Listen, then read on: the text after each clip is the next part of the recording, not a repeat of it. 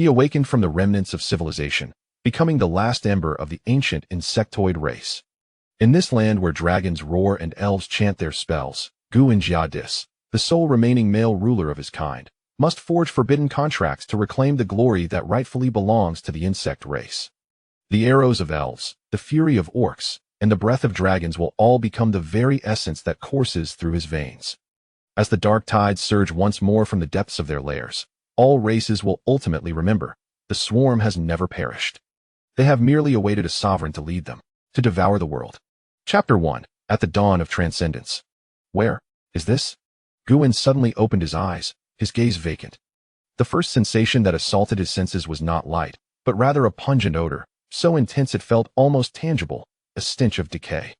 Thick and oppressive, it resembled the fetid aroma of countless decomposing corpses fermenting together, mingled with the metallic scent of dried blood, weighing heavily upon his throat, each faint breath igniting a suffocating pang. His vision appeared veiled in a deep purple haze, a grotesque filter that trembled, sliced, and reformed the desolate landscape before him. This was not a sight belonging to humanity, but rather a strange world viewed through the layered lenses of compound eyes. Amidst the shattered vista, the only thing that stood out was a pallid, near-death entity. A gigantic, mountain-like carcass of a white-shelled beetle lay nearby, its surface cloaked in a mossy covering that resembled scales. The edges of the carcass were crumbling into a honeycombed structure, with the oozing, congealed pus having long since turned a horrifying shade of purplish black. More sizable exoskeletons littered the landscape, some deeply embedded in the sulphurous brown earth, resembling crooked tombstones. This was not a sight that should have lingered in the recesses of his memory. The last images in his recollection were of a cold keyboard, the eerie blue glow of a screen, the blinding neon lights of the city outside, and then, an all-consuming darkness. When he opened his eyes again, the entire world had been drenched in a pallor of decay. Where was this? What was this massive skeletal frame, stripped and bare? He instinctively attempted to lift his hand to brush away the filth obscuring his vision, but froze. That was not his arm. It was encased in a layer of pale, cold, rock-like exoskeleton, with only the joints revealing the dark, purplish skin texture beneath. His fingers were astonishingly thick, and from their tips extended sharp, obsidian claws. He attempted to bend this unfamiliar limb, a faint clicking sound emanating from the joints, cold and unyielding, devoid of flesh's warmth or familiarity, exuding only the essence of a weapon. Right, I died. A sound of resignation escaped Gu-in's throat. He was Gu-in, who perished while playing games at home after work. Yet now, it seemed he had been reborn as a non-human entity. His capacity for acceptance was usually quite strong, and upon regaining consciousness, he realized the alien perspective that filled his retinas, his bronze skin replaced by a ghastly pallor akin to that of a certain arthropod, and the raspy, metallic sound that had just escaped his throat. He understood then that he was no longer human. However, despite his strong capacity for acceptance, he couldn't help but murmur a few complaints. Really, if I were to be reborn, it should have been as a cute, soft little lowly. Wait, I'm a guy, what am I thinking? After voicing his grievances, Gu-in slowly rose to his feet amidst the pile of corpses. Since he was no longer human, what exactly was he now? Gu-in gradually straightened, feeling the transformations within his body. To his astonishment, he discovered that he seemed to have grown considerably taller, around 2 meters in height. He glanced down at himself, noting that his entire body was enveloped in a layer of hardened exoskeleton, which exhibited a ghastly white hue, covered in intricate patterns. What surprised him further was the sudden awareness of an additional organ. This organ felt as if it were an inherent part of his being, as if it had always existed within him. He attempted to manipulate this newfound organ and found he could easily control its movements.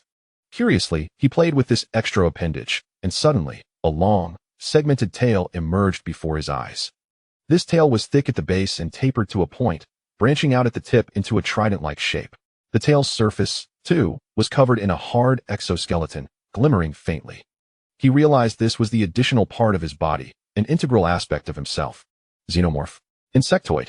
Gu-in pondered his race, the corpses around him long since decayed, rendering it impossible to discern whether they were his kin. He had no way of knowing if he was one of them or a predator of their kind. Aru. As he grappled with his identity and form, a roar, dripping with viscous saliva, shattered the eerie silence of the grayish expanse. Gu-in's alien compound eyes snapped toward the source of the sound, the world around him instantaneously reconstructing the murky air, the fine dust suspended within it. The gray-red centipede writhing on the rugged ground ahead, and a pair of blood-red eyes, submerged in putrid clots, lurking in the depths of the nearby wreckage. Thorned wolf. The name flashed in his mind as if he had always known it.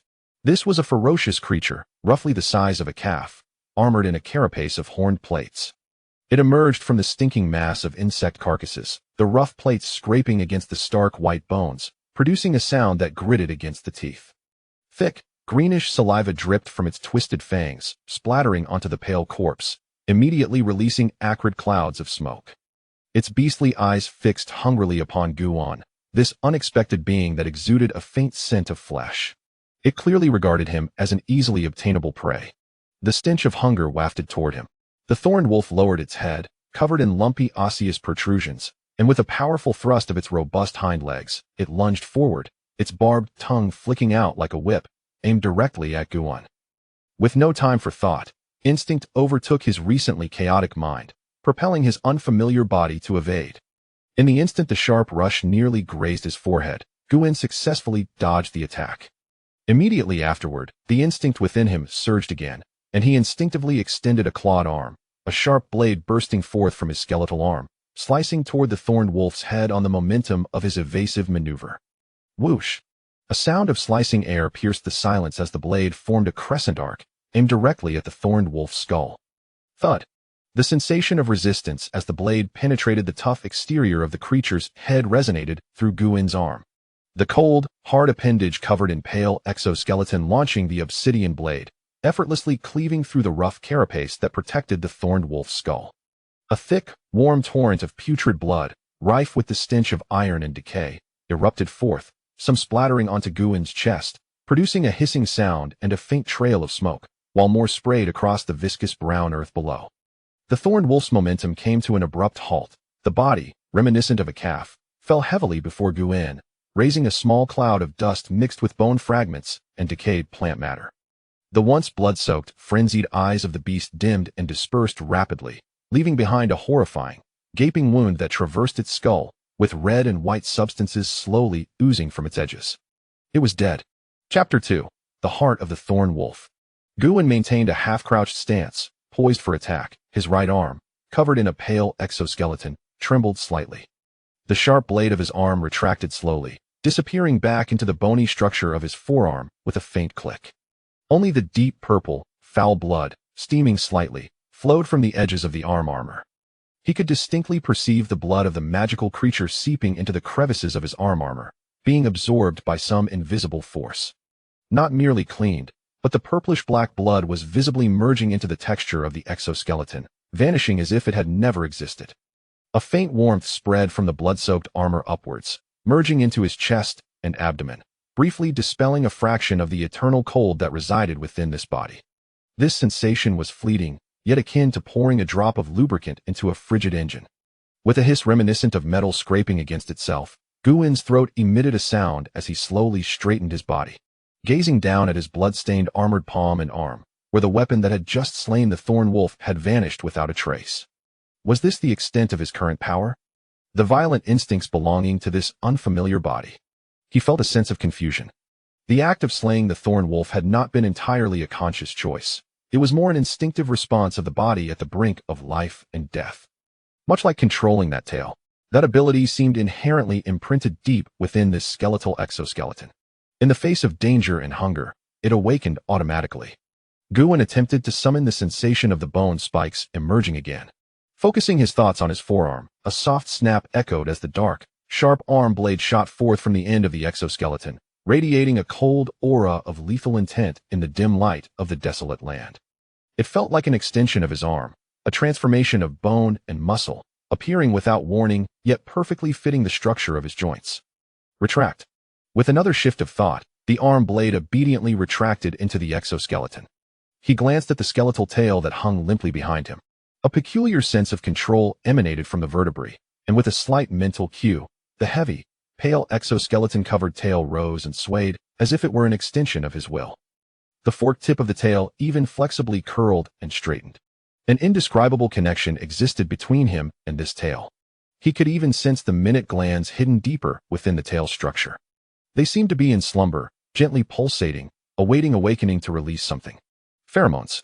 The concept suddenly sprang to Guin's mind as the primitive cognitive repository of this body opened to him. Control, guidance, restraint. Was this the tale's core function beyond physical attack? An invisible tether to manipulate prey? It seems I have transformed into a member of the Zerg. Guin realized his identity, and the nearby corpses of these creatures were likely his kin. The original owner of this body had long since perished. He had returned to life due to his arrival. However, Guin felt a vague sense that he did not merely traverse here now, but had awakened memories of his former life after experiencing true death. Otherwise, why would the memories and instincts belonging to this body manifest so abruptly? But this was not of great importance. The recent appearance of the thorn wolf indicated that danger still lurked.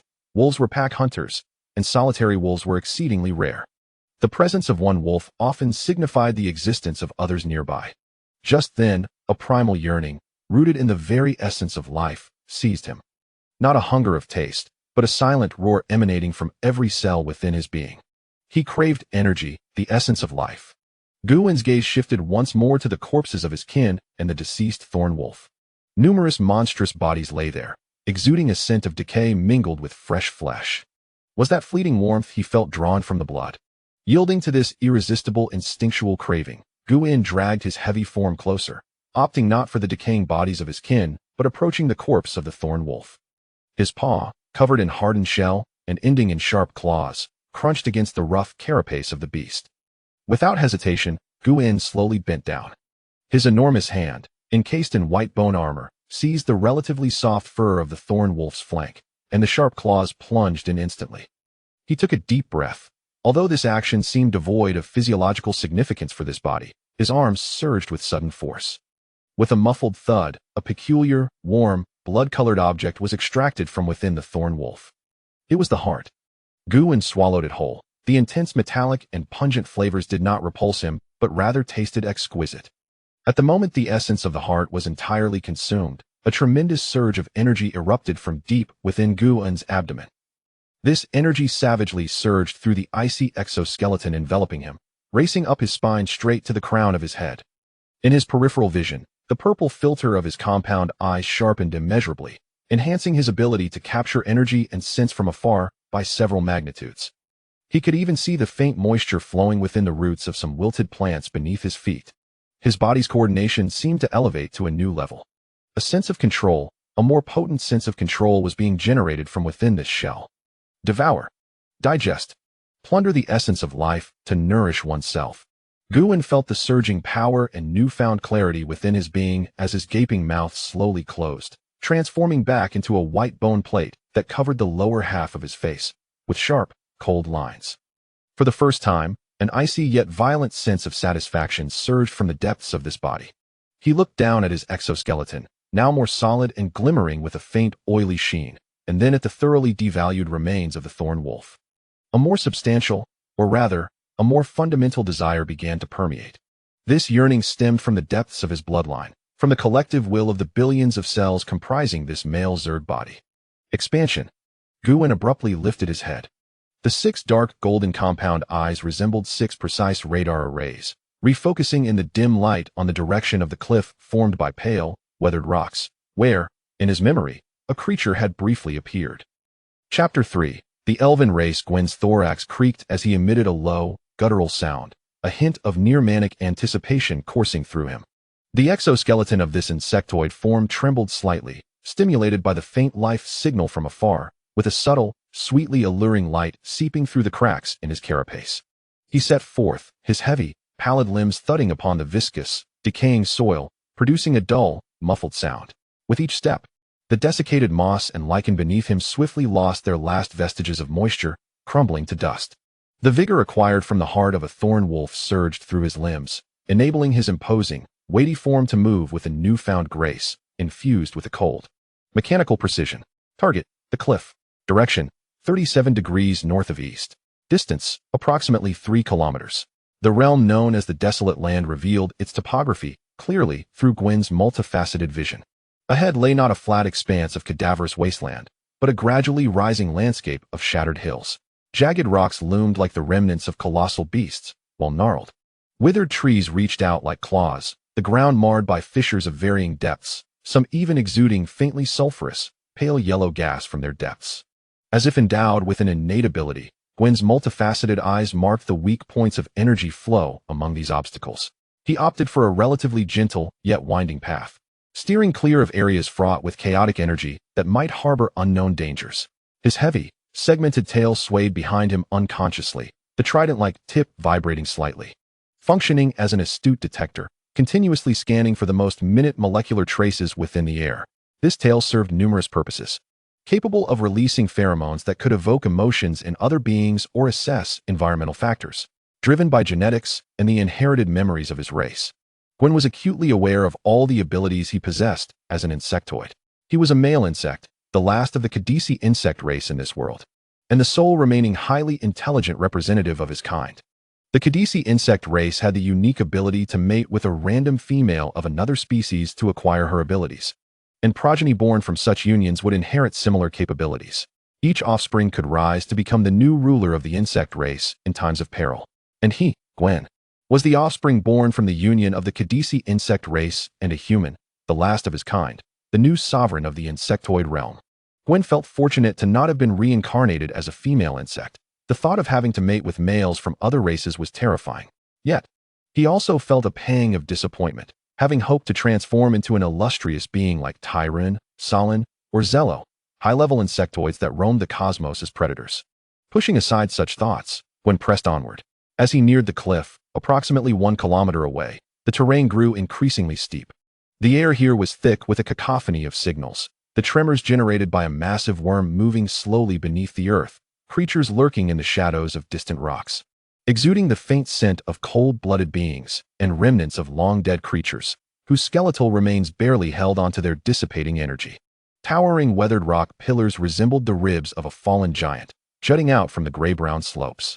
Gwen ascended a slanted boulder, and his multifaceted vision expanded instantaneously. Before him, the cliff composed of pale, massive rocks finally came into sharp focus. It resembled a colossal scar stretching across the gray-violet skyline of the desolate land. The top of the cliff was relatively flat, its jagged edges sharp, leading down to an abyssal chasm, where swirling mists rolled at the valley's base, akin to a living entity. And there, at the cliff's edge, behind a natural cover of weathered stones, Gwen's multifaceted pupils abruptly constricted to pinpricks.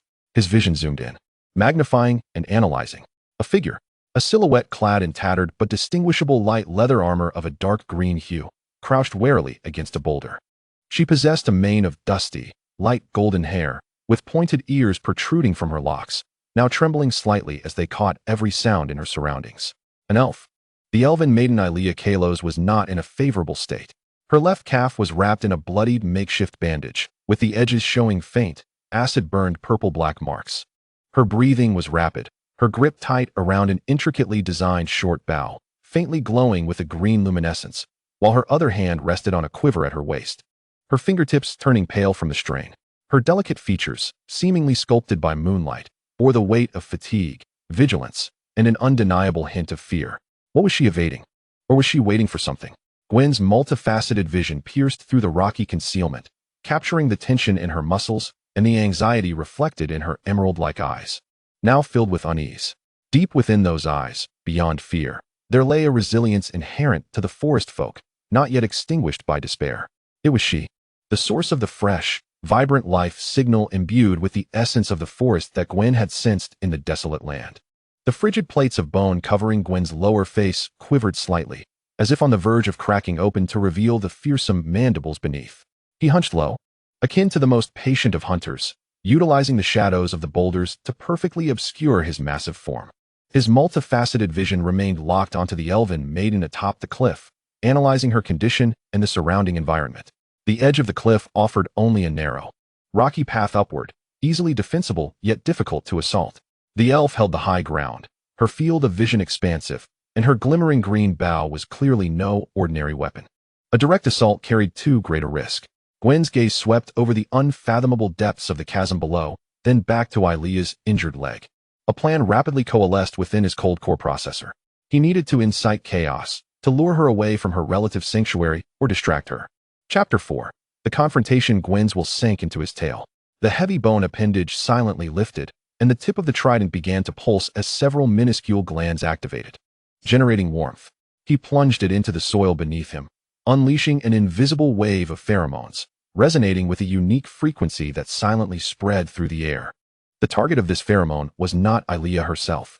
Its frequency was exceptionally specific, designed to attract the lower-tier predators lurking within the crevices of the rocks, the roots of dead trees, and even the fissures in the earth, all of which were acutely sensitive to the essence of life. Moreover, further afield lay life sources comparable to that of the Elven Maiden. No signs of large monsters were detected nearby, suggesting that these were the very creatures she was evading. Gwyn's pheromone's core command was clear: disturb, attract. If they could not locate the elf, he would assist in the endeavor. The gentle rustling of movement began to emanate from below the cliff, from the shadows surrounding the boulder where Ailea concealed herself. Small, gray-black creatures resembling multi-legged beetles, roughly the size of a palm, emerged from their hiding spots, agitated and restless due to the pheromone. They had long coveted the vibrant life essence emanating from Ailea, and now, under the influence of the pheromone, their desire intensified manifold. A few bolder creatures began to cautiously scuttle toward the rock shelter of Ailea, their mandibles clicking ominously. In an instant, Ailea sensed the disturbance. Her jade-like pupils abruptly contracted, her body taut as a drawn bowstring. In an instant, she raised her short bow. An arrow imbued with a faint green glow knocked upon the string. Her keen gaze swept over the shadows cast by the rocks below and around her, her pointed ears attuned to every unusual sound. "Get away," she hissed, her voice tinged with a barely perceptible tremor, yet predominantly laced with the coldness characteristic of an elven warrior. The arrow was released, transforming into a streak of emerald light. Thud! A monstrous insect, just having crawled to the edge of the rocks, was precisely impaled, its green ichor bursting forth. This shot served as a signal, the death of one creature. Along with the intensified aura of life, incited more of its kin to surge forth like a tide of darkness from every crevice, frantically rushing towards Ailea's position. Damn it! Ailea cursed under her breath, yet her movements remained composed. She swiftly repositioned herself to evade the oncoming assault of the creatures while continuously loosing arrows. Each green shaft found its mark, pinning the attacking monsters to the ground or the rock face. Her archery skills were remarkably adept. Even in motion, her accuracy was astonishing. However, the sheer number of the beasts was overwhelming. They charged heedlessly, one after another. Ailea's range of mobility was rapidly constricted, her left leg injury causing her movements to be slightly sluggish. Compounding her predicament, the arrows in her quiver were dwindling at an alarming rate.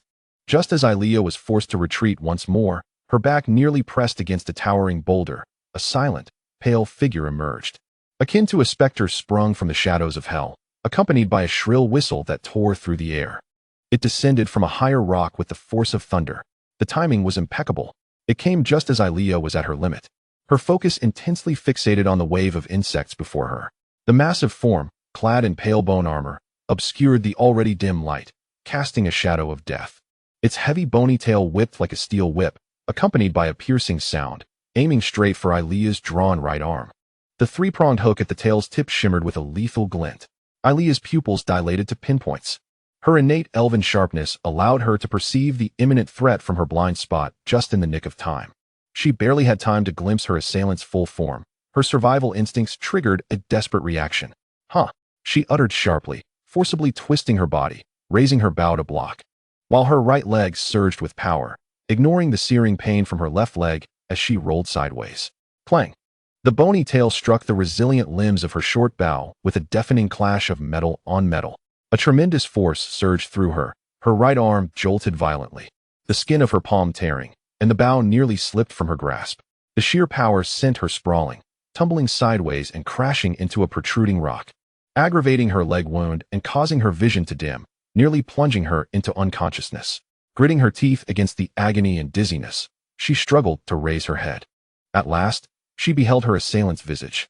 It was a monster, standing nearly 2 meters and 4 centimeters tall. Its body was cloaked in cold, pale bone armor, adorned with eerie patterns, resembling a moving tombstone. 6 dark, golden, multifaceted eyes glimmered with an emotionless coldness in the dim light, fixating on her. Beneath the jagged bone fragments of its lower face, the silhouette of a grotesque mandible could be discerned. Most chilling of all was the thick, long tail swaying behind it. Also covered in the same pale bone armor, the tip of its three-pronged hook still bearing the fine wood shavings from her bow. Fear wrapped around Ailea's heart like a frigid serpent, nearly suffocating her. Yet the pride of an elven warrior and her will to survive ignited a final surge of strength within her.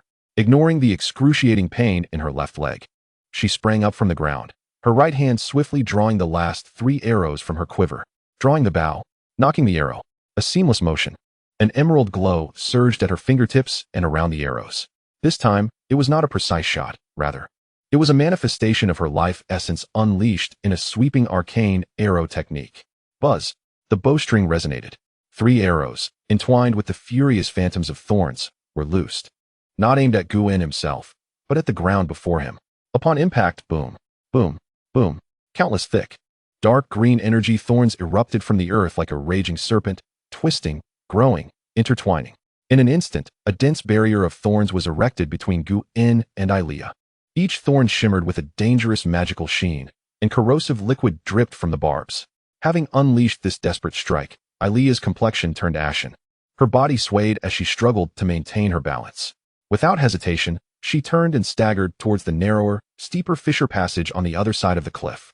It was a route she had noted earlier, intending to rest briefly before departing through it. Guin was momentarily halted by the sudden thorn barrier.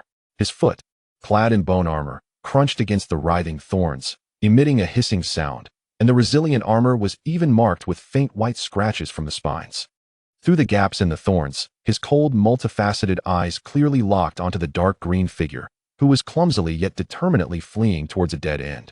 The prey's resistance only intensified the primal urge to conquer that resided deep within his genes. He opened his mandibles, emitting a low, oppressive hiss. His bone-clad right arm lifted, a blade extending with a sharp sound, glimmering with an inky chill. Thorns? A barrier? Before the ruler of the Insectoid race, it was but a trivial obstacle on the path to propagation. Chapter 5. Capturing the elven maiden. This barrier, sufficient to halt ordinary beasts, was rendered utterly ineffective before Guin, the ruler of the Giadisi Insectoid race. Slice. The bone-clad right arm swung, the obsidian blade materializing like lightning slicing through the night. Guin expertly utilized the bone blade to cleave through the thorny barrier. Whoosh, whoosh, whoosh. Several tearing sounds erupted as a massive gap was forcibly torn into the barrier. Hiss. Noticing a few monstrous creatures approaching, Guin wasted no time, dispatching them with ruthless efficiency. The instinct to battle, ingrained in his very genes, required no adaptation. He effortlessly mastered all the capabilities of this form. As he spoke, Guin's armored figure transformed into a blurred white shadow, accompanied by a thunderous sound as he lunged through the gap. His multifaceted eyes instantly locked onto the agile dark green figure ahead, who was utilizing the precious time gained from the thorn barrier to stagger into a narrow, deep fissure passage barely wide enough for a person. An elf. The prey is escaping. Without hesitation, Guin followed closely, crashing into the downward sloping passage, swallowed by the profound darkness. Transitioning from the relatively open cliff to this constricted dark corridor, the light was suddenly snuffed out. Yet for Guin's multifaceted eyes, this posed no obstacle. The 6 dark golden crystals instantly shifted to a high-sensitivity mode, illuminating the narrow, rough, jagged walls as bright as day. Ailea's figure was not far ahead. She, disregarding the agonizing pain in her left leg, was almost scrambling down, her movements frantic and laborious, her light golden hair trailing in disarray through the darkness. The distance was closing rapidly.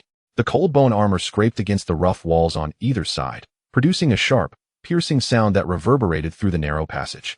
Amplifying like a death knell, Ailea's heart raced. She could distinctly hear the deathly scraping sound and the heavy footfalls pursuing her from behind. She could even sense the chilling, lethal aura behind her, almost pressing against her spine. Escape. The only option was to flee, even if it meant plunging into an abyss. It was far preferable to falling into the clutches of that terrifying creature. A fleeting glimmer of desperate resolve sparkled in her eyes as she squeezed the last remnants of strength from her nearly exhausted body, propelling herself downward with renewed speed, disregarding everything in her path.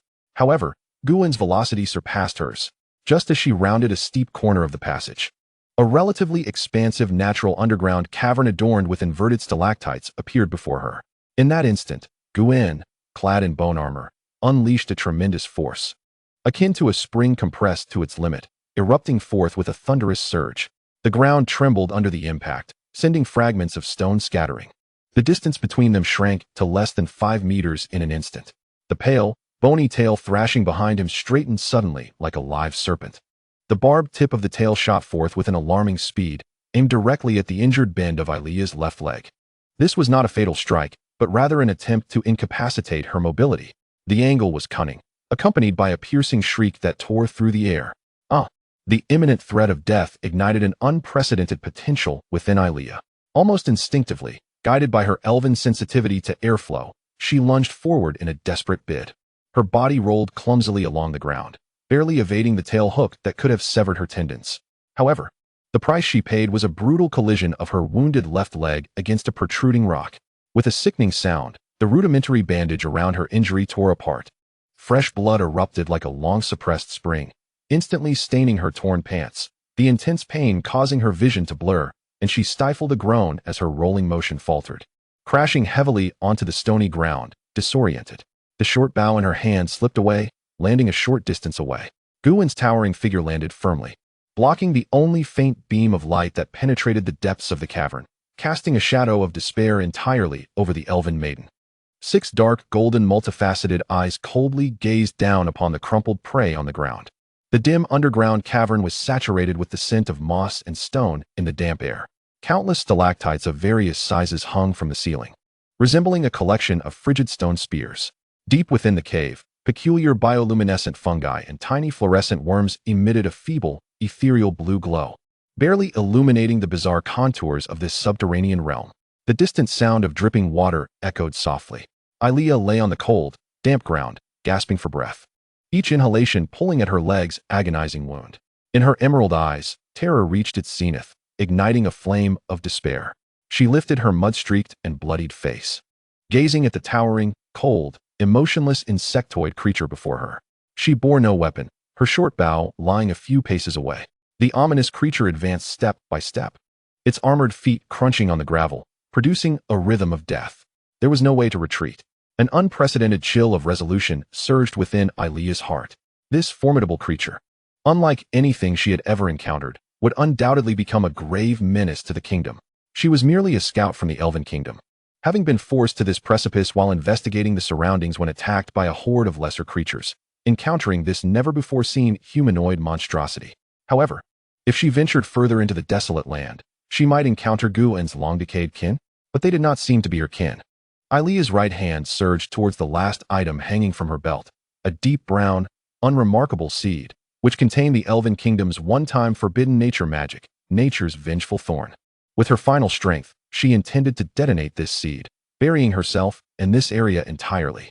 Yet, just as Aylia's fingers were about to brush the thorn seed, a robust, barbed tail suddenly pierced her skin, an unusual energy swiftly radiating from its tip. Ugh! Aylia emitted a muffled cry of pain as this strange energy wave caused her vision to darken. The spell she had prepared to unleash was abruptly interrupted. The gathered natural magic extinguished like a snuffed candle flame. A violent wave of dizziness and nausea overcame her, forcing her to clutch her forehead as her body began to spasm uncontrollably. Hallucinogenic toxins. This was one of the capabilities of that barbed tail. Guwen's heavy-boned tail rose high, its barbed tip capable of releasing a potent, terrifying toxin that directly interfered with the nervous systems of higher beings upon piercing. It was silent, yet accurately paralyzed Aylia's will to resist. This was not simply fear, it was a direct assault on her very psyche. Seizing the opportunity, Guwen's massive form swiftly closed the distance. His bone-armored hand, resembling an iron claw, ruthlessly reached for Aylia's delicate, fragile ankle. The icy bone spikes were now perilously close to her tender skin. Chapter 6. Natural Affinity. After some time, the biotechnological code of the Giadisi insectoid race began to activate within Aylia. This process resembled the initiation of a finely tuned mechanical apparatus. Within her, the insectoid technology rapidly replicated her genetic information, ultimately duplicating her genetic ability, natural affinity. This was a unique talent possessed by the elven race. The moment the replication was complete, a torrent of information regarding natural affinity surged into Guwen's consciousness like an overwhelming flood. This information encompassed the essence of the ability, its operational mechanisms, and the resonance frequencies with natural elements, among other details. Guwen's mind was instantly filled with this vast amount of data, as if the entire world unfolded before his eyes. However, this was merely the beginning. As the tidal wave of information fully integrated into the Insectoid legacy, Guin suddenly felt a new, vibrant power surging within him. This power resembled the first gentle breeze of spring, soft and warm, yet brimming with boundless vitality and life. He could distinctly sense the unprecedented connection between himself and the surrounding environment deepening. The once withered vines, the roots buried deep underground, and even the inconspicuous moss on the stone walls seemed to resonate with him in some subtle manner. With a mere thought, a drooping, dead vine nearby seemed to be infused with life, gently writhing.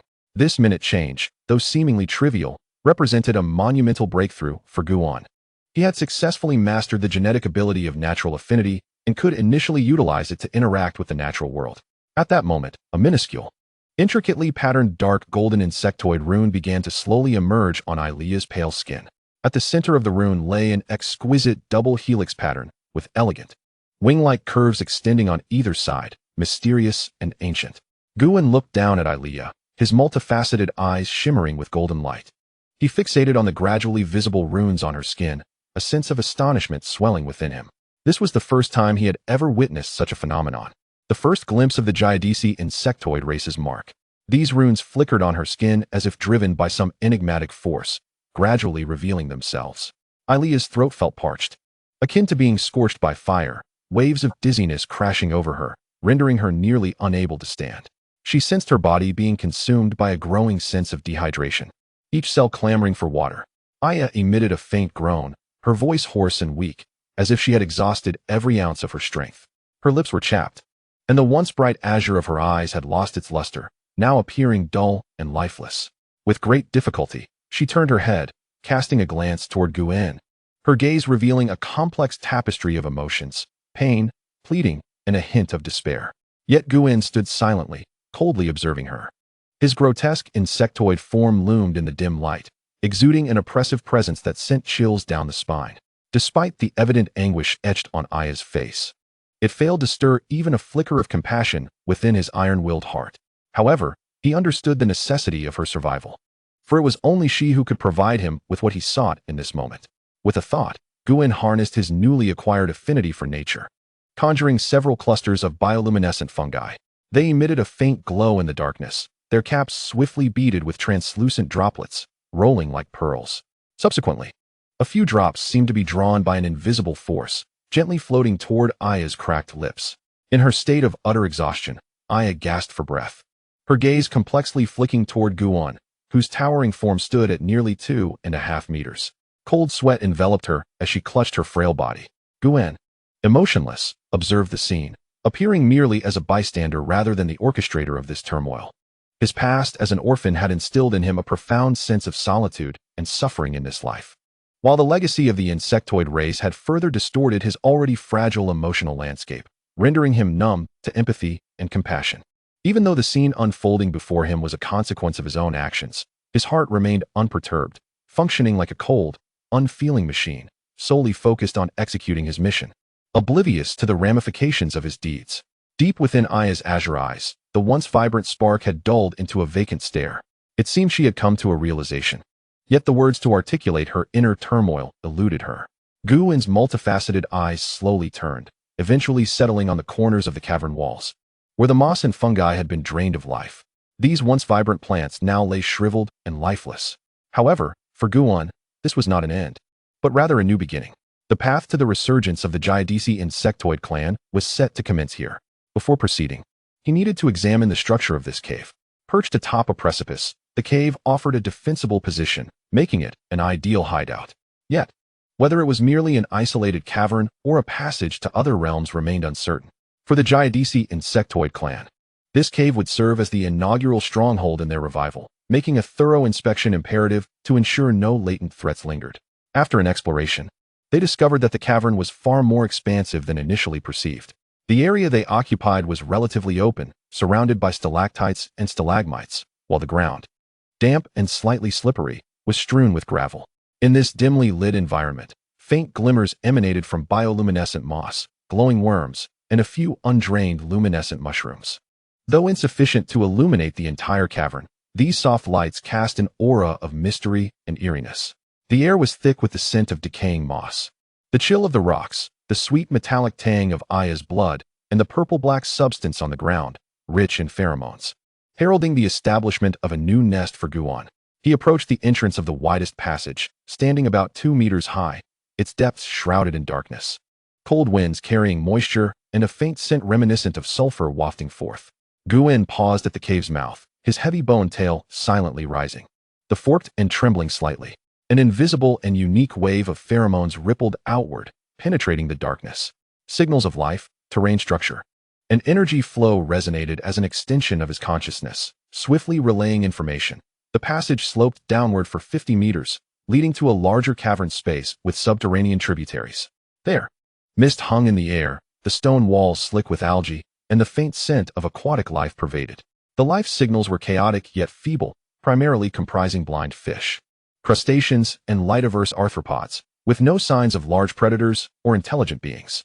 Other passages were explored similarly, and upon discovering no dangers, Guan retracted his bone tail and redirected his multifaceted gaze to the main chamber of the cavern.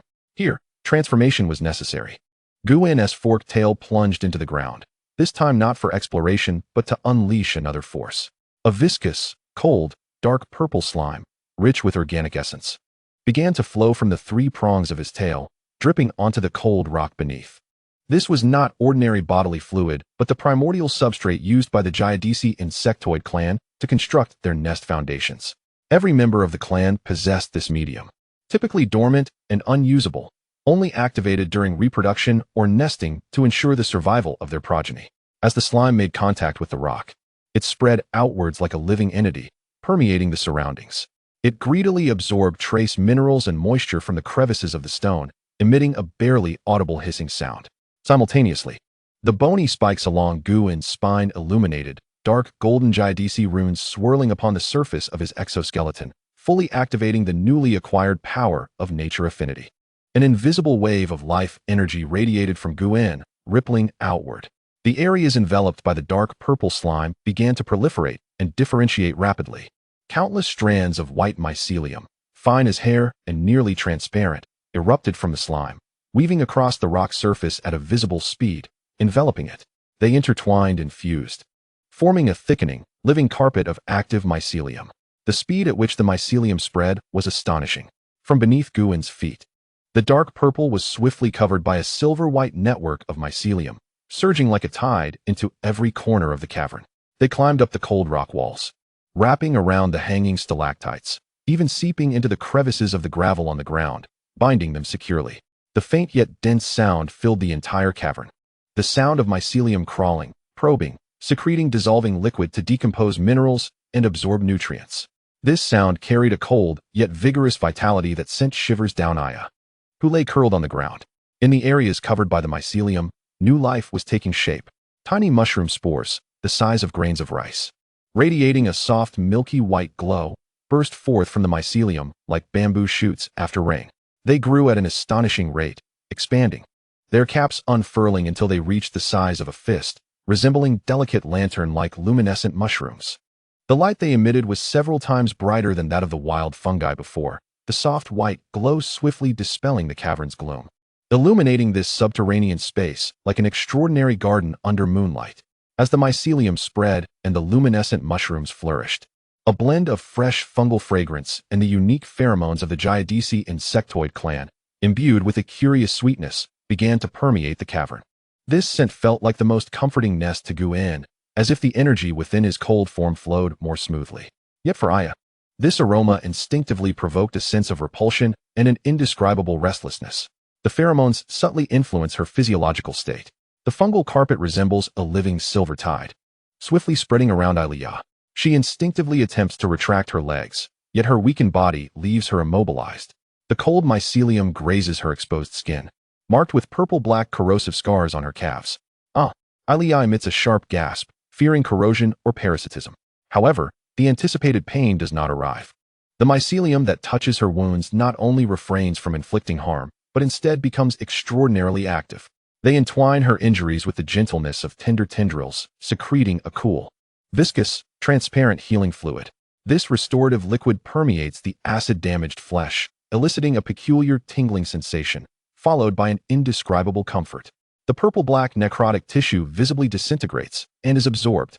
Fresh granulation tissue begins to sprout and grow under the embrace of the mycelium. Aliyah gazes in astonishment at the transformation of her leg. The corrosive wound, which had tormented her for so long with excruciating pain, is rapidly healing under the influence of this enigmatic fungal carpet. The dark golden insectoid runes beneath her skin seem to be nourished as well, faintly glowing in harmony with the pulsation of the fetus within her womb. This power is indeed healing her. Just as Aliyah's mind is shaken, Guin's multifaceted eyes suddenly turn towards a narrow crevice deep within the cavern. Still untouched by the fungal carpet, he senses a faint, hostile energy fluctuation, not from a large creature, but from some kind of swarm. Hiss, crackle. Accompanied by a spine-tingling cacophony, a vast shadow surges forth from the crevice like a tide. These creatures resemble oversized tide worms, yet they are dark red. Burrowing beetles with notably developed mandibles. They are evidently stirred by the spread of the fungal carpet and the glow of the luminescent mushrooms. Or perhaps the scent of blood emanating from Aliyah's wound has drawn them, as they charge towards the healing Aliyah and the encroaching fungal carpet. Brandishing their sharp mandibles. Get away. Aliyah attempts to shoo them off in terror, but her frail body proves ineffective. Guin snorts coldly. He makes no move to step forward. The pale skeletal tail coiled behind him suddenly lashes out. The triple-pronged hook at the tail's tip ignites with a blinding red light from several glands. Buzz. A powerful torrent of pheromones, imbued with the scent of bloodlust and lethal threat, surges forth like an invisible tsunami. Fear. The pheromones precisely envelop the oncoming horde of insects. Squeak. Hiss. The foremost dark red beetles are struck as if by an invisible hammer, halting their charge abruptly. They whirl in a frenzy, their mandibles clattering in chaotic shrieks. Their tiny compound eyes filled with utmost terror. Soon, they begin to turn on each other. Their sharp mandibles mercilessly pierce the softer abdomens or joints of their companions. Green ichor splattering everywhere. The chaos of self-destruction spreads like a plague among the swarm. The beetles behind are also affected by the fear pheromones, panicking and reversing direction, hastily fleeing back into the narrow crevice, leaving a scene of carnage with scattered insect carcasses and severed limbs. The cavern once again falls into silence, save for the soft rustling of the mycelium and the gentle glow emitted by the luminescent mushrooms. Guin gradually retracts his skeletal tail. His body, covered in chitin, appears as a deity of this newly birthed nest under the illumination of the fungal carpet and the glow. The fungal carpet has now covered nearly half of the cavern, its silver-white network sprawling across the rock walls, with luminescent mushrooms dotting the landscape like stars. The wounds on Aliyah's legs have healed significantly under the mycelium's embrace, leaving only faint pink new flesh. He lowers his gaze, his multifaceted eyes scanning the remains of the dark red beetles that succumbed to mutual destruction from fear pheromones. Food. With a mere thought, countless delicate white mycelia emerge from the fungal carpet, like greedy tendrils, swiftly enveloping the insect carcasses. The mycelium secretes potent digestive fluid, and the remains are decomposed and melted at a visible rate, ultimately being fully absorbed by the fungal carpet, transforming into nourishment for the mycelium and luminescent mushrooms. The nearby luminescent mushrooms seem to swell, their caps glowing brighter. Aliyah witnesses this spectacle, her stomach churning. She gazes at her nearly healed wound while feeling the increasingly vigorous pulsation in her abdomen, her expression a complex tapestry of fear, disgust, humiliation, and a bewildering sense of acceptance towards the strange healing power that she herself is reluctant to acknowledge. Guin's gaze shifts once more towards the dark passageways leading deeper into the abyss. This is merely the beginning. The fungal carpet will continue to spread, enveloping the entire cavern system, transforming it into the first stronghold of the Jia-DC insect tribe. Meanwhile, the alien fetus within Aliyah's womb is accelerating its growth, nourished by this nascent fungal carpet. Chapter 9. The hatchery. The remains of the dark red beetles are greedily digested by the fungal carpet, serving as the initial sustenance for this underground nest. The silver-white mycelial network spreads more densely across the cavern walls, covering 2/3 of the space.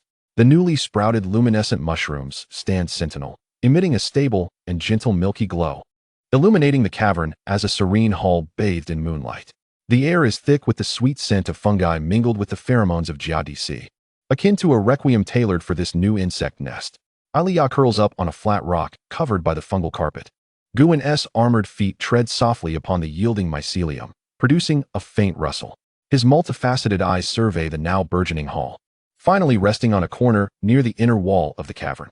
The terrain there dips inward, the rock wall sturdy and solid, with faint vibrations from deeper underground water sources audible.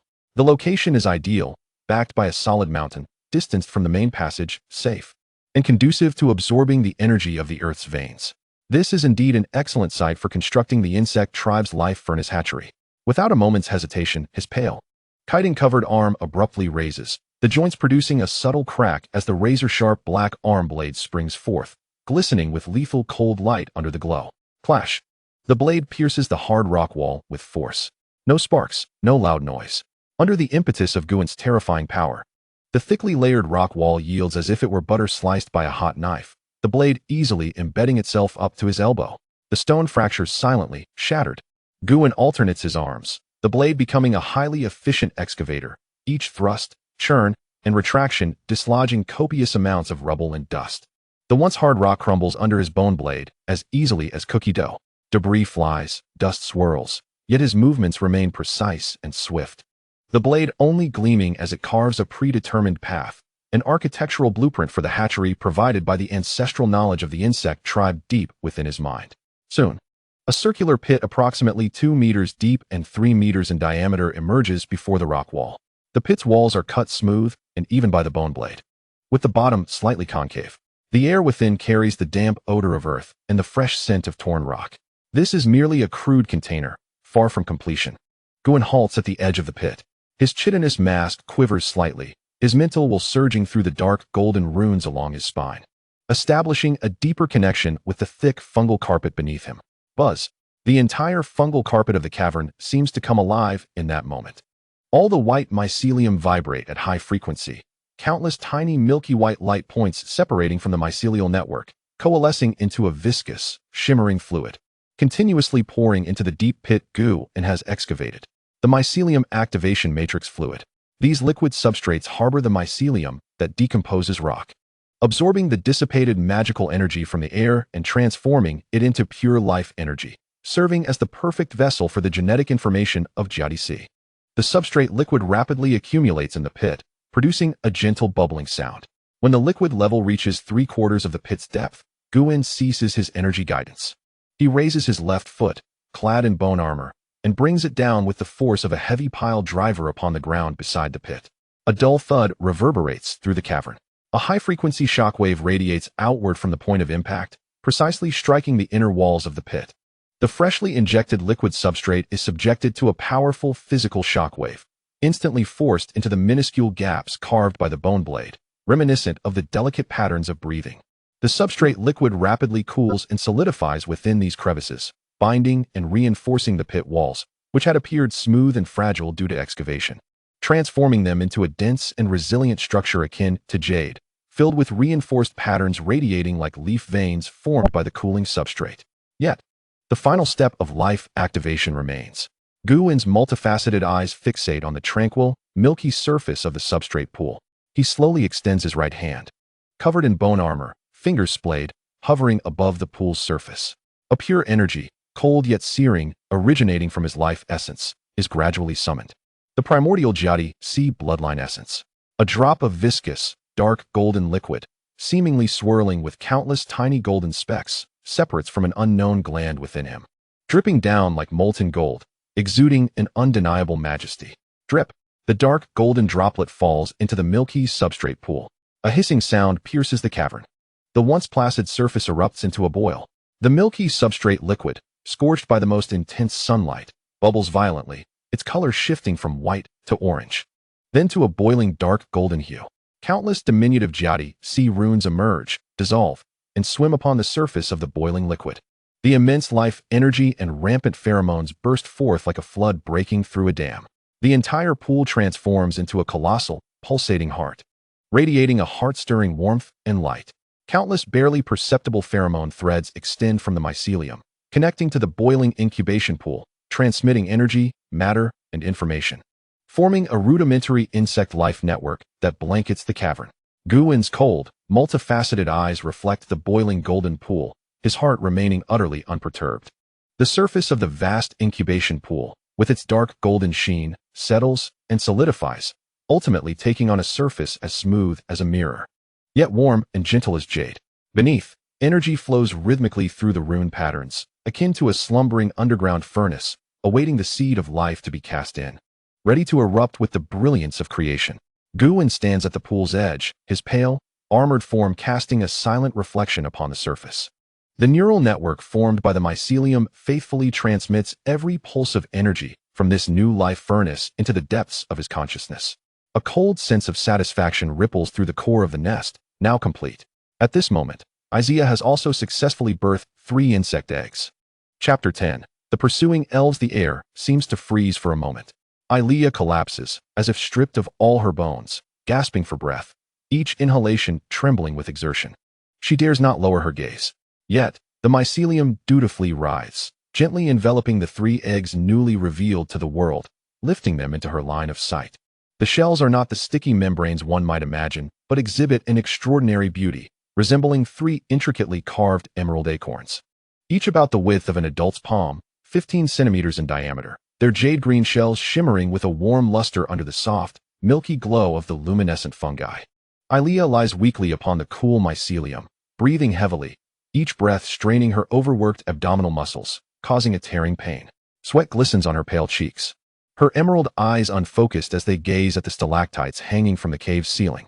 Humiliation, fear, weakness, and a deeper, more profound sensation imprinted upon the corners of her soul swirl within her. These 3 jade acorns are a part of her life, a mission forced upon her. She tentatively extends her finger, hesitating for a moment before, as if drawn by an invisible thread, she carefully and lightly touches the surface of the nearest egg. A cool, moist, soft, yet elastic sensation greets her fingertip. Simultaneously, an extremely faint yet undeniably clear wave of energy flows through the contact, directly entering her mind. It is an instinctual, chaotic curiosity about this new world, and an absolute closeness and reliance on her, the nurturing mother. Ilea's hand trembles violently, as if pierced by a burning needle against her soul. She abruptly withdraws her hand, her heart racing, her emerald eyes brimming with disbelief and profound confusion. Guin's cold, towering figure approaches silently. His armored footfalls on the mycelium produce no sound. 6 dark, golden, multifaceted eyes act like precise scanners, calmly analyzing the state of the 3 eggs, which appear quite perfect. His armored hand moves swiftly yet extraordinarily smoothly, deftly avoiding the symbiotic fungi, easily gathering the 3 heavy eggs in his palm, lifting them steadily. His movements fluid, exuding an undeniable authority. Ilea's gaze involuntarily follows the 3 hues of green that carry her flesh and humiliation, watching them taken by the creature. An inexplicable emptiness and a sliver of loss that she despises creep into her heart. The incubation pool has transformed from a boiling liquid furnace into a tranquil, subterranean mirror lake. Beneath the dark golden, jade-smooth surface of the pool, countless runic patterns, solidified from the activated substrate liquid, spiral and extend like golden veins, pulsating with a faint light, as if in slumber, awaiting the awakening of life. The immense yet contained life energy flows gently within, each rune extinguishing in turn causing a subtle resonance throughout the mycelium network, akin to the pulsing of this underground kingdom's rebirth.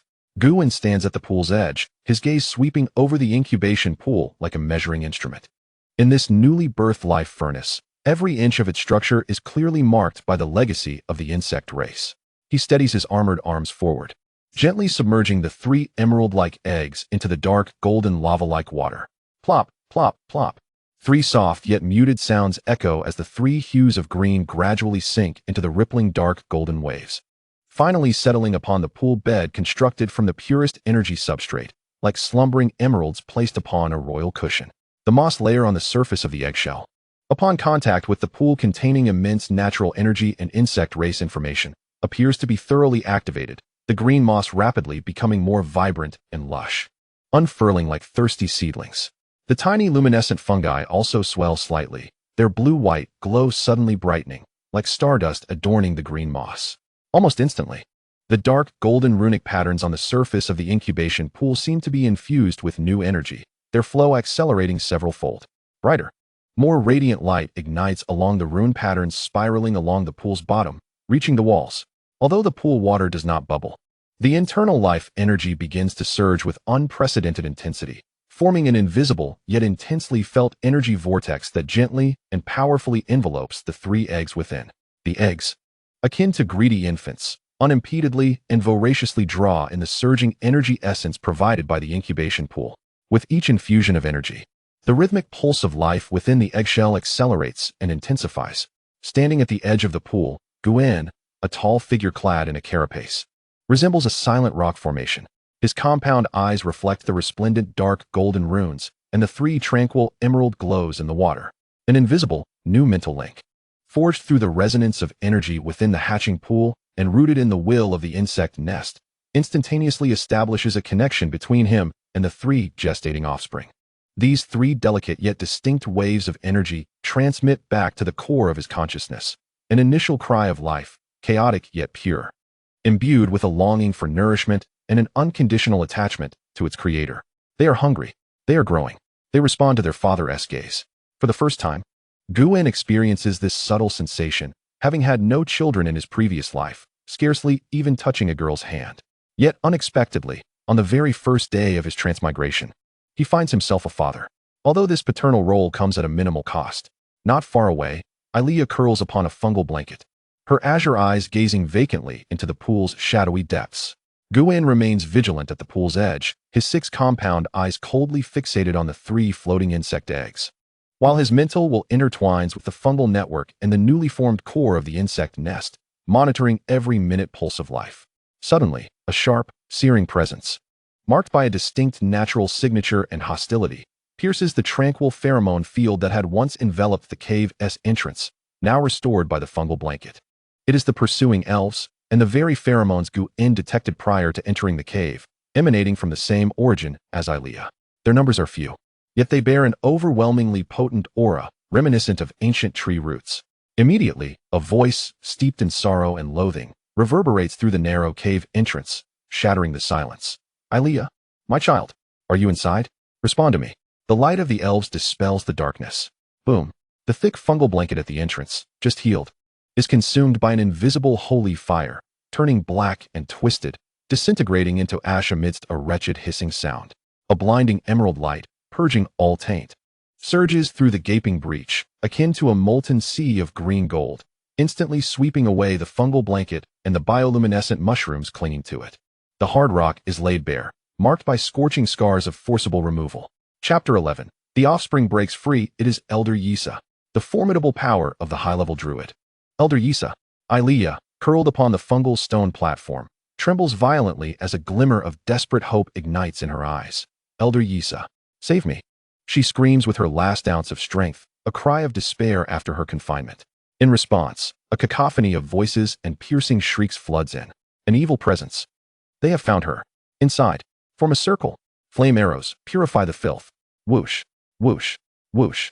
Several arrows entwined with flames or frost elf magic tear through the air, shooting into the cave, targeting the vast hatching pool deep within. The arrows rip through the viscous pheromone field of the insect swarm. Guin remains utterly still. Crack. Sharp. Elongated bone blades emerge from his arms.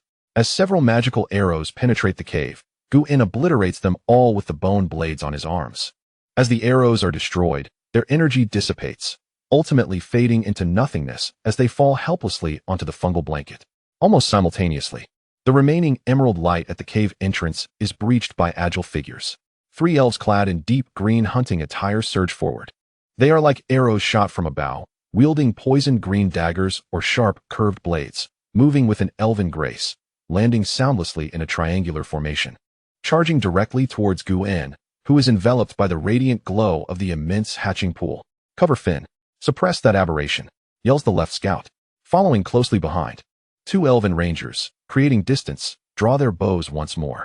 Their arrows do not aim at Guin directly, but instead target the massive stalactites hanging from the cave ceiling. They seek to create a collapse as an obstruction. Lastly, entering the fray is Elder Yisa, his hair white as snow, wielding a staff entwined with vibrant vines.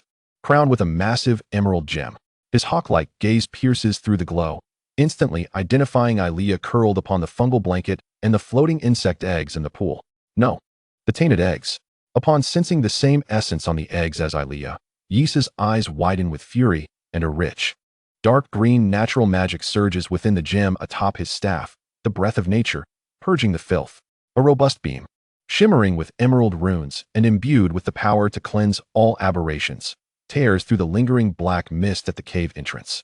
Aiming straight for the roiling dark gold light of the hatching pool, Guin's 6 compound eyes ignite with an unprecedented, piercing cold light. Deflecting arrows? Evading? He has no need. A disdainful and icy roar erupts from his gaping, chitinous maw. The massive form covered in pale carapace presses forward rather than retreating. Facing the triangular assault of the scouts, Guin does not flinch or evade. The bone blade on his left arm slashes through the air like a black lightning bolt. Moving at an untraceable speed. Clang. Splurt. 2 distinct sounds erupt nearly simultaneously. The left scout's poison dagger is severed upon impact with the bone blade. The central scout, unable to perceive the trajectory of his curved blade, finds the elven runes on his chest plate rent asunder by the bone blade. Half of his body slumps away, blood and shattered entrails spraying across the fungal blanket. The right scout's curved blade strikes fiercely against Guin's unprotected side. Yet the pallid carapace merely causes a few nearly imperceptible white flecks to scatter. The strength of Guin's carapace far exceeds the elves' expectations. Guin's right arm retracts, and his massive hand, covered in carapace, seizes the scout's face, who is left vulnerable after his attack, in a vice-like grip. Fingers pierce the skull. Crack.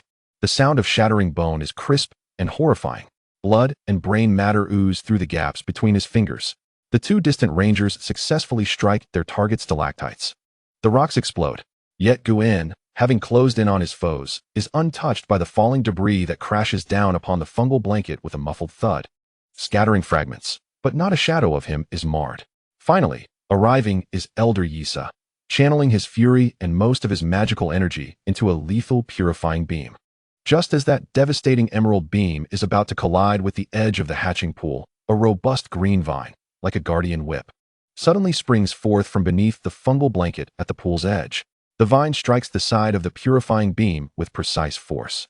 The emerald beam, infused with the Elder's power, is deflected by the fungal tendril, which embodies the insect swarm's formidable physical defense and chaotic energy. Boom! The beam grazes the edge of the hatching pool, striking the rear wall with explosive force, instantly transforming a large section of the rock into emerald dust. A terrifying shockwave sweeps through the cave, causing it to tremble, with countless fragments raining down like a storm. Closest to the explosion's epicenter is the right scout, still clutched in Guin's grasp, who has not yet breathed his last. Thud! His body is torn apart by the invisible shockwave, blood, flesh, and bone mingling with the crystalline dust, cascading like a crimson rain. Amidst the chaos, as energy surges and crystalline dust clouds the air, a single acorn egg, stimulated by the violent energy fluctuations and the drastic change in its nurturing environment, emits a faint cracking sound from within. A nearly imperceptible fissure appears on the green shell. Guin's compound eyes abruptly catch sight of that crack. The consciousness of the Insectoid's hive was instantaneously linked. A cold elation surged through like an electric current. Without hesitation, he cast aside the remnants of his tattered form.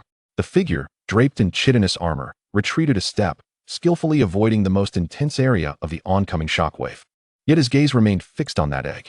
A mixture of crystalline dust and flesh rained down like crimson droplets, drenching the edges of the incubation pool, as well as the cracked shell of the egg itself. The emerald shell greedily absorbed the warm, life-infused blood, while the deep green moss flourished and writhed. The cracks expanded rapidly, resembling a spider's web, as they drank deeply from the essence of the elven blood. A sharp sound, crisp as dew falling, echoed as the top of the shell ruptured. A damp, triangular head, shimmering with a deep green glow, suddenly emerged from the breach. Its head was covered with slippery, moss-like fur, and a pair of tiny, deep green, glass-like compound eyes instantly locked onto a nearby elven ranger, who had just regained his footing after being violently repelled. It was indeed the larval form of the Giadisi elven insectoid. Its semi-transparent, jade-green body, reminiscent of a robust worm, exerted itself to escape the shell, landing on the ground amidst a viscous secretion. The mossy fur on its surface writhed with frenzy, instantly absorbing the surrounding blood and crystalline dust, merging its color with the chaotic backdrop of shattered flesh and rock. The high-level natural camouflage activated. Its slender tail, tipped with a sharp, deep green bone spike, suddenly straightened. Almost simultaneously as the larva hit the ground, the tail shot forth like a scorpion's stinger, a thin, nearly imperceptible deep green bone spike, akin to a festering wound. precisely pierced the exposed side of the neck of the elven ranger, who had just stabilized himself after evading the energy shockwave. The ranger felt a numbness spread through his neck, akin to being brushed by a cool blade of grass. He instinctively reached to touch it. But as his arm rose halfway, a terrifying wave of paralysis surged from his neck throughout his entire body. It felt as if an immense weight had been pressed upon him, rendering even his fingertips immobile.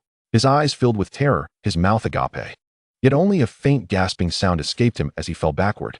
Just before hitting the ground, his eyes could still move, desperately reflecting the sight of that small shadow creeping toward him from the darkness. The successful ambusher ignored the fallen prey. Its diminutive mandibles trembled wildly, accurately capturing the potent essence of the fresh elven blood in the air. Chapter 12. The Adult. The small body of the Giadisi elven insectoid scurried with remarkable speed, its mossy fur gripping tightly to the uneven ground. It disregarded the ranger's desperate gaze, its bony tail raised high, piercing sharply into the twitching muscles of the ranger's arm. The internal bone spike operated like a miniature pumping mechanism. Ilea curled up on the mycelium-covered stone platform, her body rigid, her jade-green pupils constricting sharply from the intense shock. She witnessed it all, the chilling massacre, the ease with which Gwen's claws crushed the scout, the shock of Elder Isa's purifying beam being deflected by the bizarre fungal vines. And finally, the small head that emerged from the shattered egg amidst a storm of flesh and blood, her forcibly conceived, alien child. The little creature's insatiable greed and mercilessness while feeding on elven blood. All of this amalgamated, stirring her consciousness like countless shards of a blade. Nausea, fear, absurdity.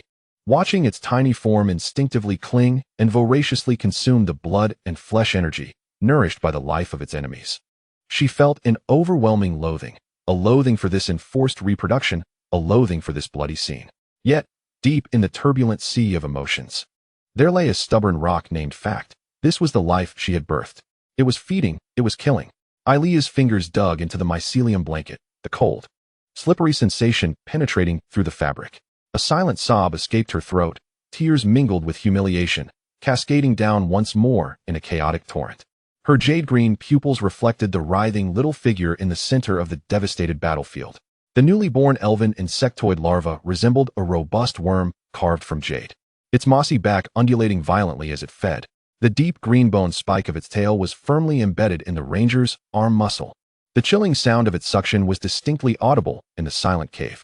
The ranger's once robust arm shriveled visibly, the skin wrinkling like parched paper, clinging to bone, taking on a deathly hue. A feeble groan escaped his throat, imbued with the profound terror of life being forcibly extracted. Yet, this struggle was feeble, akin to a candle flickering in the wind. His eyes, paralyzed and unable to close, stared in despair as his life essence was rapidly siphoned by that demonic larva. Abomination. Stop. Elder Isa's roar reverberated like thunder.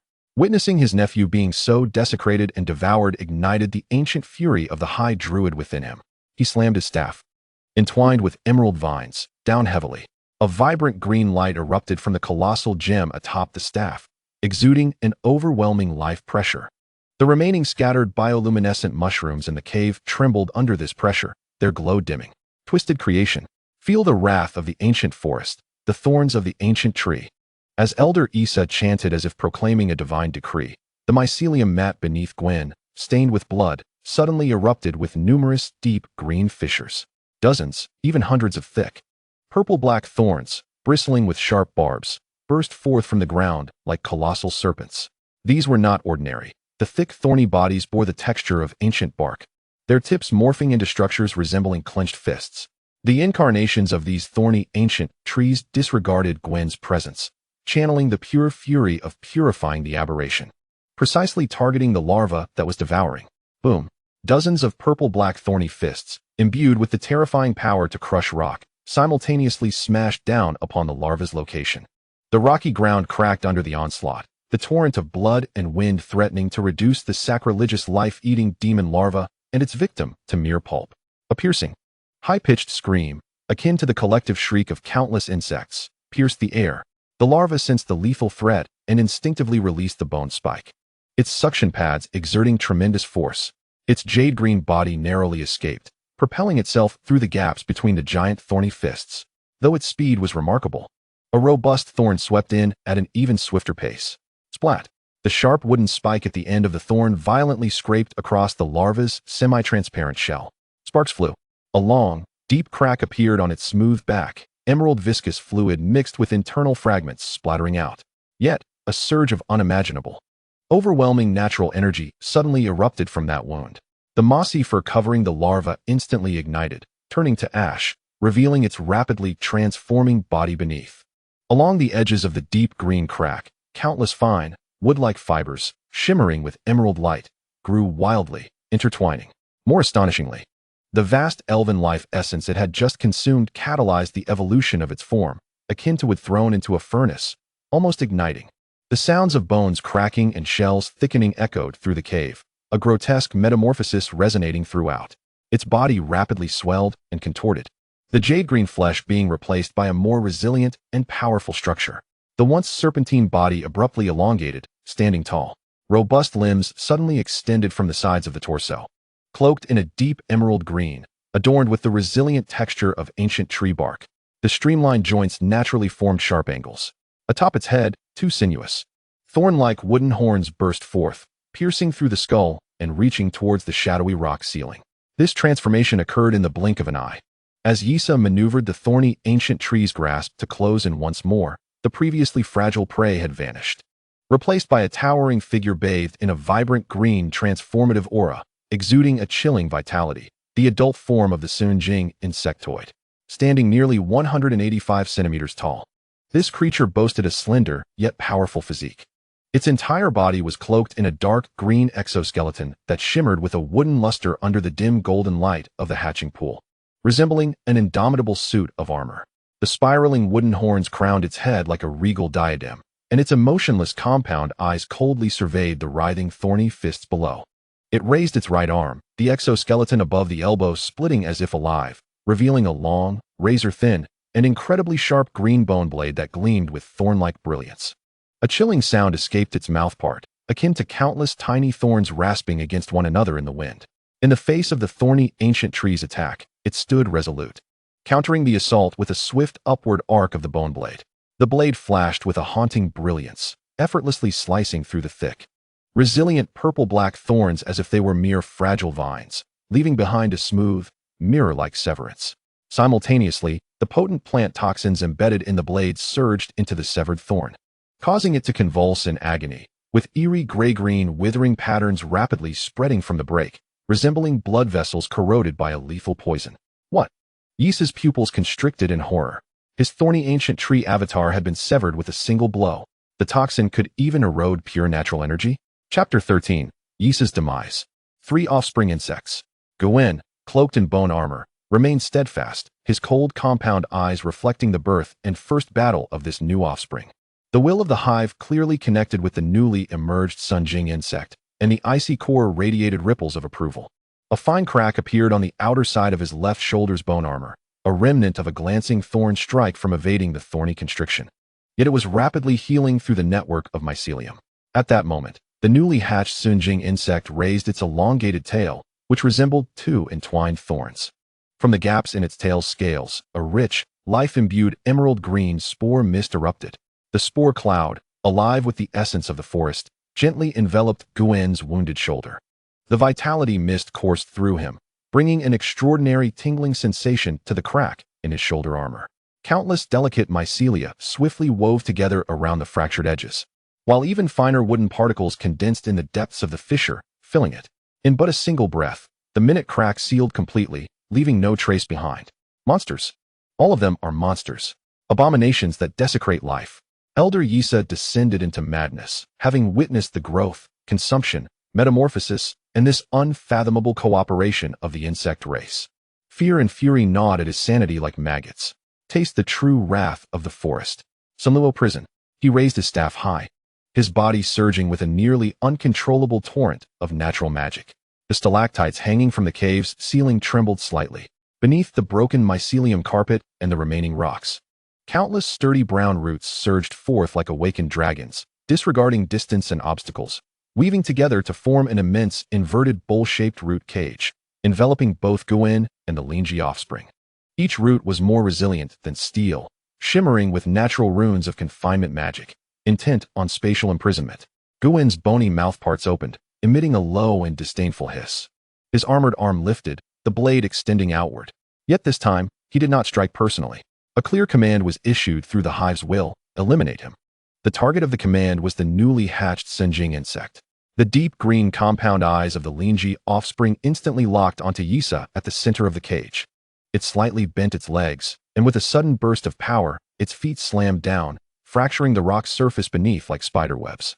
Its form transformed into a deep green blur, moving more than 10 times faster than in its larval stage.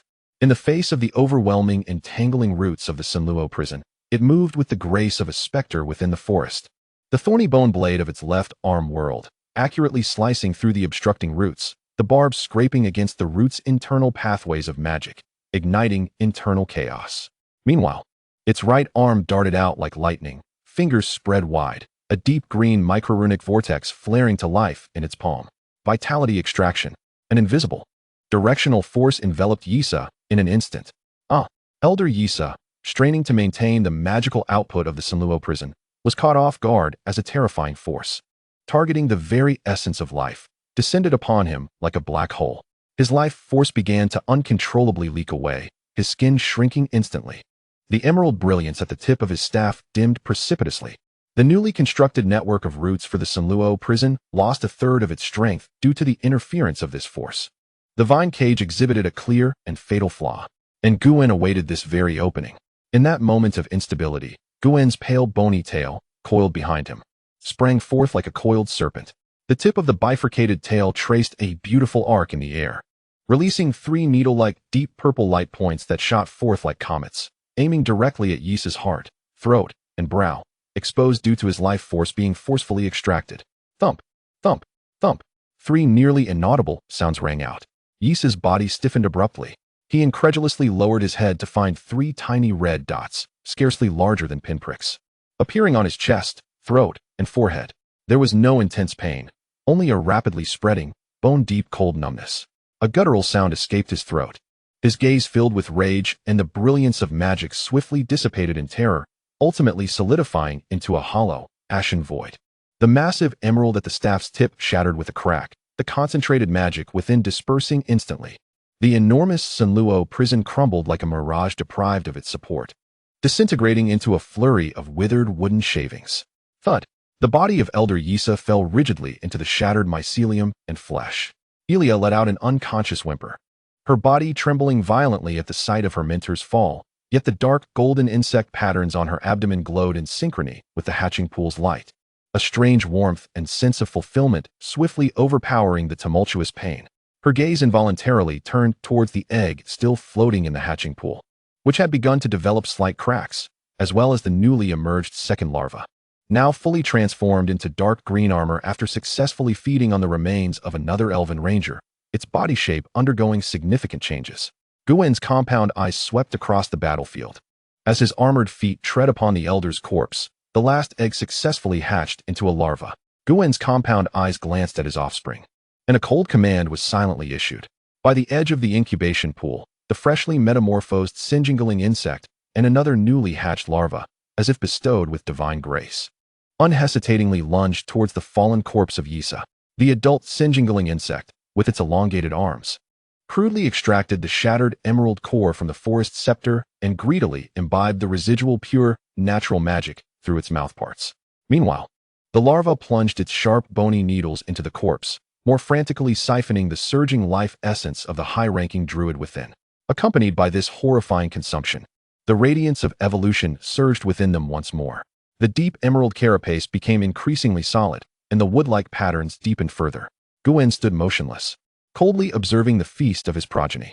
His arm, covered in bone armor, rose as his palm grasped the air, generating a powerful pulling force. The most refined life source energy, coalescing within Yisa's heart, was forcibly stripped away, resembling a green gemstone as it was drawn into his palm. This immense natural life essence surged like a rushing river, cascading down his arm and invigorating his spine. A crisp crack echoed as the bone spurs on either side of his spine split and branched out, forming tendril-like structures with suction cup features. A new and formidable sense of power coursed through Guwen's icy form. This elderly elf was not particularly strong. Guin speculated that he was merely a low-ranking elder from an elf tribe. Unbeknownst to him, the high-ranking druid named Yisa was an elder of the elven kingdom, incomparable to any tribal scale. Simultaneously, he remained unaware that Ilea was, in fact, the daughter of the king's brother, and they were fervently searching for her. Ilea had become a scout for the elves because her family was composed entirely of warriors. Her father, wishing to shield her from danger, stationed her within the borders of the elven kingdom, secretly protected by the high-ranking druid Yisa. Yet, little did he anticipate that Guin's emergence would lead to profound regret for placing her in the elven kingdom as a scout, and for arguing with her when she sought solace at the kingdom's border. Chapter 14. Predation, Source of Life. The corpse of Yisa, the furious wind, lay amidst the shattered fungal blanket and congealed pools of blood, its vibrant green vitality long consumed, leaving behind a desiccated shell. The rich natural magic within the cavern dissipated, leaving only the dark golden pulsation of the incubation pool and the pale shadows cast by the bioluminescent mushrooms. Ilea curled up on the stone platform covered by the fungal blanket, her body resembling wilted petals, every tremor sending waves of excruciating pain through her. The moment Elder Yisa fell, a part of her soul, intrinsic to the elves, also crumbled. This was not mere death, it was the shattering of her mental pillars, the desecration of her protector, a cruel sentence condemning her to be eternally imprisoned within the insect nest. A muffled sob shattered silently between her lips. Her turquoise eyes lost all luster, leaving only an endless void and an abyss of despair. Humiliation, hatred, fear, and the chilling dread of the alien life growing within her intertwined, constricting her throat. It must end. In an elven manner. Her right hand shot up. Though as feeble as a flickering candle in the wind, it bore a resolute strength, her fingers converging like a blade.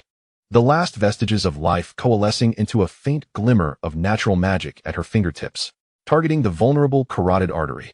The action was abrupt, yet filled with desperation. There was no trace of hesitation. However, just as her fingertips were about to graze the pulsing skin marked with shame, a hum reverberated. The ground and walls of the cavern, covered almost entirely by the silver fungal blanket, seemed to come alive in an instant. Countless fine mycelia materialized at an incomprehensible speed from beneath her, from the rock wall against her back, and even from the air itself, like the most loyal guardians. They wove an extraordinarily resilient elastic network. Ilea's self-destructive arm slammed against this buffer net formed by living mycelia. The gathered natural magic collided with the robust mycelial web, dissipating instantly like a cow into the sea. The tremendous elastic force gently yet irresistibly repelled her arm, the rebound causing her already weakened body to sway violently. As her balance faltered and she began to fall backward, she did not crash onto the cold rocks. The fungal blanket enveloping the walls and floor softened and thickened again, cradling her weightless form tenderly, cocooning her. Countless fine mycelia emerged from the contact point, tightly entwining her suicidal arm, secreting a copious amount of transparent soothing liquid and a remarkably gentle, sweet-scented insect pheromone. This pheromone flowed through her, directly influencing her nervous system, forcibly suppressing the tempest of despair, bringing about a chilling numbness of tranquility. The fungal blanket was intricately connected to the insect nest, embodying the will of Guin, the insect overlord, who would not allow the queen to perish. Ilea emitted a painful groan, her body trembling violently within the embrace of the mycelial web, not from injury, but from a suffocating sensation and feeling of confinement emanating from her soul. She wished to struggle, yet found her fingers immovable. The cries trapped within her throat transformed into silent tears, cascading down her cold, numb cheeks. She resembled a puppet manipulated by invisible strings, stripped of the power to end her own life. Only the weak evade. A cold sound, akin to metal scraping against rock, echoed on the fringes of her fading consciousness.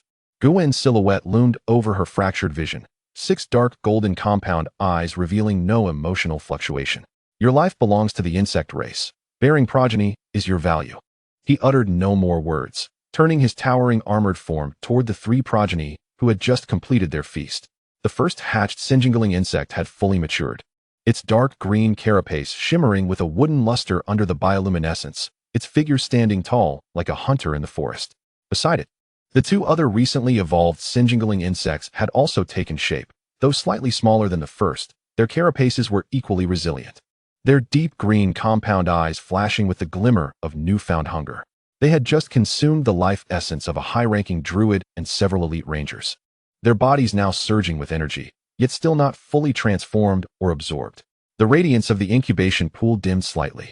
Ilea realized that to continue fulfilling the duties of the queen, she needed a supply of energy. And the continuation of the fungal blanket also required a steady influx of flesh and blood energy. Go out and hunt. Guwen's simple command resonated through the will of the nest. Hiss! The three Linji Sunwei emitted a low and obedient response. Their dark, green, armored forms darting like leopards towards the entrance, ravaged by the elves' purification spells. As the first Sunwei raised its moss-patterned arm, the charred fungal blanket at the cave entrance rapidly softened, the mycelia writhing to clear a path. Guwen's armored figure followed closely behind, vanishing into the shadows cast by the collapsed rocks. The charred remnants of the fungal blanket at the cave entrance began regenerating rapidly, with new mycelia spreading at the wound, intertwining to reconstruct a thin, silvery moss-like covering. Ilea lay on the cold fungal blanket, silent tears soaking the mycelia at her side. Absolute confinement brought about absolute numbness. Her body struggles had long ceased, leaving only her thoughts to slowly sink into the boundless darkness and restraints. Time lost its meaning in the stillness of the cavern.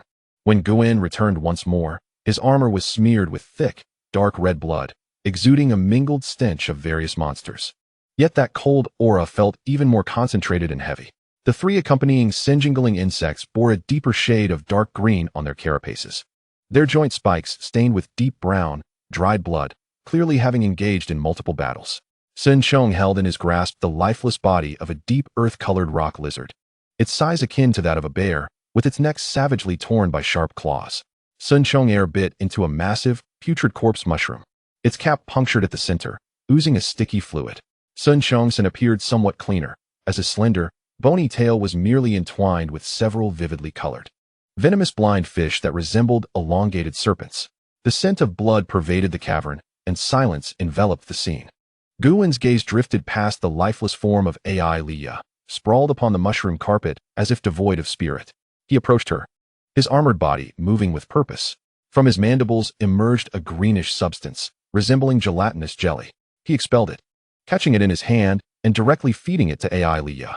This essence, a vital source of life for the insect race, was not abundant in the current insect army, thus each individual possessed the ability to create it.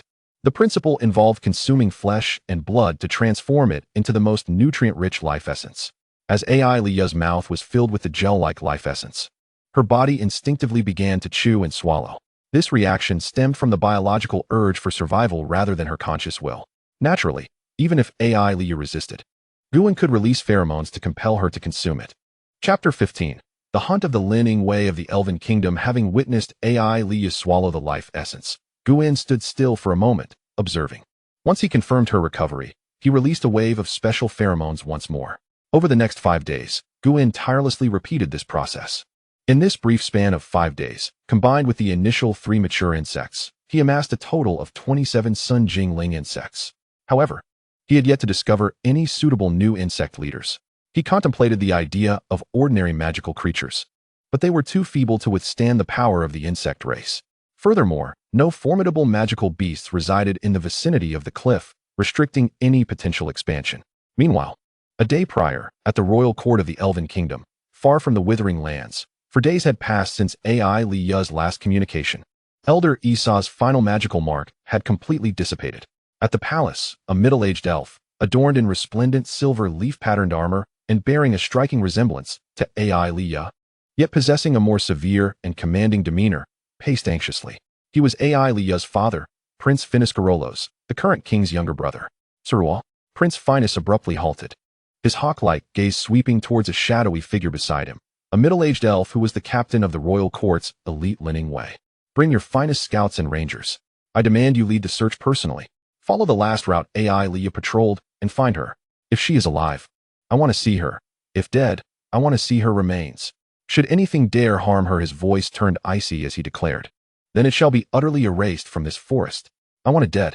As you command, your highness. Captain Sirua knelt on one knee, gripping the venom-coated emerald dagger at his waist, his eyes sharp as blades. Behind him, 6 other Lining Way members, their breaths restrained and movements as silent as falling leaves, appeared like specters. This was a unit capable of executing perilous tasks within the forest, formed by Prince Finus with the king's consent as his personal guard. Without delay, the Lining Way set out that very day. 7 figures, blending seamlessly into the shadows. Departed the elven capital, swiftly navigating the dense woods, precisely tracking the faint pheromone trails left by Ai Liya towards the edge of the Withering Lands. On the fifth afternoon, beyond the cliff, at the periphery of the Withering Lands, the rolling low hills undulated beneath the moonlight like the back of a colossal beast. Guin stood sheltered from the wind on a slope, his armored form resembling a sculpture of stone. Behind him, 27 elongated Sun Jingling insects, cloaked in dark green wooden carapaces, stood silently, their deep green compound eyes glimmering with a cold light in the darkness, akin to a celestial map. The air was thick with the scent of moist earth, decaying vegetation, and the pungent aroma of the numerous target creatures congregating nearby. This was the territory of the Manchuo beasts, a gregarious species comparable to rhinoceroses, with tough skin and irritable temperaments. Representing a rich and stable source of flesh energy near the border between the Withering Lands and the Elven Kingdom. With his pheromones precisely locked onto the target, Guin turned his armored head toward the herd of beasts, issuing a silent mental command. Instantly, the 27 Sun Jingling insects sprang into motion. There were no roars or the sounds of a charge. They merged into the shadows of the forest like phantoms, utilizing the natural cover of jagged rocks and withered shrubs to fan out into 3 directions, silently and efficiently encircling the herd like a web of death. Several Manchuo beasts on the periphery, tasked with vigilance, seemed to sense the unusual scent in the air, raising their stout heads in caution, their massive nostrils exhaling white mist. However, as their murky eyes scanned the sparse underbrush and weathered stones ahead, everything appeared normal under the moonlight, save for the swaying dry grass and mottled shadows of rocks. Just as they relaxed, a sharp, piercing shriek erupted, akin to countless thorns scraping against one another.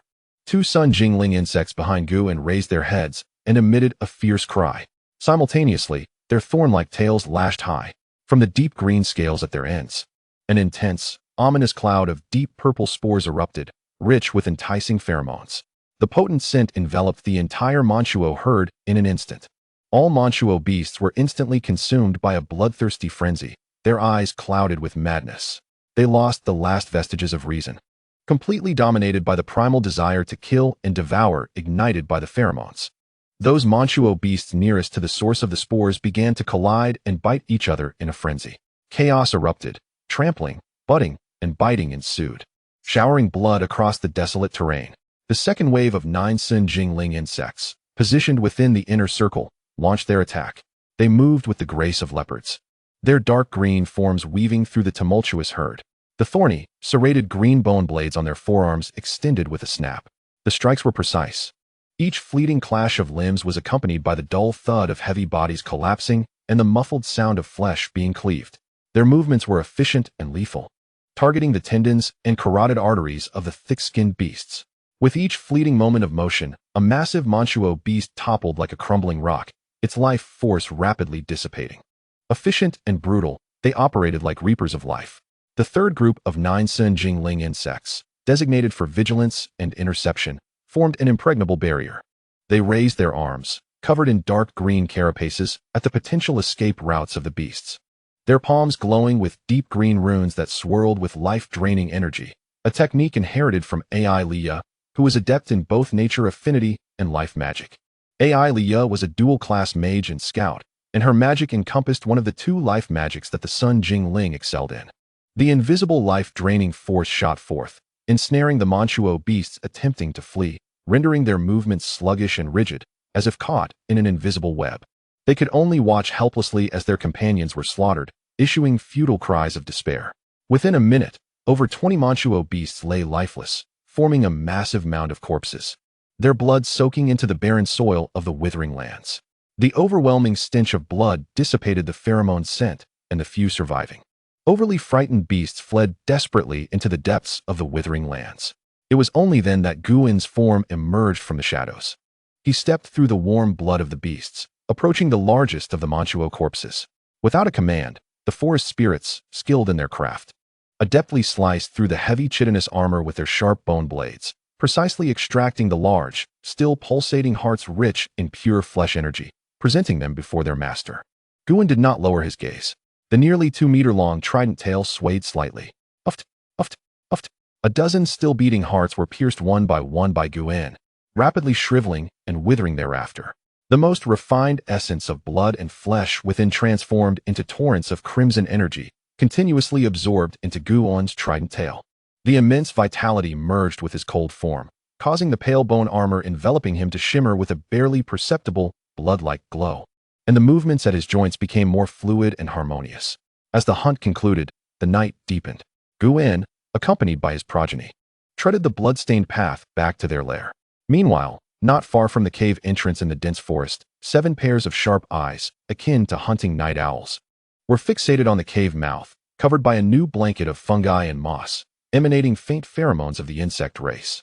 Chapter 16. Stealing Home? These 7 figures were the Lin Wei, sent from the capital of the Elven Kingdom. Their tracking prowess was unparalleled. Within a single day, they traversed from the capital to the cliff where AI Liya was last seen under the cover of night.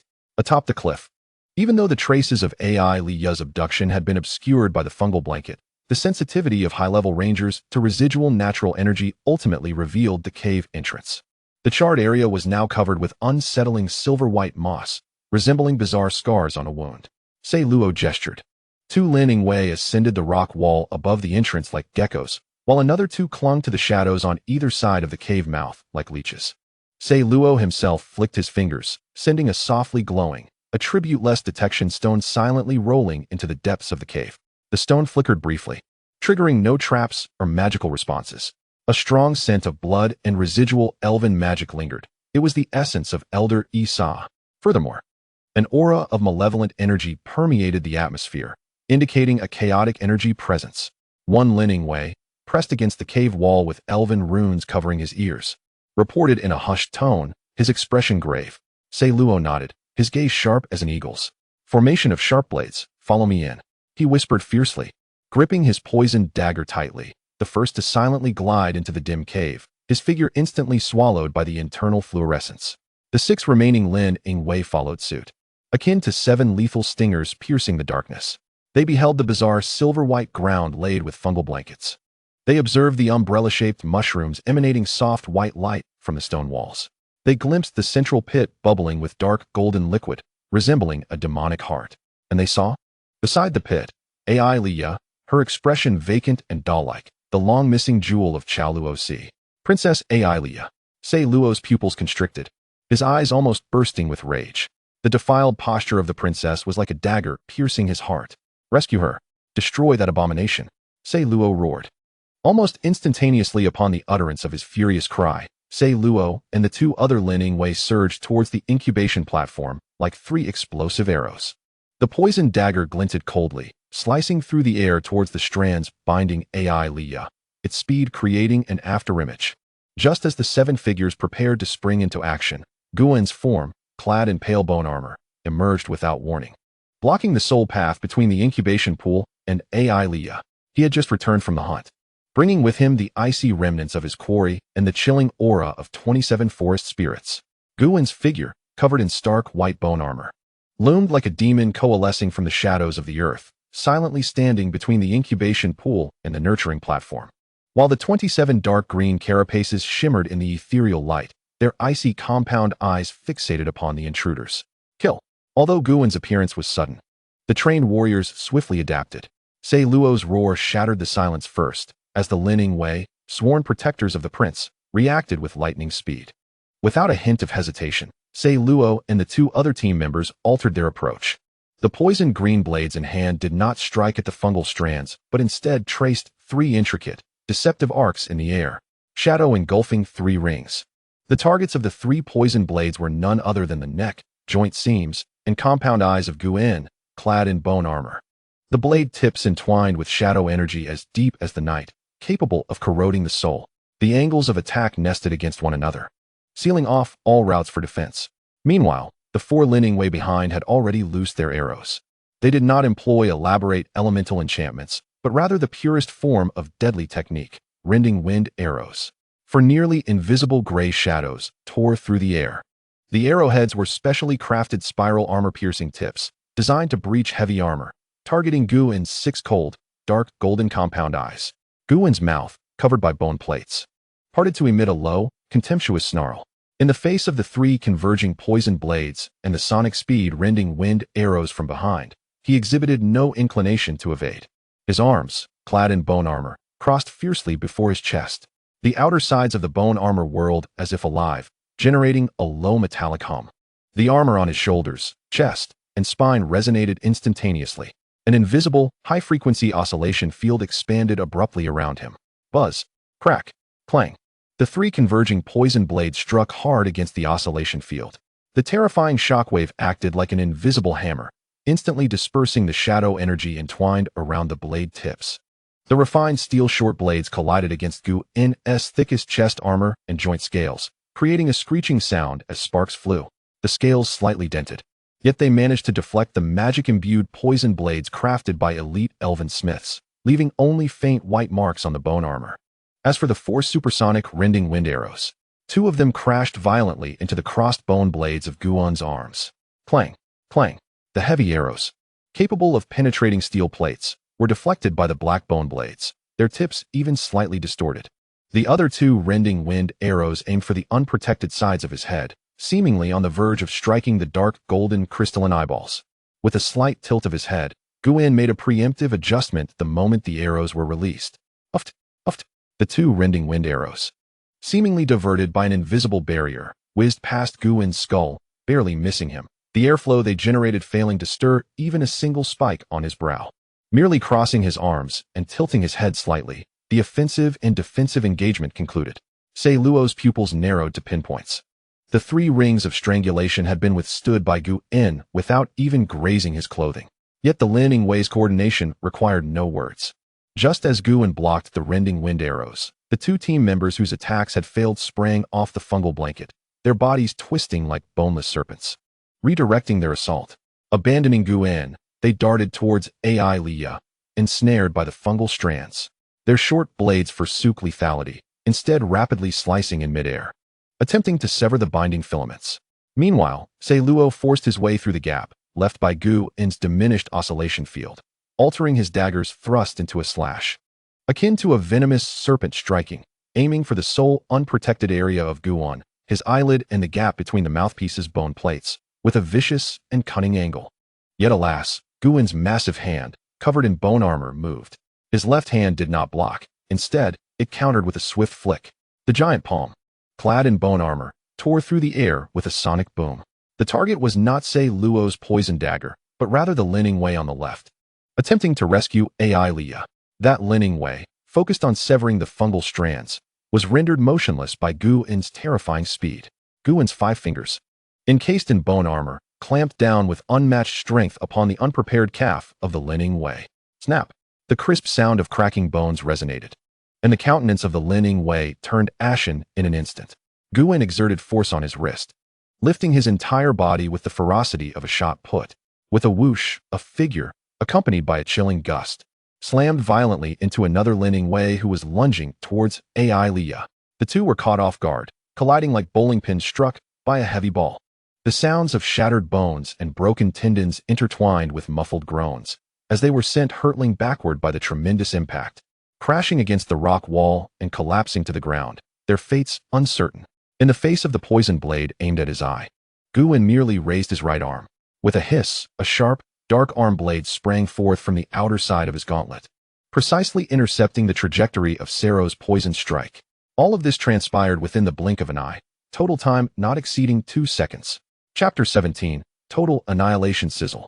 The shadow energy from the poison blade clashed against the cold metal of the arm blade, sparking eerie green flames. Sero felt an irresistible force rebounding against him, and he gritted his teeth against the pain in his hands, attempting to flip backward to create distance. Yet, would Gu'un grant him such an opportunity? Before Sero's feet could touch the ground, a robust right leg clad in pale bone armor, akin to a battering ram, struck his chest and abdomen with a terrifying gust. Boom! A dull sound resonated, sending Sero's body flying backward at a speed several times faster than before. The lightweight elven armor covering his chest crumpled like paper. Blood mixed with shattered internal organs erupted from his mouth, and he slammed against the rock wall at the cave's entrance. The tremendous force caused the hard rock to crack like spider webs. His body slid down the wall, leaving behind a gruesome trail of blood. The entire cave fell into a momentary silence. The remaining 4 Lin Yingwei, positioned at the back for a second round of attacks, stared in horror at the scene before them. Overwhelming. A complete and utter domination. The most elite Lin Ingwei warriors under the prince of the Elven Kingdom. Renowned as high-level professional rangers. In a mere 3 breaths, they were effortlessly thwarted, thrown, and kicked by this monster, as if swatting flies. Captain. A ranger armed with a verdant short bow cried out tragically, his voice trembling with disbelief. Demons. Attack together. A Lin Ingwei wielding twin short blades roared. His eyes ablaze with a desperate fervor. He hurled his dual blades, his hands swiftly forming seals. Forest toxic miasma. Green poisonous mist surged like a boiling tide, instantly enveloping the entire front half of the cave. The other 3 simultaneously unleashed their attacks. They abandoned their aim and, shielded by the toxic fog, charged towards Gu-in like moths drawn to a flame, armed with short blades and driven by a will to fight to the death. They understood that close combat was their only faint chance. Gu-in stood resolute amidst the corrosive green mist. The potent toxin that could corrode gold and bone merely hissed upon contact with his pale bone armor and dark arm blade, sounding like a gentle breeze brushing against a stubborn rock. It seemed as though the poison was ineffective against him. His cracked, bony mandibles emitted a low growl. The command for slaughter was issued. In the stillness of the cave's shadows, 27 dark green figures suddenly sprang forth, like a lethal thicket of thorns coming to life. They burst forth from behind stone stalagmites, amidst clusters of fungi, and from the shadows of hanging stalactites. Each one was elongated, swift, covered in dark green, nearly black, chitinous armor, with deep green compound eyes that were cold and merciless. The only visible weapon was the emerald green bone blade that shot forth from their forearms. Fast, beyond imagination, like 27 green flashes that tore through space. They disregarded the encroaching poison mist, even creating green vortex trails within the thick fog. Clang, clang, clang, clang. For piercingly sharp sounds of metal colliding resonated. The emerald light blades glimmered like the scythes of death. The first Lin Ingwei, armed with dual blades, saw his poisoned weapons deflected with precision by 2 emerald bone blades. Sparks flew. He watched in terror as his dual blades spun away, and the third green flash, like a venomous snake, slashed across his throat. Blood sprayed forth. A Lin Ingwei attempting to flank Gu-in's side had his short blade only partially thrust out when his body suddenly convulsed. 2 intersecting emerald blade lights crossed in front of his chest, shredding his leather armor like thin paper, and his body split apart in an instant. The remaining 2 Lin Ingwei, attempting to circumvent the swarm to attack Gu-in directly, suffered even worse. As they took their first steps, they were silently ambushed from behind by the forest elves' bone blades piercing their backs. The sharp emerald blades erupted from their chests. They were then violently torn asunder by overwhelming force. Severed limbs and entrails splattered across the silvery fungal carpet. The entire assassination process was brief, brutal, and efficient, like 27 trained killing machines completing a harvest in an instant. From the moment they sprang into action to the end, not even 2 breaths elapsed. Amidst the toxic fog, Gu-in did not strike again. He merely stood coldly in place, his right arm clad in bone armor raised, pointing at the Lin Ingwei Captain Sero. Pinned to the rock wall, his chest caved in and blood seeping from his mouth and nose. Several nearby forest elves received their orders and pounced. Intense pain jolted Sero from the brink of unconsciousness, forcing him to awaken in despair and agony. Witnessing those dark green monsters easily slicing through his shattered armor and flesh with their sharp emerald bone blades. More bone blades pierced through his arms as he attempted to fend them off, forcibly prying him off the rock wall. 2 forest elves gripped his shoulders and collarbone with their icy claws, dragging him before Gu-in like a captured criminal, and harshly throwing him onto the cold, poison-soaked fungal carpet. Sero, drenched in blood, his chest cavity collapsed, and his arms pinned down by bone blades, was rendered immobile. He struggled to lift his head, his bloodied face bearing eyes that once held sharpness, now wide with disbelief and deep-seated resentment as he gazed at the terrifying figure looming close. Was the sharpest dagger of the Elven Kingdom truly shattered to dust? Gu-in raised his massive foot, casting a shadow over Sero's head. His compound eyes coldly scanned the dying prey beneath him, then glanced towards the scene where the forest elves began to orderly consume and disassemble the bodies of the other Lin Ingwei. Finally, his gaze returned to the rock wall, focusing on the subtly bulging new life form, pulsating with vitality. With a squelch, it was as if a ripe berry had been crushed. A cruel red stain spread across the pristine white of the fungal carpet, mingling with the soft glow. Under the hard, steel-like foot of Gu-in, Sero's head met its final shock, bones shattered, brains and blood splattered across the delicate silver threads of the fungal carpet. The newly formed nest calmly accepted this sanguinary sacrifice, the fine mycelium awakening as if from slumber, greedily consuming every drop of life essence contained within the spilled fluids. The 4 dismembered Lin Wei were rapidly shrinking under the ravenous bites of the dark green offspring, their remains reduced to nutrient-rich morsels for the swarm, swiftly vanishing beneath the fungal carpet. The air was left thick with a bizarre blend of iron tang and the sweet aroma of fungi. AI Leia lay collapsed on the cold, nurturing platform, her verdant eyes wide open and hollow, her body no longer trembling. Just moments ago, she had recognized Sero, a trusted aide of her father. But the image of her father's sharpest dagger being ground to dust pierced her understanding like a red-hot iron rod, repeatedly stabbing through the boundaries of her perception. Yet, having been cleansed by the Cutty Sea insect race, the scene before her washed over her fragile heart. A brand new name quietly emerged from the vortex of spiritual turmoil. Chapter 18. The Mutation of Ilea. Sarua's shattered skull bled a vivid crimson onto the mycelial carpet.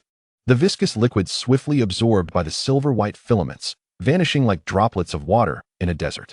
The remnants of 4 Lin Wei swiftly disintegrated under the onslaught of the dark green thornbug brood, the sound of shattered bones intertwining with the slurping of slime. Composing a lament of death, Ilea lay sprawled on the cold birthing platform, her emerald green pupils unfocused and drifting. The once trusted shadowy hand of Prince Finus, Ilea's father, the captain of the royal Lin Wei, the gentle elven uncle who had taught her the basics of swordsmanship in her childhood, now existed only as a rapidly disappearing dark red stain on the mycelial carpet. The image of his head exploding beneath Guen's armored foot seared into her retina and frayed nerves like a red-hot iron branding her mind. The pulsations within her abdomen penetrated her numb shell, striking her consciousness with clarity. Each beat carried a cold, undeniable proclamation, as if an invisible hammer was pounding against the cage of her soul. A brand new name quietly solidified in the whirlpool of spiritual upheaval. My people, the Thornbug tribe. A suppressed, anguished wail, akin to a dying beast, erupted from the depths of her throat, not born from pain, but from a deeper force that was tearing apart her very existence. With a sickening sound, 2 enormous, irregular growths suddenly bulged from the smooth skin of Ilea's shoulder blades. The skin ruptured instantly, blood mingling with a pale green slime splattering forth. The growths writhed violently, as if something alive within them was struggling fiercely, pushing against the confines of flesh. The resilient elven skin tore apart like inferior leather. A pair of damp, translucent, pallid bone wings shot forth from the ruptured flesh. The wing skeletons were slender yet adorned with sharp barbs, the wing membranes thin as gossamer, intricately laced with dark golden veins, now pulsating rapidly and emitting a faint glow. The bone wings flapped uncontrollably, stirring up a rancid wind, splattering the viscous liquid and droplets of blood from the birthing platform. Ilea's body arched from this sudden force, spasming violently like a fish out of water. Excruciating pain and a sensation of alien intrusion overwhelmed all her senses, far more profound than during the birthing of the larvae. This agony pierced the core of her soul, as if countless needles were simultaneously piercing her nerves. Gasping for breath, her emerald pupils contracted to pinpricks. Tears mingled with cold sweat and blood streaming down her face. The newly formed bone wings continued to flap wildly and unconsciously, each movement tugging at the mangled wounds on her shoulder blades, inflicting new waves of agony. Guen's cold compound eyes locked onto Ilea's transformation in an instant. His armored form momentarily paused, the 6 dark golden crystals flickering with chaotic data streams. The will of the hive clearly sensed that Ilea's elven bloodline was being forcibly remolded by a more powerful insectoid gene. Pain was an inevitable price. This was the process of muscle growth. He opened his bony mandibles and emitted a low, oddly rhythmic hiss. A richer, more soothing pheromone emanated from the forked tip of his tail, wrapping around Ilea's trembling body like invisible tendrils. This was a calming pheromone. The pheromone acted like the most precise medicine, directly influencing Ilea's nervous system. The heart-wrenching agony receded like a tide, replaced by a strange numbness and compliance. Her violently convulsing body gradually calmed, leaving only faint, uncontrollable tremors. The frantically flapping bone wings slowly drooped, languidly resting upon the mycelial carpet, their membranes gently undulating like a weary butterfly. Guen's gaze shifted to a Lin Wei who had managed to survive, concealed by the poisonous mist. He had witnessed the captain's tragic death and the dismemberment of his comrades, and now he beheld Ilea's inhuman metamorphosis, already consumed by fear and despair. In this moment, cloaked by the toxic fog, he charged forth like a moth drawn to flame, driven by a madness of mutual destruction. Demon, die! The Lin Yingwei, wielding twin short blades, roared, his eyes ablaze with the last flicker of frenzied fire, lunging toward Guan. Guan felt a twinge of helplessness. He had intended for him to return and inform his master behind him, summoning more elves to their doom. Yet here he was, unwilling to live. The Lin Yingwei crossed his blades, slicing through the air with a piercing shriek, aiming directly for the seam of Guan's armored chest and abdomen. There lay the joint membrane. Relatively weaker, Guan did not even shift his stance. His left arm, encased in bone armor, casually lifted, the arm blades snapping forth. Clang, clang. The jarring sound of metal clashing echoed. The twin short blades struck precisely against the broad surface of the arm blade, sparks flying. The immense recoil forced the Lin Yingwei to lose his grip, nearly causing him to drop his weapons. Just as his old strength waned and new power had yet to awaken, Guan's right arm moved. The massive hand covered in bone armor shot out like lightning, seizing his exposed throat from the forceful thrust. Crack! The crisp sound of shattered throat bones rang clear. The madness in the Lin Yingwei's eyes instantly solidified, leaving only a hollow gaze like dead ashes. Guan casually flung him aside, as if discarding a rag.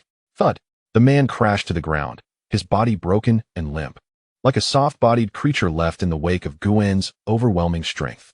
Silence once again enveloped the cave, only the faint rustling sound of the mycelial carpet absorbing the remains, and the gentle breeze stirred by Ilia's unconscious wing flaps could be heard. Guan slowly retracted his bony tail, his armored form turning toward the birthing platform. Ilia's transformation was nearing completion. The wound on her shoulder was rapidly healing under the influence of the mycelium and the powerful regenerative abilities of the Insectoid tribe, leaving only 2 dark red scars.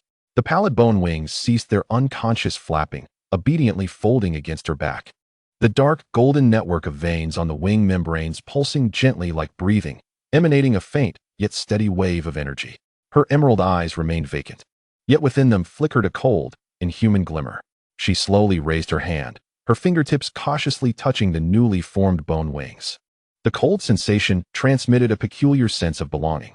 I am the matriarch of the Thornbug Queen tribe. This realization took root quietly as a seed within her mind, eroded by the brand of her transformation.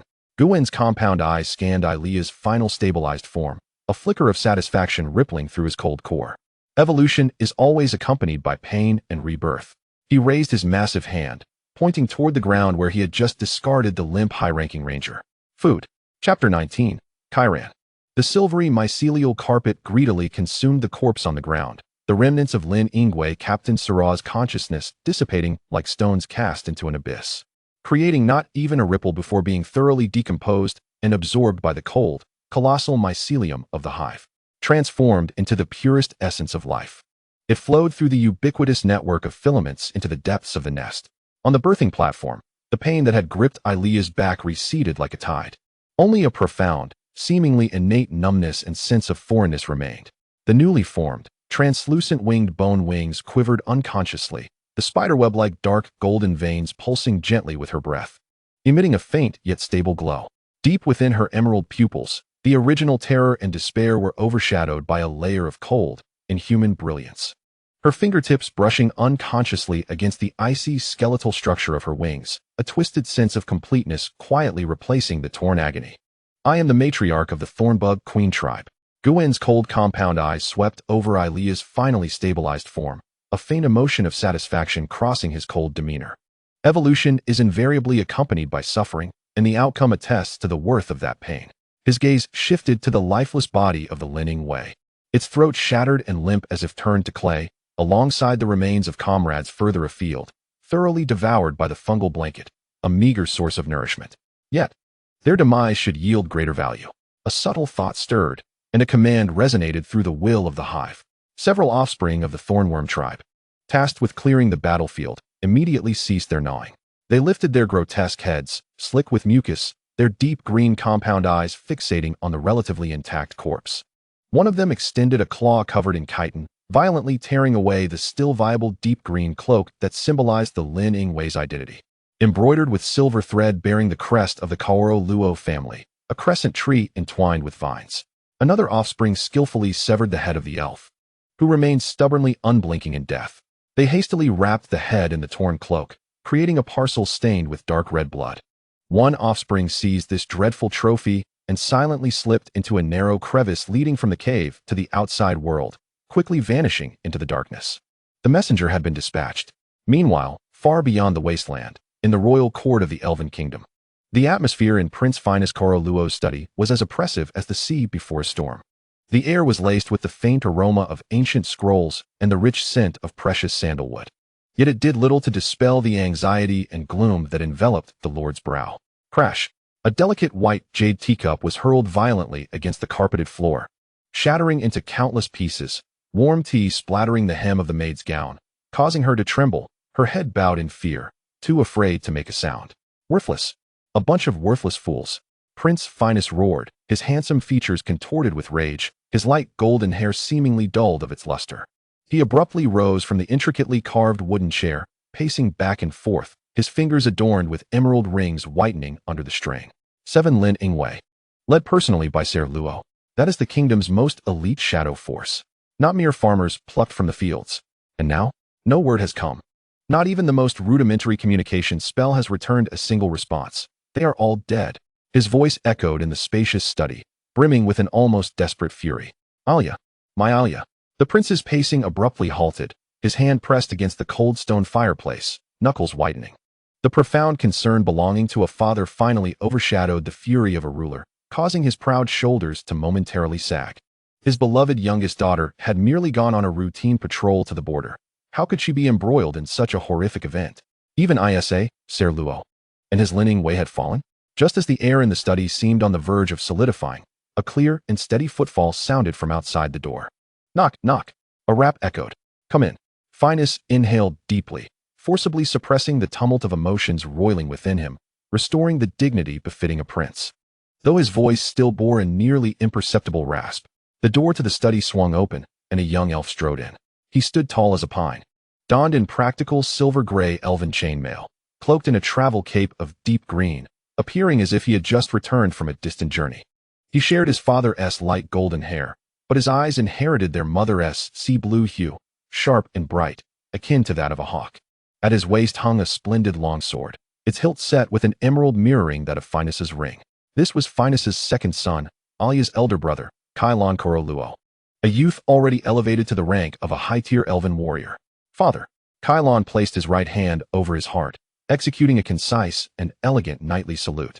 His gaze swept over the shattered teacup and the maid's terrified expression, a flicker of understanding crossing his sea-blue eyes, brow slightly furrowing.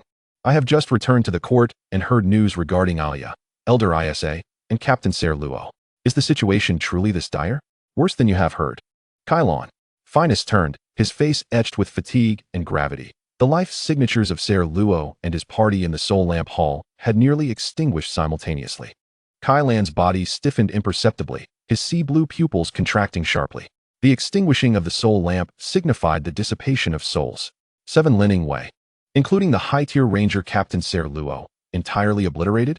How could this be? When did a presence capable of silently consuming this force appear at the edge of the wasteland? It is known that the professional ranks on the continent are classified into 7 levels: Initiate, Intermediate, Advanced, Master, Legendary, Forbidden, and Mythical. While Advanced is merely the 3rd tier, it nonetheless represents the pinnacle of a kingdom's combat capability. In this nearly invincible age of legends, even advanced warriors have their place, let alone 8 high-tier Lin Ingwei. Their profession, a generational elven legacy of rangers, boasts a well-rounded career chain encompassing archery, assassination, reconnaissance, and magic among various knowledge inheritances. A fusion of scout, assassin, and mage professions. Such 8 high-tier combatants, each capable of leading a team, have fallen so easily? What of Alia? Kylon's voice dropped to a murmur, laden with tension as he inquired about his beloved younger sister. Her life signature remains, but it is exceedingly faint and in a very strange state. Finus's voice was rife with anguish and confusion, as if shrouded in a thick fog, suffused with an unusual aura. I cannot ascertain her current condition. Chapter 20. Gathering forces. The study fell into a profound silence. Kylon gripped the sword hilt tightly, his knuckles turning white from the strain. Memories of his sister Alia's radiant smile, Elder Isa's kind visage, and Captain Ser Luo's serious yet occasionally tender gaze filled his mind, a blend of anger, worry, and a hint of provocative humiliation intertwined within him. He abruptly lifted his head, fire igniting in his sea-blue eyes, a flame of unwavering resolve belonging to a warrior. "Father!" Kai Lan's voice rang out, resolute and decisive, shattering the suffocating silence. "We can wait no longer, nor send out scattered reconnaissance teams to perish. Please allow me to lead a team to the wasteland." Kai Lan understood that sending a small squad would only facilitate the enemy's growth. Even though he was yet unaware of the enemy's identity, those dwelling in the wasteland must surely be ruthless fiends. If his sister were to remain there, the consequences would be unimaginable. Prince Finus turned sharply to him. "Kai Lan, I know the risks." Kai Lan interrupted his father, urgency lacing his tone, but imbued with strength. "Precisely for that reason, we cannot hesitate. Captain Ser Luo's failure proves that the enemy far exceeds our estimations. We require a more formidable, elite force to crush all obstacles with thunderous might and bring Alia back." He stepped forward, gaze unwaveringly fixed upon his father. "Give me a squad of royal guards, and allocate 2 court mages to accompany us. I vow by the honor of the Karo Luo family that I shall uncover the truth, eradicate all threats, and return with Alia. Should I fail in this mission, I willingly surrender my soul to the forest, never to return." Prince Finus regarded his son, spirited yet resolute, emotions swirling within his gaze. He was acutely aware of Kai Lan's strength and valor. But it was precisely this knowledge that made him all the more cognizant of the unknown horrors his son would face. After a prolonged silence, only the crackling of logs in the fireplace broke the stillness. Finally, with a heavy nod, Prince Finus acquiesced, as if shedding a burdensome weight while assuming an even graver responsibility. "Go forth, my son." His voice was hoarse. "Take your most trusted companions and select the finest warriors. Remember, your primary mission is to locate Alia and ensure her safety. As for revenge, let it be within your means." "Yes, father." Kalen performed a crisp salute, his movements precise, before turning to leave. "Wait," Phineas called after him, adding, "I will send word to the king's second daughter, your cousin Celia, to lead a team of moon priests from the moon temple to meet you. With the blessing of the moon goddess, your safety will be better assured." Kalen paused, nodded, "Understood. With my sister's moon magic assisting us, this journey will surely be smooth." He did not linger, striding purposefully out of the study, his cloak billowing behind him with determined grace. The heavy study door closed slowly. Prince Phineas stood alone, his gaze fixed on the flickering flames in the fireplace. Yet it seemed he could see through the fire to that loathsome place that had devoured his trusted aides and daughter. He murmured softly, his voice barely audible over the crackling flames, yet imbued with an undercurrent of profound unease. The unknown monsters had completely annihilated the Lin Ingwei Ilia's strange condition. "Kalen Celia, may the spirits of our ancestors protect you." Outside, the night enveloping the royal court remained serene, yet it felt as if an invisible storm was silently gathering. "If this still cannot eliminate this group of unknown demons, I fear I must seek the assistance of my royal brother." The heavy wooden door of the study closed behind Kalen, sealing off the unfathomable worries of his father. Prince Phineas. Kalen Kaloosi stood in the corridor adorned with lavish carpets, the unique scent of flowers mixed with ancient wood wafting into his nostrils. Yet it did nothing to quell the surging flames of anger and anxiety within his chest. Alia, his younger sister's face, usually adorned with a mischievous smile, now seemed to be shrouded in an ominous haze. The faint life mark described by his father, filled with an unsettling aura, coiled around his heart like a cold serpent, slowly tightening. And Elder Issa, the kind elder who had watched him grow, Captain Seluo, one of his swordsmanship mentors, a full 8 high-ranking Lin Ingwei. The entire force was decimated. This was no ordinary monster's doing. What terrible calamity had been birthed in the withered lands? A sharp glint flickered in his sea-blue eyes. All distractions forcibly suppressed, replaced by the warrior's distinctive focus and icy resolve when faced with threat. He did not pause for a moment, his boots striking the polished stone floor with a rapid and steady echo, purposefully heading towards the Royal Guard's training ground on the west side of the court. The Royal Guard primarily served as the main training ground for the young elven warriors defending the Elven King's court. Apart from the king, only the prince could mobilize them. And he, Kalen, had once been a member of the Royal Guard. The travel-worn cloak billowed behind him, exuding an undeniable air of lethal intent. The training ground was brightly lit, and even though it was late at night, many elven guards were still there, either on duty or training diligently. The sounds of metal clashing, bowstrings vibrating, and softly chanted battle spells intertwined, creating an atmosphere filled with order and strength. Kalen's arrival immediately drew all eyes. "Prince Kalen," Your Highness. The respectful greetings echoed with reverence. Kalen Kaluo, the second son of the prince, one of the youngest high-ranking warriors in the kingdom. His strength and achievements were already legendary among the guards. The taut aura he exuded, akin to a sword poised to be drawn, instinctively made everyone step aside. Not daring to ask further questions, Kalen did not indulge in pleasantries. He walked straight to the central platform of the training ground, his gaze sweeping over the elven guards like a hawk. Relay orders. His voice was clear, yet imbued with a steely quality, cutting through the clamor of the arena, proclaiming, by the decree of Prince Phineas, immediately form a task force to venture into the withered lands on an urgent mission. The sounds of training instantly ceased. All elves halted their movements, their attention fixed on him. I need volunteers. Kalen continued, his voice resolute, specifying, mid-tier and above in profession rank, proficient in tracking, jungle combat, and team coordination. Preference for those skilled in long-range sniping or direct assault. He did not mention the complete annihilation of the Linning Way, nor did he elaborate on the true dangers of the mission, but the words withered lands and Prince's decree, along with the rare circumstance of Prince Kalen personally calling for volunteers, were enough for all the elite to grasp the gravity of the task. After a brief silence, the responses surged forth like a tide. Royal Guard 3rd Squad, Legos, high-ranking Forest Scout, volunteering. A lithe elf with a longbow slung across his back and various tracking tools hanging from his waist stepped forward gracefully, the best tracker in the guard. 7th Squad, Talon. High-ranking magic breaker swordsman, volunteering. A remarkably burly elf clad in heavy rune armor, shouldering a sword nearly as tall as himself, called out in a deep voice. He was renowned for his formidable physical prowess and certain resistance to magic. Court Mage Tower, Ayla, high-ranking nature mage, volunteering. A female elf mage cloaked in a green robe, holding a staff entwined with tinder branches, quietly appeared at the edge of the arena, her essence blending seamlessly with the surrounding environment, clearly possessing profound mastery over nature magic. Count me in. Soon, over 20 elite elven warriors and mages stepped forward, each one a mid-tier or above expert, with a balanced profession mix encompassing melee, ranged, magical support, and reconnaissance units. Kalen's gaze quickly swept over these volunteers, nodding slightly. The kingdom's foundation still stands strong. Yet, what he needed was not quantity, but absolute elite quality. Legos. Talon. Ayla. You 3 are selected.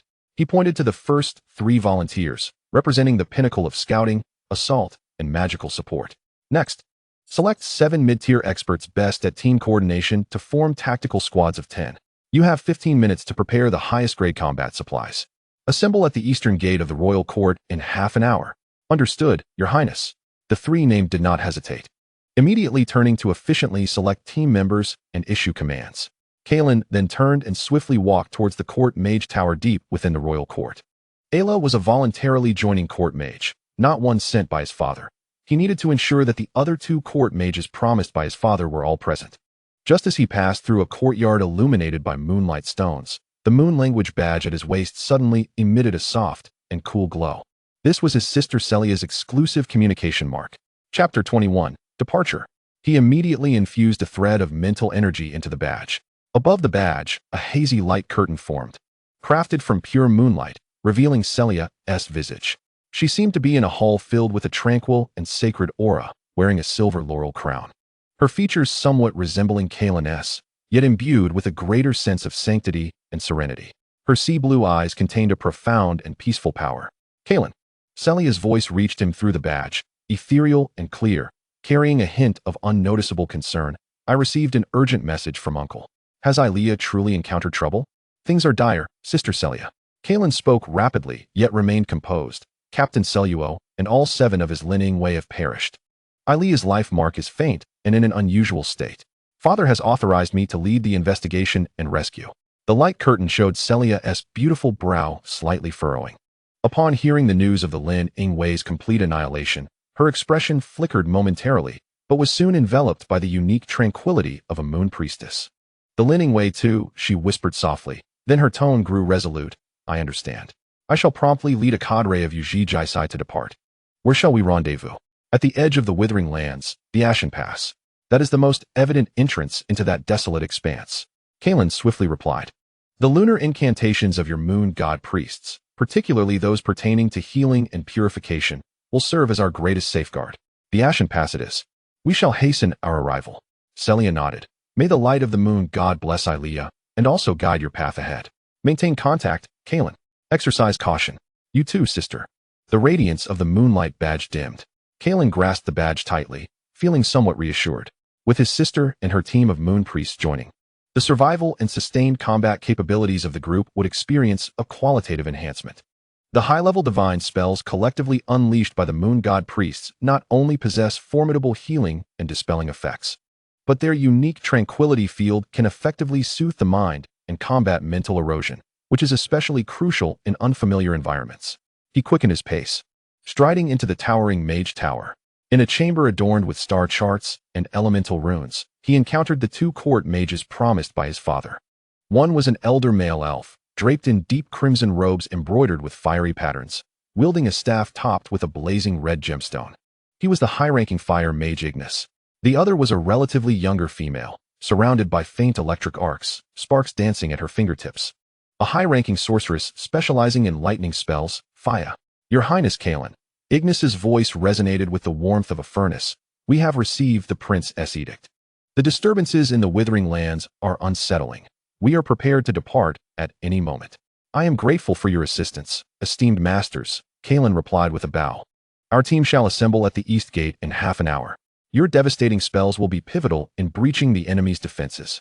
Once arrangements were finalized, Kaelin made his way to the royal armory. He opted against ostentatious ceremonial armor, instead choosing a set of practical high-grade elven chainmail, and retrieved a rune-etched longsword emanating a chilling aura from the weapon rack. The blade was elongated, inscribed with runes enhancing sharpness, armor penetration, and energy conduction. It was a weapon forged for slaughter, starkly contrasting the ceremonial sword he typically bore. Clad in his battle gear, he returned to the East Gate, where the 77-member tactical squad, led by Legos, was already prepared for departure. Each elf bore a grave expression, meticulously checking their bowstrings, blades, and magical tools. Ignis and Faya stood quietly nearby. Let us depart, Kaelin proclaimed, eschewing any superfluous rallying cries, and adeptly mounted the landstrider summoned by the guards, his longsword pointing towards the eastern Withering Lands. The assembly of 83, akin to a released arrow, surged forth silently and swiftly through the grand gates of the royal palace, merging into the enveloping darkness of the night. The night breeze brushed against Kaelin's cheek, infused with the growing scent of the wilderness as he distanced himself from the palace. His troops' composition had far surpassed that of Uncle Sero's Linning Wei. He held an unwavering confidence in his ability to rescue his sister and vanquish the monstrous foes. He cast a final glance at the receding silhouette of the palace, the last vestige of familial warmth dissipating from his azure eyes, leaving only the steely resolve of a warrior. Ilea, wait for me. Regardless of the horrors concealed within the Withering Lands, be they the undead, demons, or some unknown ancient evil, I, Kaelin Kauros, shall wield my sword to carve a path for my sister. Meanwhile, deep within the cavernous nest of the Withering Lands, Guin, clad in pallid bone armor, stood like a statue beside the boiling hatchery. The dark, golden energy liquid in the incubation pool simmered gently, 3 eggs bearing the thorn insect tribe pulsating rhythmically, as if in response to the approaching, hostile cadence of life from afar. The thorn insect legion had now expanded to nearly 40. Ilea's daily output of 6 eggs was still insufficient. He required more progenitors, or those with high reproductive capabilities. The winds of the bone waste sliced through Kaelin's lightly armored visage like a sandpapered knife. His landstrider nimbly leaped between jagged boulders, while the 80-strong elite elves trailed behind him like a silent silver torrent, the rhythm of their hooves echoing a foreboding cadence across the desolate expanse. After a day's journey, the essence of the Withering Lands thickened, reeking of decaying soil mingled with a faint hint of sulfur, alongside a profound stillness as if the earth were slowly bleeding. The thin air, drained of magical essence by an unseen force, caused the mages to instinctively tense their nerves. Your Highness, up ahead. The advanced forest scout Legos returned like a wisp of smoke, silently landing beside Kaelin's landstrider. He pinched a small clump of dark purple moss shards, which bore nearly imperceptible silvery mycelium. In the direction of the Ashen Pass, something sped past 3 hours ago. The traces are quite fresh. The scent is not one left by beasts. It carries a strong odor of biological decay and an eerie sense of order. He pointed to several barely discernible scratches on the ground, indicative of dragged heavy objects, leading towards the pass. Kaelin's azure eyes sharpened like a hawk's. Scale? A singular target. Moving at incredible speed, exhibiting immense strength, Legos replied gravely. The residual energy does not belong to any known magical creature or elemental life. It resembles a distorted remnant of pure vitality. Stay vigilant and continue the advance, Kalen commanded in a low tone. The pace of the group did not falter. Yet the atmosphere grew taut. The warriors instinctively tightened their grips on their weapons, while the mages began to murmur protective incantations. A faint glow of magic circulating through the ranks. The tinder branch staff wielded by high-ranking nature Mage Ella glimmered slightly, vibrant green energy rippling outward. Sensing the anomalous pulsations in their surroundings, her brow furrowed. Your Highness, the land is lamenting. Something is draining its vitality. It is exceedingly subtle, yet the source appears vast. Seemingly originating from deep within the Ashen Pass, at the precipice ahead. Chapter 22. Ambush at the juncture of the Withering Lands and the Elven Kingdom. Within the cavernous nest atop the precipice, Guin, covered in ghastly white bone armor, stood like a sculpture beside the boiling incubation pool, where 6 dark, golden, multifaceted eyes surged with data streamed silently from the consciousness of the nest. Information relayed back from offspring during their hunting excursions confirmed the approach of a party. Target confirmed. Quantity, 83. The Ashen Pass, a portal formed by 2 steep, black rock walls as if cleaved by a giant axe, loomed at the edge of the Withering Lands. This was the inevitable path for the elves to the location where Ilea vanished, serving as the natural throat into that desolate realm. At this moment, under the dim light of the sky, the pass resembled the gaping maw of a colossal beast, eager to devour. The instant the elven forces stepped into the shadows of the pass, a thick, viscous, strangely sweet-smelling invisible force field erupted from the flanking rock walls and the ground below. Like countless icy, slippery tendrils, it instantly ensnared every elf's body. Ugh, what is happening? Cries of alarm erupted. All mounts, whether landstriders or warhorses, seemed to plunge into a mire, their hooves ensnared by an unseen force, emitting terrified whinnies, unable to move. The elven warriors felt their bodies suddenly weighed down several-fold, as if clad in invisible leaden armor, making every movement extraordinarily arduous. The air thickened, each breath laden with that nauseating sweetness. It turned out to be the fungal carpet from Guin's nest. Ever since the fungal carpet overtook the entire cavern, it had not ceased its growth, but rather continued to spread outward into the external world. In this realm, the mycelial blanket has spread its reach, yet allowing it to develop unchecked is unfeasible. Thus, Guin harnesses pheromones to regulate its growth upon the bodies of the elven troops. Enemy attack. Defensive formation. Kalen bellowed, his voice resonating with authority as the aura of a high-level warrior erupted forth, breaking free from some of his restraints. He dismounted from the chocobo, and in an instant, his runic longsword was drawn, the chilling blade illuminating the dimness. However, it was already too late. With a series of piercing sounds, countless sharp projectiles whistled through the air from the overhead shadows and the rocky walls at their sides, moving too swiftly for the naked eye to discern. These were not arrows. Rather, they were elongated, razor-sharp bone spines glimmering with a sinister emerald light, resembling a deadly downpour. These were the lethal barbs from the Thornworm clan, distinct from Guin's own. Razor shields. Talon, the formidable high-level anti-magic swordsman, roared. His robust frame radiated earthy hues of battle aura as he forcefully lifted his heavy runic shield, positioning it beside Kalen. The clattering sounds of impacts echoed like torrential rain against Talon's massive shield. The power contained within the emerald spines exceeded all expectations, each strike reverberating with penetrating force. Talon's biceps bulged as he stood firm, causing the hardened rocky ground beneath him to fracture. Alarmingly, the area of the shield that met the spines emitted faint hissing sounds, as if being rapidly corroded by some potent acid. Cries of agony erupted from various corners of the troop. The elven warriors, caught unawares or inadequately protected, fell victim in an instant. The bone spines easily pierced through leather armor, rending flesh and sinew. One mid-level warrior had his shoulder impaled, collapsing with a scream. Another mid-level elven mage, attempting to cast a spell, found his arcane barrier pierced as though it were mere parchment, the emerald spine plunging directly into his chest, extinguishing his magical light in an instant. It was poison, paralytic toxins. As the spines approached, Lego's body twisted like a boneless serpent, narrowly evading several, yet still. His thigh was grazed. The searing pain followed swiftly by a numbing sensation. He retaliated by drawing an arrow, the emerald elven magical arrow soaring forth, striking precisely at a writhing shadow on the rocky wall. Thud!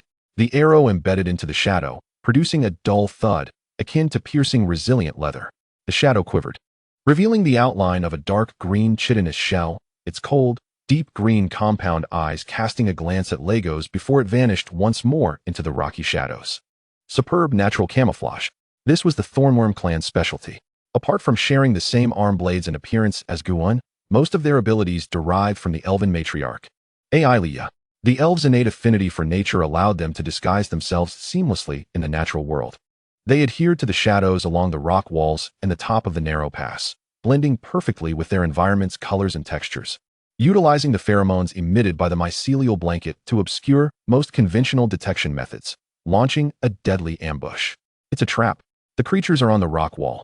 Legos hissed, warning his comrades with urgency as he battled against the numbness in his thigh, drawing his bow once more. Yet, more bone spines shot forth like venomous bees from all directions. Spirits of nature, heed my call. Thorny wall. Aira raised her slender branch staff, and a surge of vibrant green natural magic erupted forth. From the crevices in the rocks on either side of the narrow pass, countless resilient thorn vines grew wildly, intertwining to erect spiked barriers before the troop. Thud, thud, thud. Most of the subsequent bone spines were intercepted by the dense thorny vines, temporarily alleviating the pressure. Well done. Aira. Kaelin felt invigorated. Talon, protect the mages. Everyone else, clear the creatures from the rock wall. Legos, identify their positions. Talon let out a fierce roar, charging towards Aira, his massive shield crashing to the ground, forming a half-circle barrier with his earthy aura, sheltering Aira and 2 other mages within. His squad leader and 10 other mid-level heavy-armored warriors followed closely, establishing a tight defensive line. However, just as the elves sought to counterattack, focusing their attention on the rock wall above, the true strike erupted from beneath their feet. The unsettling rustling sounds emanated from the ground, soaked with pheromones from the mycelial blanket. The soil, which appeared merely darker and more saturated beneath the mycelial cover, began to writhe as if it were alive. The Thornworm clan, cloaked in dark green chitin, erupted from the earth like demons from hell. They had not charged from a distance, but had long been lurking within the mycelial network beneath the elven ranks. Below, watch your step, Kaelin shouted, his eyes widening as he slashed at a monstrous head that emerged from the ground beside him. Clang, a massive hand, encased in chitin, thrust forward, the emerald blade precisely blocking Kaelin's runic longsword. Sparks flew. A tremendous force traveled down the sword, numbing Kaelin's arm. It was a standard thornworm, its deep green compound eyes coldly fixed on Kaelin, while another bone blade, slicing through the air with a shrill whistle, aimed straight for Kaelin's midsection. Quick, ruthless, precise. Kaelin's battle instincts surged, and his body tilted at an improbable angle, narrowly avoiding the bone blade that grazed his chest plate, igniting sparks. He spun, channeling his battle aura into the runic longsword, which transformed into a sharp arc of light, cleaving down at the connection of the creature's shoulder. Clang. The clash of metal echoed. The wooden-textured shell proved exceptionally resilient, and despite Kaelin's full-force strike, it only created a deep crack, oozing thick, dark green fluid. The creature merely swayed, undeterred by the pain, raising its bone blade once more. Damn it, such a hard shell, Kaelin thought in horror, realizing that this beast's physical defense far surpassed his expectations. The narrow pass had instantly transformed into a bloody slaughterhouse. The thornworms surged from the ground, ensnaring the unprepared elves like deadly vines. They were numerous, at least over 40.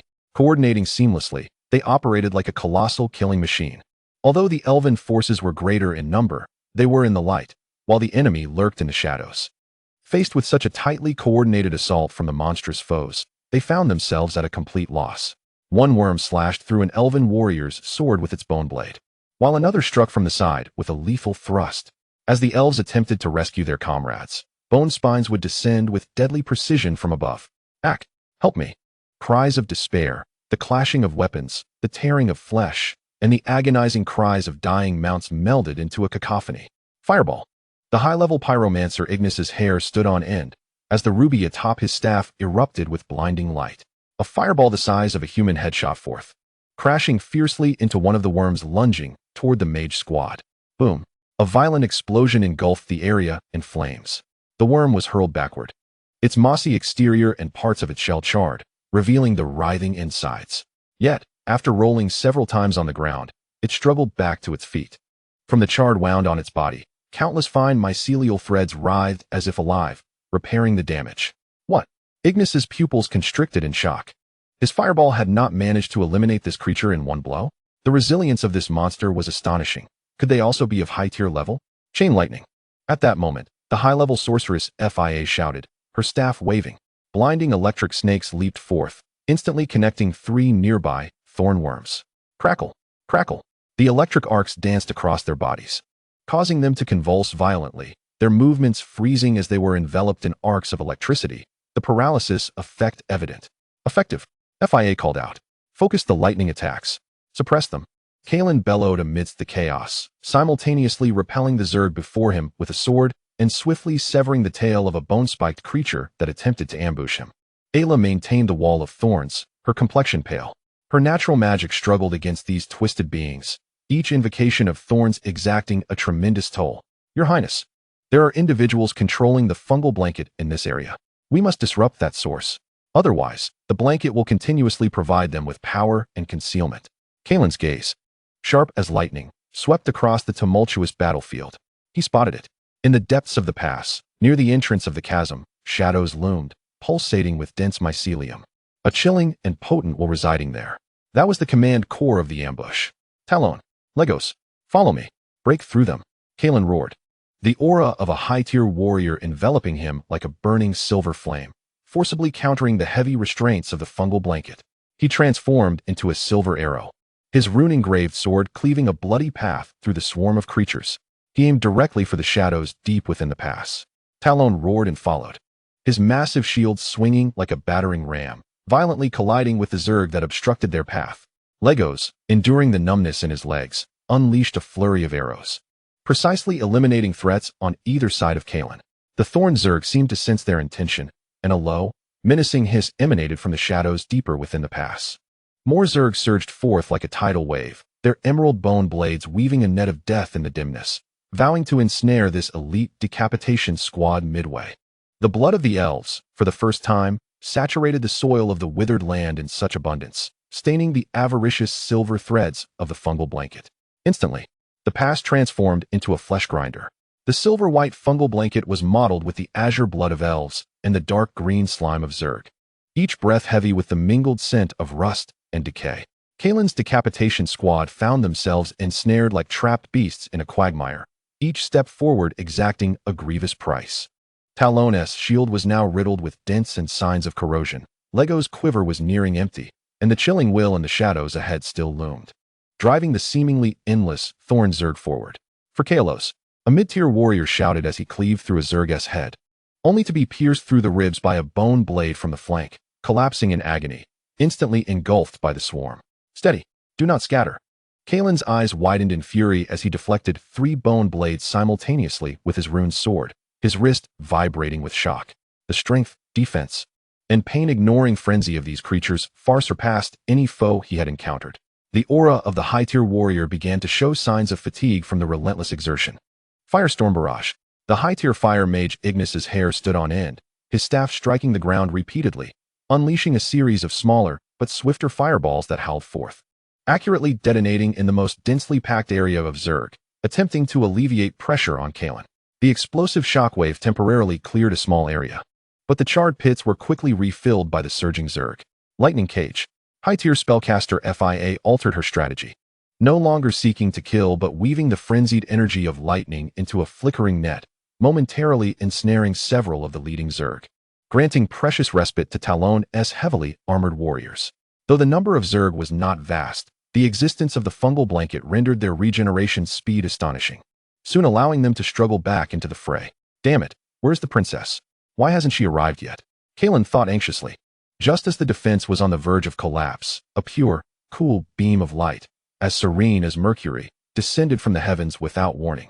It tore through the oppressive yellowish canopy of the withered land, precisely enveloping the area where the elven forces suffered the most casualties.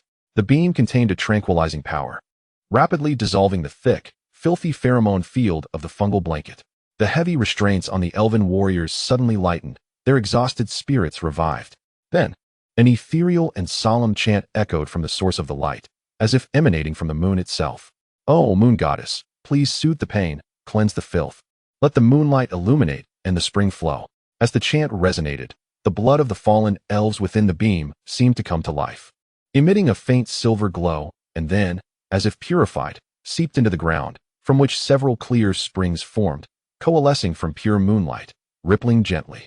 The water flowing from these springs was not mere water, but solidified moonlight energy.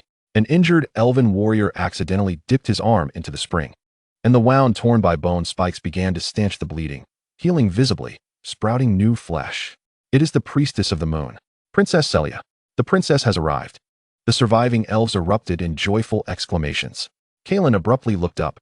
There, on a high ground behind the pass, stood a group of figures that had appeared unbeknownst to him. At their forefront was his sister, Celia Kalos. She still wore the silver ritual robe of the Moon Temple, but at this moment, the robe shimmered with intricate moonlight runes. And in her hand, she wielded a moon staff taller than a person, adorned with a massive moonstone at its apex. Her azure eyes held no trace of her usual tranquility, but rather radiated with divine majesty and righteous fury. A crown of pure moonlight revolved slowly above her head, showering down specks of brilliance. Chapter 24. Escalation of intensity. Behind her, 12 other moon priests, also clad in silver robes, stood in a fan formation, each holding various sacred artifacts, silver bells, crystal vials, moon blades. They chanted in unison, collectively constructing and maintaining that vast field of moonlight magic, their energies intertwined, momentarily creating a sacred domain belonging to the moon goddess in this area tainted by the will of the Zerg. Sister, Kalen felt invigorated. Celia's gaze quickly swept over the grim battlefield, witnessing the fallen elves and the grotesque Zerg. A flicker of sorrow crossed her eyes, which then transformed into a more resolute light. Moonlight Guardians, advance. Purify those twisted beings. With a wave of her staff, 4 tall elven warriors clad in silver light armor and wielding crescent-shaped blades surged forth from the priestly ranks like phantoms. The Moonlight Guardians moved with remarkable speed, their footsteps leaving nearly no trace on the moonlit ground, accurately penetrating the battlefield. Their curved blades generated arcs of silver moonlight, effortlessly cleaving through the shells of 2 thorned Zerg lunging at the wounded. Their class was evidently that of the Moonblade Guardians, specifically trained to protect the Moon Temple. Their rank at least peak mid-tier. Moonblade Guardians are a profession born from the faith in the Moon Goddess, capable of advancing to higher tiers such as Moon Priestess and Half-Moon Paladin. However, these represent elite combat forces, and the Elven Kingdom typically refrains from deploying them unless faced with insurmountable foes. All remaining combatants reorganized the defensive formation centered around the Moonlight Springs.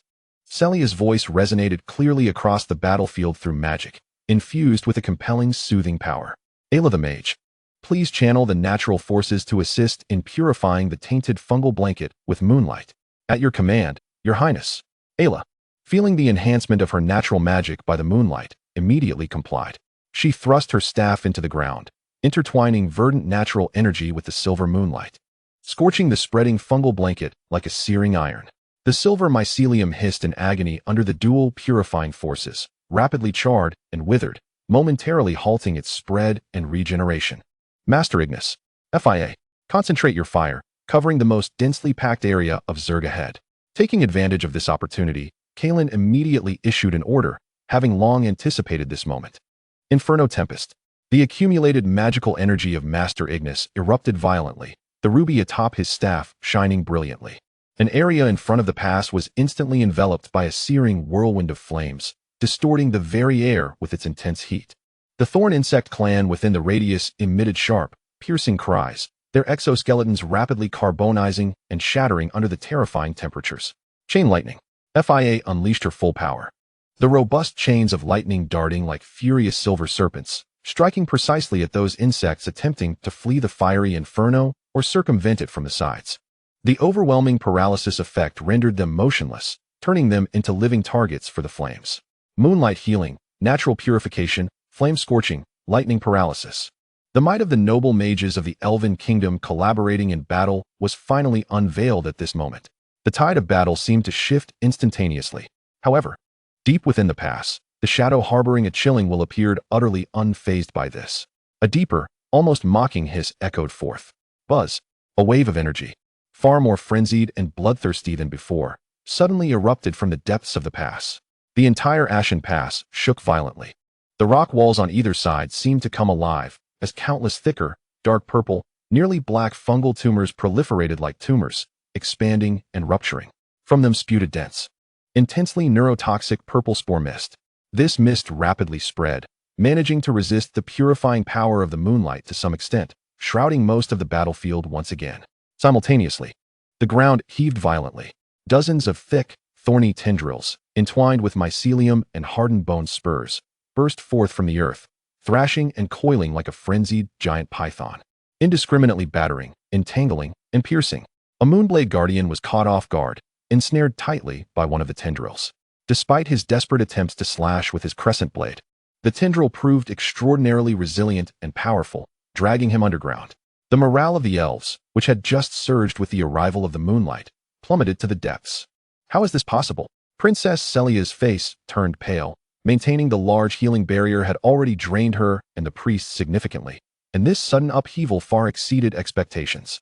On the battlefield, the mingling of the purple spore-toxic mist with the sweet, decaying odor of the fungal carpet fiercely resisted the moonlight's purification, plunging the battlefield back into darkness and suffocation. Steady. Purify the spores. Princess Celia suppressed her shock, raising her staff high, the radiance of the moonlight crown above her intensifying. Attempting to dispel the toxic mist, the moon priests behind her chanted more urgently, shaking their silver bells, showering more silvery light, barely maintaining a relatively safe zone around the elven line. Yet, the area had shrunk significantly, and pressure surged. Bang! A massive thorny tendril struck the giant shield of Talon with a resounding thud.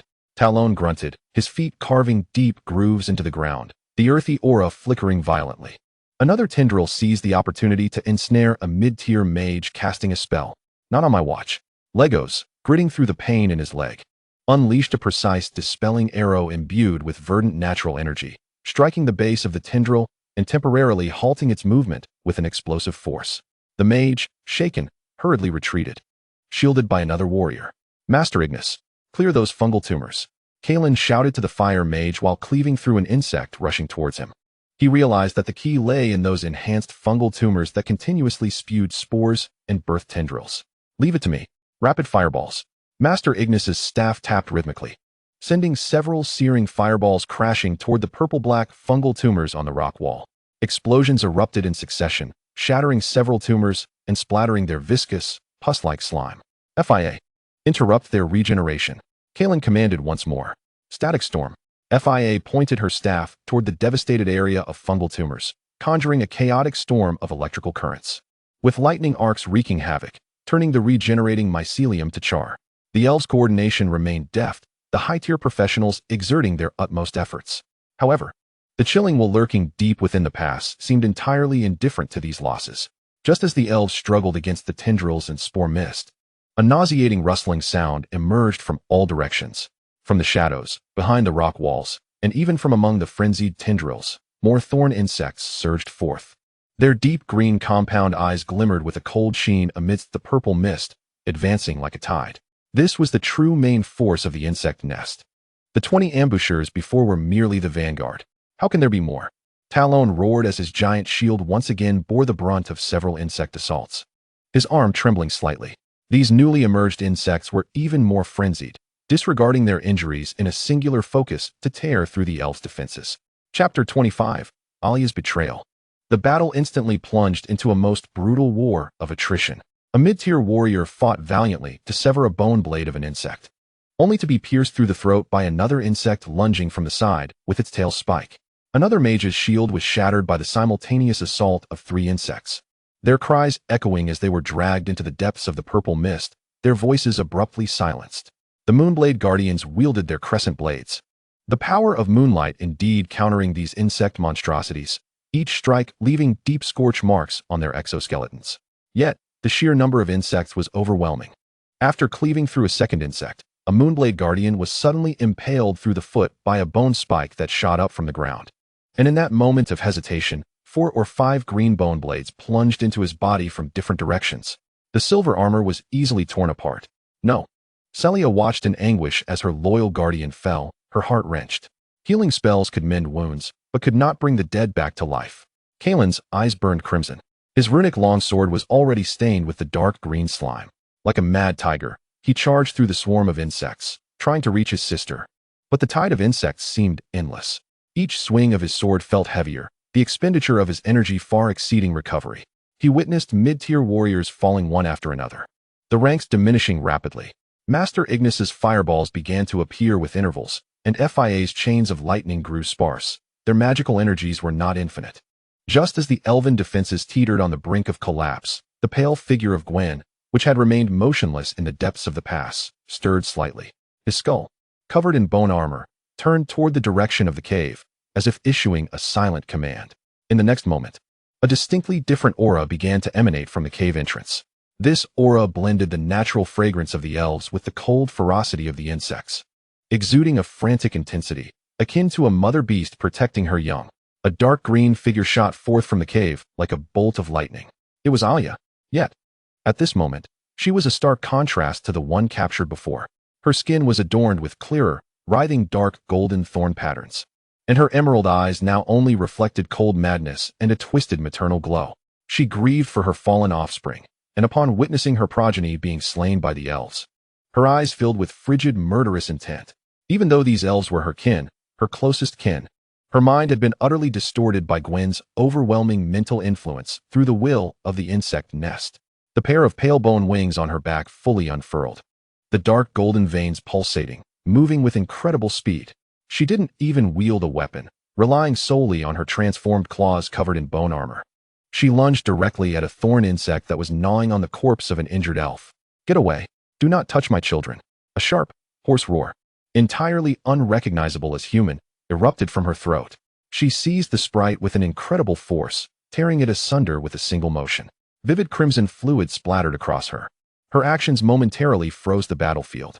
Even the frenzied thorn insect tribe seemed momentarily taken aback, their deep green compound eyes reflecting a flicker of both fear and delight towards Ailia. Ailia, Kulan, and Saylia gasped in unison, recognizing their sister, yet confronted with a version of her that was utterly alien and terrifying. "Little sister, is it you? Wake up." Kulan attempted to approach her, his voice hoarse with urgency. "Do not approach. Her condition is highly unstable. Allow me to attempt to dispel her aberration." Saylia swiftly intervened, immediately invoking the power of the moon goddess. "O moon goddess, please disperse the fog and soothe the lost soul with your tranquil light." A gentle moonlight sought to envelop Ailia. The moment the moonlight touched her, she trembled violently.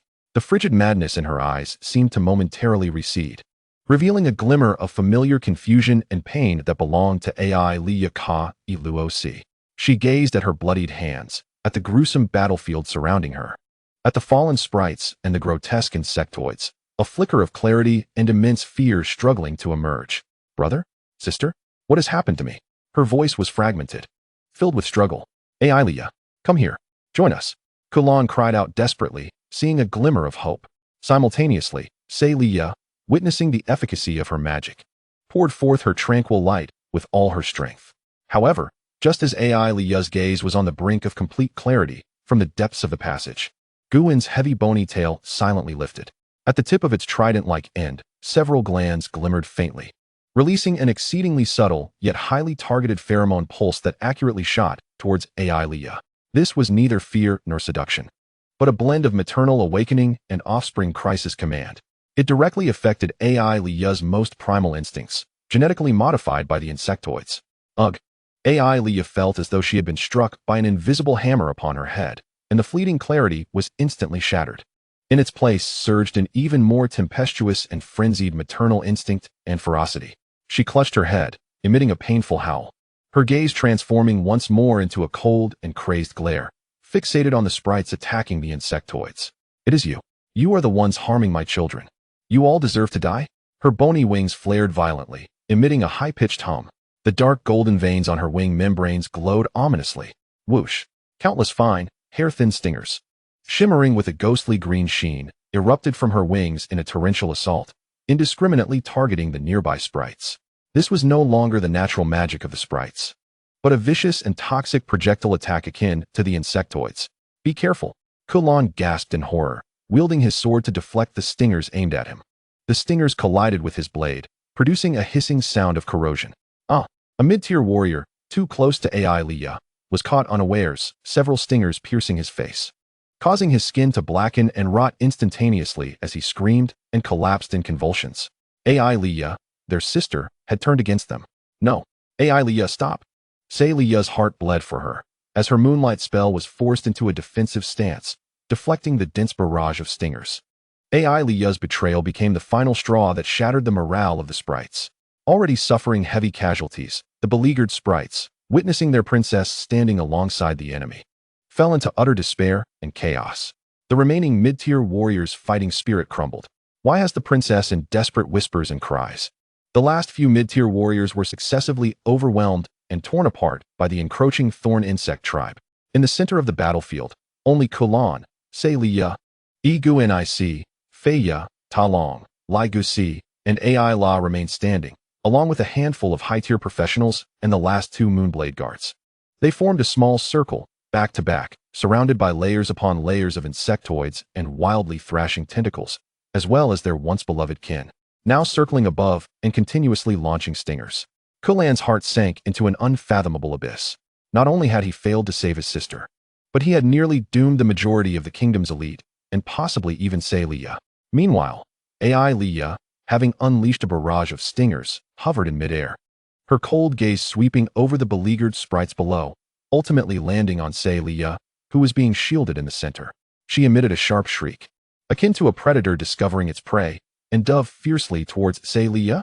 Protect the princess, Talong roared, raising his massive shield to stand before Say Leah. Kulan unhesitatingly placed himself in front of his sister, his rune-engraved sword aimed at the sister he once cherished, his heart filled with boundless sorrow and determination. Chapter 26. The Capture of Princess Say Leah. AI Leah's dive was accompanied by a piercing shriek that tore through the air, her twisted bony wings fully unfurling, casting a shadow of death. In her eyes, there was no trace of elven vitality left, only the primal madness of the insectoid mother. Driven by the instinct to protect offspring and seize resources, the target was clear: Say Leah. Block her. Kulan's battle aura ignited without reservation.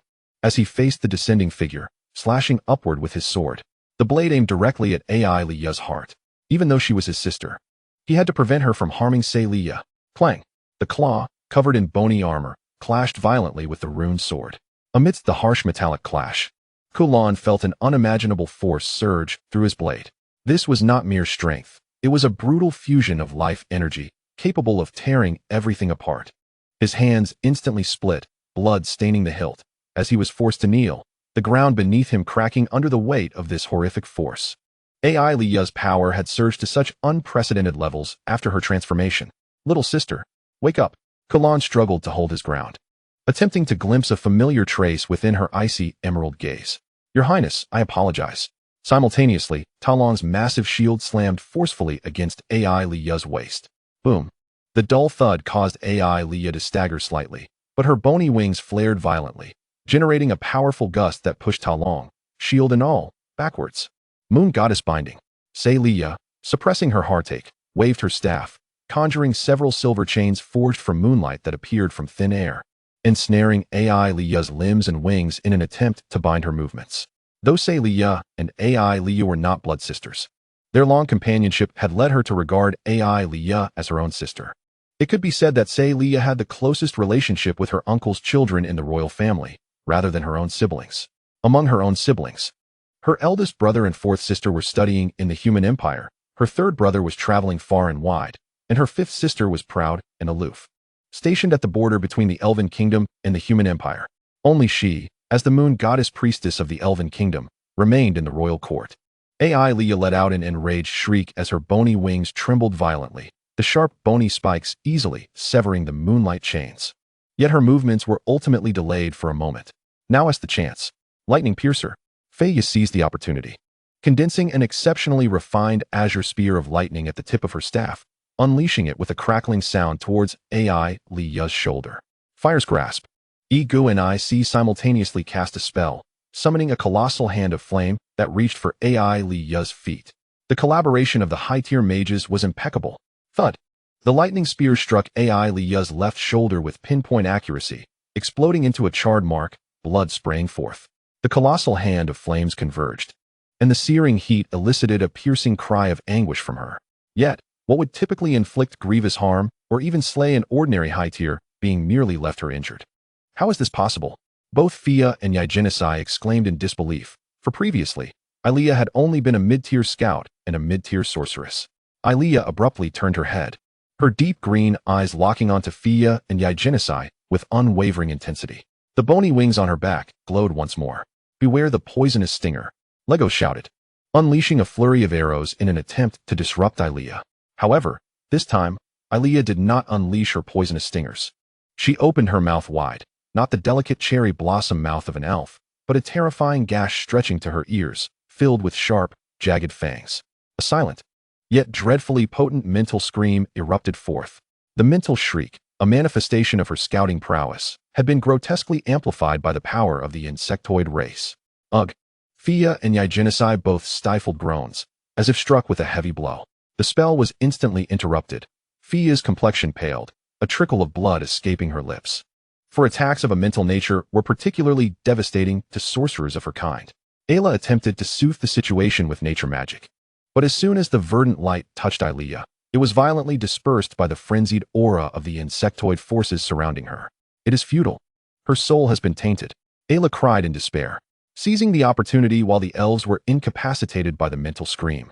Ilea disregarded her shoulder injury and lunged at Celia once more, her speed and fervor amplified. "Get away." Kalen forcefully suppressed the mental shock and positioned himself in front of Celia, his longsword poised for a swift thrust. Yet Ilea did not flinch nor evade. With a sickening squelch, Kalen's runic sword pierced her abdomen, the elven-forged blade penetrating her warped skin and muscle. Kalen was taken aback, astonished that Ilea did not dodge. Ilea glanced down at the sword embedded in her belly, a fleeting expression of anguish, reminiscent of her elven self, crossing her features, only to be immediately overshadowed by an even deeper madness. She grasped the blade, allowing the sharp edge to slice into her palm, and with a sudden surge, stepped forward. The sword plunged deeper into her body, but simultaneously, the distance between her and Kalen diminished. Her right hand, covered in bone armor, converged into a grotesque, pale bony dagger, aimed directly at Kalen's heart. A life for a life. The most merciless of tactics. "Kalen!" Celia cried out in horror, her staff radiating a powerful lunar light in an attempt to push Ilea away, but the proximity rendered it too late. Kalen sought to withdraw his sword, but Ilea's grip was unyielding. Just as the bony dagger was about to pierce his heart, in a moment of desperation, "Watch out, Your Highness!" Talon, bloodied and furious, charged in like an enraged bull, colliding into Ilea's side with his heavy shoulder armor. The impact staggered Ilea, causing the bony dagger to graze against Kalen's ribs, tearing through his chainmail and leaving a trail of blood. Seizing the moment, Kalen forcefully withdrew his sword and stumbled backward, feeling a searing pain in his side. However, Talon, having lost his balance from the collision, momentarily exposed his giant shield. It was in this fleeting moment of vulnerability that a thick, spiny tendril, which had been lying in wait beneath the fungus carpet, shot up like a venomous serpent, ensnaring Talon's right ankle, and with terrifying strength, dragged him downward. "Talon!" Kalen's eyes widened in fury, desperate to assist. But more tendrils and insectoid creatures surged forward. "Help me!" Talon managed a brief cry before being swiftly pulled beneath the roiling fungal blanket. Only a bloodied hand, desperately reaching skyward, was visible for a fleeting moment before vanishing entirely. Even the giant shield succumbing to the fungal onslaught. A powerful high-tier magic swordsman had fallen. No, Kalen nearly lost his mind, swinging his sword in a frenzy. But Celia held him back with all her might. Talon's tragic demise rang like a final death knell. The remaining elves descended into utter despair. Master Yaigenisai and Fia, drained of magic, appeared pallid. Lego's quiver was empty, and the paralysis in his legs intensified. Ayla's nature magic was severely suppressed within the nest of insects. Only one Moonblade Guardian remained, battered and bruised. Surrounding them were the ever-multiplying, relentless thorn insects, writhing tendrils, and the noxious mists, alongside the terrifying sister, suspended in midair. Her abdomen bleeding profusely, yet seemingly oblivious, once again fixing her gaze upon Celia. Deep within the passage, Gwen's figure, shrouded in bone armor, remained still. 6 compound eyes coldly observing all, as if relishing a drama whose outcome was already sealed. He did not personally intervene, merely manipulating Ilea and the swarm, poised to crush the elves' final resistance. "Sister," Kalen's voice was rasping with despair as he stood protectively in front of Celia, the tip of his sword trembling slightly. "I may not be able to bring you back." Celia gazed at her brother's continually bleeding side, witnessing the struggling, near-broken subordinates around her. and the unfamiliar sister drawing ever closer. A flicker of resoluteness flashed in her sea-blue eyes. Taking a deep breath, she struck the moon goddess staff heavily upon the ground. Her hands weaving a complex and ancient seal, her incantation transforming into an ethereal and sacred chant imbued with a sacrificial grandeur. In the name of the moon goddess, by the blood of Kaoloth, I beseech the silver moon's radiance to cleanse the world's impurities and bathe us in lunar light. This was the high-tier forbidden spell of the moon goddess priestess, invoking the pure power of moonlight that transcended her own tier. At the cost of her vitality and soul to enact indiscriminate purification. The power was immense, but the price was equally steep. As her chant concluded, the moon goddess staff in her grasp erupted with an unprecedented, blazing silver light. The brilliance even inflicted pain upon the insectoid's compound eyes. The moon, high in the sky, seemed to cast a solid beam of light, connecting with her. A torrent of powerful lunar energy erupted outward from her, like a tsunami. The surrounding purple spore mist was instantly evaporated and purified. The writhing tendrils screeched as if doused in acid, rapidly withering and snapping. The nearest thorn insects, illuminated by the silver light, emitted thick black smoke from their exteriors, their shells shattered, howling in agony, their movements abruptly frozen. Even Aelia was forced to retreat under the onslaught of this sudden, overwhelming, purifying force, black mist emanating from her as she emitted furious and discomfort shrieks. This strike nearly eradicated the multitude of threats surrounding them, granting the elves a brief respite. Yet the cost to Celia was monumental. After casting this spell, her complexion paled to that of a corpse, her body swayed unsteadily, and she coughed up a mouthful of blood that stained her silver-white ceremonial robe. Her vitality waned instantly, clearly now devoid of any fighting strength. Sister, Kaelin rushed to support her. Go, Kaelin, take everyone away, Celia weakly implored, her gaze beginning to fade. Leave? Where can we go? They were still encircled by the insectoid hordes. Meanwhile, Aelia, after her brief retreat, seemed to have adapted to the lingering lunar power, her madness intensifying. The wound in her abdomen rapidly healed under the nurturing energy of the fungal carpet, once more locking onto the nearly exhausted Celia. In this moment of despair, deep within the passage, Gwen finally made his move. It seemed he had lost patience with this game, or perhaps had developed a more direct interest in Celia's high-quality life energy, teetering on the brink of death. His armored form leaned slightly forward. In the next instant, everyone felt a blur before their eyes. A pale shadow darted across the battlefield as if teleporting, disregarding all obstacles, and instantaneously appeared before Celia. Quick, so alarmingly swift. Kaelin was caught off guard, witnessing a colossal hand, encased in chilling bone armor and adorned with sharp claws, effortlessly shatter the last flicker of Celia's feeble moonlight shield. It gripped her delicate, snow-white neck, lifting her completely from Kaelin's embrace. No, Kaelin let out a heart-wrenching roar, swinging his sword at that arm. Clang! The runic sword struck the arm's armor, merely sparking a few embers, failing to budge even slightly. Celia, feet off the ground, struggled futilely, her face turning purple from asphyxiation. The moon goddess's staff slipping from her grasp and falling to the ground. Gwen's bone-armored visage loomed close, scrutinizing the dying elven princess in his grip. 6 compound eyes flickered with chaotic data streams, seemingly analyzing the precious genes and energy contained within her body. Ignoring Kaelin's frantic slashes and the desperate attacks from other elves, he turned, holding Celia as one would a trophy, strolling deliberately towards the depths of the narrow passage, toward the cavernous nest. Aelia emitted a compliant hiss, circling him like the most loyal guardian. The remaining thorns insect swarm surged forth like a tide, completely engulfing the despairing Kaelin and the other elves. Chapter 27, New Abilities. Energy coordination. The shadows deep within the passage consumed Celia's final silhouette.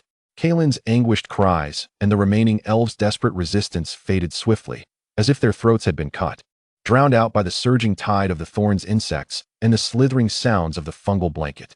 Upon Gwen's entrance to the cavern, the entryway was once again shrouded in a dense atmosphere, mingled with pheromones and blood, isolating them from the outside world. Inside the cavern, the scene was both eerie and tranquil. The silvery fungal blanket, resembling a living organism, enveloped every inch of rock, adorned with bioluminescent mushrooms that emitted a ghostly glow, illuminating this subterranean space like an extraterrestrial nightmare. The central hatching pool, pulsating with dark golden energy, throbbed rhythmically, akin to the cold heart of a nest. The air was thick with a suffocatingly sweet pheromone.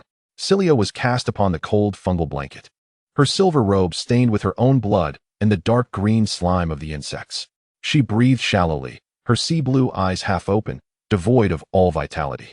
The moonlight's baptism had drained her of all life force and spiritual power. At this moment, she was weaker than an ordinary elven commoner. However, her high-tier essence as a priestess of the moon goddess and the unique energy embedded in her royal bloodline shone like a faint candle in the dark, clearly reflected in Gwen's compound eyes. Gwen's towering figure, cloaked in pale bone armor, stood before her, as his 6 dark golden eyes emotionlessly scanned the dying body, analyzing and comparing her energy spectrum with Aaliyah's. Aaliyah provided a natural affinity and feeble life healing through the thorn's insects, leaning more towards offense, defense, and environmental adaptation. That feeble life healing could mend minor wounds, but as stated, the strength of the insects stemmed from the specific genes of the progenitor. Aaliyah's magical capabilities were evidently lacking. In contrast, Celia's core was the pure moonlight energy, leaning more towards healing, purification, energy amplification, and mental tranquility. She was yet another powerful high-tier practitioner. A cold thought flickered in Gwen's core. He required a supportive insect branch, one capable of healing severely injured units, enhancing the combat effectiveness of other insects, and even purifying adverse environments to maintain the efficient operation of the nest. Though the fungal blanket performed this function well, it required vast amounts of flesh to sustain itself. Nearly half of the flesh hunted in recent days had been consumed by the fungal blanket. Moreover, during the skirmish with the elves, the blanket had stealthily devoured several. The most crucial point was that the fungal blanket could only spread from within the nest. Although it could extend further, it required time and substantial flesh to maintain, rendering its healing capabilities suboptimal. Forming a corresponding insect army would be the best choice. The power of moonlight was the finest option. Gwen still recalled the incredible benefits that the elven team's moonlight energy had conferred upon the elves. Just then, accompanied by a flurry of rapid wing beats, Aaliyah's figure darted into the cavern. She landed nearby, her wounds having healed significantly under the nourishment of the fungal blanket, yet her face still bore remnants of madness. She gazed at Gwen with an expression seeking praise, while also curiously observing Celia, seemingly intrigued by her. Gwen disregarded Aaliyah. With a thought, the nest's mycelium began to restore Celia's lifeless body to its optimal state. Gwen successfully replicated the genes within her. Celia's genetic capabilities were not the life-affirming, vibrant natural powers derived from the forest, as seen in Aaliyah, but rather a purer essence inclined towards mental and energy modulation. The core talent not merely being the healing moonlight energy, but energy coordination and amplification. This power flowed like cold silver moonlight, washing over Gwen's insect gene chain, imparting an unusual clarity and mastery distinct from the strength gained through the consumption of flesh. He keenly sensed a heightened understanding of the energy flow surrounding him, even faintly touching upon the pulsating rhythms of the dark golden energy liquid within the hatching pool, as well as the subtle waves of information transmitted through the fungal blanket network. Gene replication complete, moonlight coordination. Effect significantly enhances energy perception and control precision, allowing for minor guidance, amplification, or suppression of energy output in oneself and units within a certain range, regardless of ally or foe.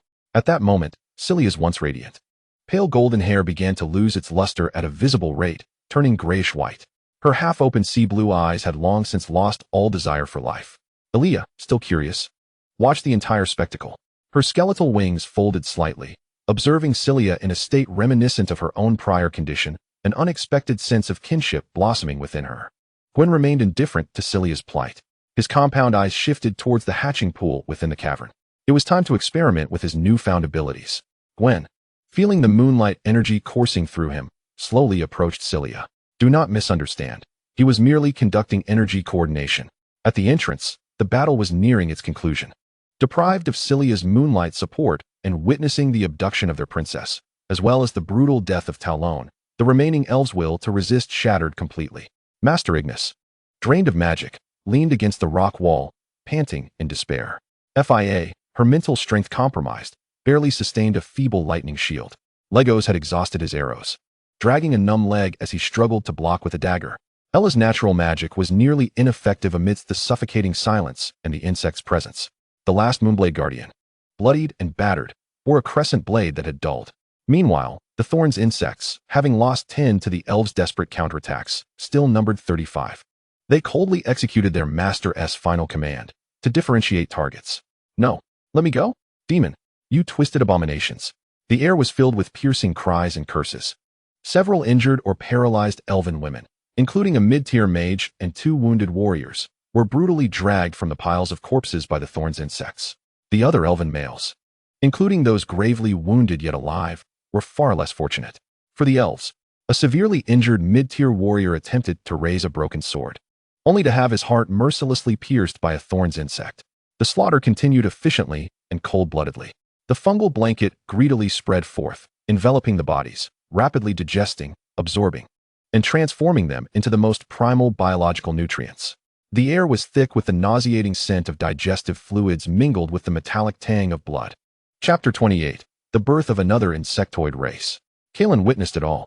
He watched as Ignis was pierced through the chest by a bone blade of the insectoid, the usually composed master's eyes reflecting only emptiness and confusion in their final moments.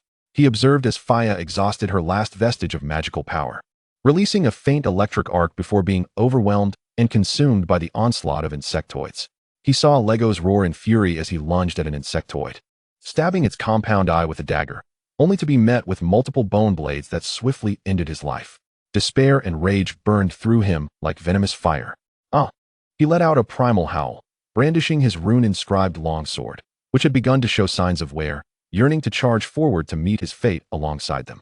Yet, a flicker of reason and Syria's final admonition held him back. Leave, Kalen, take everyone away. His sister's frail voice echoed in his mind. Leave. Someone must survive. Someone must bring back the horrors that have transpired here, the existence of this dreadful hive, to the royal court. This was not retreat. It was a desperate flight bearing the hopes of all the fallen. Go. Kalen grasped the closest ally, the similarly numbed and despairing Ayla, and shouted at the Moonblade Guardian, who was still fighting valiantly, cover us. Retreat. The Moonblade Guardian, upon hearing this, flashed a final look of resolve. He erupted in a dazzling display of moonlight, perhaps a secret technique that consumed his very life force, using it to temporarily repel several insectoids nearby, creating a fleeting opportunity for Kalen and Ayla. Go. The Guardian's last words were swallowed by the insectoid's shrieks. Kalen grimaced, casting one last glance towards the cave that had swallowed his sister. He turned abruptly, clutching Ayla, who was nearly incapacitated, and unleashed the full speed of a high-ranking warrior, fleeing towards the exit, away from the desolate land. Several thorn insectoids immediately pursued them with shrill cries. However, Kalen, being a high-ranking warrior, moved swiftly with a singular focus on escape. He cleaved through the weak fungal strands and low thorns that obstructed his path, relying on his hazy recollection of the terrain as he desperately surged forth. After a distance, the pursuing insectoids seemed to receive a command and gradually halted, cold compound eyes fixating on the 2 fleeing figures as they disappeared into the darkness of the wasteland. Their primary objective was to clear the battlefield and escort resources back to their hive. Moreover, upon their return, they would undoubtedly bring back even more resources. Kalen and Ayla ran for what felt like an eternity until they were finally far from the suffocating aura of the Ashen Pass. Until their legs felt as heavy as lead, until the wounds on his ribs bled anew from the exertion of their frantic flight, staining his armor. At last, he collapsed amidst a patch of withered shrubs, gasping for breath, each inhalation laced with the metallic tang of blood and the grit of dust.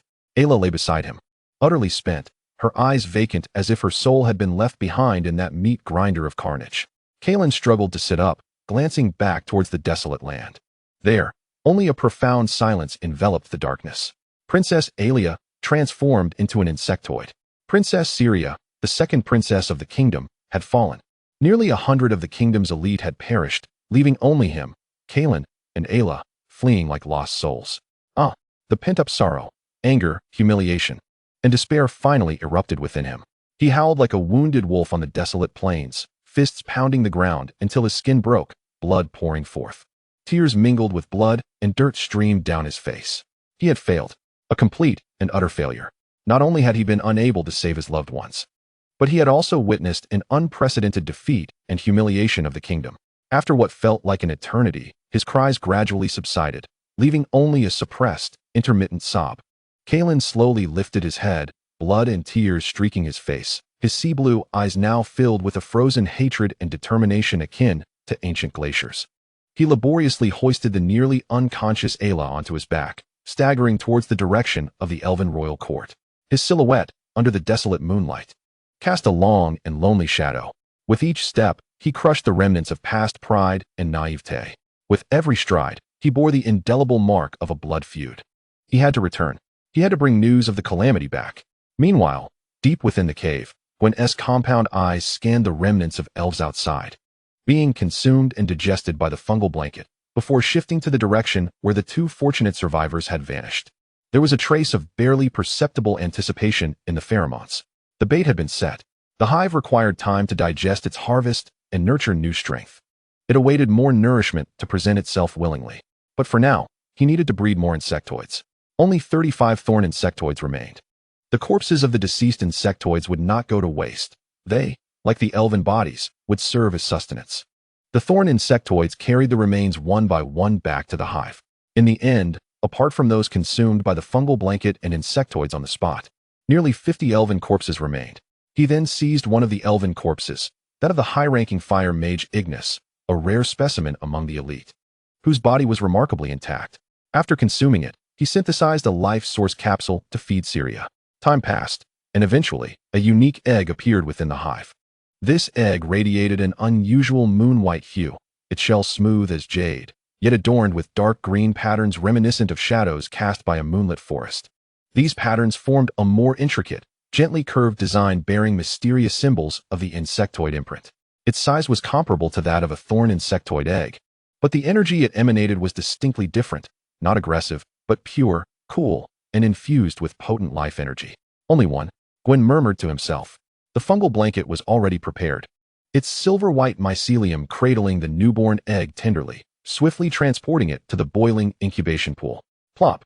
The moon-white egg sank into the dark golden energy liquid, not provoking any violent energy backlash, but rather merging seamlessly like a droplet into a lake, quickly assimilated and enveloped. The glow of the pool seemed to become more refined and stable as a result. Gwen's gaze followed the moon-white insect egg. Under the dual guidance of his will and lunar light coordination, the energy of the incubation pool was injected with unprecedented efficiency. He needed to see if this offspring would exhibit capabilities corresponding to its value.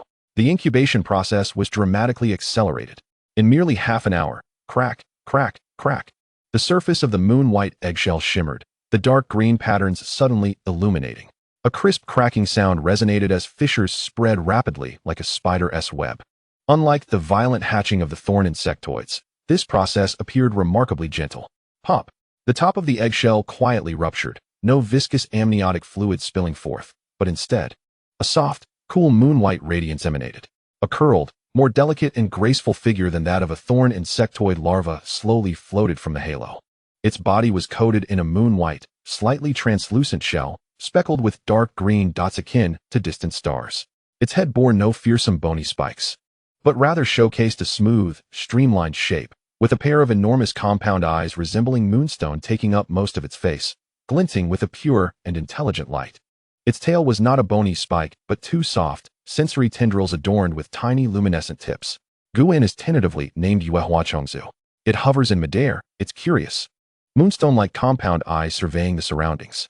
Soon, it notices several injured Jianxi Chongzu nearby, their shells cracked and viscous fluids oozing from their wounds as they struggle in battle with the elves.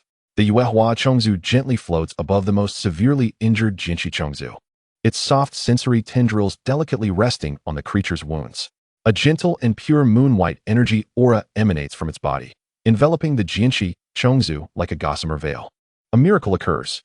The grotesque wound seems to receive the most effective directive, and the pace of regeneration accelerates exponentially. The edges of the cracked shell swiftly heal. The leaking viscous fluid ceases, and even the color of the shell appears to deepen and shine. The once listless Jianxi Chongzu emits a comfortable low hiss, its breath visibly growing stronger. Guwen's compound eyes witness this scene, while simultaneously comprehending this newfound power through the will of the insect hive. Yuehua healing. It efficiently repairs injuries to the Chongzu units and slightly enhances their fundamental attributes, including shell hardness, strength, and speed. This is merely the beginning. The Yuehua Chongzu seems to instinctively understand how to wield its power. It drifts towards the hatching pool, its sensory tendrils gently probing into the bubbling energy liquid. A wondrous scene unfolds. The hatching pool, which previously passively absorbed energy, now flows more orderly and efficiently under its guidance. The dark, golden Gaudi's runes at the bottom seem infused with vitality, their brightness intensifying, and the energy conversion rate appears to improve. Energy coordination. It optimizes energy flow on a small scale, enhancing energy utilization efficiency. Guwen's cold compound eyes observe all of this, a hint of satisfaction stirring within its core. The value of the Yue Hua Chongzhu far exceeds expectations. They will serve as the most formidable logistical support and combat enhancers for the insect hive. Simultaneously, the Yue Hua Chongzhu also inherits its potent pheromone abilities.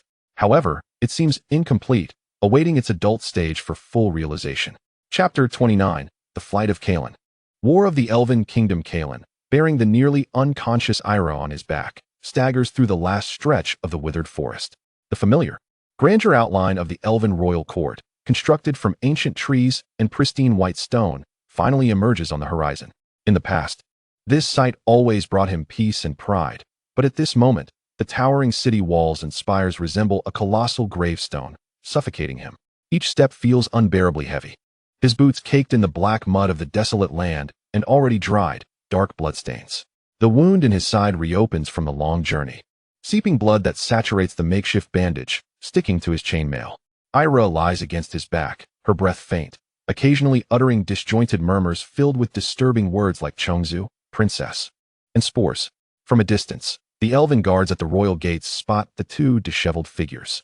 Upon recognizing them as Prince Kalen and the nature mage Ira, shock spreads across every face. Prince Kalen, quickly, summon the prince and the king. A healer. We need a healer.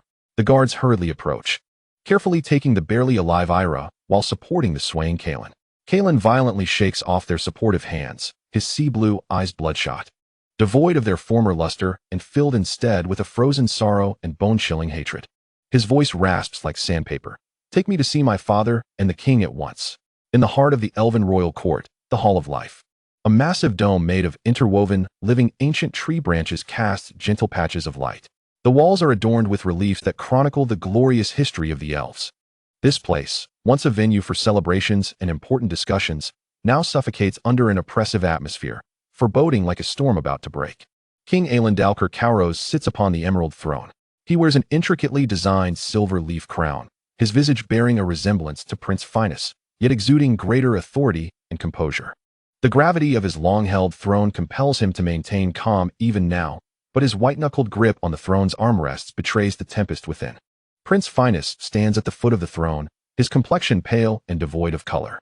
Upon seeing Kalen enter alone, drenched in blood and bearing that look of despair, he sways slightly, nearly losing his balance. He opens his mouth but produces no sound, his gaze fixed intently on his son. Several esteemed ministers of the kingdom are present within the hall. The white-haired minister of military affairs, the grave-faced grand mage of the court, and a high-ranking priestess of the moon goddess. Kalen steps to the center of the hall without offering a salute. He raises his head, locking eyes with the king and his father, his voice eerily calm yet laden with soul-rending anguish. At the ashen pass of the withered land, we encountered an unimaginable foe. It was not a tide of monsters, it was a hive, a Chongzhu nest possessing advanced intelligence, terrifying organizational capabilities, and bizarre biological technology. The Linen Guard was annihilated. Master Ignis, Mage FIA, Captain Legos, and all the high-ranking members who went, except for Ira and me, perished. They can manipulate the mycelium, disguise themselves, and their defenses are formidable with rapid regeneration and overwhelming numbers. His voice begins to tremble, yet he forces it down. Elia. He looks toward his father Finus, his eyes filled with endless pain. She is still alive, but she has been transformed. She has become one of them and has attacked us. At last, he nearly expends all his strength to utter the most brutal truth. Sister Celia, to save us, used the moonlight baptism and was taken away by that Chongzhu overlord after exhausting her power. Silence. The Hall of Life descends into absolute stillness. Only the heavy and pained breaths of Prince Finus can be heard, along with the sound of a minister gasping in disbelief. The entire army annihilated, the princess captured. The voice of the Minister of Military Affairs is parched, this veteran of countless storms filled with incredulous shock. The Chongzhu nest has transformed the Elven court. The Grand Mage of the court murmurs, his staff's gem flickering in response to his emotional turmoil. Recalling ancient records that had long been confirmed as extinct, how could this be possible? By the moon goddess. The high-ranking priestess covers her mouth, her eyes filled with fear and sorrow. Prince Finus suddenly steps forward, gripping Kaelin's shoulders, his fingers trembling with intensity. Kaelin. Aaliyah, she really. His voice chokes, unable to articulate the word. His sea-blue eyes reflecting the profound pain and a glimmer of desperate hope that his son would tell him it was merely an illusion. Kaelin, in torment, closes his eyes and nods, his voice hoarse. I witnessed it with my own eyes, Father. She has turned into a monster and attacked us. She even referred to those Chongzhu as her children. The final words are nearly forced out through gritted teeth. Bang! Prince Finus can no longer hold himself together. His fist crashing into a nearby gem-encrusted pillar, causing fine cracks to appear on the hard stone surface. He raises his head. His eyes no longer filled with sorrow but ablaze with near-manic fury and despair. Aelin Dalker. He roars at the king, his own brother. Did you hear that? My daughter, your niece, has turned into a monster. Celia, your daughter, has been taken by those filthy insects. We must deploy our forces immediately. At once. Flatten that damned land. Bring them back. His voice distorts with overwhelming emotion. King Aelin Dalker slowly rises from the throne. His face is shrouded in frost, his gaze sharp as an eagle. Calm down, Finus. His voice was deep and resonant, imbued with an undeniable authority that quelled the prince's agitation. Anger could not resurrect our child. It would only lead to further sacrifices. He turned his gaze to Kaelin, his eyes seemingly penetrating Kaelin's very soul, seeking to unveil every dreadful detail. Kaelin, are you certain that Aaliyah has undergone a complete transformation? Is Celia still alive? I witnessed firsthand the powerlessness in Kaelin's voice. Aaliyah wielded abilities exclusive to the Zerg to attack us. Celia's life mark remained, albeit faint, as I fled. The king fell silent for a moment. The atmosphere within the grand hall thick with tension. On the throne, Elendil, the elven king, slowly rose. His complexion was ashen, yet his gaze was as frigid as eternal ice, a cold fury coalescing around him, seemingly lowering the temperature of the entire hall of life. Carlos. The king's voice shattered the suffocating silence, icy and commanding, imbued with an unequivocal resolve. Take the mage Ayla to the Moon Temple. Spare no effort in her treatment, and compel her to recall all details regarding the enemy. Military minister, sound the ancient war bell immediately. Summon all patrolling legions, all high-ranking professionals on leave, as well as all court mages and temple priests. The kingdom is to enter a state of maximum readiness. Court Archmage. Unlock the forbidden knowledge repository in the depths of the royal library. Seek all records pertaining to the Zerg, biological nests, and mental control. I demand to know the nature of our adversary and their vulnerabilities. Chapter 30. The Omen of Total War. Finus. The king's gaze shifted to his nearly distraught brother. His tone slightly softened, yet it remained icy.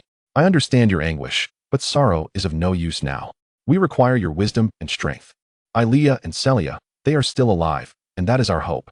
We must rescue them, regardless of what they have become. Before that, we must crush the nest that dares to defile the royal family. The king's orders were clear and swift, injecting vigor into the machinery of war. The deep, resonant chime of the war bell soon echoed throughout the elven court, reverberating into the surrounding forests. This bell had not sounded for centuries, and each toll signified the kingdom's confrontation with existential peril. Wherever the sound reached, all elves, be they warriors, mages, rangers, or priests, paused their tasks. Their expressions grave as they turned to face the court. A palpable air of tension and foreboding swiftly replaced the court's customary tranquility. Kaelin stood still, listening to the bell that heralded the onset of war, observing the ministers and generals springing into action. His sorrow remained undiminished, yet it was supplanted by an even colder, more resolute emotion. Vengeance. Vengeance at any cost. He raised his head, fixing his gaze upon the king on the throne, his voice hoarse yet resolute. Your Majesty, please permit me to join the vanguard. I am familiar with the terrain. I wish to end that creature with my own hands. King Elendil studied him, recognizing the determination forged through blood and fire in his nephew's eyes. Granted. In the withered lands, the Zerg nest cavern, Gwen's compound eyes subtly shifted. Through the mycelium's faint yet persistent sensory tendrils, he detected a unique energy fluctuation emanating from the distant elven court. It was not magic, but a tremor filled with warning and summoning. Very faint, yet unyielding. Simultaneously, he observed that the two fleeing elves had completely exited the maximum range detectable by the mycelium. The bait had been consumed. The response was swift. His chitinous form turned towards the boiling hatching pool. Within, 3 spiny Zerg and 2 Moonlight Zerg eggs were on the cusp of hatching. The Moonlight Zerg larva had already matured into a young adult. In its mature form, it had become more elongated and proportionate, retaining a predominance of moon white with accents of inky purple spots. Its exoskeleton had transitioned from smooth to a texture reminiscent of moonstone, exuding a gentle luster and greater resilience. The compound eyes of the moonlight Zerg were larger, with an intricate internal structure that allowed visibility of energy flow and life threads. Unlike the spiny Zerg, it bore 2 or 3 pairs of delicate, gossamer-like energy wings, not for flight, but for the broad dissemination of its energy effects. The 2 sensory tendrils at its tail had evolved to be more agile and robust, their luminescence brighter, capable of emitting finer strands of energy. Under the influence of the moonlight Zerg, the hatching process of the eggs was significantly expedited. The 9 elven female captives had succumbed to a stupor induced by pheromones and mycelium, their bodily injuries healing rapidly. Ilea stood aside, coldly observing the newly arrived sisters. Including Celia and the remaining 9 elves, her skeletal wings occasionally fluttering softly. The nest was internalizing its gains, accumulating strength. Gwen's consciousness swept through the entire cavern. 35 spiny Zerg, 1 moonlight coordinator, and newly emerging units were not enough. Far from sufficient. He understood that the next arrival might not be a tentative squad, but the true war machine of the Elven Kingdom. In the Hall of Life, the urgent military meeting had persisted for several days. Kaelin's detailed report, alongside the fragmented recollections of Ayla, who was being treated with utmost effort by the Moon Temple priests, was repeatedly analyzed and pieced together. The vast magical sand table accurately depicted the terrain of Ashen Pass and the surrounding withered lands, filled with markers representing enemy and ally positions. Based on the descriptions from Prince Kaelin and Mage Ayla, along with corroborations from ancient texts, the court archmage's voice bore an unprecedented gravity, his ancient tomes exuding a time-worn aura. What we face is highly likely to be the ancient calamity known as the Gydes Zerg, long thought to be utterly extinct. The military minister, Gydes, echoed the unfamiliar yet ancient name, his brow furrowed. Ancient legends recount, the archmage continued, his voice resonating in the silent hall, that they are not a native species of this world, but terrifying predators from beyond the stars. Their sole purpose is to consume all, alter environments, and proliferate. Their core abilities lie in gene plunder and replication, capable of absorbing the genetic traits of superior organisms through unique means and rapidly nurturing new combat units that blend their own characteristics with those of their prey. The biological nests they construct serve as living war factories and sources of energy. In ancient times, they unleashed devastation across the continent. Countless races united and paid an unimaginable price to ultimately destroy their main nest, eradicating the remaining units. It has been thousands of years since then, and all records suggest they have been completely annihilated. Who could have thought they would reemerge? And of all places, in a land so desolate? A general could not help but inquire. Perhaps it is related to the death and silence of that land, speculated another mage skilled in necromancy. In the depths of ultimate death, could it be that an extreme form of life is born? Or perhaps it is some temporal rift beyond our comprehension. Regardless of the cause, King Elendal's cold voice interrupted the discussions below. They have appeared and killed our people, defiled the princess of the royal family. That is enough. What we need are methods to eradicate them, not archaeology. Your Majesty, the court archmage bowed. Ancient texts record that the Gydes Zerg are highly reliant on their nests and a biological substrate known as mycelium. The mycelium provides them with energy, cover, and rapid mobility. Destroying the mycelium would significantly weaken them. Furthermore, although they possess the ability to replicate genes, they appear incapable of perfectly inheriting certain uniquely extraordinary powers that demand a profound spiritual resonance, such as the pure divine strength of the moon goddess, the highly refined heart of nature, or the exclusive laws of certain legendary realms. This implies that high-tier and legendary beings, particularly those with unique inheritances, will serve as the primary force against them, the Minister of Military Affairs concluded. Indeed, the Grand Mage nodded, emphasizing the necessity for swift resolution. The reproductive and evolutionary speed of the Zerg surpasses imagination. Allowing them time equates to nurturing disasters beyond our comprehension. At that moment, a voice heralding an announcement echoed from outside the hall. His Highness Prince Kailuos and Her Highness Princess Aerwin have arrived at the royal court. The atmosphere within the hall vibrated with energy as 2 weary yet formidable elves strode into the Hall of Life. Leading them was a male elf adorned in a deep blue mage's cloak, studded with mithril runes, wielding an extraordinary staff seemingly forged from ice crystals and lightning. His handsome features bore a resemblance to Kaelin, yet he exuded a greater sense of composure and wisdom, with his silver blue eyes seemingly reflecting countless streams of data. He was none other than Kauros, the eldest son of Prince Finus and brother to Kalin, a master mage dedicated to the study of ancient magic and elemental fusion during his extensive travels. Following closely behind was a lithe and fierce female elf, donned in lightweight dark green ranger leather armor, draped in a gray cloak, with two uniquely shaped scimitars resembling phoenix wings crossed at her back. Her skin radiated a healthy honey hue, and her long silver hair was tied back in a neat ponytail, her pointed ears quivering slightly, eyes sharp as an eagle's, seemingly capable of perceiving the minutest details. She was Eowyn Kauros, the fifth child of King Aelendale, renowned for her skills in tracking, reconnaissance, and lightning-fast raids. Stationed at the border between the kingdom and the human empire, Finus had 3 children, while Aelendale had 5, excluding the second princess Celia, who was abducted, and the eldest prince and 4th princess who were studying in the human empire, with the 3rd prince frequently traveling abroad. Aelendale had already informed his children, but the distance to the human empire was vast, and the 3rd prince had yet to respond. Only the 5th princess returned from the border. "Father, Uncle," Kylos said, placing a hand over his chest in salute, his voice steady, yet concern and gravity shone in his eyes as he turned to Finus and Kalin. "We rushed back at full speed upon receiving the war bell and urgent messages. Is the situation truly this dire?" Eowyn, on the other hand, approached the sand table, her keen gaze swiftly scanning the terrain markers of Ashen Pass, and coldly inquired, "What is the latest intelligence regarding the enemy's numbers, types, and defensive deployments?" Kalin, observing the return of his brother and cousin, felt a tumult of emotions within him. He quickly recounted the situation once more, emphasizing the Zerg's combat tactics and the fates of Aelia and Celia. Upon hearing this, a profound sorrow flickered in Kylos's silver-blue eyes, quickly succeeded by a chilling rationality. The gene-pirating characteristics of the nest indeed align with the descriptions of the Gaddis Zerg found in ancient tomes. They must be eradicated at all costs. Eowyn traced her fingers across the position on the sand table that represented the pass, her tone icy. "Masters of ambush, relying on terrain and fungal blankets, let us either force them out or crush them in their most favored terrain. I require a squad of elite rangers to clear outer sentries and guide the strikes. Your return is most fortuitous," the king spoke solemnly. "Kylos, you are responsible for coordinating all mage forces, particularly for the purification and area damage against the fungal blankets. Eowyn, you will command the rangers and assault troops. I want you to tear through their defenses like a blade. Minister of Military Affairs, what is the status of troop assembly?" "Your Majesty." The Minister of Military Affairs responded loudly. "All high-tier and above practitioners within the territory have been recalled and gathered.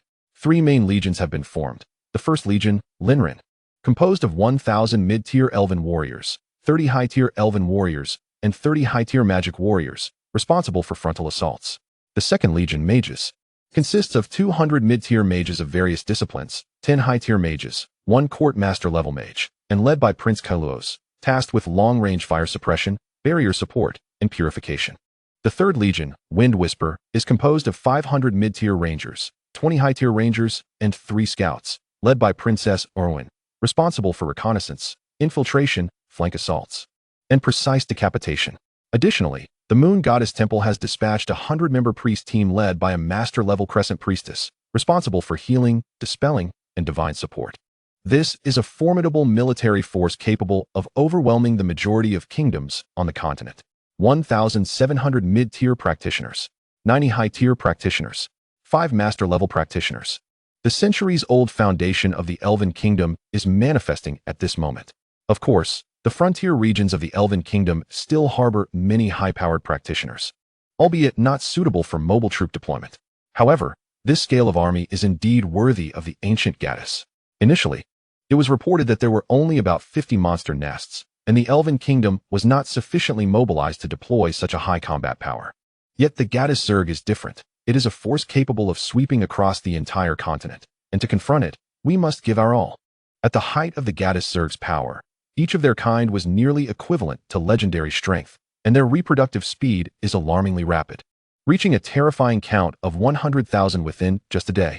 However, for reasons unknown, they have been resurrected on this continent, even though it is known that their strength and reproductive speed are not as ferocious as in ancient times. Nevertheless, even a withered camel is larger than a horse. It is still insufficient. The king's gaze swept over the assembly. "Issue the command to open the treasury and distribute all stored magical scrolls, enchanted arrows, and potent potions. For this battle, We shall spare no expense. Yes, the thunderous response resonated throughout the Hall of Life. The war machine had fully commenced its operation. Simultaneously, deep within the Blighted Lands, nearly 2 weeks had passed, which felt like half a century to the crazily proliferating nest. The cavern had expanded far beyond its initial scale. The fungal blankets surged like a silvery tide, not only completely covering the cavern, but also spreading wildly towards the surrounding passes, mountain walls, and even deeper underground, converting vast areas into the Zerg's domain. The incubation pools had tripled in size, with the boiling energy liquid almost turning into a viscous golden paste. The surging energy fluctuations distorting the very air. Along the edges of the pools, hundreds of hatching eggs were densely arranged. Most of them were covered in moss. The verdant thorny Zerg eggs, but among them were also dozens of moonlight Zerg eggs. The sounds of cracking shells echoed continuously.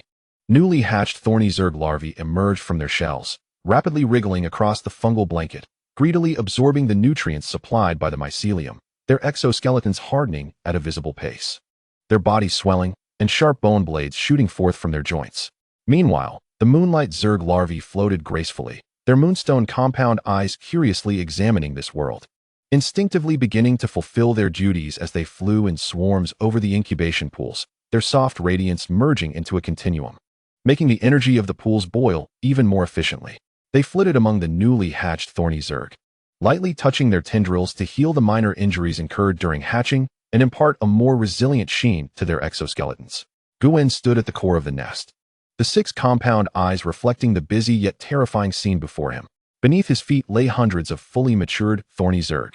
They resembled a deathly green forest, their wooden-textured exoskeletons glistening with a cold sheen under the dim light, their deep green compound eyes cold and merciless. The sound of their arm blades rubbing against each other producing a faint crackle. Among them, approximately 2/3 are the larger, more robust, and menacingly armored third-generation thorn insect race.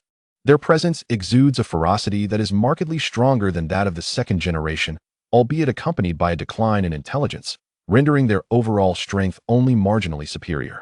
Above, more than 100 Yuehua coordinators hover, their moon-white exoskeletons emanating a gentle luminescence, while dark green starry patterns flicker rhythmically like breathing, creating a soft and sacred light cloud that stands in stark contrast to the menacing thorn insect race below. Their existence ensures an orderly flow of energy throughout the entire nest, placing all insect units in optimal condition. Ilea patrols various areas of the nest, her bony wings retracted, coldly supervising the hatching and growth of her offspring. Celia has been positioned near the energy node of the hatching pool. Guwen's multifaceted eyes sweep over his army. Thorn insects, 1043. Yuehua insects, 144. This does not account for the eggs currently hatching. Through the mycelial network and the enhancements of the Yuehua insects, he can clearly sense that the energy reserves and productivity of the nest have reached a new zenith. Simultaneously, he perceives the increasingly potent aura of war and energy aggregation emanating from the distant elven royal court. He understands that tranquility is about to come to an end. A war far more brutal and grand in scale than before is imminent. He parts his bony mandibles, emitting a low, expectant hiss. Within the nest, all insect units, whether the thorn insects on the ground or the Yuehua insects in the air, simultaneously cease their movements, their deep green or moonstone compound eyes turning towards their sovereign, awaiting the arrival of war. The ancient calamity has been reborn. The war machine of the elves has already begun to stir. The Blighted Lands are on the precipice of a fateful collision. Chapter 32. The war commences in the Elven Kingdom, within the Hall of Life centered around millennia-old trees. The atmosphere has transformed from a chamber of deliberation into a cold and efficient command hub. On the magical sand table, luminous points representing the Elven legions flow like 3 silver-green torrents, silently and swiftly advancing towards the Blighted Lands along different routes. In the skies, dozens of mid-tier eagle knights, carrying high-ranking mages and scouting rangers, circle vigilantly, their keen eyes scanning the vast expanse of forest and wasteland below. At the forefront of the military formation is the First Legion, Linren. 1,000 mid-tier elven warriors march in unison, their rune-covered chainmail glinting coldly in the dappled light of the woods, their long spears, swords, and shields forming a moving metallic forest. Beside them, 30 high-tier elven warriors stand like drawn blades, their fighting spirit subtly surging, poised to tear apart any who dare obstruct them. Even more striking are the 30 magical warriors, clad in specially designed anti-magic heavy armor, their defenses surpassing those of ordinary high-tier practitioners. They wield runic warhammers or great axes capable of rending magical structures. Their silent presence a resolute bulwark against the enemy's strange abilities. The mages of the Second Legion occupy the center. 200 mid-tier mages from various schools of magic have their sleeves billowing, elemental energy coalescing around them in a low hum. 10 high-tier mages, leaders of the elemental factions, meticulously maintain a joint protective barrier encasing the entire legion, a shimmering membrane of runes capable of withstanding the majority of mid-tier spells. Overseeing it all is the master-level mage, Kairusi Kaloros. He does not hover in the air, but stands upon a rune platform maintained by 4 mid-tier earth mages, suspended 3 feet above the ground. The platform is embedded with several massive mana crystals, resonating with the ice crystal lightning staff in his hand, enabling him to deftly coordinate the magical flow of the entire legion and amplify its power. His thoughts are wholly consumed with calculating the optimal sequence for spell casting and energy distribution. The Third Legion, Fengyu, has already fragmented, vanishing like phantoms into the shadows of the dense forests and ridges flanking the main force. 500 mid-tier rangers serve as their eyes and stingers, utilizing natural camouflage and breath concealment skills to move quietly, eliminating potential insect scouts and setting up alert traps. 20 high-tier rangers navigate even further afield. Meanwhile, 3 rangers blend seamlessly with their environment, their speed, perception, and assassination skills reaching an almost transcendent level, akin to invisible reapers, responsible for the most perilous infiltration and decapitation missions. Elwyn Kaloros's figure flits like a breeze through the trees, sometimes appearing at the treetops, at other times merging with the shadows. Although she is not a master-level practitioner, her experience executing missions along the borders has made her comparable to one. Her phoenix-winged curved blade remains sheathed, yet her cold, murderous intent is already locked onto the distant, desolate lands. Leading the charge is a master-level moon priestess, accompanied by 100 moonlight priests, determined to return with the chosen one, Celia. They ride in a chariot forged from condensed moonlight, chanting ethereal battle prayers. The pure power of moonlight rippling outward, continuously purifying any tainted aura along the army's path, providing spiritual shelter and physical restoration for the warriors. This force represents the majority of the high-end combat power that the Elven Kingdom can mobilize, aside from the necessary troops stationed at various fronts. At the edge of the Blighted Lands, Ashen Pass, several days of relentless marching have passed. Compared to half a month prior, the landscape here has undergone a strange transformation. Diverging from the descriptions provided by Kyran and Era, the silver-white mycelial carpet is no longer confined to the pass, but has spread like a living moss plague, extending nearly a kilometer beyond the pass. It blankets rocks, withered trees, and even turns low-lying areas into viscous fungal pools.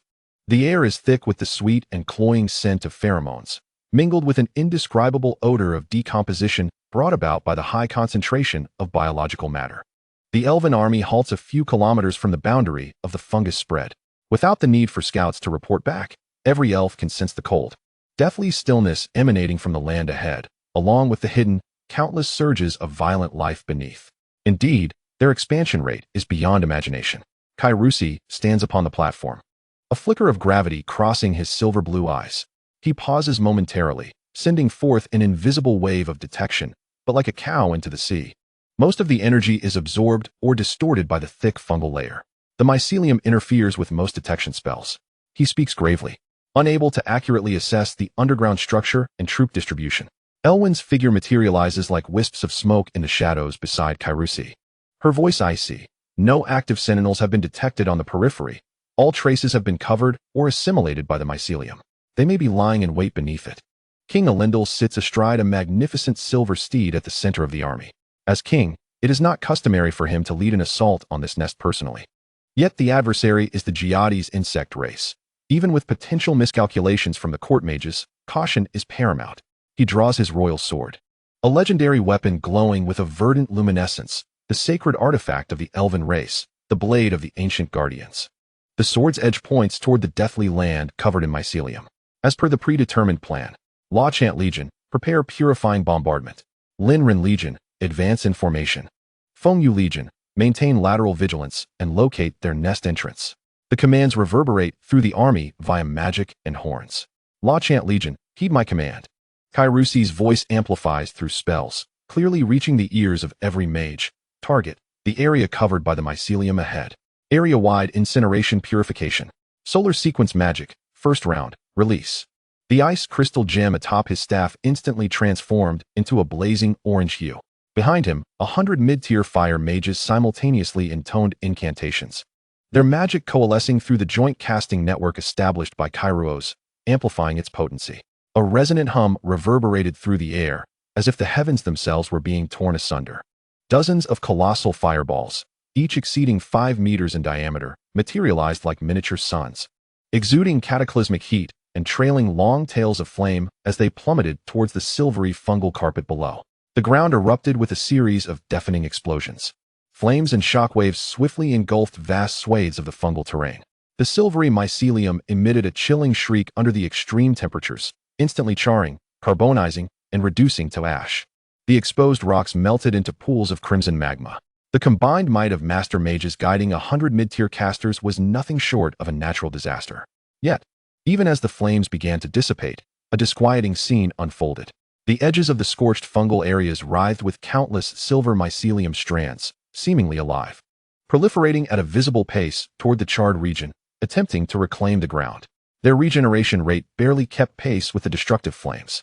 More critically, it appeared that the flames had not reached the core beneath the fungal carpet, merely scorching the surface layer. Indeed, a formidable adversary. Kairos furrowed his brow and switched to the earth sequence. Earth mages, tear the ground asunder. Dozens of mid-tier earth mages immediately shifted their chants. The ground trembled violently. Fissures splitting the surface of the fungal carpet, striving to unearth the hidden insectoid units beneath.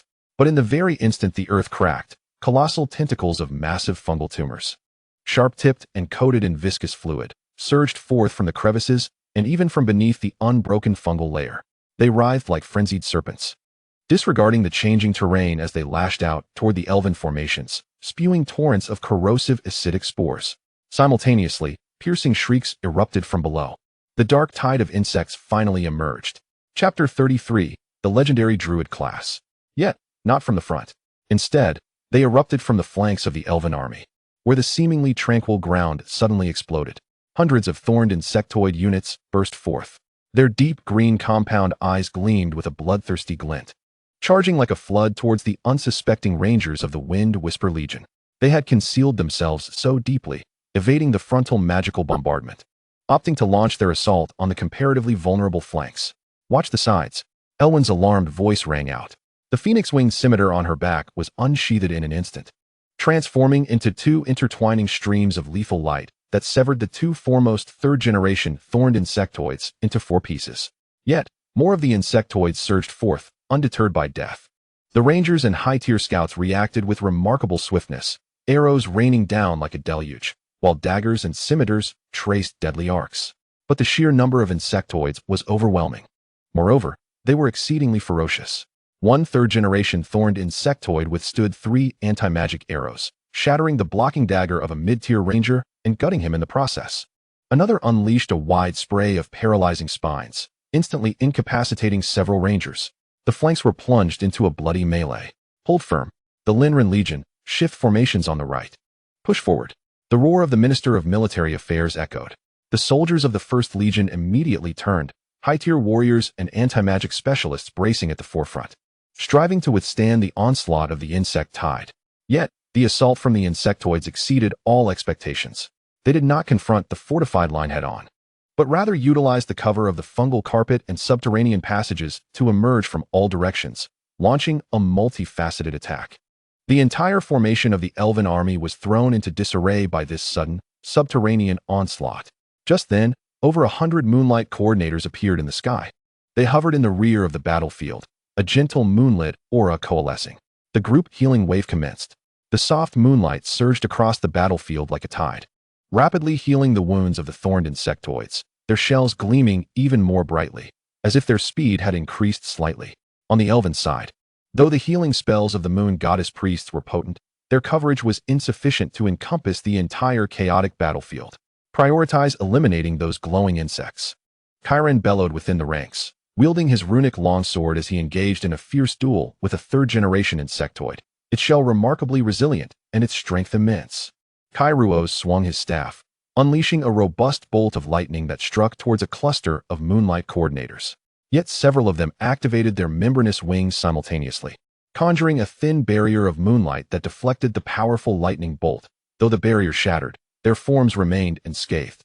The difficulty posed by these support units surpassed even that of the thorned insectoids confronting them directly. The battle had devolved into a protracted war of attrition, a scenario the elves dreaded most. King Aelander's expression darkened considerably. He had not anticipated that, having mustered such power, they would be drawn into a quagmire of attrition at the very first contact. This was precisely the domain in which the insectoids excelled. We can no longer afford to wait. According to Chiran and Era, a dominator lurks within. They must force it out, ensuring it does not escape. Legendary Lord. The king's voice thundered across the battlefield, commanding action to tear apart this tainted land. As his words echoed, the legendary first-tier Elder Druid, who had been meditating with closed eyes, slowly opened them. This was Elder Isser's master, the sole legendary practitioner in the Elven Kingdom. Life seemed to flow within his gaze, as if the essence of an entire forest was awakening. An immense and boundless natural power began to descend upon this land, tainted by the insectoids. The legendary druid's eyes opened, as though the slumbering ancient forest had abruptly awakened. He did not raise his voice in incantation, nor did he perform exaggerated gestures. He merely lifted his frail hand, palm upward, as if cradling an invisible weight. In an instant, the natural energy of the world responded to the supreme command, converging towards him in a frenzy. The sunlight above the elven army dimmed momentarily, not due to cloud cover, but as if all radiance were being siphoned by those aged palms. The roots of nature's wrath constricted.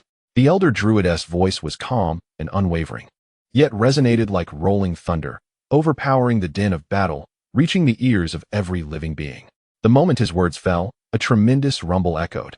The earth at the periphery of the blighted land groaned under an unbearable burden. This was not the superficial rift created by the earth mages, but a far more terrifying and profound tearing. From 100 meters in front of the elder druid to the area covered by the fungal carpet, the once solid ground cracked like fragile eggshells. Countless ancient roots, as thick as dragons and shimmering with an emerald sheen, erupted from the earth like ancient beasts awakened from slumber. These magically birthed roots did not grow blindly. They accurately sensed the movements of the insectoids beneath the fungal carpet, striking like the deadliest of serpents, burrowing, coiling, and constricting. The sickening sound of crushing and splintering resonated from below. Vast sections of the fungal carpet were wrenched from the earth, torn asunder. The hidden passages of the thorned insectoid nests, the incubation chambers, were exposed to the air, and countless writhing larvae and worker units were mercilessly ground into pulp by the raging natural energy. Dozens of massive fungal tentacles that had emerged from the earth were effortlessly shredded by these ancient roots imbued with pure natural power, splattering corrosive pus, yet unable to harm the roots in the slightest. What is even more terrifying is that these ancient roots seem to possess an innate ability to drain life. They entwine with the mycelium, causing the silvery white mycelium to wither at a visibly rapid pace, losing vitality and turning to ash wherever the roots traverse. The regeneration of the mycelium is utterly suppressed, even undergoing reverse purification. The power of legend, once unleashed, possesses the might to alter the very fabric of reality. The pressure on the elven army diminishes sharply. The onslaught from the flanking insect tide momentarily stalls, as numerous thorn insects are suddenly forced out of the ground by the roots that erupt from below, some even ensnared and strangled. Splendid. The legendary figure is formidable. The morale of the elven warriors surges, seizing the moment to stabilize their formation and initiate a methodical counterattack. Now is the time. The entire army advances. Mages concentrate their fire to eliminate the exposed nest structures. King Aelander's eyes gleam with determination as he seizes the opportunity, pointing his sword forward. Mage Legion. Radiant Sun Order. Target the exposed underground nests. Fire. Kalos reacts swiftly, his staff guiding the already prepared fire mages to unleash their pent-up fury. Boom, boom, boom. Enormous fireballs accurately crash into the chasms and tunnels torn by the roots, igniting even more intense explosions and flames in the confined space. The anguished shrieks of the insect race resonate from the depths below, accompanied by the foul odor of burning protein. The Wind Whisper Legion freely hunts the insects forced to the surface. Rangers precisely eliminate those glowing support units.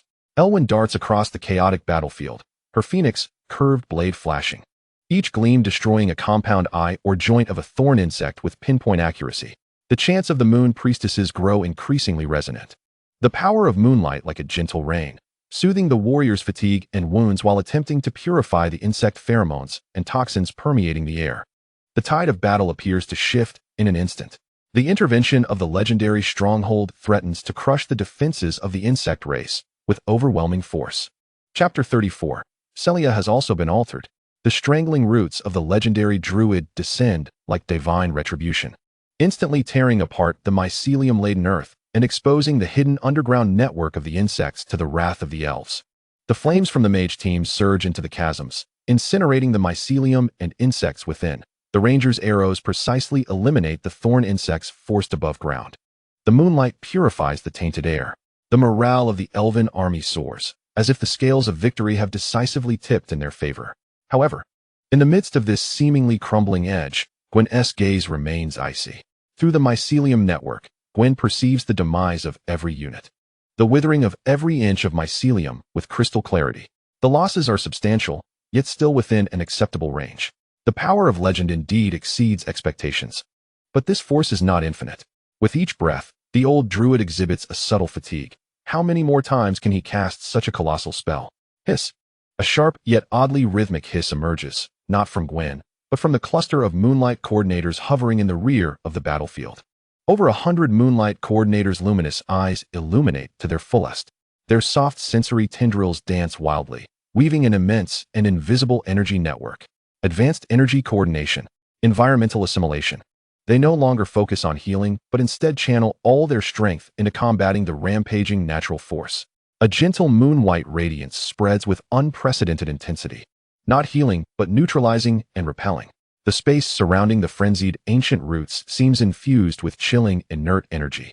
The emerald sheen flickering on the roots dimming at a visible rate, the natural energy flowing within them appearing trapped in a viscous mire, its movement abruptly sluggish.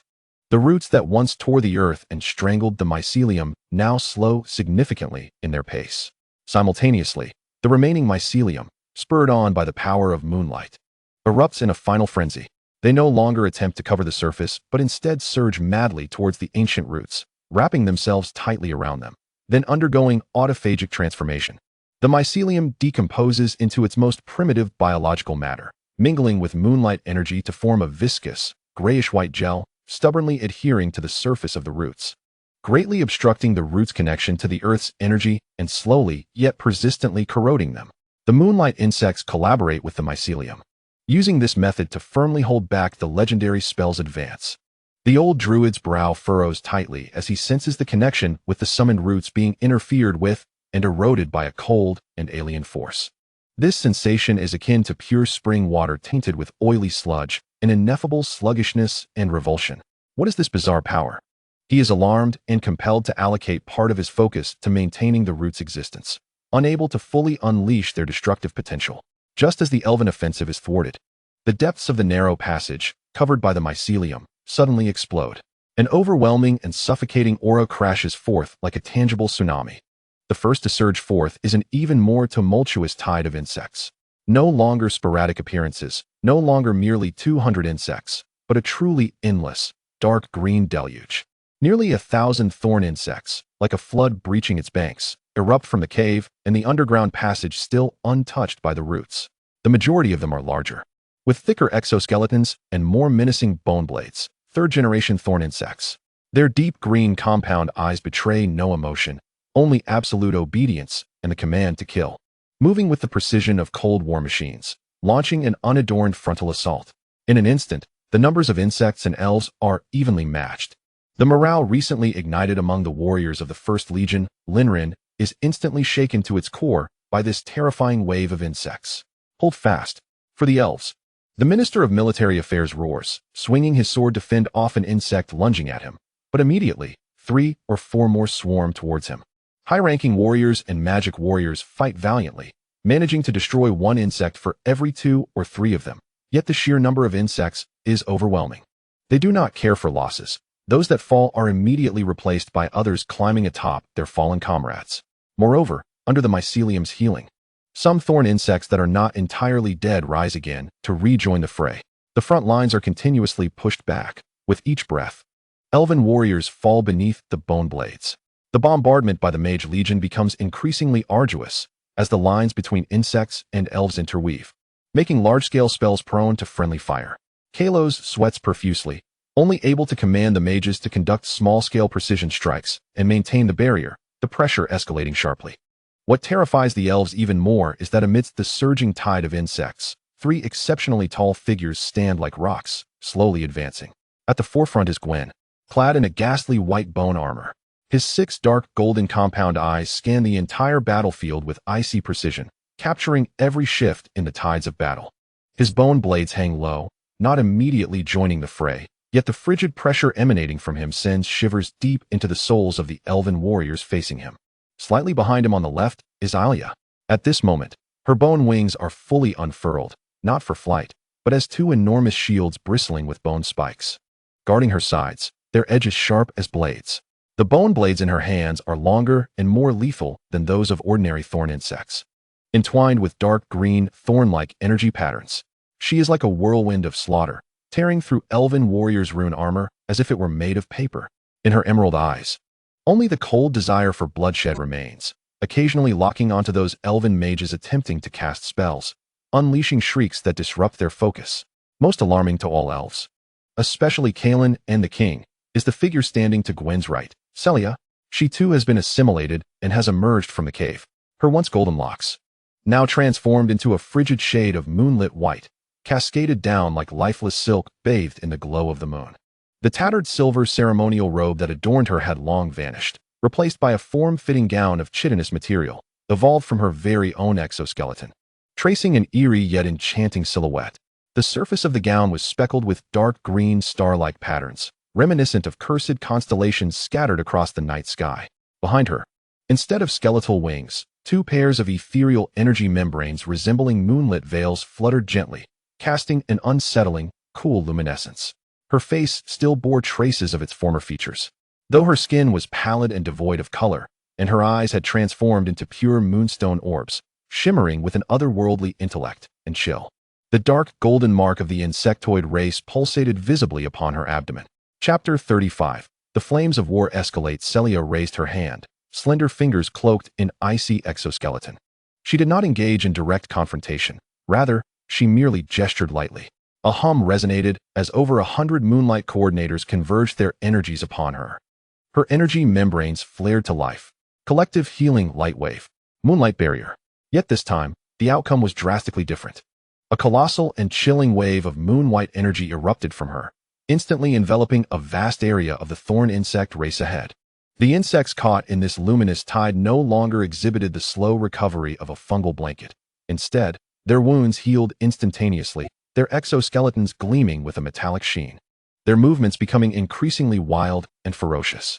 Simultaneously, a thin yet resilient moonlight barrier appeared at the forefront of the insect horde, deflecting or absorbing the elf's arrows and lower-tier spells.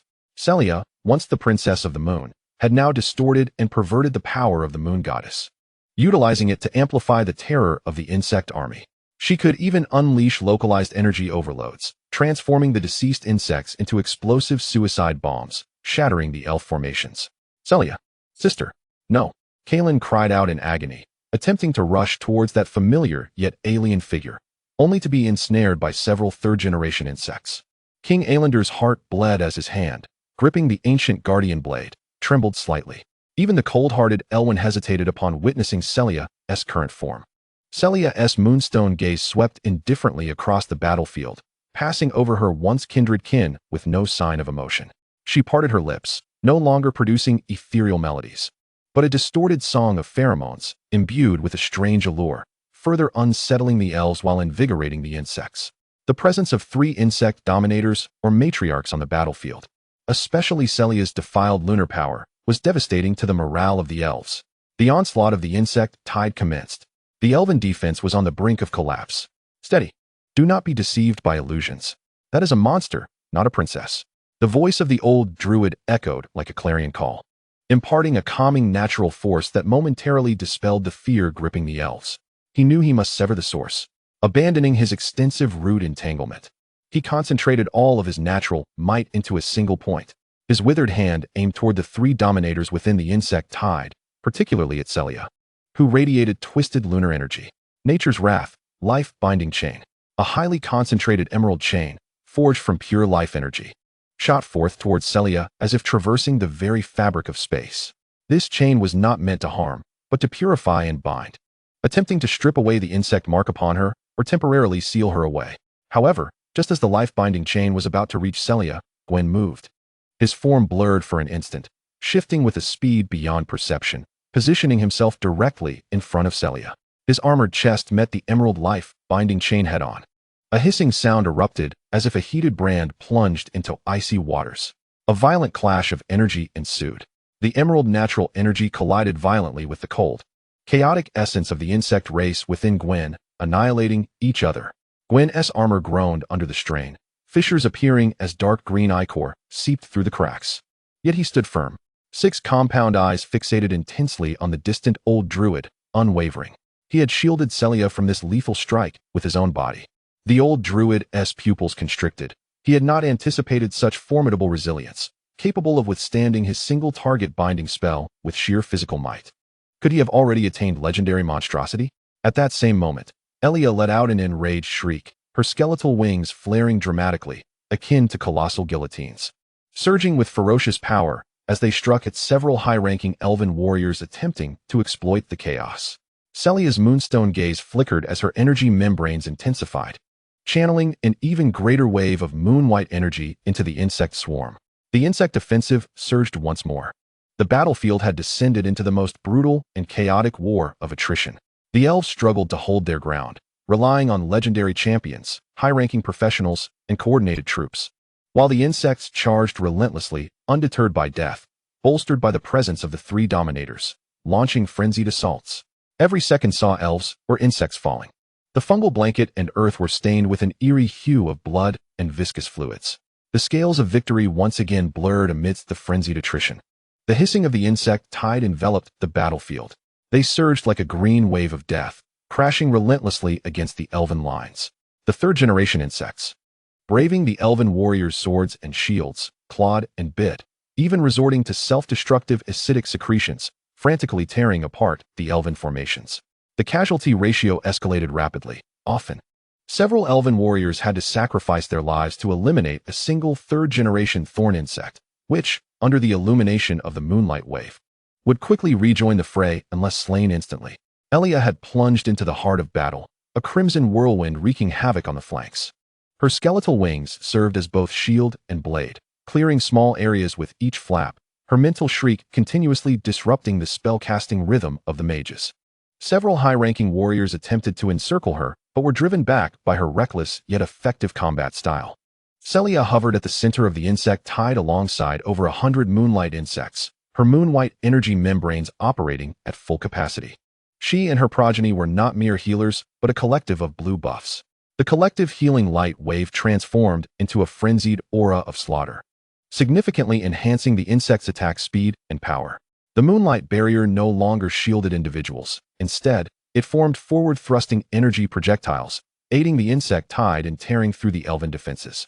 They could even channel energy to reactivate vast areas of the fungal blanket, extending countless sticky tendrils to ensnare the feet of elven warriors. The elven defenses were under unprecedented strain. The First Legion's line was battered and uneven, suffering heavy casualties. Mid-tier warriors fell in droves, while high-ranking and magical fighters were all wounded, their stamina and energy rapidly depleting. For the kingdom, hold the line. The military minister, drenched in blood, wielded his hammer with growing fatigue, yet he continued to roar, rallying morale. The Second Legion's mages, under Kyrus's precise command, continued to exert their utmost efforts. Fireballs, ice spears, and lightning chains targeted the most aggressive insects, particularly those encroaching upon the mages' positions. Yet, bloodshot veins filled Kyrus's silver-blue eyes. Maintaining such an intense level of spellcasting and tactical coordination bore a tremendous burden on his mind. He observed as the Yuehua insect clan began to consciously concentrate energy, applying various enhancements to the insect tide.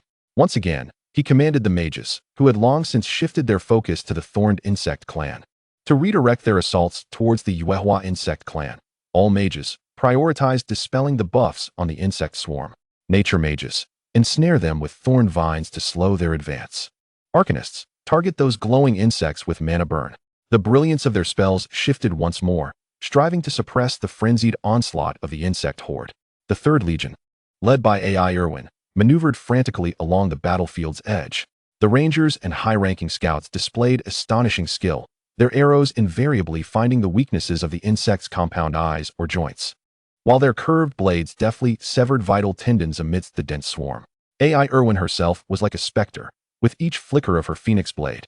A Yuehua insect would inevitably fall, or the head of a third-generation insect would soar into the air. However, after slaying only 2 or 3, she was thwarted by the insects that responded to her presence, preventing her continued massacre. Thus, AI Irwin shifted her focus, attempting to penetrate deep into the insect tide to disrupt or even assassinate Celia. Yet she was met with a wall of thorned insects, determined to block her path at all costs. Kalen, lead your team to the left flank and draw their fire. Create an opportunity for me. AI Irwin's voice reached Kalen through the wind whisper technique. Kalen let out a furious roar and charged with a squad of battered elite warriors towards the left flank of the insect swarm, instantly capturing the attention of numerous insects. Under the guidance of the new Moon Maiden, the Moon Priestesses sang with increasing brilliance. The pure light of the moon, akin to warm sunlight, endeavored to dispel the chilling corruption brought by Celia, healing the wounded warriors and purifying the toxins and pheromones in the air. Yet their healing pace began to falter against the horrific casualties unfolding ahead. Chapter 36. The War Ancient Trees, Withering Storm in an Instant. The elven side of the battlefield stood on the brink of collapse. In this moment of despair, the elven King Aelander, who had silently observed the battlefield from the center, finally took action. He could bear to watch no longer. With each passing second, countless elven lives were being sacrificed. He slowly raised the ancient guardian blade in his hand. This legendary sword was the most powerful weapon in the Elven Kingdom, containing immense energy capable of summoning the ancient trees of the land. However, the drawback was that with each use, the war ancient trees would suffer wear and even death. Thus, this sword was typically reserved for critical moments and not used lightly. As the king lifted the long sword, the legendary weapon, shimmering with emerald vitality, seemed to resonate with his resolute will, emitting a clear hum. The ancient and intricate elven runes inscribed upon the blade began to glow one by one. By the blood of Kaaluo, and in the name of the ancient covenant. Aelander's voice, deep and commanding, pierced through the tumult of the battlefield, radiating a power that, while distinct from that of the ancient druids, was equally profound. It stemmed from the royal bloodline of the elves, bound by a protective covenant with the essence of this forest. Awaken, guardians of the forest. He plunged the long sword into the ground beneath him. Boom. An indescribable surge of life energy erupted from the king, radiating outward. The verdant light shot skyward. At the battlefield's edge, the remnants of colossal ancient trees, long dead for countless years, responded to this pure life energy with a cacophony of cracking sounds. Their parched bark split away, revealing new structures within that shimmered with an emerald sheen, as if revitalized. Stout branches twisted and converged, forming shapes akin to arms and colossal feet. In the hollow of the trees, 2 glowing eyes ignited, burning with the fire of nature. 5 towering ancient war trees, awakened from their slumber, rose to their feet. These 5 war trees represented the entirety of the king's mastery as a practitioner. They were not the energy roots summoned by the ancient druids, but genuine, corporeal ancient guardians. With each step they took, the earth trembled. They swung their wooden fists, comparable to battering rams, and unleashed scorching resin projectiles from their mouths, crashing into the densest areas of the insect tide. Boom, boom, bang. Each massive fist that struck could reduce several third-generation insects to mere pulp. The explosive resin projectiles erupted, covering vast areas in a sticky, burning liquid that continued to incinerate the insects within, igniting even the fungal carpets and emitting a foul odor. The arrival of the war ancient trees instantly carved out several massive breaches in the surging tide of insects, greatly alleviating the pressure on the front lines. Your Majesty, the elven warriors witnessed this miraculous scene, their nearly shattered morale reigniting with a flicker of hope. However, the ancient druid maintaining the life-binding spell felt a weight in his heart.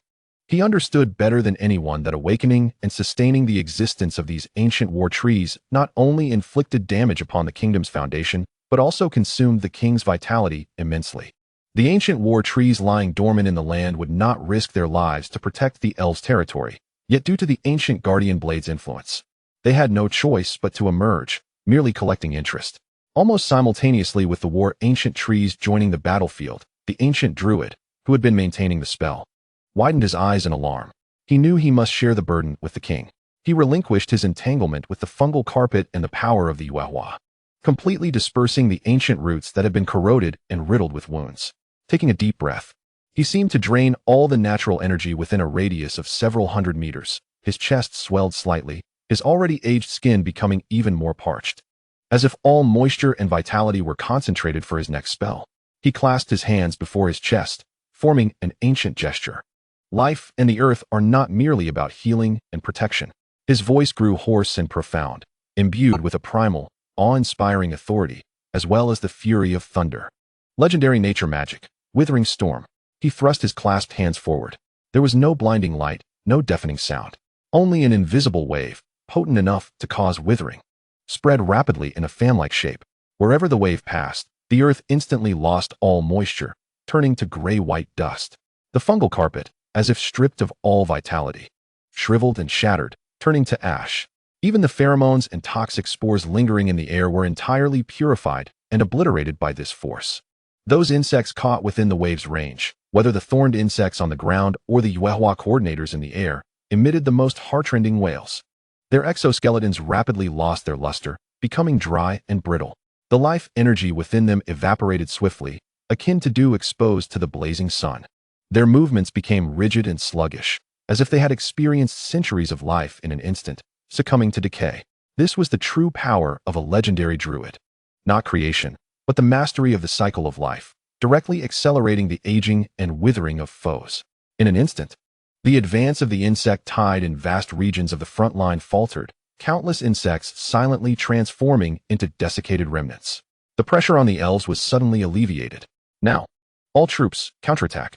For Kalo, despite his pallid complexion from sustaining the war ancient trees, King Ailander seized this fleeting opportunity, roaring as he wielded the ancient guardian blade.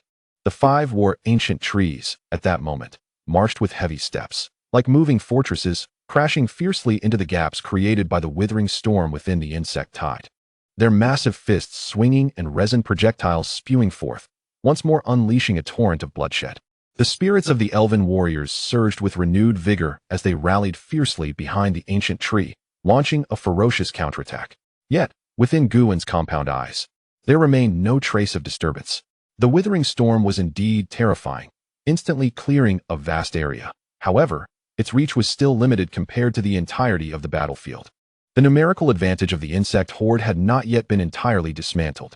More crucially, the core of the Yuehua insect clan, Celia, remained unscathed. In the fleeting moment when the remnants of the withering storm lingered, Celia's moonstone eyes suddenly ignited with brilliance. She, along with the surviving Yuehua insects around her, engaged in a frenzied dance of sensory tendrils. Their advanced energy coordination and environmental assimilation capabilities pushed to their zenith. A chilling, moonlit aura radiated outward from her center with force. The remnants of the fungal carpet that had not been directly affected by the withering storm began to exhibit weak, yet palpable regeneration under the influence of this alien Yuehua power. Although the speed of recovery was far from what it had been, it persistently resisted the ongoing erosion of the withering force. Simultaneously, the collective healing light once again enveloped the frontline insects that had escaped the storm's wrath. Those thorn insects merely grazed by the withering waves, exhibiting signs of desiccation, found their injuries staunched, and even began to recover slightly, roaring anew as they charged toward the elves. Celia, wielding the distorted power of the moon god, steadfastly stabilized the insect clan, withstanding the most ferocious initial onslaught of legendary spells. How infuriating! Kaloros witnessed this scene and once more ignited his staff, concentrating his fire to interrupt her. Multiple searing columns of fire and thick bolts of lightning simultaneously surged toward Celia. Yet, Guwen's figure reappeared like a specter, standing protectively before her. The bone blade swung, deftly dispersing the majority of the attacks, while a few stray strikes were absorbed by his resilient bony armor, leaving only a few charred marks. Chapter 37. The operations of the war machine. Your opponent is me. Insect. King Elundel, though drained of life energy by the war ancient tree, unflinchingly rode his silver steed and surged from the flank. The blade of the ancient guardian, enkindled with emerald flames of life and resentment towards Guen, cleaved toward him. He understood that he must restrain this most formidable individual. He also knew that this wretch had sullied the royal bloodline, defiled the moon god's chosen candidate, his daughter, the second princess of the Elven Kingdom, facing Elundel, who rapidly traversed the battlefield towards him. Guin's compound eyes rotated as he advanced with his bone blade. Clang! The legendary weapon collided fiercely with the bone blade of the insect sovereign for the first time. A terrifying shockwave erupted in a circular fashion, sending both elves and insects flying within a radius of dozens of meters. Elundel felt an unimaginable force surge from the sword, numbing his arm, while his silver steed whinnied in terror. He was aghast. The raw power of this monster was truly formidable.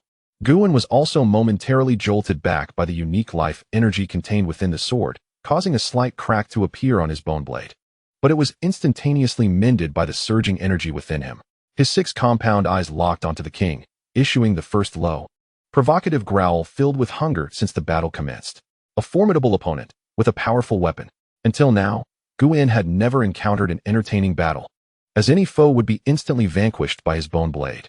I hope you will provide me with some amusement. With that, Guin charged once more toward Elundel. Meanwhile, Alia engaged in fierce combat with the Minister of Military Affairs and several high-ranking magic warriors. Her fighting style grew increasingly wild, as her bone wings and blades operated in seamless harmony, alternating between defense and aggressive assault. Her mental shrieks continuously disrupting the enemy, single-handedly stalling several high-tier elven forces. Kalen and Elwyn attempted to breach the insect tide once more, targeting Celia or the Yuehua insects. But the flesh and blood wall formed by the 3rd generation of insects proved exceedingly resilient, demanding immense effort with each inch they advanced. The battlefield once again descended into a brutal stalemate. The war ancient tree rampaged, yet the number of insects seemed inexhaustible, bolstered by Celia's empowerment. Although the elven counterattacks were fierce, casualties continued to mount, and the magic of the mages and priests, along with the stamina of the warriors, was rapidly depleting. At this critical moment, Prince Finus, who had remained silent in the rear with a pale complexion, felt a flicker of resolve in his eyes. He gazed upon his daughter Alia, who was slaying madly on the battlefield, and upon Celia, who had been twisted into an insect matriarch, as well as the beleaguered king and the elven warriors falling one after another, and the anguish and fury in his heart finally overwhelmed all else. He abruptly drew forth a verdant seed from his bosom, imbued with terrifying natural energy, an heirloom of the Caloros family, the seed of the ancient elven tree. Once activated, it could instantaneously unleash vast life energy, but the user would suffer grievous harm, potentially losing their rank. Without the slightest hesitation, he poured all his magical energy into the seed and forcefully struck it into the earth beneath him. In the name of Finus Caloros, spirit of nature, heed this final plea. Let life blossom from the roots of purification. He bellowed, his face turning as pale as paper, his breath plummeting to the depths, nearly causing him to falter. Yet the seed erupted with astonishing radiance. Boom! A colossal root, sturdier and greener than that summoned by the old druid, suffused with incomparably pure life energy, erupted from the ground before Prince Finus like a roaring emerald dragon. This root did not attack the insects but shot straight into the sky, unfurling countless intricate, shimmering roots inscribed with purification runes like a canopy, enveloping the area where Celia and the Yuehua insects resided. This power was exquisitely pure, directly targeting the twisted essence of the insects, attempting the highest intensity of purification. The moonlight barrier surrounding Celia trembled violently before this pure purifying force, producing sounds of unbearable strain. She emitted a muffled cry of pain, as the dark green star patterns beneath her moon-white skin appeared to fade as if scorched. The surrounding Yuehua insects wailed as if thrown into a furnace, emitting anguished cries and billowing black smoke. This strike from Prince Finus instantaneously suppressed Celia's distorted Yuehua power. The enhancement effects of the insects abruptly waned. The offensive of the insect forces on the front line visibly faltered, their healing slowed, and their frenzied aura dissipated. A prime opportunity. The old druid, taking a deep breath, summoned several smaller ancient roots once more, joining forces with the war ancient tree to ruthlessly decimate the insects now devoid of strong support. The morale of the elven forces surged, and their offensive reignited. However, a genuine anger flickered in Guin's compound eyes for the first time. These insects dared to push his progeny to such an extent. He exerted himself fiercely, forcing King Elundel back, no longer engaging in solitary combat. As his 6 compound eyes simultaneously locked onto the distant Prince Finus, who was swaying from exhaustion. A cold, violent, and destructive will surged forth, like an invisible spear, crossing the battlefield and instantly piercing the mental realm of Prince Finus. This was neither a physical attack nor an energy assault, but rather the most pure and brutal mental oppression. Ugh! Prince Finus's already fragile mental defenses crumbled in an instant. He clutched his head, letting out a howl, his eyes flashing with endless fear and hallucinations, as if he could see countless insects tearing at his soul. Ultimately, his gaze became vacant, and he toppled backward, unconscious, oblivious to life or death. Finus! The king's eyes widened in horror. Yet Guin's assault did not relent. His will, like an invisible storm, instantaneously connected with all the insect units on the battlefield. Thorn insects, Yuehua insects, even including Alia and Celia, all bore the same cold expression as Guin in their compound eyes or gazes. In the next moment, the entire Zerg's operational mode underwent a dramatic transformation. No longer fighting individually, they coalesced into a perfect, merciless whole.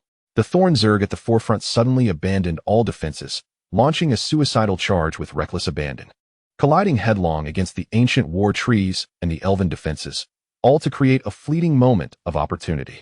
Meanwhile, the Thorn Zerg at the rear raised their tail spines in unison, executing a barrage of bone spikes, indiscriminately striking both friend and foe. The Moonlight Zerg instantaneously converted all their energy into an overload, infusing it into the frontline Thorn Zerg. Empowered by this surge, the bodies of the Thorn Zerg swelled violently, their exoskeletons shattering to reveal a chaotic torrent of energy beneath, before they detonated like bombs amidst the elven ranks. Boom, boom, boom. A series of violent explosions erupted throughout the elven defenses. The ancient war trees were splintered, staggering under the force. The elven warriors' formation was utterly shattered, suffering heavy casualties. Even the magical barrier maintained by Kairos was severely shaken by this sudden, concentrated onslaught of self-detonation, nearly collapsing. Under the absolute control of the Zerg's will, both Ilia and Celia unleashed their full power. Ilia completely forsook defense, her bone wings spinning wildly, charging into the flank of the mage regiment like a whirlwind of death, causing immense chaos. Meanwhile, Celia redirected all her moonlight energy, not for healing, but into a wide-ranging wave of mental suppression, washing over the elves' wills like a tide, rendering countless warriors helpless in despair and stripping them of their combat effectiveness. In this moment, the Zerg truly revealed the terrifying aspects of their nature as instruments of war: absolute unity, unwavering obedience, efficient sacrifice, and a cold calculus of exchange. Chapter 38. The king is slain from his steed? Under the absolute dominion of the Zerg's will, their counterattack resembled a precise and merciless storm of death, shattering the elven army's newly ignited momentum with brutal force. As the shockwave of the self-detonation had yet to fully dissipate, the war trees, still smoldering from the Zerg's viscous secretions igniting, staggered backward as the elven warriors remained in a state of shock, their formation in disarray. The second wave of attack had already descended. This time, it came from the sky, a denser barrage of bone spikes.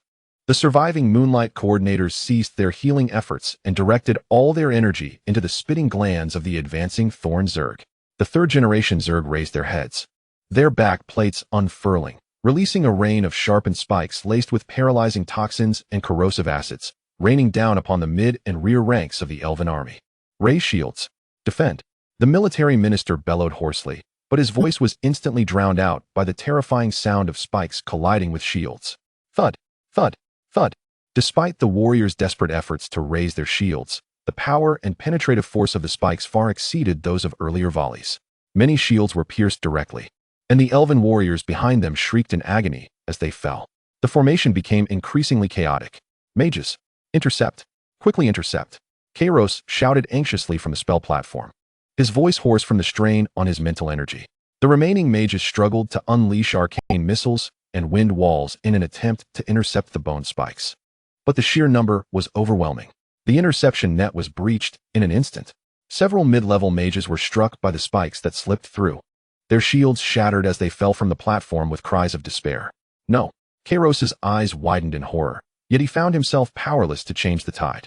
His own magical energy was nearly depleted. Maintaining the joint casting network and barrier had given him a splitting headache. Elwyn, have the rangers harass their rear. We must not allow them to unleash their volleys unchecked. Kalen shouted to his distant cousin, who flickered amidst the chaos of the battlefield. Elwyn's figure darted through the tumult, her phoenix curved blade slicing through the air, severing several Zerg tail spikes that were poised for a second volley. However, she was quickly surrounded by more Zerg. unable to effectively stymie their ranged assault. Celia hovered at the center of the Zerg tide, her moonstone eyes cold and merciless. Her energy dispersion wing membranes worked tirelessly, expanding the reach of her mental suppression wave to its utmost limits. An invisible mental tide bore down upon every elven soul, shackling their thoughts, weighing down their limbs, hindering their spellcasting, and rendering even the act of raising their weapons an arduous endeavor. Ilea, on the flank, had descended into sheer madness. She completely abandoned any semblance of defense. Many of the spikes on her bone wings had shattered, and her body bore deep wounds, yet she seemed entirely oblivious. She charged relentlessly into the side of the mage regiment, unleashing waves of psychic shrieks that further destabilized the already faltering magical barrier. The battle between King Aelendar and Gwyn was fraught with peril. After being repelled by Gwyn, Aelendar rushed to stabilize himself, pursuing Gwyn as he sought to strike down his brother, Phineas, but arrived a moment too late. At this moment, Aelendar's fury intensified, and he re-engaged in combat with Gwyn. Armed with the blade of the Ancient Guardian, he clashed against Gwyn's bone blade. Though the blade of the Ancient Guardian was formidable, Gwyn's strength was equally immense. Each collision with Gwyn's bone blade left Aelendar's arm numb and his insides quaking. Gwyn's power, speed, and timing far surpassed Aelendar's expectations. More frighteningly, it seemed Gwyn was adapting to Aelendar's fighting style, launching increasingly cunning and ruthless attacks. Bang! After a brutal collision, Aelendar could no longer withstand the force. Tumbling from his silver steed, staggering backward, blood trickling from his mouth. The silver steed let out a mournful cry as Gwyn's bone spike pierced its front leg. Collapsing to the ground, Gwyn's skeletal form loomed ominously, his 6 compound eyes locking onto the fallen king. In this critical moment, protect the king. 3 rangers, who had been flanking and eliminating Zerg from the perimeter, arrived at this juncture. They did not attempt to attack Gwyn, but instead made the most resolute choice. 2 of them appeared like phantoms on either side of Gwyn, not striking at him with their phoenix curved blades, but driving them fiercely into the ground. Nature's magic ensnaring roots entwined. These master rangers, utilizing their deep understanding and control of nature, made a swift and astute judgment. The king was the mightiest elf aside from the legendary druid, and if he could be brought down from his steed, how could these 3 magic assassins, reliant on ambush, hope to face him? As they cast their spells, countless resilient magical roots, shimmering with green light, burst forth from the ground, coiling tightly around Gwyn's legs and waist, attempting to temporarily immobilize him. While these roots shattered under Gwyn's immense strength, they indeed hindered him for a brief moment. It seemed these rangers' judgment had proven somewhat accurate, for even the master-level nature-binding magic could not restrain him in the slightest, let alone their attacks. Had they not witnessed the king's inability to break through during the earlier battle? Meanwhile, the 3rd ranger dashed like lightning to the king's side, seizing Aelendar's arm. "Your Majesty, my apologies." He swiftly draped an elven cloak over the king, the runes upon it glowing brightly, their figures becoming blurred as they melded with the wind and shadows, retreating at an astonishing speed towards the battlefield's periphery. This was the ranger's professional ability, wind-walking shadow. However, carrying another person drastically reduced both speed and duration of support. Trying to escape? Gwyn's voice was icy and filled with murderous intent, sending chills down the spine. His arms surged with powerful force, and the roots that had entangled him shattered like fragile spider silk, scattering into countless fragments. However, Gwyn was entirely preoccupied with the scene before him, his gaze penetrating and unwavering as it fixated on the indistinct figure that was retreating into the shadows. He raised the bone blade high, its chilling luminescence flickering ominously, the terrifying energy coalescing into a spectral pulse of deadly intent that surged forth. At that moment, 2 rangers, who had been grievously wounded by the backlash of their own magic, suddenly let out a furious roar. Ignoring their injuries, they propelled themselves towards the ethereal pulse like arrows released from a bow. No, the 3rd ranger, witnessing this alarming spectacle, turned pale, but there was no time to intervene. A cataclysmic explosion erupted, the pulse detonating with the force of a nuclear bomb. An endless wave of energy surged forth like a tempest, reducing everything in its path to ashes. The 2 master rangers were consumed by this dread energy before they could even cry out, leaving not a trace behind. Yet, they had valiantly bought the king a fleeting moment of respite with their lives. In that instant, the radiance of Fengxing Dunying flickered once, then vanished entirely from the battlefield, as if it had never existed. Thus, the king was forcibly ushered away by the 3rd ranger. Chapter 39. The war is lost. This scene utterly shattered the last vestiges of resolve within the Elven Legion. Even the king was compelled to retreat. The legendary warriors on the brink of collapse, the prince unconscious, and master-level fighters falling one after another. Retreat! Retreat! The Minister of Military Affairs, surveying the ravaged battlefield, was overwhelmed with sorrow, his tears flowing freely as he reluctantly issued the final command. The sound of the retreat horn resonated not as a tactical adjustment, but rather a lament filled with despair and chaotic defeat. The elves abandoned their formations, fleeing like a tide in the direction from whence they came. The ancient war trees trudged heavily, attempting to cover the retreat, but their massive forms became prime targets for the concentrated fire of the insect horde. Under the barrage of countless bone spines and the onslaught of self-destructing insect soldiers, one war tree finally crashed to the ground, splintering into countless fragments of withered wood. Go! Hurry! Kalos grasped the nearly exhausted high-level mage beside him, leaping down from the swaying platform, merging into the tide of retreating soldiers. Elwyn and Kalen regrouped, both bearing numerous wounds, leading a remnant of high-level warriors as they fought and retreated, each moment of hesitation resulting in comrades being engulfed by the tide of insects. The unicorn chariot of the moon goddess priesthood was abandoned, the lady of the new moon pale, retreating on foot with the support of several priests, still chanting. Though the light of the moon could barely protect a small area, it was a complete and utter rout. The insect horde did not pursue over long distances. Guwin's swept across the battlefield. His losses were equally substantial. The third generation of the thorned insect tribe had suffered over 2/3 casualties, and the moonlight insect tribe was similarly afflicted, with the fungal blanket being extensively purified and destroyed. The insect horde needed to assimilate the aftermath of this skirmish. Whether it was the surviving elves or the corpses of the fallen, Guwin had to allocate resources judiciously. He raised his bone blade, halting the instinctive desire of the swarm to pursue. Simultaneously, the fungal blanket began to greedily spread, enveloping the battlefield, consuming all available biological matter, elves or insects, without exception. The surviving elves were in a dire state, the males unchanged, and the females similarly afflicted. Alia quietly returned to Guwin's side, her wounds slowly healing under the nourishment of the fungal blanket, the madness in her emerald eyes receding, leaving only a cold obedience. Celia also descended gently from the air, her moon-white winged gown stained with smoke and blood, her moonstone eyes scanning the devastated battlefield with a dispassionate gaze, devoid of any emotional fluctuation. Guwin's compound eyes cast one last glance in the direction of the fleeing elves. Then, he turned, accompanied by his queen and the remnants of his army, slowly retreating back into the deeper, cavernous nest, once again blanketed by the fungal growth. At the edge of the desolate land, only a silent ruin and the acrid scent of blood remained, alongside the indelible humiliation and profound fear that would haunt the Elven Kingdom. Far away, in the Elven Court, time passed unmeasured. The radiance of Fengxing Dunying flickered before the palace hall, then dissipated entirely.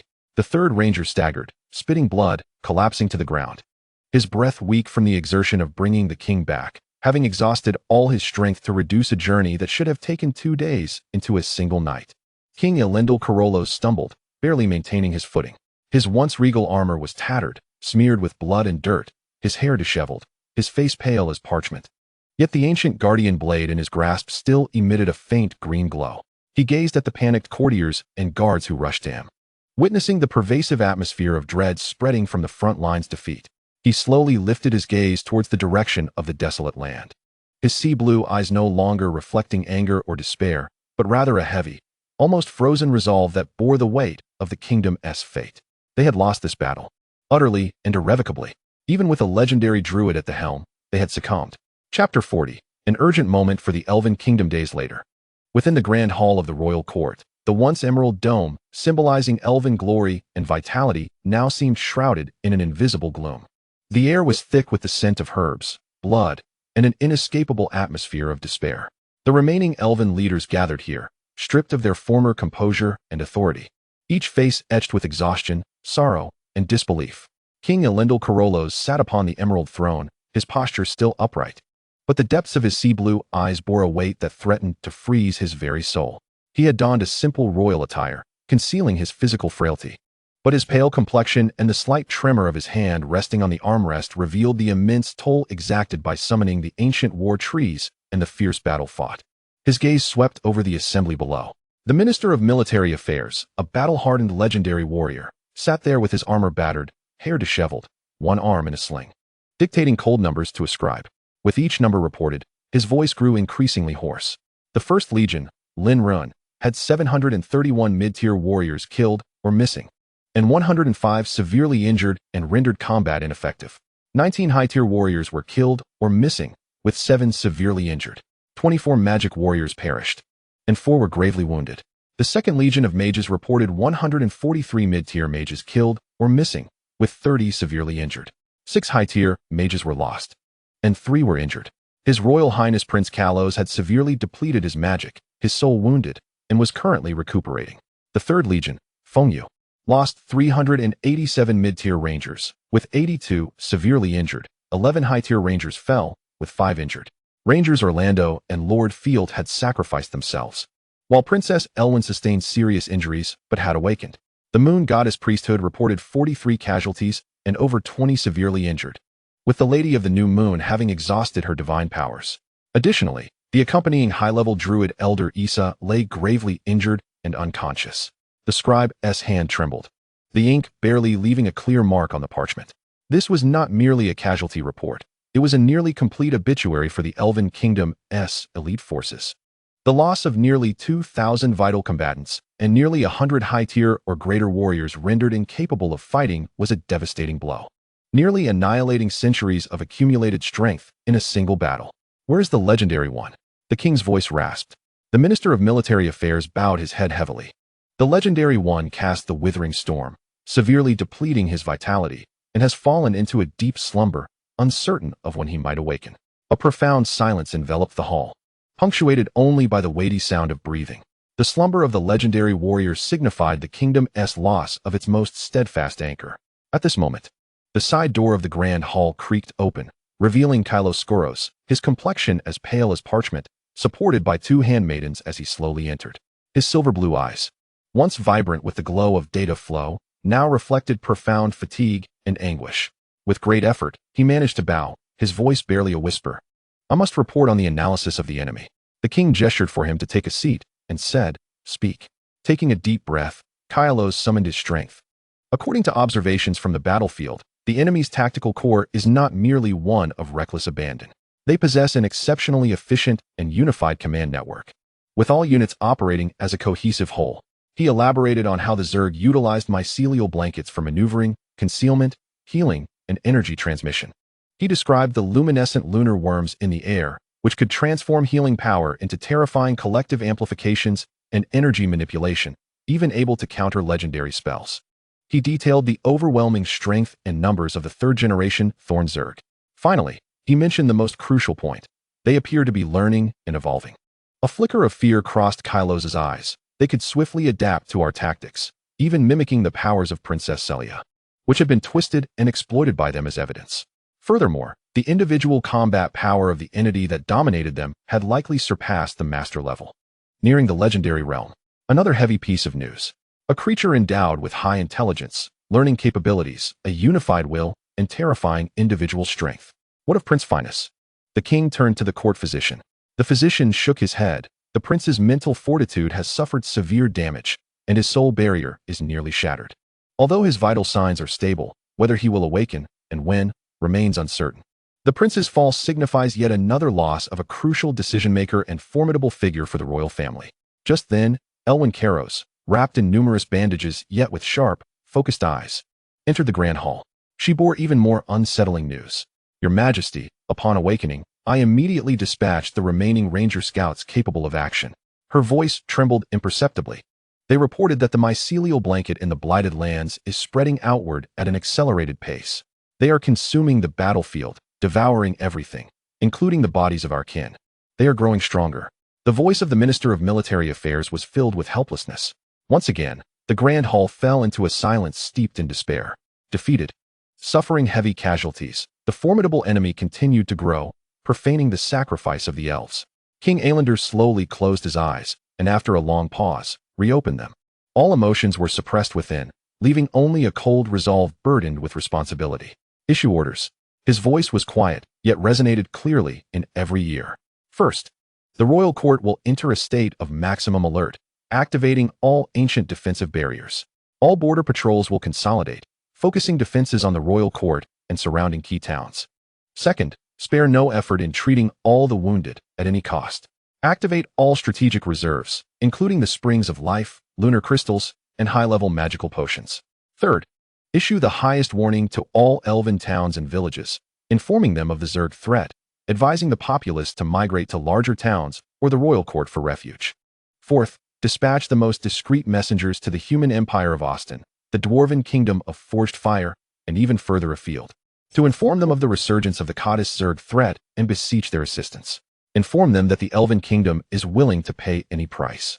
The final command caused all ministers to raise their heads in shock. Seeking aid from neighboring human and dwarf kingdoms, the elven kingdom had maintained its pride for millennia, never bowing to outsiders, let alone paying any price. Yet, gazing into the king's unwavering eyes, no one dared to voice dissent. Everyone understood that the kingdom teetered on the precipice of life and death, and pride was utterly worthless in the face of survival. However, the crown prince and the fourth princess were currently in the Austin human empire, studying alongside the national sorcerer and the clergy. Surely, they would provide support. As for whether the dwarven kingdom would agree, it remained uncertain. In truth, the elven kingdom also bordered the Bloodlow Plains, where the orcs resided. Yet the former had long been adversaries, vying for coastal territories. The Bloodlow Plains, close to the Blighted Lands, would serve as the best ally to encircle the Kadis Zerg. While the orcs nominally recognized the Lion tribe as the sole kingdom of the Bloodlow Plains, it was not a place for the Lion tribe. As the orcs fought amongst themselves and did not acknowledge the Lion tribe as authority, the Lion tribe must constantly guard against attacks from other orc clans, leaving them no time to spare. Fifth, the king's gaze turned to Kylos and Elwyn. Kylos, you are to consolidate all remaining mages and scholars to establish a Zerg countermeasure headquarters, dedicating all efforts to researching methods to combat the Zerg, especially how to effectively purify the mycelial blankets, disrupt their command network, and counter that twisted lunar power. Elwyn, you will take command of all remaining rangers and reconnaissance forces, forming the Phantom Scouts. I need you to shadow the Blighted Lands like a shadow, and I must know of every change and movement. But remember, preserving your own lives must be your top priority. No unnecessary sacrifices are permitted. Yes, Kylos and Elwyn responded in unison, their bodies weary yet ignited by a newfound flame in their eyes, one of responsibility and vengeance. Orders flowed forth, and the battered war machine began to laboriously turn once more.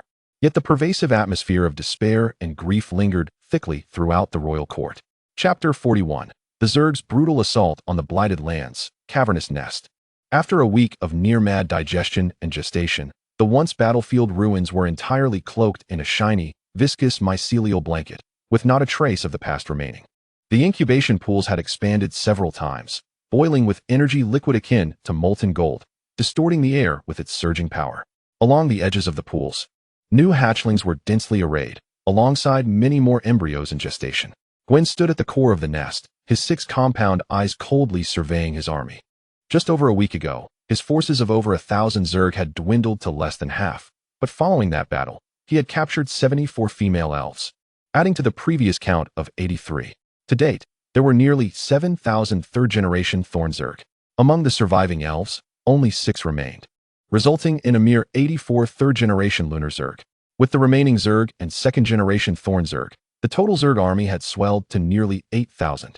Losses had been fully compensated, and the scale far surpassed before. Consequently, this nest could hardly accommodate so many Zerg. Many were stationed outside the cavernous nest, as the environment transformed by the mycelial blanket was exceedingly suitable for the Zerg's survival, making accommodation a trivial matter. However, the primary reason was that Gwen had now tasted the sweetness of war. Since the elves possessed a kingdom, there must surely be villages or cities. The opposing king had taken the field himself, so the Elven Kingdom's army would surely not match the quality of the previous week. Thousands of Thorn Zerg stood like a forest, with over 80% still being the thicker-shelled, more fearsome third-generation forms. Their deep green compound eyes were devoid of emotion, save for an absolute thirst for slaughter and consumption.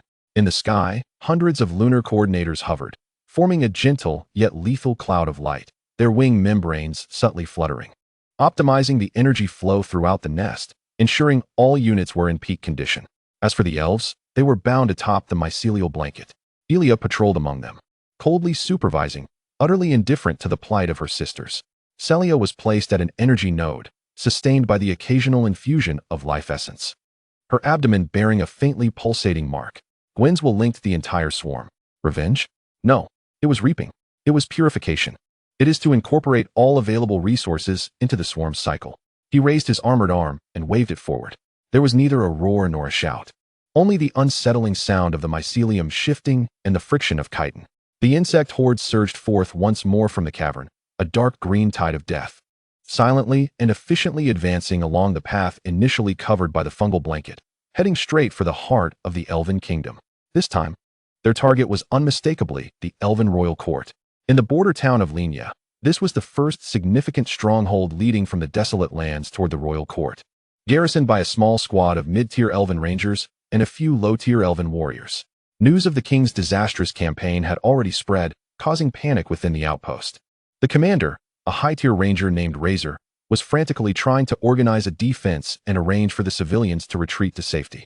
Quickly, we must hasten the production of arms and defensive equipment, Razor shouted, his voice betraying a barely perceptible tremor. This situation had persisted for several days, and it was evident that the unknown terror had seeped into his very bones. His presence here was merely a duty as a soldier of the elven kingdom. Suddenly, a young mid-tier ranger pointed toward the distant horizon, his face ashen. Captain, what is that? Razor abruptly looked up. In the distance, at the edge of the forest, a silvery, green tide was visibly spreading, withering trees and draining the earth of its color.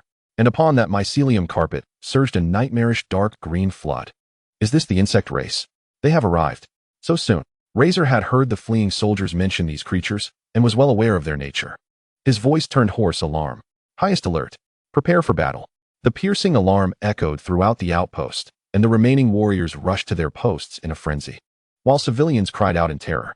Yet, all resistance proved futile against overwhelming force. The front line of third-generation thorn insects charged through the sparse rain of arrows and feeble nature magic, obliterating the crude wooden walls and thorny barriers. Several moonlight coordinators hovered behind the insect tide, casting a gentle moonlit aura that healed those insects wounded by arrows or hindered by traps, allowing them to recover at an even faster pace. For the elves, Razor roared as he drew his enchanted longsword, activating the ranger class ability, Swiftness, his form racing toward the foremost third-generation insect. His swordsmanship was exquisite, and the armor break skill struck true at the insect's compound eye. However, the third-generation insect did not flinch. Its bone blade descended with terrifying force. Clang! Razor's longsword was easily deflected, and his grip shattered. The hardness of the insect's carapace exceeded all his expectations. How could this be? His pupils contracted sharply. In the next moment, another insect lunged from the side, its bone blade effortlessly tearing through his chainmail. The light in Razor's eyes quickly dimmed, and the last sight he beheld was the swarm of insects overwhelming the outpost behind him. The cries and sounds of collapsing structures instantly drowned out by the shrieks and gnawing of the insects. Lenya outpost fell from the moment the enemy was detected to complete annihilation in less than half an hour. The mycelium rapidly covered the ruins and corpses, converting them into nourishment. Similar scenes unfolded simultaneously along multiple routes leading to the royal court. The insect army divided into several factions, yet perfectly coordinated through an invisible hive mind, slicing and melting the already fragile defenses of the elven kingdom like several glowing blades. A small town attempted to resist behind stone walls and a mid-tier mage tower. Several mid-tier mages chanted atop the tower, launching fireballs and ice spears at the swarm. However, several moonlight insects simultaneously activated their wing membranes, layering a moonlight shield that significantly weakened the mage's attacks. Meanwhile, another group of moonlight insects channeled energy, enveloping the frontline insects in a collective healing light, allowing them to withstand the feeble magical assaults against the town walls. Soon, the walls were breached, and the town fell. The speed of the insect advance far exceeded the elves' most pessimistic predictions. They appeared to require no rest. The mycelium served as their supply line, and battling and consuming were their forms of rest. They precisely identified the weaknesses in the defenses, shattering them with absolute force and uncanny coordination. The royal court received not battle reports, but one desperate cry after another, transmitted through the last magical communications. Outpost lost. Green Shade Town breached. Requesting reinforcements. Insects. They are everywhere. They are advancing toward the royal court. Help. Panic spread through the kingdom like a plague, moving at an unprecedented speed. King Aelandair stood atop the highest stargazing platform of the royal court. At this moment, he had regained his composure, the ancient blade of the guardian hanging from his waist. His hands clenched into fists, knuckles white from exertion. He gazed into the distance. Though he could not discern the specific battle conditions, the suffocating pressure, mingled with death and a chilling resolve, tightened with the advance of the mycelium. His orders had just been issued, yet his kingdom teetered on the brink of collapse. His voice was hoarse and heavy as he commanded, "Abandon all outer towns and strongholds. Withdraw all forces to the royal court, and take refuge behind the ancient life tree's barrier for the final stand." He knew this was a desperate measure. Abandoning vast territories meant the insects would gain more resources, allowing the mycelium to spread even further. Yet, he had no choice. The elven kingdom was at its last throes. The only hope seemed to lie in the ancient life tree sustaining the barrier and the faint hope of the aid sent to the realms of humanity and dwarves. The insect tide continued its advance. Less than 2 days remained until it reached the royal court. Chapter 42. The Human Empire. The insect tide invades the royal court meanwhile. At the distant border of the Austin Empire, the Obsidian Fortress. A weary elven messenger, draped in a travel cloak, staggered to the fortress gates, holding aloft an urgent diplomatic document inscribed with the royal insignia of the Kaluo family. Elven Kingdom Envoy. Urgent audience with the fortress commander. It concerns the survival of the continent. The human guards gazed in astonishment at the visibly exhausted elf, not daring to be negligent, quickly ushering him inside. A few hours later, a startling report detailing the Elven Kingdom's catastrophic defeat at the hands of the terrifying insect race was dispatched with utmost urgency via magical communication array to the capital of the Austin Empire.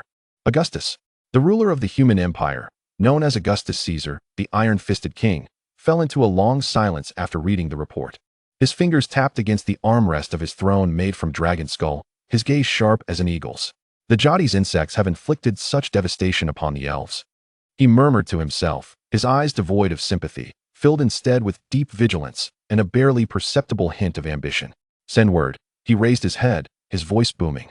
Summon the Empire's chief mage, the Minister of Military Affairs, and the Foreign Affairs Secretary. We must carefully assess this plea for aid from the elves and the risks and opportunities it represents. The eyes of humanity finally turned toward this ancient forest that had once belonged to the elves. Simultaneously, within the highest echelons of the Dwarven Kingdom and even farther realms, similar reports and debates were either underway or about to unfold. The Elven Royal Court, a kingdom that had stood for thousands of years, was now shrouded in unprecedented despair and panic. King Aelandair's orders had been given, yet their execution faced numerous challenges. The roads leading to the royal court were crowded with elven civilians fleeing the fallen towns. Their cries, calls for help, and the shouts of the royal guards attempting to maintain order melded together, forming a lament of a fallen nation. On the walls, all elves able to wield weapons were summoned. Among them were seasoned high-tier warriors, newly trained mid-tier rangers, and even novices. Some had set aside their sculpting tools and potion vials, donning leather armor as makeshift artisans. Their faces were a mosaic of fear, confusion, and a flicker of resolute determination. Arrows, rolling logs, and boiling oil were ceaselessly transported to the city walls, while mid-tier and high-tier mages within the mage tower exerted their utmost to enchant the city's defenses or establish localized protective barriers. Nonetheless, the suffocating sensation of impending doom, amplified by the encroaching silvery fungal tide on the distant horizon, grew increasingly palpable. The insect race had yet to arrive, but the chilling breath of death had already tightened its grip around the throat of every elf. Prince Kairos, battling the fatigue and pain deep within his soul, stood atop the mage tower in the inner city, using the Farsight spell to survey the horizon. In his silver-blue eyes reflected the terrifying tide that was devouring the forest, instinctively calculating the enemy's speed, scale, and potential avenues of assault, only to find the results disheartening. They were too swift. Their speed exceeded expectations by at least 30%, and their numbers were swelling. His voice, dry and hoarse, reached the court's Grand Mage beside him, and they had encountered almost no meaningful resistance. The Grand Mage gravely nodded. The outer strongholds are likely already. His words trailed off, yet everyone understood the implication. The border defense system that had been meticulously maintained by the kingdom for centuries was as fragile as paper before the overwhelming power and numbers of the insect race. Princess Ai Irwin appeared at the parapet of the city wall, her bandages still seeping blood, yet her gaze was sharp as an eagle's. She commanded the remaining Spectre scouts to set up the final line of warnings and traps outside the city. fully aware that this might only delay the insect race for a few minutes. "Brother Wong," she called out to Kairos as she approached swiftly, her voice lowered. "The evacuation of the populace is chaotic. It will take at least a day to get everyone within the inner city's barrier. We must hold the outer wall for at least a day. A day." This seemingly trivial unit of time now bore the weight of 1,000 burdens. Kairos' gaze drifted to the ancient life tree, the towering centerpiece of the royal court. Its vast canopy emanated a soft emerald glow. A colossal barrier faintly enveloping the core area of the kingdom, representing the last hope of the elven realm and its final bastion. "Relay the order." Kairos' voice resonated through the magical amplification, echoing along the walls. "All units, hold your positions." For Kairos, for the elves, his words provided a glimmer of encouragement, yet were overshadowed by a profound sense of tragedy. Meanwhile, the vanguard of the insect army had already reached the last natural barrier, the Ueshi River, outside the royal court.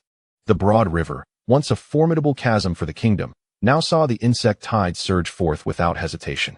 The foremost thorn insects waded into the river, their heavy bodies slowing their pace, yet their sheer numbers forged a bridge to the opposite shore. They were unafraid of sacrifice, driven solely by the commands of their overlord. Moreover, in the strongholds they occupied, generations of insects were proliferating, ready to reinforce their ranks. In the air, the moonlight insects cast a glow, the collective weaving of healing light continuously mending the minor damages inflicted by the river's current and hidden underwater traps. More terrifyingly, the silvery fungal tide spread across the insect bridge, covering the land on the opposite bank as if it were a living organism, transforming the chasm into a thoroughfare. The elven sentinels atop the city walls witnessed this scene with a chill running down their spines. It surpassed their comprehension of warfare entirely. After crossing the Ueshi River, the main force of the insect race did not immediately launch an attack, but halted approximately a kilometer from the outer wall of the royal court. The dark green tide resembled a silent ocean, completely encircling the magnificent elven palace. Guin emerged at the center of the insect horde, his 6 compound eyes coldly scanning the city ahead. The towering runic walls, the flickering lights of the mage towers, and the gigantic tree radiating a life energy he found repugnant were all swiftly collected and analyzed. He sensed the strength of the barrier. A direct assault, even if successful, would come at a great cost. Since the elves within the palace were akin to turtles retreating into their shells, Guin decided to extract some interest. His will wavered for a moment, and the next instant, the insect tide parted, revealing thousands of third-generation thorn insects.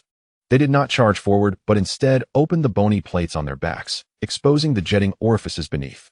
With a buzzing sound, a multitude of bone spines infused with a ghostly green toxin surged into the air like a torrential rain, tracing eerie arcs as they soared over the walls, directly targeting the inner city's residential areas. This was an over-the-horizon bombardment, aimed squarely at the elves' soft underbelly, the civilians. "Intercept! Quickly, intercept!" The mages on the walls yelled hoarsely. The mage towers blazed with light, arcane missiles and wind barriers sprang into action, attempting to thwart the incoming assault. Elven rangers also loosed arrows in rapid succession. Yet the number of bone spines was overwhelming, and their trajectories were treacherous. Despite the majority being intercepted or deflected, some still found their mark within the city. A piercing scream erupted from within the royal court. A civilian dwelling was struck by a corrosive bone spine, collapsing instantly and igniting in toxic flames. Chaos spread like a plague throughout the inner city. Despicable.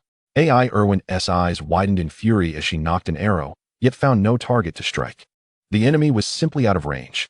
King Elundel ascended the walls, surrounded by his court guards, and upon witnessing the devastation within the city, his face turned ashen. He drew the blade of the ancient guardian, its emerald life energy attempting to dispel the encroaching poison mist, but the area was too vast, yielding little effect. "They are forcing us." Kairos suddenly grasped the insect's intent. They were not in haste to assault the city. Rather, they aimed to sow maximum panic and casualties, undermining the morale of the defenders and even compelling the elves to exit the city for a final confrontation. Just then, from behind the insect ranks, a group of moonlight insects surrounded a figure slowly advancing. It was Celia. She hovered in midair, her moon-white gown fluttering in the breeze, her moonstone eyes coldly surveying the royal court. She raised her hand, and a chilling and peculiar moonlight energy began to coalesce. Chapter 43. The outer wall is breached. A twisted moonlight beam, adorned with dark green speckles, shot forth from Celia's hand, not directed at the barrier or the walls, but aimed at the ground beneath.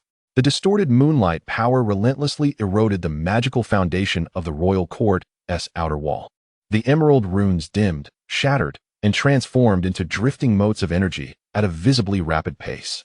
The walls, resilient against millennia of weathering, began to crumble and flake under this strange corrosion. The elven sentinels atop the walls could distinctly feel the escalating tremors beneath their feet. It was not the vibration of a collision, but rather the mournful cries of a structure being dismantled from its very foundations. Mage Tower, concentrate fire, interrupt her. Prince Kairos bellowed from the tower's peak, even able to see through magical vision the magical veins of the foundation fracturing in large sections. The three main mage towers of the inner city glowed anew. This time, all remaining mid-tier and high-tier mages poured their magic into the effort without reservation. A searing beam of condensed arcane energy, mingled with chains of lightning that tore through space, thundered towards Celia, who floated behind the Insectoid. However, just as the spell was about to strike, hundreds of moonlight insects around Celia simultaneously activated their wing membranes.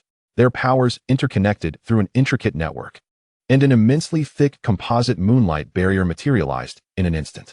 The arcane and lightning energies violently collided against the barrier, erupting in a dazzling explosion of light.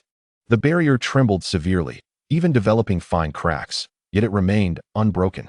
The combined effort of the elven mages was forcefully repelled. Although some of the Yuehua insect clan staggered and even fell due to the energy backlash, Saria remained unscathed, her corrosive beam uninterrupted for even a moment. How could this be possible? The court archmage gasped in disbelief, his face a canvas of incredulity. Such a scale of united defense surpassed the realm of ordinary master-level spells. Nearing the domain of legendary magic, Guin's compound eyes coldly reflected the scene. The individual might, connected through a highly unified will and the hive network, could unleash power far beyond mere addition. The Yuehua insect clan was indeed a magnificent creation born for amplification and defense. Meanwhile, the fungal carpet had spread to the foot of the city walls, clinging tightly to the corroded foundation. The mycelium, as if alive, burrowed into the crevices of the rocks, frantically secreting digestive enzymes, hastening the foundation's decay. The segment of the city wall began to emit a painful groan, massive cracks creeping upwards. The wall could not withstand much longer. A high-ranking warrior commander shouted in despair, "First echelon, prepare for close combat. Mages and rangers, provide cover." He understood that once the wall shattered, they would face the most brutal melee with the Insectoid. The outcome was almost predictable. At that moment of despair, a brilliant emerald beam suddenly shot up from the apex of the ancient life tree at the heart of the royal court, piercing through the inner city's barrier and directly illuminating the crumbling foundation of the outer wall. It was King Aelander. He stood beneath the ancient tree, gripping the blade of the ancient guardian, its tip pointed resolutely forward. His complexion was pale, yet his gaze was unwavering. Vast and pure life energy was channeled through the sacred artifact, forcefully injected into the corroded foundation. In an instant, the pallor of the Yuehua corrosion was forcibly stifled, even showing slight signs of recovery. The spreading cracks ceased their expansion. "Your Majesty," the elven defenders felt their spirits lift upon witnessing this scene. However, Guin's compound eyes immediately locked onto this powerful source of life energy. His will stirred slightly. Alia, who had been on standby amidst the Insectoid, unfurled her skeletal wings with sudden ferocity. She emitted a sharp shriek. The Insectoid reacted with unfathomable swiftness. A barrage targeting King Aelander and the life tree's energy infusion was instantly unleashed. The dense rain of bone spikes transformed from a widespread strike into concentrated torrents, accurately aimed at several critical nodes connecting the life energy beam and the wall's foundation, specifically around the king's vicinity. Simultaneously, another faction of the insect clan charged fearlessly against the segment of the wall where the life energy was unstable. They sought to expend their bodies, to test the limits of the recovering defense, and to divert the firepower of the defenders atop the wall. "Protect His Majesty." The roar of the military minister was drowned amidst the piercing cries of the bone spikes and the insect clan's shrieks. The elite royal guards raised their enchanted shields, instantly erecting an iron barrier in front of the king. They were all high-ranking warriors, their fighting spirits surging, the runes on their shields shining brilliantly. Thud, thud, thud. The venomous bone spikes rained down like hail upon the shield wall, producing a sound that sent shivers through the teeth. The enchantment flickered erratically. The arms of the shield bearers trembled violently, their palms bursting with blood. Moreover, some bone spikes found cunning angles to breach the shield wall, striking the guards behind. Their horrific corrosion instantly transforming them into smoking, withered bones. King Aelander gritted his teeth, veins bulging at his temples.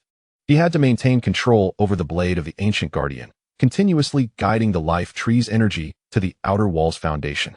The life energy naturally emanating from him formed a thin self-protective barrier, deflecting most of the stray bone spikes. Yet each impact caused his internal energy to churn violently, his complexion growing ever more ashen. Meanwhile, the fighting at the front wall had escalated to a fever pitch. The tide of insects, undeterred by the rain of arrows and magic, surged towards the wall. They disregarded the falling logs and rocks above, ignored the flames igniting upon them, fiercely slashing with bone blades and ramming their bodies against the fissured wall. For the elves, for the homeland, a high-ranking warrior captain roared, leading his soldiers to steadfastly defend the parapet, their spears thrusting down like a forest, knocking the climbing insects down. Several rangers shot arrows with pinpoint accuracy, each arrow finding its mark in the insect's compound eyes or the joints between their limbs. Yet her quiver soon ran dry. Without hesitation, she drew a dagger from her waist and lunged at a newly ascended insect, choosing to perish together. Within the mage tower, mid-tier and high-tier mages exhausted their last vestiges of magic, bombarding the insect tied below with fireballs, ice spears, and arcane missiles as if they were free of charge. An elderly high-tier earth mage even burned his life force to cast seismic shift, causing a section of ground before the wall to collapse violently, swallowing dozens of insects. But he too fell, bloodied and unable to rise again. Desperation birthed the most ferocious courage. Yet courage could not bridge the chasm of absolute strength. Under the relentless assault of the insect tide and the ongoing suppression of the ranged bone spikes, the life tree's energy struggled increasingly to mend the foundation, the emerald beam flickering and growing unstable. Finally, a resounding crack echoed. The section of the foundation, repeatedly eroded and assaulted, could endure no longer, shattering completely. Along with it, the towering wall above, stretching dozens of meters, collapsed with the force of toppled blocks. Massive stones, mingled with the severed limbs of elven defenders and shattered insect shells, crashed to the ground, raising a cloud of dust.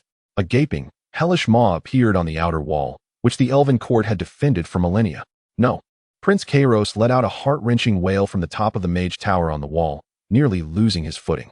Aelwyn abruptly dropped her bow, her fingertips piercing her palm from the exertion, blood flowing freely, yet she felt nothing. Through the swirling dust, all elven defenders clearly saw the abyss-like surge of dark green compound eyes outside the breach, glimmering with a cold, bloodthirsty light. The outer wall of the royal court had been breached. The first and last physical barrier of the royal court had been utterly torn asunder. Block the breach. All who can still move, follow me. A high-ranking warrior captain, heavily wounded, dragging his battered body, raised his battle axe and let out a final roar, charging first into the dust-filled rupture. The remaining elven defenders surged toward the breach like a flood bursting from a dam, attempting to construct a final line of defense with their flesh and blood. Yet all of this seemed utterly futile in the face of the main tide of insects. A low, fervent shriek erupted from the insect tide. It was the primal joy of a hunter seeing its prey's door wide open. The dark green tide of death began to surge into the breach. The true, most brutal urban warfare was about to unfold in the outer city area of this beautiful elven capital. King Aelander staggered violently, the glow of the blade of the ancient guardian dimming instantaneously. He spat out a mouthful of blood, nearly collapsing, supported desperately by the remaining guards beside him. He gazed at the massive breach, watching the tide of insects pouring into the outer city, and for the first time, despair akin to collapse flickered in his azure eyes. The life energy beam dissipated abruptly due to his loss of control, extinguishing the last hope of repairing the outer wall as foundation. Your Majesty, we must retreat to the inner city. The outer city cannot be held. The military minister, drenched in blood, his armor shattered, cried out anxiously. Aelander struggled to lift his head, gazing towards the outer city. There lay countless civilians who had not yet retreated into the inner city, and valiant warriors who continued to fight desperately. Go. He finally managed to utter a word through gritted teeth, filled with immeasurable pain and humiliation. Surrounded by the royal guards, the king and the remaining high-ranking commanders were forced to abandon the outer city and retreat towards the inner city. The heavy gates of the inner city slowly closed with a sound that made one's teeth ache, temporarily isolating the despairing cries of the outer city from the cacophony of the Zerg. Chapter 44. A new hunting ground. The outer city had completely descended into a hellish nightmare.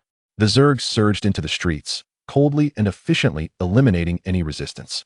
The thorn insect Zerg were responsible for slaughter and destruction, followed closely by the fungus blanket, which swiftly enveloped the streets, squares, and houses, converting all organic matter into nourishment. Naturally, they intentionally spared some robust female elves, particularly rangers, mages, and warriors, as the strength of the mother Zerg could influence the potency of the next generation. The moonlight Zerg hovered in the air, providing indifferent support and illumination. Ilea led the charge, her skeletal wings flapping like a whirlwind of death wherever she passed. The remaining elven guards fell like straw. She reveled in the thrill of the slaughter. Celia, under the protection of the swarm, slowly flew into the outer city.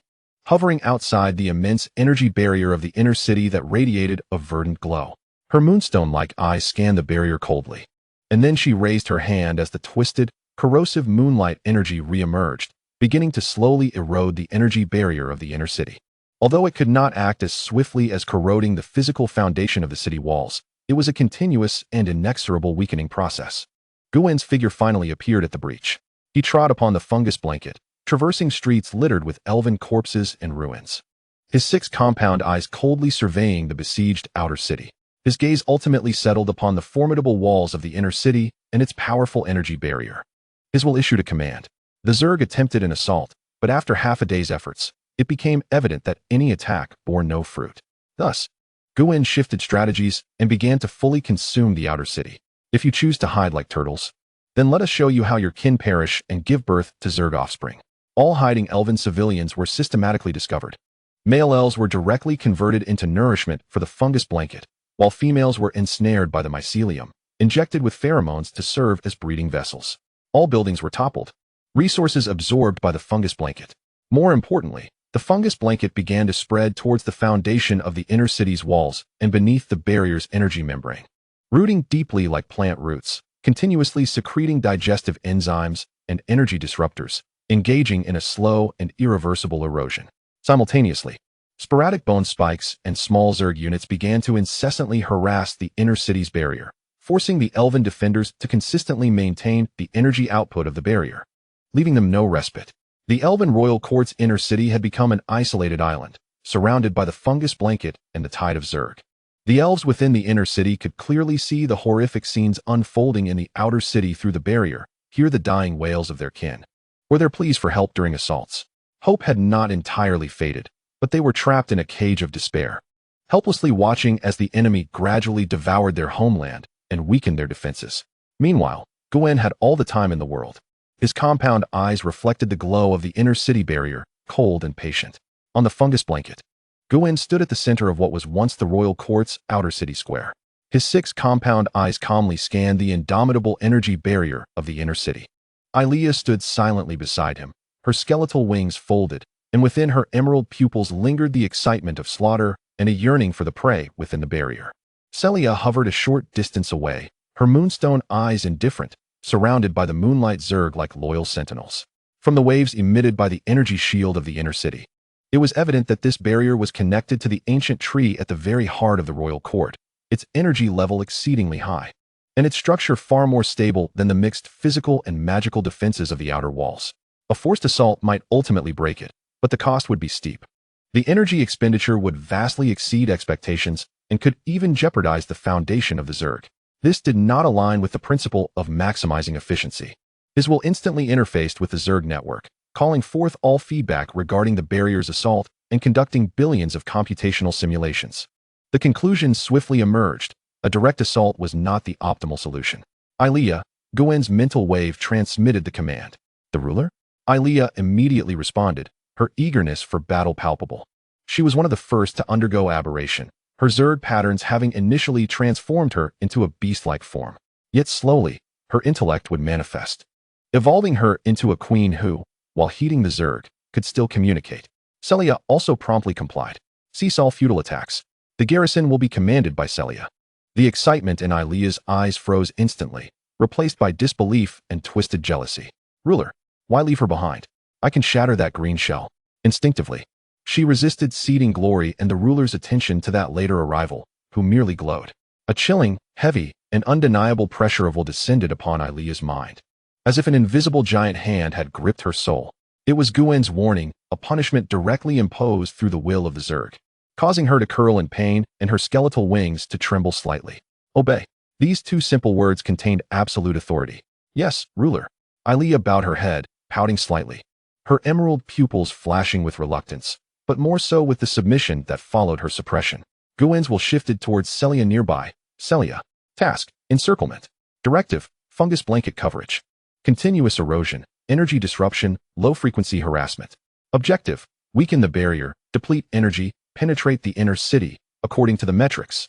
Celia's moonstone eyes flickered slightly as she received detailed parameters of the command. Slowly, she raised her hand, and the vast fungus blanket below seemed to respond to the command, becoming more active as it spread towards the foundations of the inner city's walls. The silvery mycelium, as if alive, sought to penetrate every crevice of rock and began to climb towards the energy membrane of the barrier itself. Simultaneously, the moonlight Zerg surrounding her began to adjust their energy output pattern, shifting from strong barriers or healing to emitting a special, slightly corrosive energy fluctuation, akin to a persistent background noise that disrupted the stability of the barrier's energy. The sporadic bone spike attacks became increasingly erratic, yet never ceased, compelling the barrier to maintain its basic energy output at all times, unable to enter a low-power dormant state. A slow yet lethal suffocation tactic began to unfold. Having arranged the encirclement, Guen's compound eyes turned towards the distance, beyond the mountains of the royal court, as if glimpsing a broader world. Aelia, assemble the main force. His will resonated once more. We shall venture to a new hunting ground. Through fragments of memories acquired from devouring elves and the fungus blanket's perception of the environment, he was aware that to the southeast of the Elven Kingdom, beyond the desolate lands, lay a vast expanse known as the Blood Luo Plains, home to numerous orc tribes. There resided powerful warrior genes and abundant biomass. Chapter 45. Blood Luo Plains. Upon hearing the new command, Aelia's reluctance was swiftly replaced by a renewed thirst for slaughter. I shall heed your will, ruler. She let out a piercing shriek, transmitting the command through the will of the Zerg to the army scattered across the outer city. Soon, an ink-green tide of Zerg began to surge forth. Aside from leaving a necessary number of thorn insect Zerg and moonlight coordinators under Celia's command for the encirclement task, the main forces swiftly assembled, departing from the ruins of the outer city of the royal court like a receding tide. Under the leadership of Guan and Aelia, they headed towards the mountains in the southeast. Their departure was as swift and silent as their arrival. Within the inner city, beneath the ancient life tree, a brief silence allowed the elves to exhale in relief. However, the slow yet resolute erosion beyond the barrier, coupled with the retreating hordes of the Zerg in the distance, deepened their unease. King Aelendare, supported by Kai Luo and Ai Air 1, ascended once more to the inner city wall. His complexion remained pale, yet his gaze had regained its tranquility, albeit beneath lay an inescapable gravity. Had their main force departed? Ai Air 1 observed the Zerg tide gradually vanishing on the horizon, her tone tinged with uncertain hope. Yet, they had left behind guards. As Kai Luo pointed towards the Zerg patrolling beyond the barrier, as well as Celia and her moonlight Zerg, suspended in the air, continuously emitting disruptive energy while corroding the barrier. Through the perception of a mage, he could sense that the barrier's energy was being consumed in a slow yet persistent manner, weakening it. Although the pace was sluggish, prolonged exposure would prove detrimental. They were heading southeast? Aelendare's voice was low and hoarse. He immediately grasped the Zerg's intent. They sought to establish new battlegrounds and acquire new power, all while leaving a portion of their forces to ensnare them here. The king abruptly turned, gazing at his children and ministers. Kai Luo, your previous analysis was correct. They are learning, evolving. If they were to absorb the strength of the orc tribes, the consequences would be dire. At that point, the entire continent would face a threat. The messenger he had previously dispatched was in response to a plea for aid following the defeat in the Blighted Lands. Now, the situation had deteriorated to the point where the kingdom's core was on the brink of collapse, and the enemy was poised to grow stronger. We require a more formidable external intervention. Immediately, dispatch another envoy. No, I shall personally compose a magical secret message, utilizing the ancient communication array to send it directly to the human emperor and the dwarven king, to other races as well.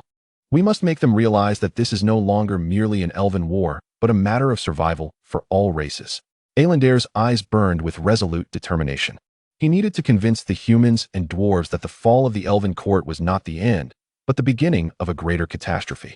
The plea for aid, infused with unprecedented urgency and despair, transformed into an invisible wave traversing space under the power granted by the life tree, directing itself towards the distant human empire of Austin and the dwarven city of Forgeheart.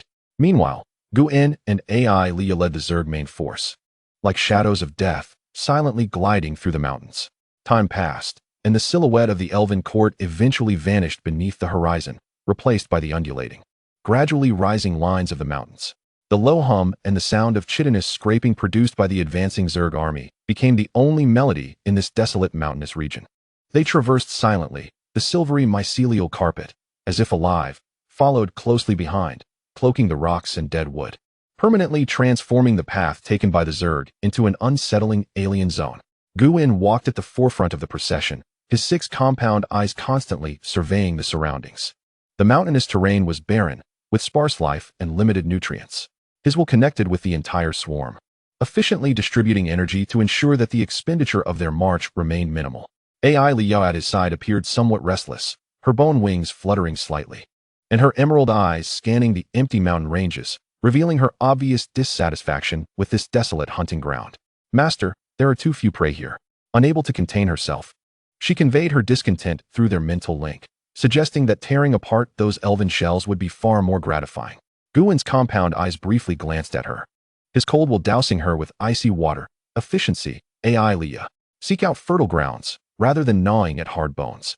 His simple response immediately quelled her emotions, and she lowered her head. Yes, master. She understood that he sought a higher return on investment. Destroying the inner city of the elves would require time and significant resources, during which the swarm could gather more resources in the vicinity. Finally, the army crossed the last ridge. Before them lay an expansive, golden-green woven plain, a magnificent carpet unfurling to the ends of the world, suddenly entering the view of all present. The wind swept through, causing waves of grass to ripple, carrying a rich scent that mingled earth, grass, and a hint of wildness. The energy fluctuations here were far more abundant and wild than in the mountains. This was the Blood Luo Plain. Gu-in's compound eyes adjusted their focus, instantly capturing the scene several kilometers away. A group of humanoid beings was chasing after massive bison-like creatures. They were robust, muscular, with skin in deep brown or green, roaring as they ran, wielding enormous bone clubs or stone axes. Their movements exuded primal strength and a unique rhythm. Within Gu-in's will flowed memories extracted from elven fragments during the merging, for he needed to understand the orc hierarchy in this world. Simultaneously, the Hive network rapidly analyzed the basic data of the target group: above average strength levels, moderate agility, low organization, and weak energy responses. An intriguing sample, Gu-in's will assessed without a hint of disturbance. The sheer physical power exhibited by these beings was something the elves lacked. Just then, AI Leah suddenly emitted a low warning hiss, her bone wings abruptly pointing towards a seemingly tranquil patch of tall grass to the left front. Gu-in's compound eyes instantly locked onto that area. Under his ultra-high resolution vision and energy perception, the subtle discord in the grass was magnified infinitely. A few wisps of nearly indistinguishable pale gray fur blended into the environment, along with a faint, feeble energy fluctuation attempting to conceal itself. Go! Gu-in's will issued the command in an instant. Within the ranks, 3 third-generation Thorn Zerg immediately broke away from formation, rushing towards the patch of tall grass with astonishing speed. They made no tactical evasion, purely charging forward in a straight line with speed. Almost the moment the Zerg sprang into action, 3 small and agile figures suddenly burst forth from the tall grass. Their movements were as swift as lightning, far surpassing those orc hunters. Their bodies seemed to interact with light and shadow in a wondrous manner, leaving faint afterimages in their dash as they rapidly fled into the distance. One individual even blurred momentarily in mid-stride, suddenly advancing over 10 meters, creating distance between herself and the pursuing Zerg. Chapter 46. Catfolk Shadows Flickered. A skill of the assassin class. Capture them. Gu-in's will bore a hint of command. The genes of these agile units might prove more valuable than those of the brutish orcs.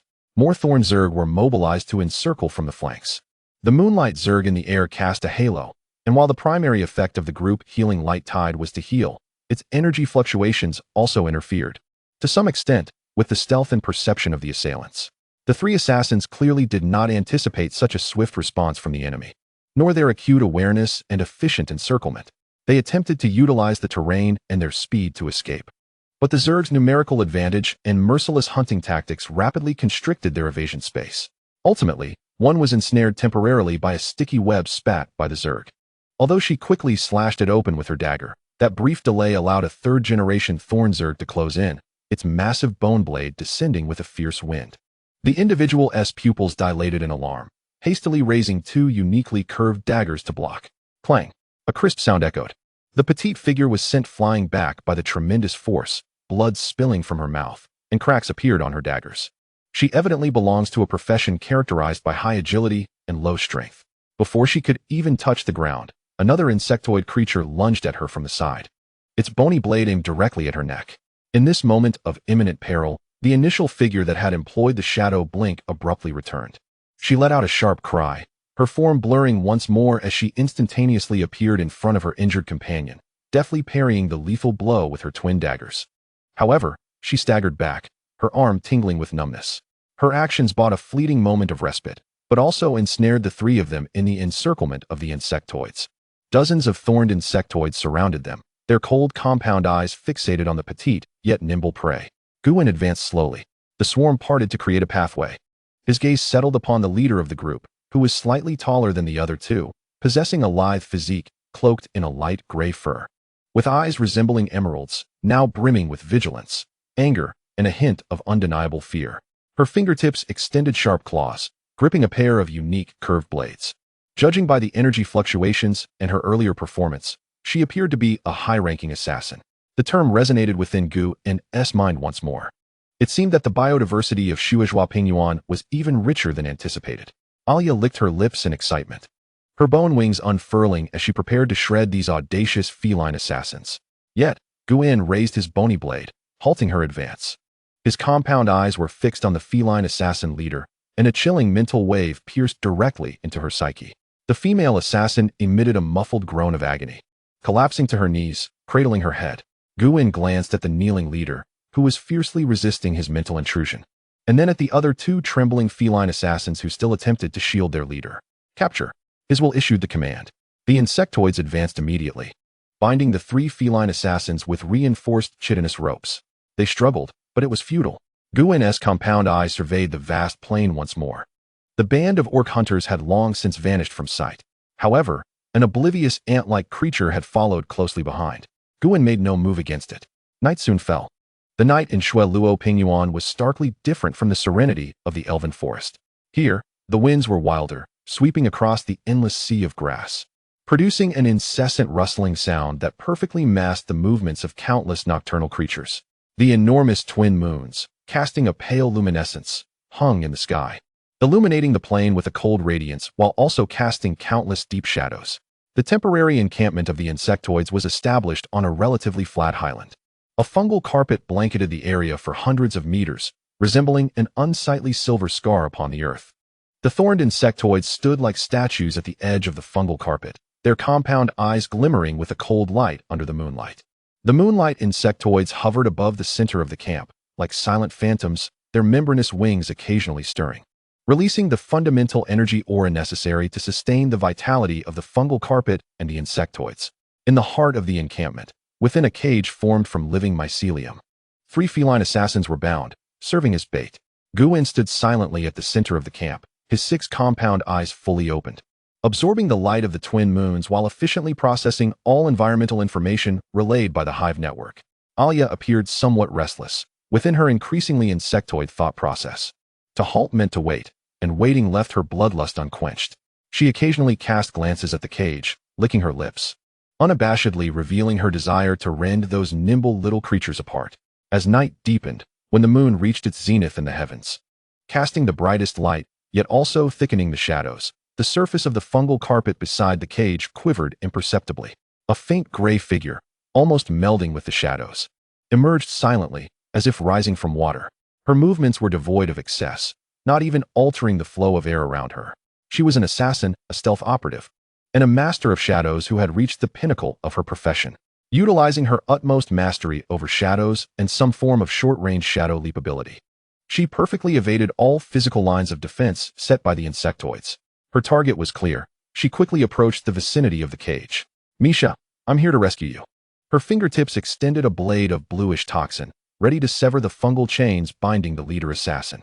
However, just as her claws were about to touch the chains. A deep hum resonated ominously. A myriad of eerie purple runes illuminated the fungal carpet within a 10-meter radius of the cage. An energy trap, long prepared, was activated in an instant. A powerful energy interference field surged forth like an invisible quagmire, forcibly drawing the high-ranking feline stealth operative from her shadowy refuge. Her movements halted abruptly, as if caught in viscous glue, shattering her perfect concealment. The feline stealth operative emitted a furious shriek, almost simultaneously with the activation of the trap. The fungal carpet beside her erupted. 3 thorned insectoids, lying in ambush beneath the carpet, sprang forth like coiled vipers. Their bony blades sliced through the air with a piercing shriek, attacking from 3 exceptionally cunning angles towards the feline stealth operative, whose movements had been distorted by the force field. Everything transpired in a blur. From the trap's activation to the ambush's execution, it was nearly simultaneous. Ultimately, the feline stealth operative was a battle-hardened, high-ranking professional. Despite the dire circumstances, she still managed to react astonishingly.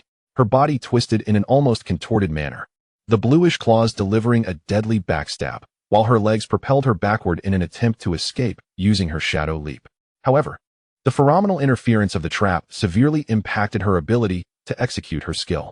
Her figure merely flickered, failing to successfully leap away, stumbling back half a step instead. It was this slight delay that brought the 2 thorned insectoids' attacks upon her. With a swift slash, one bony blade tore through her shoulder armor, drawing forth a stream of blood. Another blade aimed directly for her throat. In a moment of crisis, she sharply turned her head, the blade grazing her neck and leaving a shallow cut. Yet, before she could catch her breath, a suffocating wave of terrifying pressure descended upon her like an avalanche.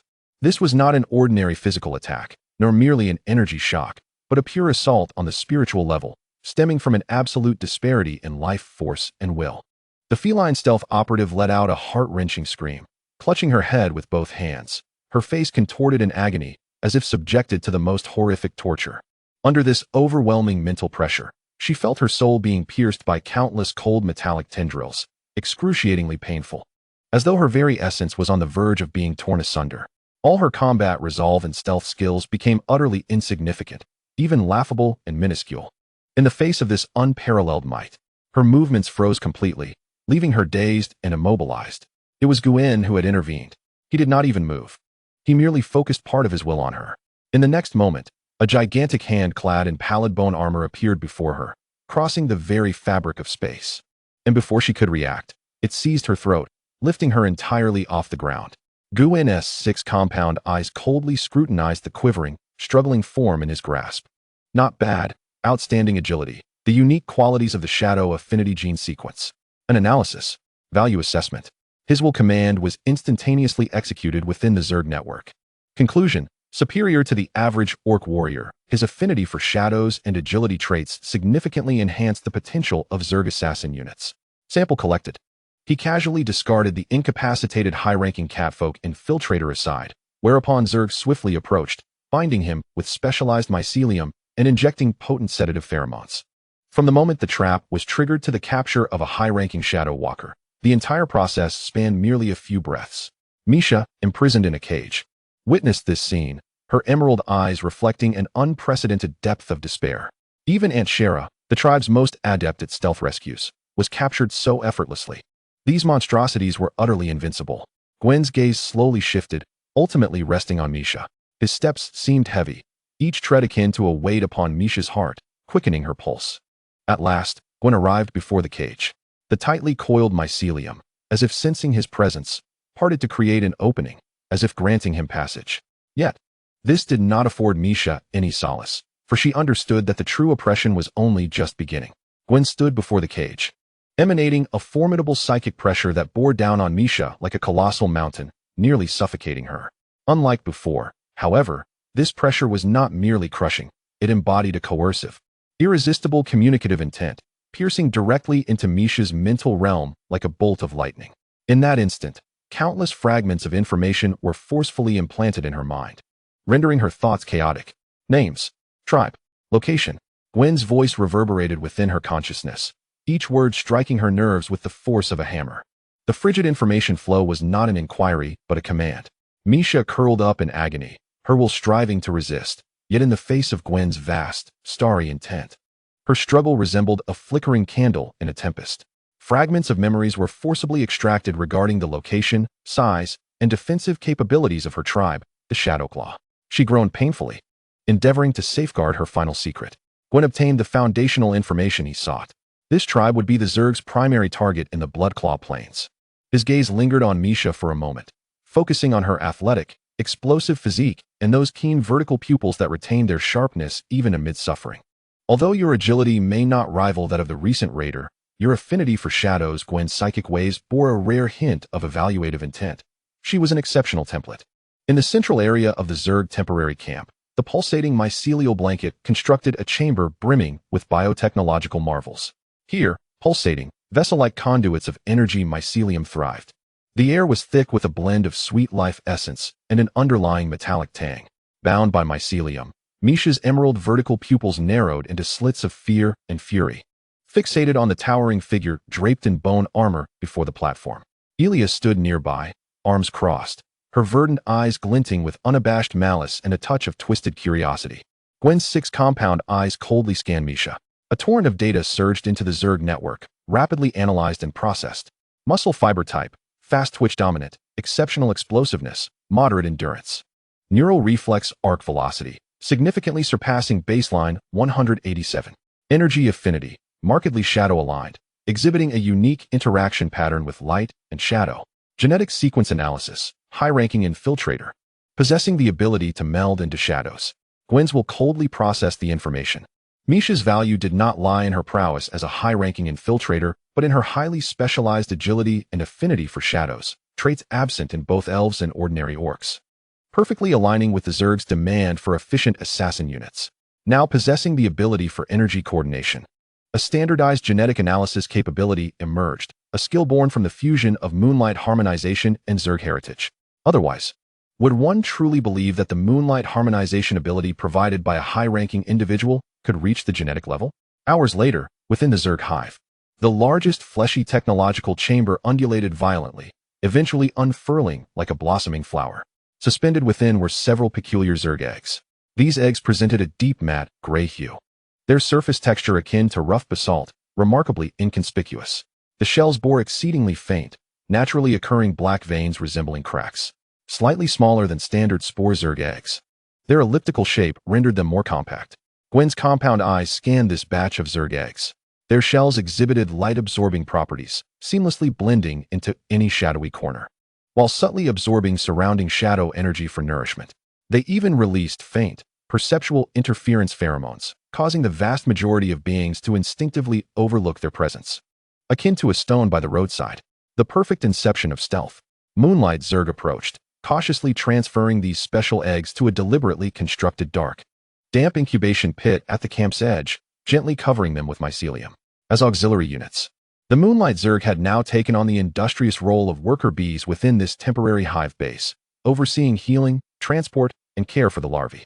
Chapter 48, The New Shadow Hunt Zerg. Time flowed swiftly in the efficient operations of the Zerg. Within just over a day, catalyzed by the dual forces of mycelium energy and the shadowy environment, subtle movements emanated from the incubation pit. The mycelium was breached, and 8 small, swift figures emerged. They were the progeny of Gwen and Misha, whom Gwen named the Shadow Hunt Zerg. Originally, the first batch contained only 4 eggs, but Gwen added 4 more once Misha recovered. Their bodies were slender and compact, cloaked in a deep gray, slightly viscous shell. Their heads were proportionally larger, adorned with a pair of enormous, deep amber compound eyes and a pair of rapidly vibrating antennae, used for sensing the subtlest movements and vibrations in the air. Their limbs concluded with sharp claw-like appendages. A short, powerful tail, resembling that of a cat, bore an almost invisible venomous stinger at its tip. As soon as these larvae hatched, they immediately exhibited extraordinary traits. Instinctively, they moved along the shadowy edges of the incubation pit, their innate shadowing ability significantly reducing their presence. Their speed was astonishing, and their heightened agility rendered them like gray lightning, darting rapidly within the pit. However, after a time, their pace noticeably slowed, revealing a shortcoming in endurance. Their large amber compound eyes continuously rotated, seemingly blurring as they sensed the flow of shadow energy, guiding their navigation. Gwenswell recorded this data with satisfaction. The larvae's performance met expectations, even slightly exceeding them. After a while, Following the capture of new biomass and the continuous infusion of mycelium energy, the larvae commenced their final molting. As they broke free from their old shells, their forms had transformed dramatically. The Shadow Hunt Zerg, a new generation of Zerg assassin units, made their grand entrance. Their adult forms were the perfect amalgamation of streamlined elegance and lethality. Slender and nimble compared to the bulky Spore Zerg, they were more refined and dangerous than the graceful Moonlight Zerg. Their bodies were enveloped in a matte, deep gray exoskeleton, embellished with subtly rippling dark patterns. The edges of their shells were polished to an exceptionally smooth sharpness, effectively muffling any sound during movement. The head of the creature is shaped like an inverted triangle, with enormous amber compound eyes that dominate its visage. According to the analysis of the will of the insect nest, it possesses the ability to provide near-daylight vision in low-light conditions and exhibits exceptional dynamic capture capabilities. Most striking are its forearms, which have evolved from 5 sharp digits into a pair of massive, mantis-like, folding biological scythes. The blades are elongated and curved, hollow yet incredibly hard, with edges sharp enough to slice at the molecular level.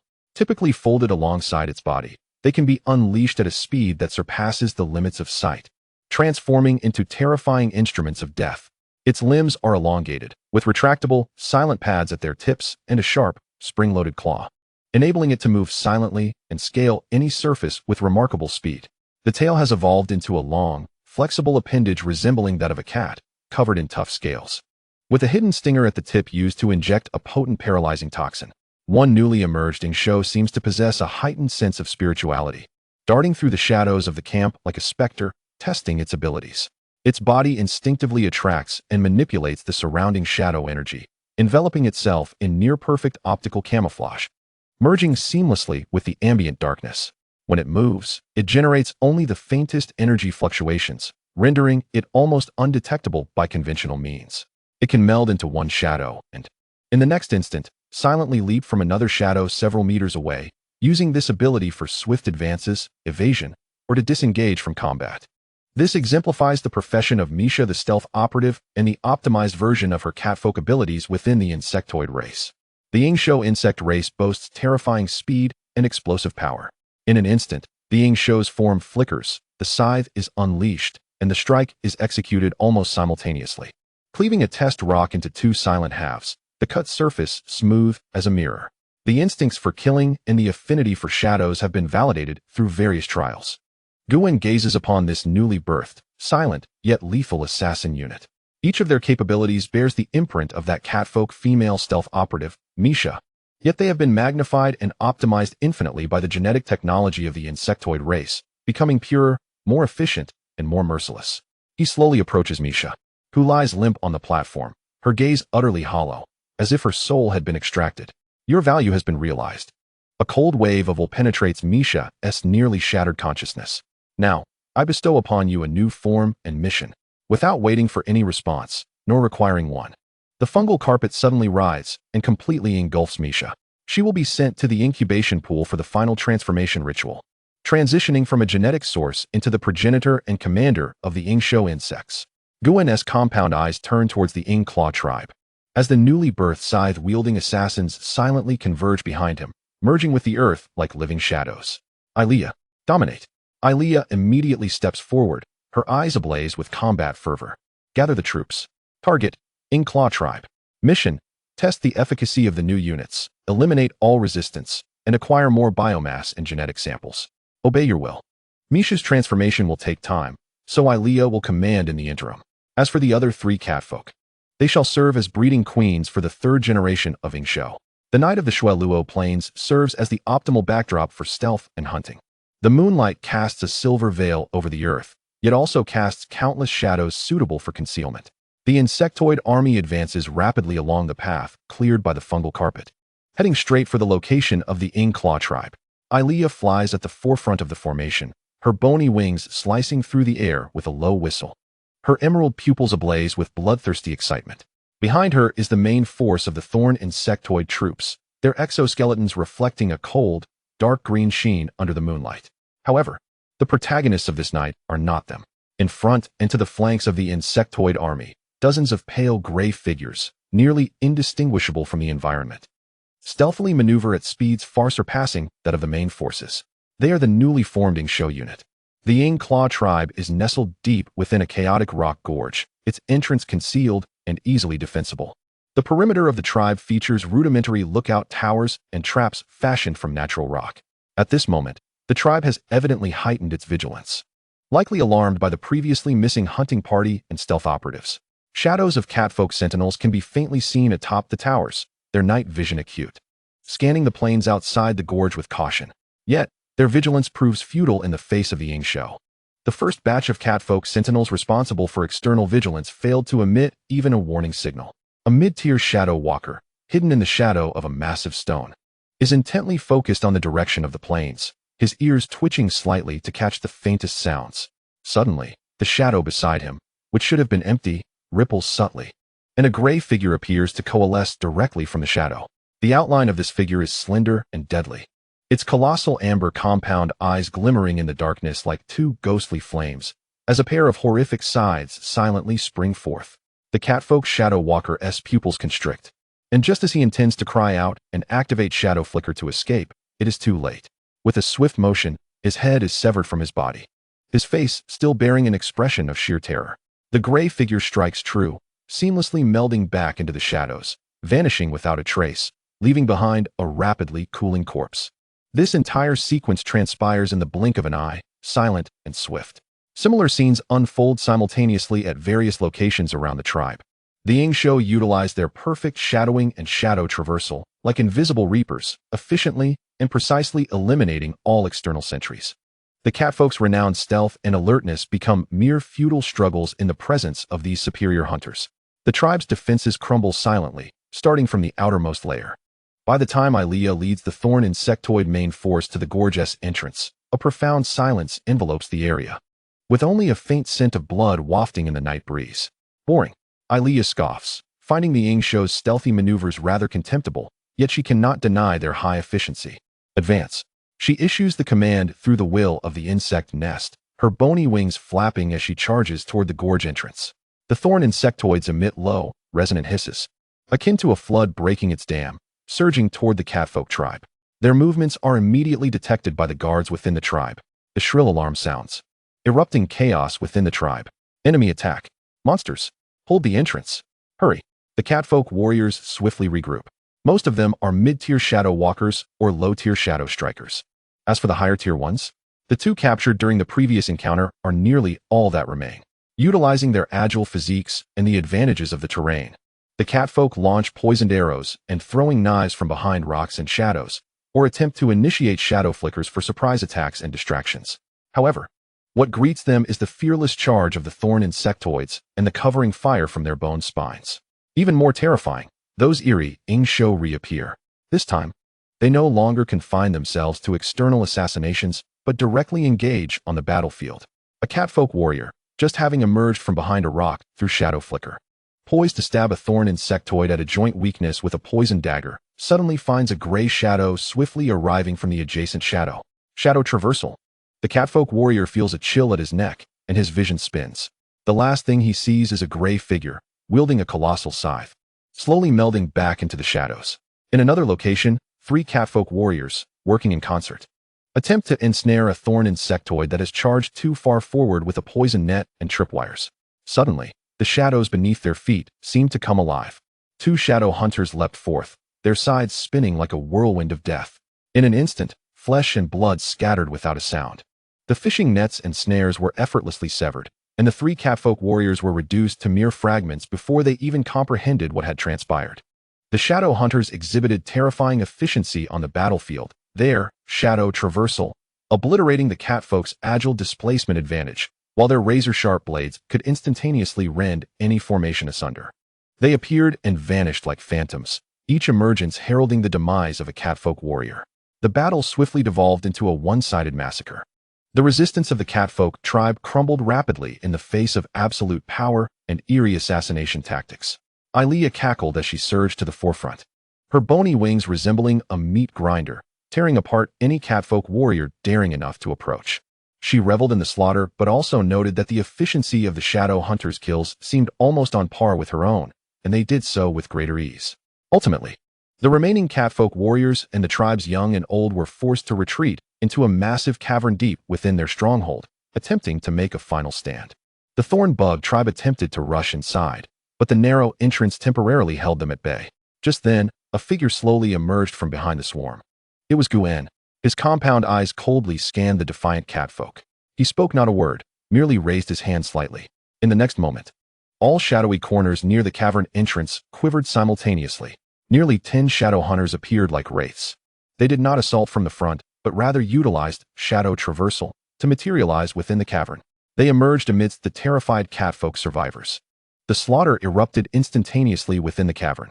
The sounds of screams and the slicing of flesh echoed densely. Soon, the resistance within the cavern fell silent. A few shadow hunters slowly exited the cavern, their sides stained with blood, their amber compound eyes coldly surveying the outside world before they once again melted into the shadows. As if they had never existed, the Ingzhua tribe was annihilated. The next generation of thorn bugs began to pour in, unlike the second, third, or fourth generations. Their strength was formidable, yet their intelligence was lacking. The second generation commanded the third commanded the fourth, and the fourth commanded the youngest generation, creating a layered hierarchy that ultimately enabled the worker bees to manage the youngest thorn bugs. They cleared the battlefield, collecting biological matter and converting the catfolk corpses into nutrients for the fungal carpet. A small number of female catfolk were deliberately spared. They would serve to bolster the shadow hunters. Ilea, still savoring the carnage, flicked the blood off her bony wings and approached Guen. Master, these new creatures are quite useful. Her tone carried a hint of reluctant admiration. Guen did not respond to her praise. The shadow hunters' inaugural performance was flawless, affirming their value as elite assassin units. In contrast, the thorn bug tribe, produced by Ilea, seemed rather unremarkable. However, the hive was unified, a singular entity with a collective purpose. That said, the thorn bugs were currently designated as worker bees laboring externally. Yet, this classification would evolve as more varieties of bugs emerged. For now, the diversity was still limited. Guen's gaze shifted deeper into the plains. It was time to showcase the prowess of the bug tribe to the more formidable forces inhabiting this expanse. At that moment, a shadow hunter assigned to patrol transmitted a message through the hive's will, having detected an extremely faint, chilling energy fluctuation lurking in the distance, observing the battlefield. Almost simultaneously, the Yuehua bug tribe responsible for energy scanning issued a warning. Guen's compound eyes instantly locked onto the direction of the disturbance. Through his long-range vision, he glimpsed a lithe figure silently gliding away. Chapter 50. The serpent woman. Guen's compound eyes focused instantaneously, his long-range vision piercing the night to accurately pinpoint the source of the disturbance. Amidst a patch of waist-high, swaying grass, a slender figure flickered in and out of view. She possessed a humanoid upper body, her skin adorned with fine, smooth, dark green scales that glimmered coldly under the moonlight. Her visage bore a wild and alluring beauty, with icy vertical pupils warily surveying the bug camp. Her lower half, however, was a robust, muscular serpentine tail that silently coiled and slithered, supporting her form.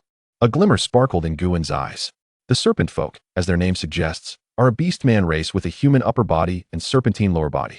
This race is notorious for its cunning, venomous nature, and mastery over deadly toxins across the blood luo plains. The serpent woman seemed to possess some unique perceptive ability. Nearly the instant Guen noticed her, she became aware of being locked onto. Her cold vertical pupils narrowed slightly, and with a surge of power from her tail, she swiftly retreated, attempting to meld into the deeper grass and escape. Capture her. Guen's command was simple and direct, the moment the order was issued. For shadow hunters vanished soundlessly from the shadows at the camp's edge. In the next instant, the shadows along the serpent woman's escape route rippled.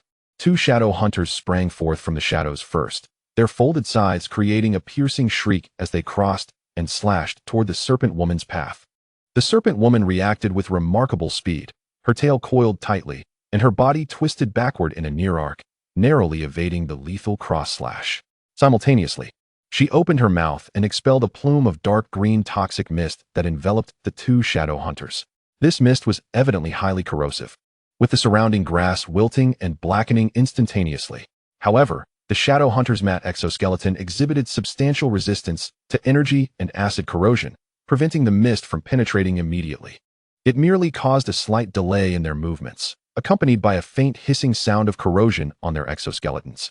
In that brief moment of hesitation, from the shadows behind and to the side of the serpent woman, 2 more shadow hunters had already manifested. Their attacks were even more cunning. their scythes aiming directly for the joints of her serpentine tail and the seemingly vulnerable areas of her waist and abdomen. The serpent woman let out a sharp hiss, her hands swinging wildly as venomous claws shot forth from her fingertips, clashing against the incoming scythes. Her close-quarters combat skills were surprisingly adept, exuding a flexible yet sinister style. Clang, clang. The sounds of impact resonated. The toxic claws met the biological scythes, creating sparks. The serpent woman's strength was evidently inferior to that of the shadow hunters. As she was jolted back, her arms numbed. Yet, leveraging the force of the collision, her tail surged once more, attempting to slip through the gaps in the encirclement. However, she underestimated the shadow hunter's coordination and speed. The two shadow hunters, initially hindered by the toxic mist, had already shaken off its effects, executing shadow traversal once again. They vanished into the shadows and reappeared in her escape route, their four pairs of enormous amber compound eyes coldly locking her into a corner. Simultaneously, the two shadow hunters that had initiated their attack closed in again. The four shadow hunters, like four seamlessly coordinated harbingers of death, utilized short-range flickering and extreme speed to completely seal off all avenues of retreat for the serpent woman. Their relentless assaults compelled her to devote the majority of her energy to parrying and evading. Her peculiar toxic mist attacks struggled to maximize their effect against the shadow hunter's efficient resistance and rapid movements. Finally, during a block against a lateral slash, another shadow hunter emerged from her visual blind spot, traversing through the shadows and delivering a precise and heavy blow to the back of her head with the side of its scythe. Thud! The serpent woman let out a muffled groan, her vision darkening as she lost consciousness, collapsing limply to the ground. The shadow hunters swiftly approached, binding her securely with specialized mycelium. From discovery to capture, the process was brief yet perilous, fully demonstrating the shadow hunter's assassination and hunting prowess, while simultaneously affirming the danger and tenacity of the serpent folk. Guwen observed the entire battle with a cold gaze. As a seasoned professional, the four shadow hunters struggled against a single adversary, indicating a need for practical experience. When Shinaga awoke once more, she found herself within the temporary encampment of the Zerg on the Bloodfall Plains. The mycelium beneath her writhed, imparting an icy and peculiar sensation. She raised her gaze to confront a pair of immense, abyss-like compound eyes. Guwen regarded her with a detached demeanor. Standing beside him, Ilea openly displayed her murderous intent and scrutiny. Surrounding them were the silently poised Thorn Zerg and the shadowy figures of the shadow hunters. The Shinaga quickly regained her composure, her cold vertical pupils scanning the environment before settling back on Guwen. She exhibited little fear, instead radiating an unusual calmness. A formidable outsider, she initiated the conversation, her voice imbued with a raspy magnetism and a hint of exquisite allure. Speaking in the common tongue of the continent, she stated, "I come not with hostility, but as a spy. Clarify your intentions." Guwen's will manifested as a frigid mental wave, crashing into her mind with undeniable authority and pressure. The Shinaga shuddered slightly, clearly sensing the terrifying psychic force.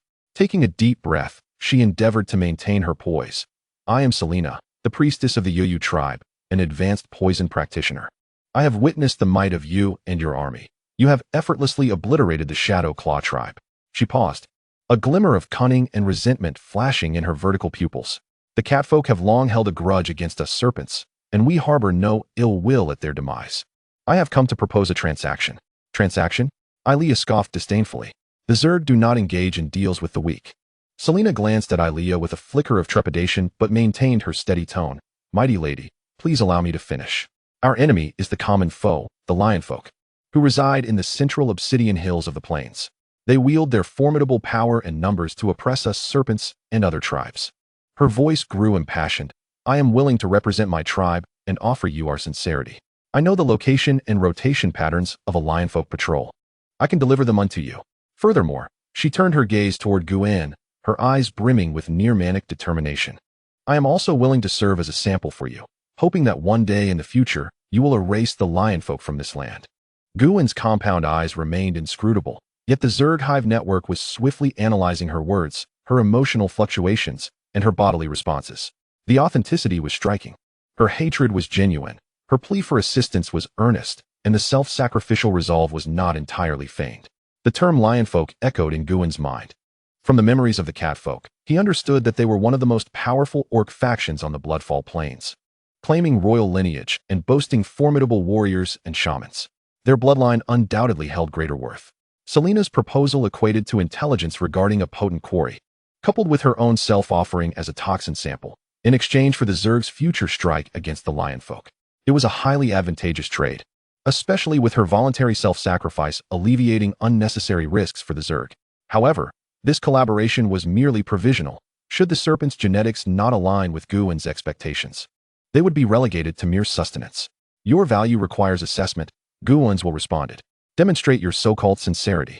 A flicker of excitement danced in Selina's eyes as she promptly relayed a detailed coordinate along with the movement route and timetable of a Lionfolk patrol. Instantly, Guwen's will synchronized with the Hive network, dispatching a singular shadow hunter for reconnaissance and verification. As they awaited feedback, the encampment fell into silence, the only sound being the subtle movements of the mycelium. Ilea watched Selina with hawkish intensity, while Selina feigned calmness, awaiting the outcome.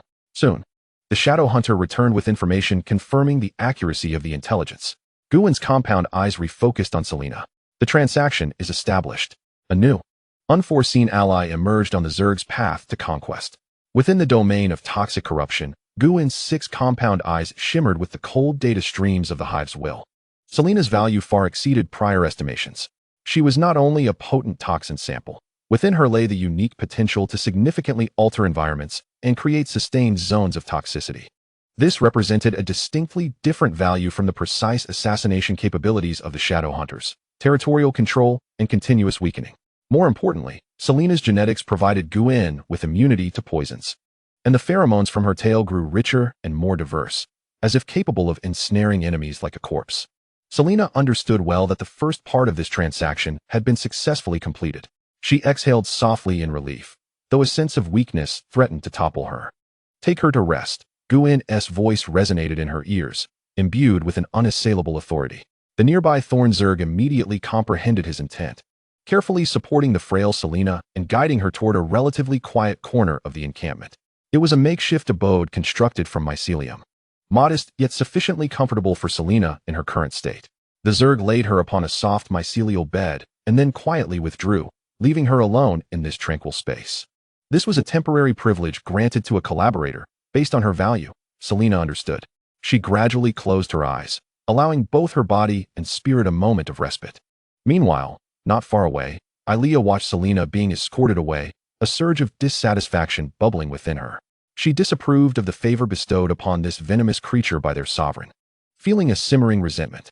Yet, despite her numerous grievances, she dared not voice them, nor question the sovereign's decisions. Guwen seemed utterly oblivious to Ilea's discontent. His focus remained entirely on other matters, choosing to disregard her dissatisfaction. The efficiency of the Zerg was astounding.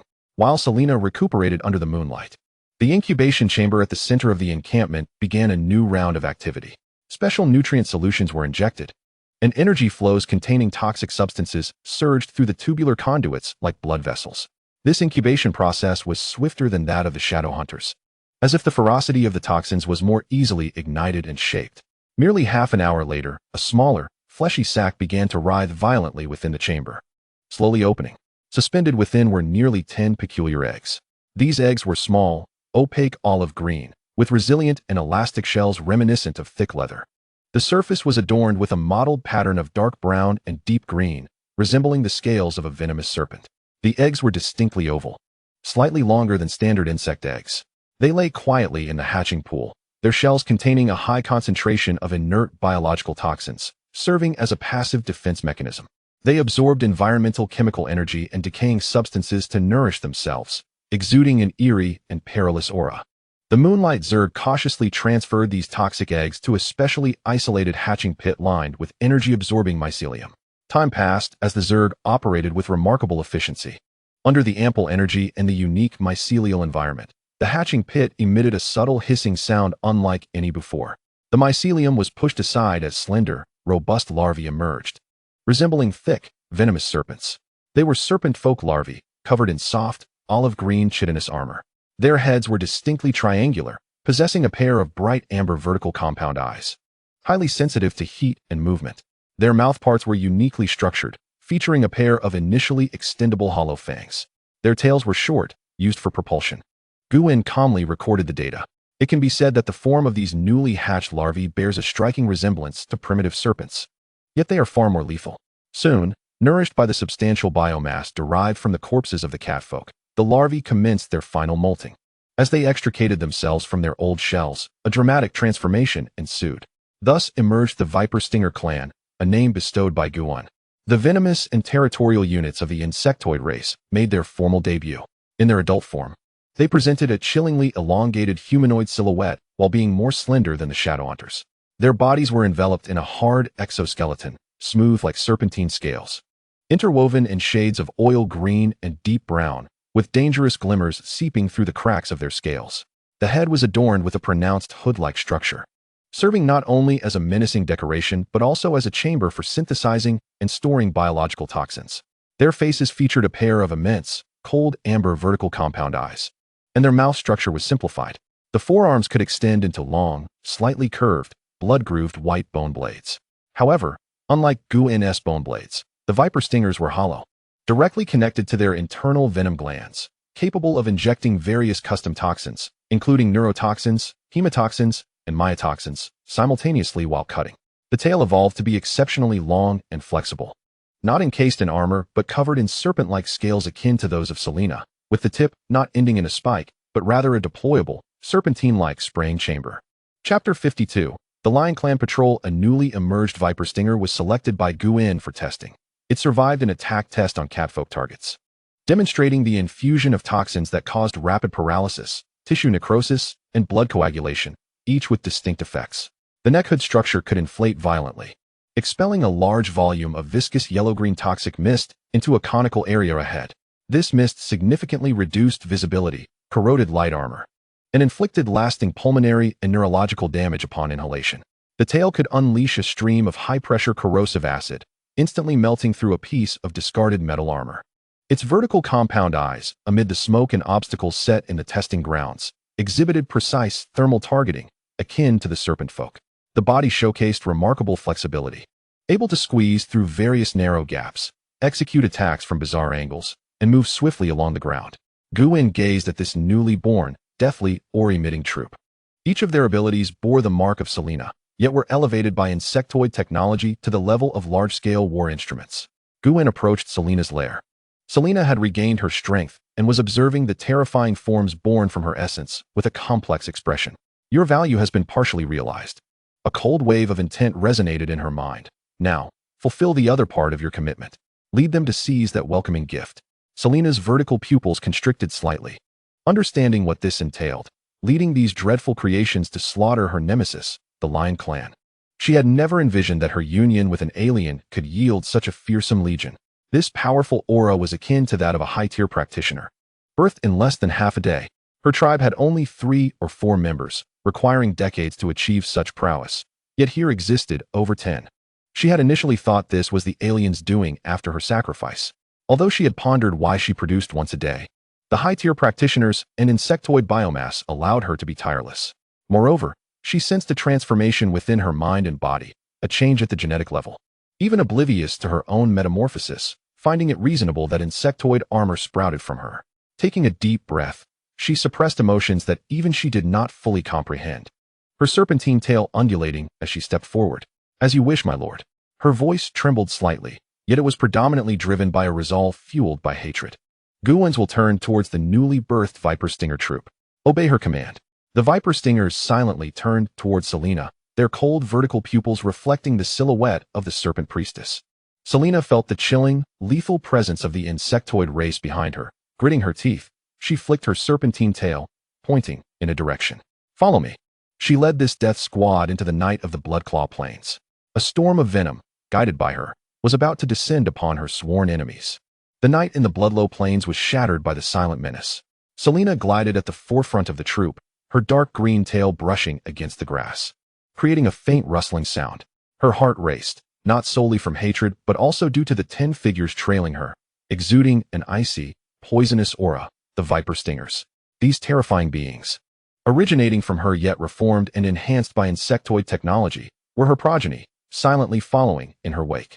Their oil green and deep brown interwoven scales melded flawlessly with the night, their elongated humanoid silhouettes moving with an unsettling grace and silence. The enormous amber vertical compound eyes incessantly scanned the surroundings, their thermal vision transforming the world into a spectrum of temperatures, leaving no living creature concealed. Selena sensed their simple, singular will filled with the desire for slaughter and obedience, resonating with her through an invisible link. This connection filled her with both comfort and dread, comforted by possessing such formidable power, yet terrified at the prospect of becoming a part of this cold, killing machine.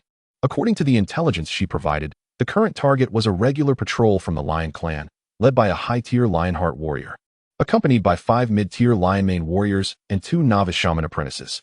Their duty was to patrol the border between Lion clan territory and the Serpent Folk domain, following a fixed route with precise rotation times. For the once mighty Serpent Folk tribe, this was a force to be avoided, but for the current Selena and the monstrosities behind her, it was merely a welcoming gift to be claimed. Soon, several bright heat sources appeared in her thermal vision, progressing along a dry riverbed. The heavy sounds of breathing, the clinking of metal armor, and the occasional flickering glow of the totem staff held by the shaman apprentices resonated clearly in the still night. Selena halted, her serpentine tail coiling, raising her hand to signal a stop. More than 10 viper stingers instantly froze, blending into the ground like sculptures, their very breaths seemingly vanished. She observed intently. At the center of the formation stood the most robust figure, with a dense mane and wielding a massive battle axe, the high-tier Lionheart warrior. The warriors beside him exhibited bulging muscles, radiating raw power. The 2 shaman apprentices brought up the rear, warily scanning the surroundings, their rudimentary totem staffs emanating weak elemental pulses. It was them. The flames of hatred ignited within Selena's vertical pupils, swiftly overshadowed by a colder command. Through the faint psychic link bestowed by the Insectoid race, she issued orders to the viper stingers. Envelop them in toxic mist, isolate the shamans. Focus acid on the warriors. Dispatch the remnants with bone blades. The commands were simple, efficient, and lethal. The viper stingers moved, glided silently like phantoms toward the flanks, their neck hoods slightly inflating, emitting faint sounds of air filling. Another 4 lowered their bodies, aiming their tail-mounted spraying chambers at the lion warriors in the riverbed. The final 2, akin to hunting vipers, crept close to the ground, utilizing shadows and grass for cover. Swiftly maneuvering toward the troop's side, their forearm bone blades already extended, the pale blades shimmering with an eerie glow under the moonlight. The Lion Clan patrol remained oblivious. The high-tier warrior even yawned in impatience, bored by the monotonous patrol task. Just then, hiss, a chilling, teeth-grating shriek, reminiscent of high-pressure gas being expelled, suddenly erupted from the rear of the formation. A vast expanse of viscous yellow-green toxic mist surged forth like a breached dam, cascading down the slopes on either side of the riverbed, instantly engulfing the latter half of the group, particularly 2 apprentice shamans. What in the world? Cough, cough. It's poison. Be careful. The terrified cries of the apprentice shamans were swiftly replaced by violent coughing and gasping for breath. The toxic mist corroded their leather armor, seared their eyes and respiratory tracts, and more gravely, the neurotoxins contained within began to erode their will, making it increasingly difficult for them to concentrate and channel elemental power. Their totem staffs flickered with a dimming light before rapidly fading. Communication and magical support were severed in an instant, almost concurrently with the eruption of the toxic mist. Hissing sounds filled the air. Several streams of high-pressure acid shot forth like lethal arrows from the shadows, targeting the Lionkin warriors within the ranks. An ambush. Ray shields. The high-ranking warrior reacted with remarkable speed, bellowing as he swung his massive battle axe in an attempt to block. However, the speed of the acid was too swift, and its trajectory cunning. Thud, thud. 2 mid-ranking warriors were caught off guard and struck directly by the acid.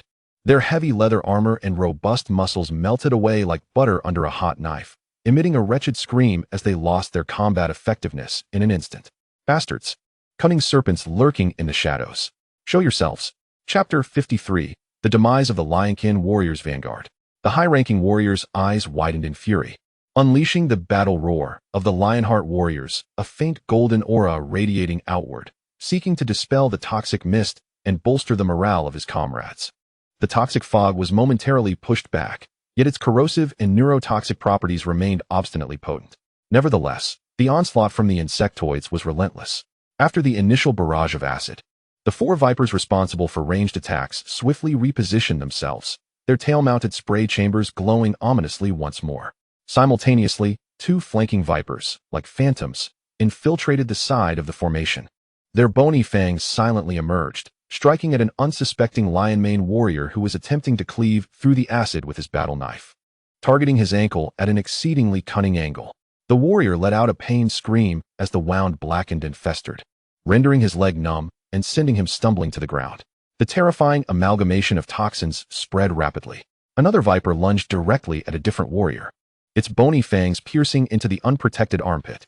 The venom was injected instantly. The battle escalated to a fever pitch. The Lionkin warriors displayed unmatched bravery.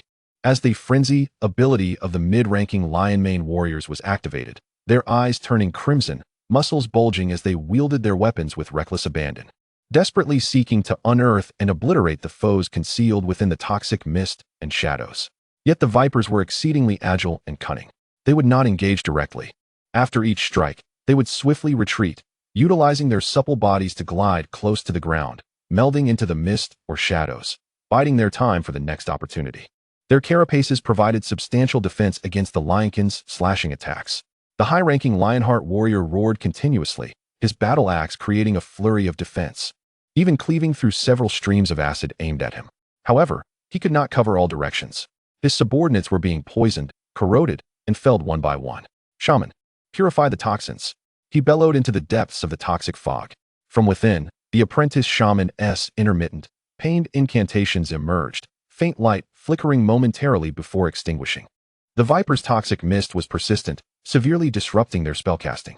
Cyrena hovered on a high ground at the periphery of the battlefield, coldly observing the chaos. Her hands trembled slightly, yet her gaze grew increasingly frigid. These Lionkin, the very oppressors of her kin, were now struggling and falling before the death she commanded. A twisted delight mingled with profound dread surged within her. At that moment, the high-ranking warrior abruptly planted his battle axe into the ground, clasped his hands together, and let out a thunderous roar. In the name of the Lion King, glorious purification, a blazing column of golden light, imbued with a potent essence of life, erupted from him, forcefully striking against the surrounding toxic mist. This was the signature ability of the high-ranking Lionheart warrior, capable of dispelling negative effects over a wide area and healing minor wounds. The yellow-green toxic mist melted away as if confronted by the blazing sun, rapidly dissipating. The two nearly lifeless apprentice shamans finally caught their breath, struggling to commence chanting more powerful healing spells. The battlefield's visibility was instantly restored. In that very moment, all viper movements slightly faltered. They were accustomed to battling under the cover of the toxic mist. Found you. Prepare to die, the high-ranking warrior roared, drawing his battle axe and charging like a golden whirlwind towards the nearest viper. The viper, having just discharged acid, was in motion. As the battle axe, infused with frenzied power, descended to cleave the viper in half, Cyrena's heart tightened. However, the viper did not evade the charge. Instead, it executed an unexpected maneuver. It swiftly turned around, aiming its tail-mounted spray chamber at the advancing high-ranking warrior, but instead of unleashing acid, it expelled a thick, purple-black adhesive toxin, spreading like a spider's web and covering a vast area. This was a manifestation of another trait inherent in Cyrena's genetics, powerful adhesive venom. The high-ranking warrior was caught off guard, crashing directly into the toxic adhesive. His movements became sluggish, as if ensnared in a mire. The golden aura of his fighting spirit rapidly tainted and dimmed by the viscous toxin. He roared in struggle, yet each movement was agonizingly laborious, and the adhesive continued to corrode his armor and skin. The other vipers seized the opportunity. Acid, bony fangs, and even close-range toxic mist erupted from all directions, converging upon the trapped high-ranking warrior. Protect the captain. The remaining Lionkin warriors, with bloodshot eyes, lunged forward, but were fiercely obstructed by other vipers. Despite the high-ranking warrior's desperate attempts to block, his fighting spirit shattered many of the incoming assaults, yet under such a concentrated onslaught of toxins, he soon became battered and bruised, his movements slowing, his complexion darkening. Ultimately, a viper, like a shadow, slipped behind him, its bony fangs piercing through the gaps in his armor, injecting the final dose of potent neurotoxin. The high-ranking warrior's body stiffened abruptly, the golden light in his eyes extinguishing entirely, and his massive frame collapsed to the ground like a mountain crumbling. With their captain slain, the remaining Lionkin warriors' morale shattered, and they were swiftly dispatched by the vipers one by one. The battle concluded. The riverbed was permeated with the acrid stench of chemical toxins and the foul odor of decaying flesh. The bodies of the Lionkin patrol lay scattered, their deaths gruesome. most exhibiting signs of blackened decay or having been corroded through.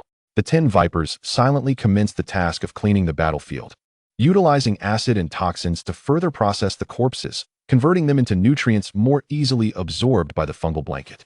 Only a few of them bore minor injuries, their carapaces sliced open by battle axes, yet they were gradually healing due to their formidable regenerative abilities. Cyrena slowly descended from her elevated vantage point.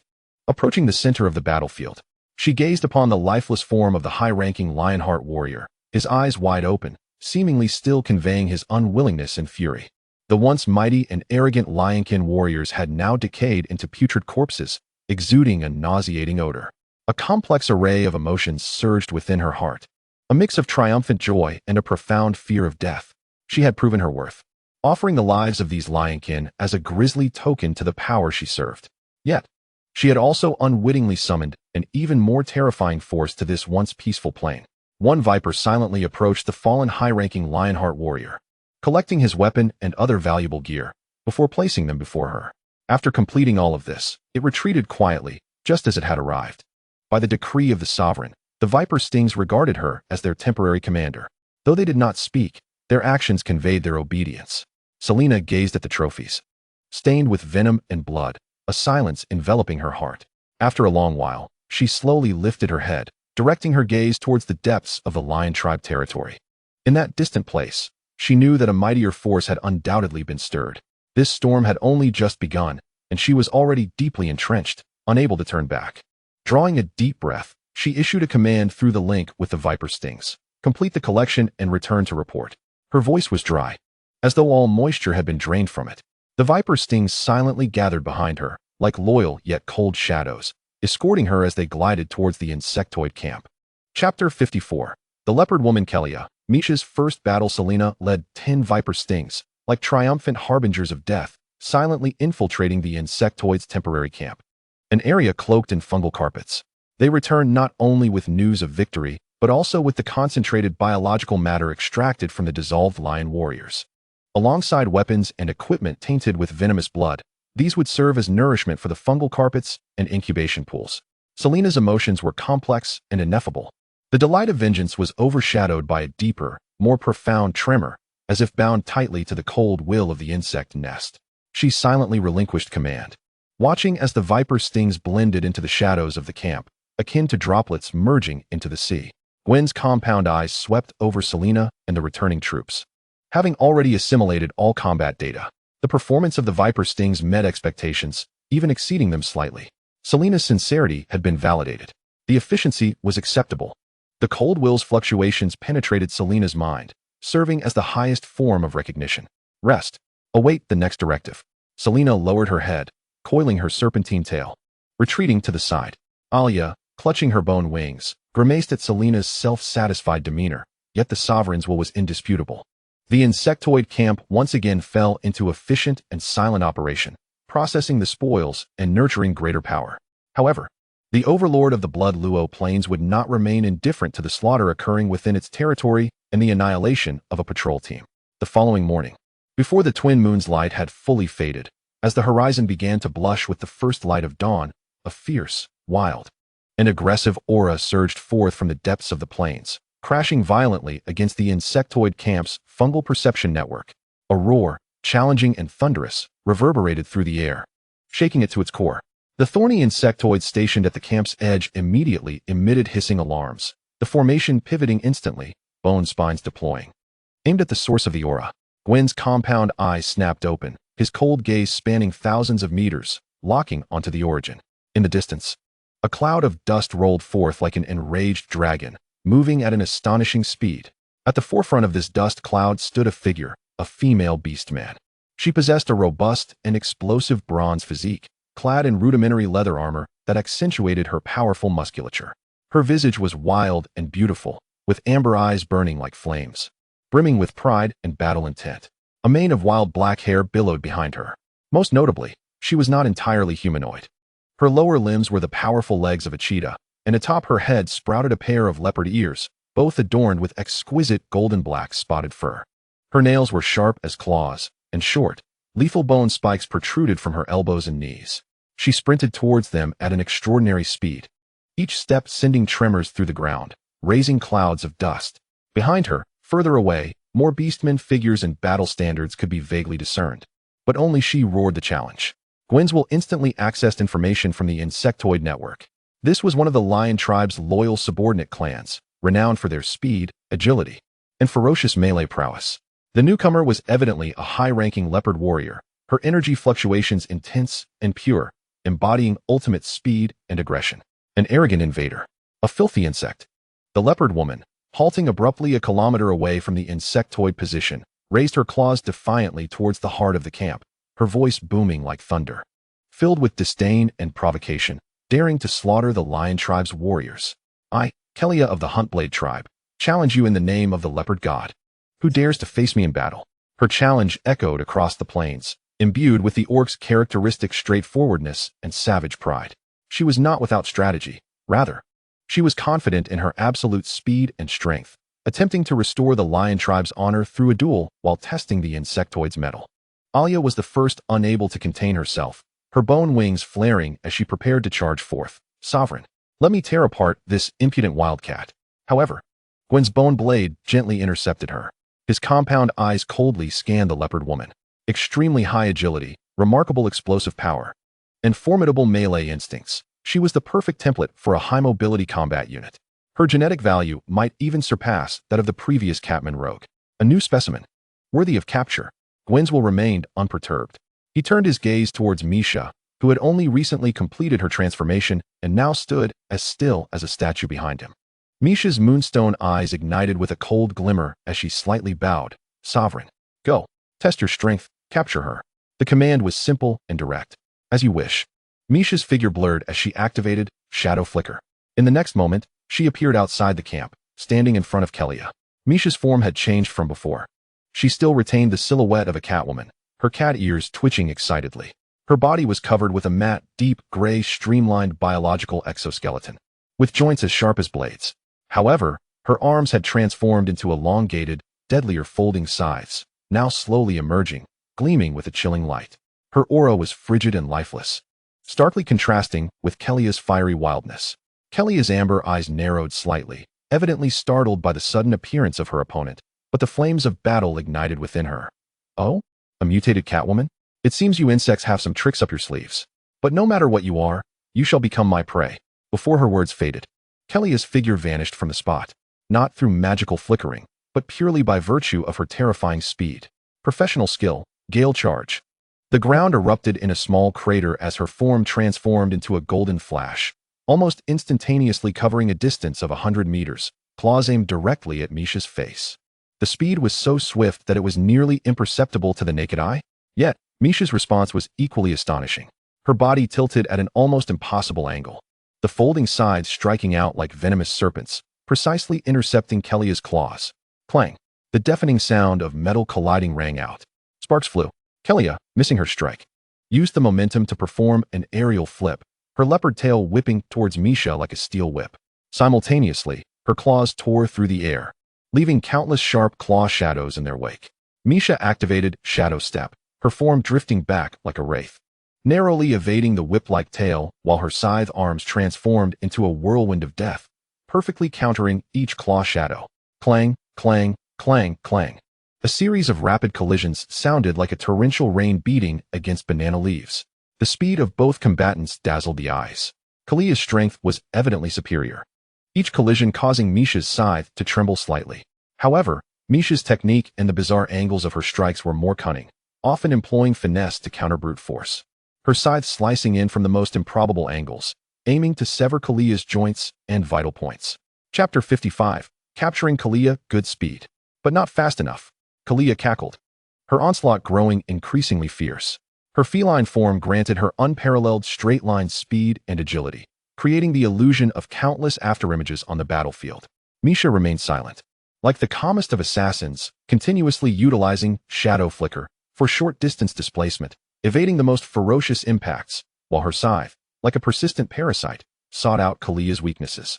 For a moment, the two figures on the plain danced in a blur, colliding and separating at an almost imperceptible speed, where the golden and gray whirlwinds passed. The ground was scarred by claws and scythes. Before the camp, Ilea watched, gritting her teeth, wishing to rush in. Selena observed the pure duel of speed and skill with a complex expression. Gwen's compound eyes calmly recorded every piece of data. Misha's absolute speed was slightly lacking, but her instantaneous bursts and technique were superior. Kalia's endurance and strength were formidable, necessitating a shift in balance. His will stirred slightly. In the midst of the fierce battle, Misha received the command. She again utilized Shadow Flicker to evade a fierce lunge from Kalia, appearing at her side. However, this time, she did not attack immediately. Instead, she crossed her sides before her, adopting a defensive stance. What's wrong? Out of strength, little cat person? Kalia sneered, transforming once more into a golden flash, her claws lunging directly at Misha's chest. She believed her opponent to be exhausted. In that instant, Misha's crossed sides suddenly glowed with a dark luminescence. Energy blade enhancement. Simultaneously, the shadow power she had been restraining was instantly transformed into black mist, shooting towards Kalia. Caught off guard, Kalia found her vision obscured by the black mist, rendering everything pitch black, causing her movements to falter. Now was the moment. Misha's figure blurred momentarily, merging into the shadows cast by the ground. Shadow passage. With a swish, a gray shadow flashed by. Misha appeared behind Kalia, maintaining her slashing posture. Kalia's body froze in place, her arms, leg joints, and the nape of her neck precisely sliced open, exposing her bones and nerve bundles. In an instant, Misha delivered countless strikes, yet perfectly avoided vital points, inflicting only precisely crippling cuts. Kalia incredulously looked down at her suddenly incapacitated body, the pride and battle fire in her eyes swiftly replaced by shock and pain. Her immense form collapsed like a mountain, blood rapidly staining the grass beneath her. The battle was over. Misha slowly straightened, the blood on her side swiftly absorbed by her carapace. She cast a cold glance at the fallen Kalia, then turned towards the camp, slightly bowing. The target was captured. Gwen's compound eyes flashed with a hint of satisfaction. Bring it back. The new genetic template is already in hand. The high-speed melee units of the insect race were on the verge of another leap forward. In the distance, the Leopard and Lion Coalition's advanced troops, who had arrived late and witnessed Kalia's sudden defeat and capture, fell into a deathly silence, only to erupt in a furious roar. Lady Kalia, despicable bugs, kill them. Avenge Lady Kalia. The leading lion warrior's eyes turned crimson, their frenzy ability uncontrollably activating, muscles bulging as they brandished their battle axes and heavy hammers, unleashing deafening war cries as they charged recklessly towards the insect ranks. However, the insects reacted even faster, more coldly, and more efficiently. There was no need for Gwen to issue specific kill orders. The instinct to guard the camp and the desire to harvest biological material had already been transmitted to every insect through the will of the hive. At the moment the orc roars erupted, a chilling, spine-tingling sound of bone spikes slicing through the air resounded. The thorny insect ranks stationed at the camp's outer perimeter, like cold killing machines, immediately executed a barrage of fire. Poison bone spikes rained down upon the group of enraged orc advanced troops, who were now disorganized. Screams instantaneously replaced the roars. The orc warriors, lacking heavy shields and effective cover, suffered grievously from the sudden ranged assault. The poisonous spikes easily penetrated their leather armor, corrosive venom and neurotoxins swiftly spreading, bringing them down in droves. Almost simultaneously with the launch of the bone spikes, from the shadows at the camp's edge, dozens of gray figures silently vanished like phantoms. In the next moment, the shadow-hunting insects had shadow passage into the flanks and rear of the orc forces. Their sides emerged, glinting with the cold arc of death, precisely severing those attempting to evade the bone spikes or casting spells among the mid-tier and high-tier shamans. Each flicker, each swing of their blades, inevitably resulted in a spray of blood and a sudden, stifled scream. They efficiently reaped lives, creating even greater chaos. More terrifyingly, a thick, pungent yellow-green poisonous mist, as if alive, began to seep from the camp, creeping along the ground, swiftly spreading towards the orc forces. The viper spike insect troops had struck. Wherever the poison mist passed, the grass withered and blackened, the rocks emitted hissing corrosive sounds. The orc warriors inhaled the poison mist, immediately feeling their lungs as if ablaze. Their vision blurred, limbs growing weak, combat effectiveness plummeting. This persistent poisonous field became the last straw that broke the camel's back.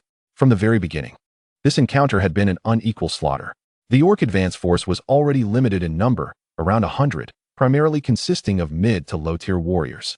caught off guard and faced with a coordinated strike from various new insect troops. Their bravery and fury appeared pale and laughable in the face of absolute power and bizarre tactics. In just a matter of minutes, the battle neared its conclusion.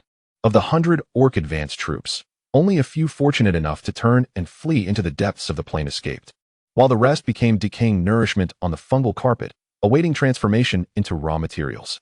The worker insects, namely the moonlight insects and some last-generation thorny insects, began silently cleaning the battlefield, collecting valuable biological materials and equipment. Gwen's compound eyes coldly scanned this small battlefield, then settled on the unconscious high-tier leopard warrior Kalia, who was being closely guarded by several shadow-hunting insects, brought back by Misha. Return to the hive. His will commanded simply and clearly. Misha bowed in acknowledgement, escorting the prisoner towards the central incubation chamber of the camp. Ilea watched Misha achieve yet another feat, huffing in displeasure, her bony wings fidgeting. Selena silently observed everything, her serpent tail slightly tightening, gaining a deeper understanding of the terrifying efficiency of the insect race. Chapter 56. The Lion King's Fury. Deep within the Blood Luo Plain, atop the Obsidian Hills, stood the Lion Tribe's royal court, the Roaring Cliff.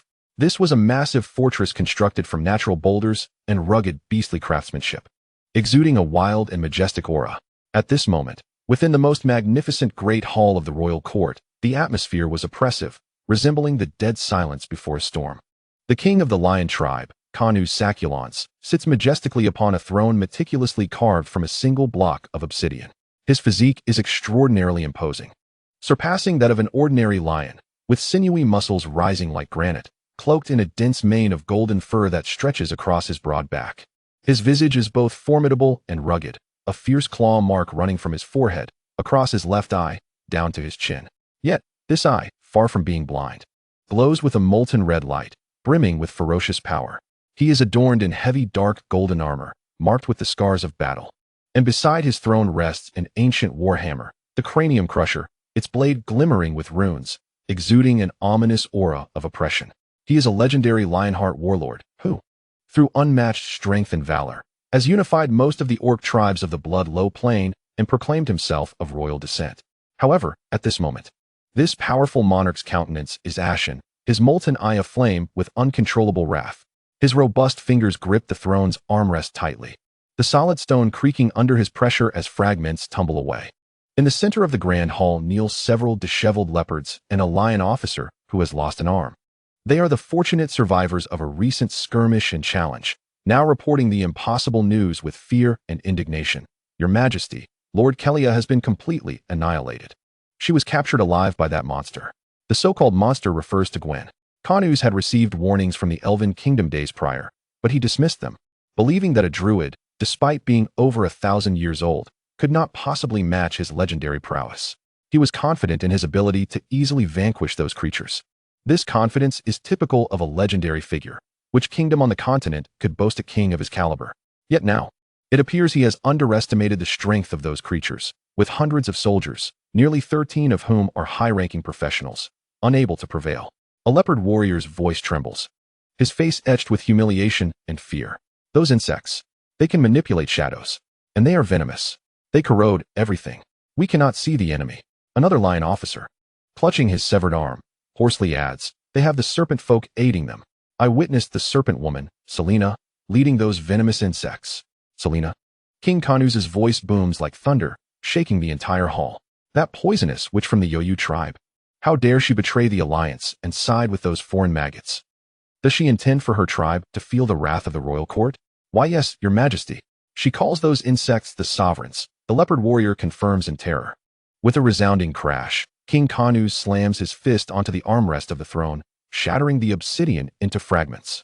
He lets out a deafening roar, a tumultuous sound laced with the pressure of a legendary warrior, sweeping through the hall like a tangible shockwave, causing all kneeling warriors and standing lion nobles to tremble uncontrollably, nearly bowing before him. Shame. This is an unprecedented humiliation for the lion tribe and the entire Blood Low Plain. Kanus's voice grows hoarse with fury. A patrol team was devoured without a sound. The finest warriors of the Hunterblade tribe were captured before our eyes. And now, even the serpent folk, who have been our vassals for generations, dare to openly rebel. These wretched insects, crawling from the crevices of the earth, are trampling upon the honor of the lion tribe. They are declaring war upon the entire plain. His solitary eye scans the silent leaders and tribal representatives below. Wirgens, boars, torrents, will you simply stand by and watch? Will your tribes be the next to be devoured and attacked? The representatives of the named vassal tribes lower their heads, their faces betraying fear and a shared enmity. Your Majesty. At that moment, an elderly lion shaman, draped in splendid feathers and bone adornments, slowly approaches, wielding a staff embedded with a massive amber skull. He is Mog, the great shaman of the lion tribe, a master shaman adept in ancient orc blood rites and elemental curses. Rage will accomplish nothing. These invaders are strange and powerful. Their source of strength entirely different from ours. Conventional tactics may prove ineffective. We must invoke ancient powers, beseech the guidance and protection of our ancestral souls, and purify these desecrators with blood and fire. King Kanuz takes a deep breath, suppressing his boiling fury, and looks to the great shaman.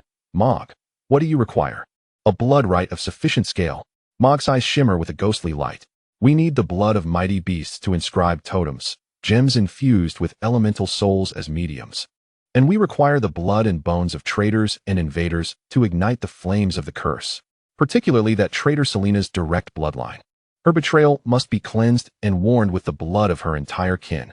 A fierce glint flashes in King Kanuz's eye as he unhesitatingly orders. Immediately go to the Yoyu tribe. Capture all of Selena's blood relatives. Offer them to the ancestral souls. Other tribes, gather your mightiest warriors at once. Within 3 days, I want to see a coalition capable of crushing everything, trampling the nests of those insects. Yes, Your Majesty. The hall erupts with thunderous roars and battle cries. Shame and fear transform into a ferocious battle spirit. Yet amidst this fervor, there seem to be a few pairs of eyes filled with ill intentions. 3 days pass in the blink of an eye. Beneath the roaring cliff, an immense and fearsome army has assembled in a vast training ground. At the forefront stands the Lionheart Guard, the elite warriors directly under King Kanuz, clad in rune-imbued heavy armor, wielding colossal battle axes and hammers. Resembling a golden wall of steel, radiating an aura of despairing oppression. Flanking them are the swift warriors of the leopard tribe, resembling a restless tide of gold. Their claws and bone spikes glinting with deadly poison, with mid to high-ranking shadow walkers and gale strikers forming the majority. Behind them, the heavily armored infantry phalanx of the Taurens stands like a moving fortress, massive totem poles planted in the ground, emanating a war totem aura that enhances strength and endurance. Following closely are the heavy armored rhinoceros guards, akin to a heavy siege engine. The boar charge brigade emits thunderous roars, their tusks adorned with bloodied metal horns, their berserker traits rendering them oblivious to pain. The wargen raiders ride upon massive, drooling dire wolves, prowling the flanks of the army like ghostly hunters. In the sky, several trained, lightly armored bipedal dragons circle, carrying lion tribe storm shamans and wind riders, who can summon storms of lightning and provide aerial reconnaissance. At the forefront of the forces, King Kanuz rides a colossal beast, a thunderous rhinoceros clad in heavy metal armor. The cranium crusher rests casually on his shoulder, his molten eye coldly surveying the vast army below, the pressure of a legendary warrior palpable, causing nearby mounts to shift restlessly. Standing beside him is great Shaman Mog, aboard a massive war chariot adorned with bones and black totems, his amber skull staff raised high, emanating an ominous glow, silently absorbing the murderous aura and battle spirit that pervades the battlefield. This orc coalition has gathered the mightiest and most savage forces of the Bloodlow Plain, surging forward with unparalleled battle fervor. They resemble a devastating torrent on the verge of breaking free, fueled by untold rage, as Kanuz points his hammer forward. They thunderously advance towards the temporary camp of the insect tribe, ready to crush all in their path. The earth trembles beneath their steps, and the sounds of battle cries and horns shake the heavens, as if intending to tear the sky apart. Meanwhile, in the distance, the temporary camp of the insect tribe remains eerily silent. Only the shimmering mycelium spreads silently and greedily, resembling a gaping abyss that has long been opened, patiently awaiting its prey to venture forth. Chapter 57. The Barren Blood Curse on the Blood-Soaked Plains of Shueluo. The Orc Coalition advances with earth-shaking strides toward the temporary encampment of the Insectoid horde. Golden manes of lion warriors, the swift silhouettes of leopard men, the heavy totemic columns of Tauren, the savage tusks of boar men, the swirling dust raised by wargen riders, and the circling drakes above form a primordial and ferocious tableau of war. The The clamor of war cries, the blaring of horns, and the beating of war drums meld into a cacophony that threatens to rend the very heavens asunder. At the forefront of the coalition, King Kanuz rides upon the back of a thunderous rhinoceros. The Grand Shaman Mog stands atop the war chariot, his amber skull staff raised high, chanting ancient and obscure incantations, guiding the coalition's indomitable morale and battle spirit into an invisible torrent of power, bestowing the army with the auras of frenzied roar and totem of resilience. The Insectoid encampment remains eerily silent, with only the incessantly writhing mycelium and the thorny insectoids standing sentinel, lurking in the shadows, alongside the hidden stalkers and the ambushing vipers.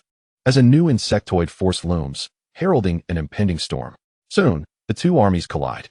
As the swift warriors of the Leopard clan and wargen marauders of the Orc coalition surge forward like a tidal wave, the insectoids retaliate instantaneously. Hiss! Countless poisoned bone spikes erupt from the thorny insectoids, arcing menacingly toward the charging light-armored troops. Shields up! Charge! Roars the Leopard commander. As the warriors deftly evade or block with their light shields, yet dozens still fall, pierced by the spikes, succumbing to rapid poisoning. Wargen riders, relying on the speed of their coyotes, attempt to flank, but collide head-on with the emerging stalkers. The stalkers, shadow flicker, and lethal folding bone blades unleash a torrent of bloodshed among the wolf cavalry, where a mere flicker of gray shadow yields severed heads or dismembered limbs. For the Lion King, crush them.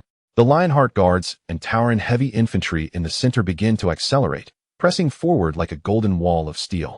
Their heavy armor offers formidable defense against the bone spikes, with each swing of their battle axes and totem poles shattering the exoskeletons of the thorny insectoids, splattering green ichor.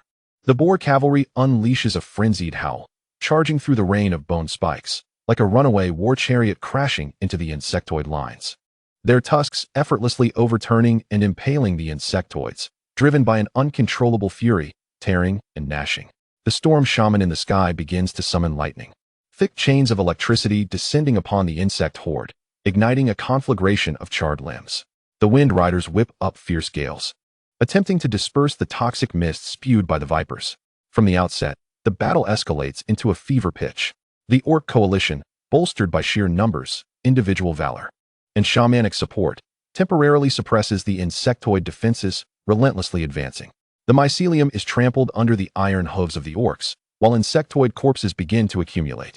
Guin stands resolutely upon the mycelium dais at the heart of the encampment, his 6 compound eyes coldly scanning the battlefield, countless data streams flickering within. He remains unperturbed by the losses suffered by the insectoids, continuously analyzing the Orcish tactics, individual combat prowess, and energy fluctuations. Conventional suppression proves ineffective.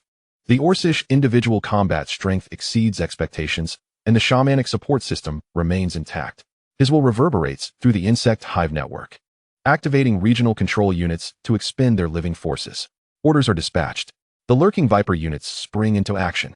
Dozens of vipers' hood structures violently expand, spewing forth a torrent of viscous yellow-green suffocating mists, surging toward the front lines and swiftly enveloping a vast area. The Orcish vanguard, locked in close combat with the insectoids, is instantly engulfed by the toxic haze. Cough cough. Poison. Be careful. My eyes.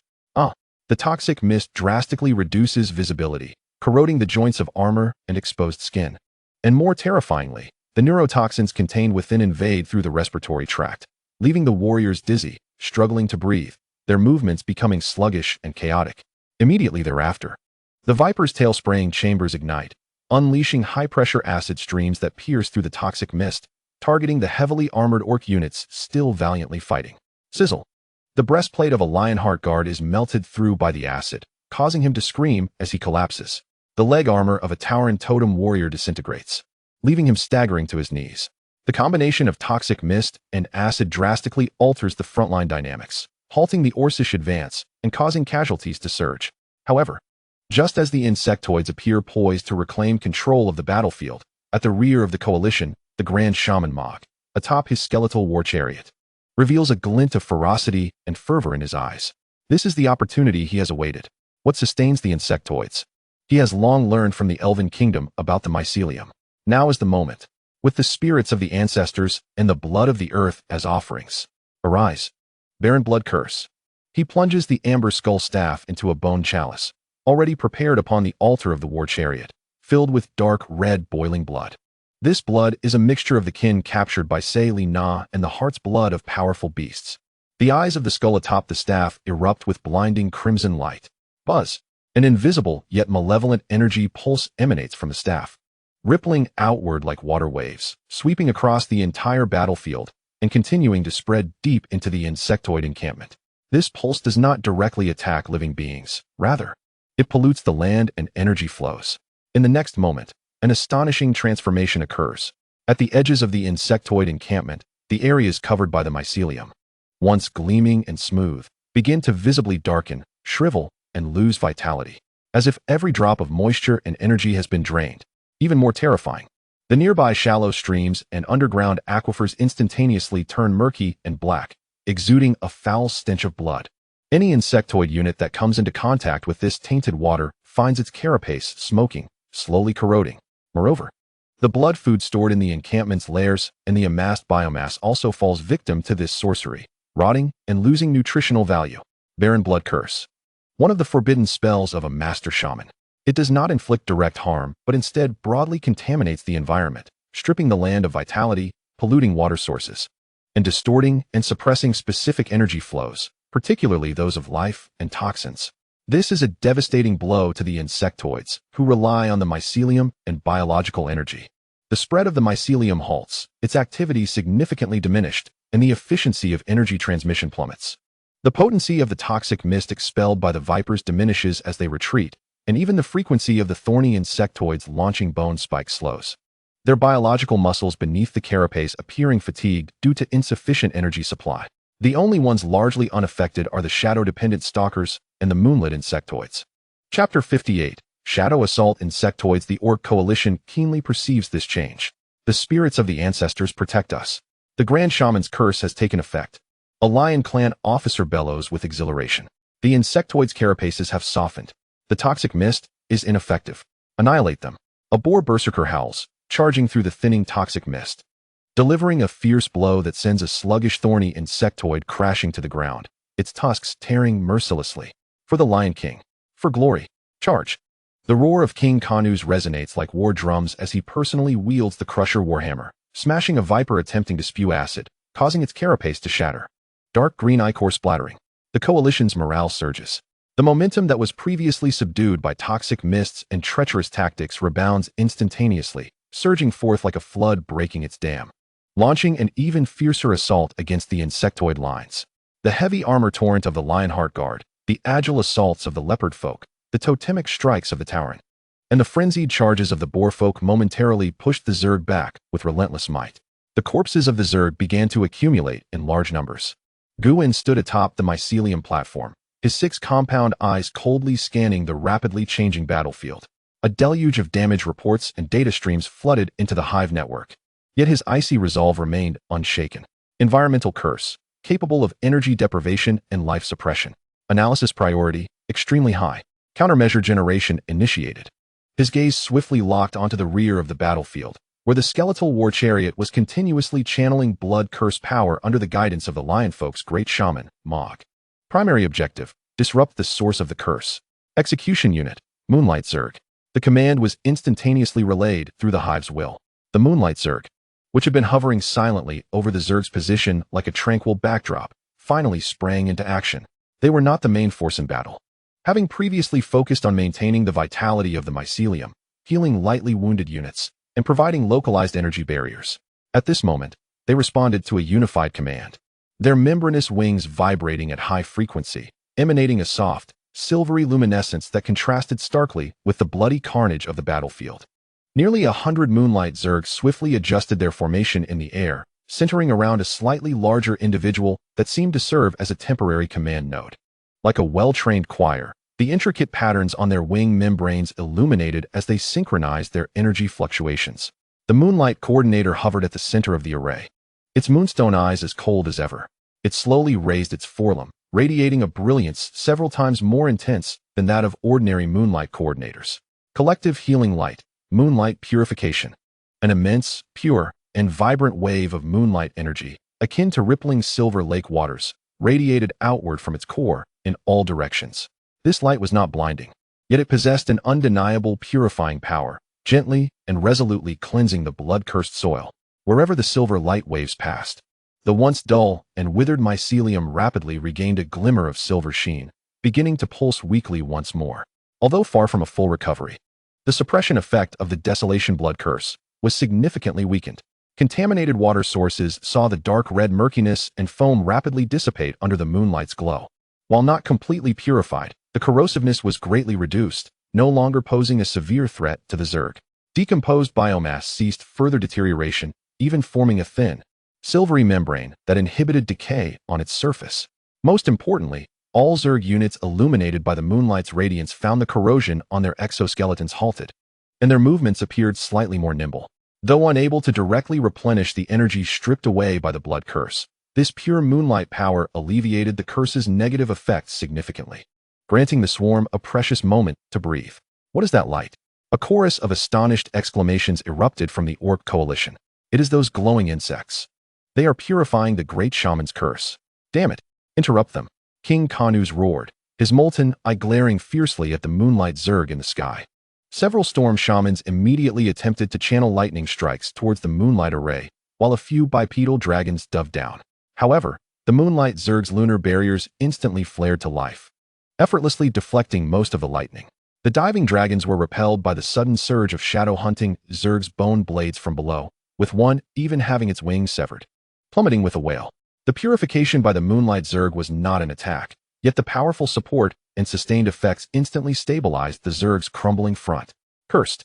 The great shaman Ma gritted his teeth, sensing his meticulously arranged blood curse being rapidly neutralized by that detestable moonlight power. Sacrifices must be increased. Maintain the curse.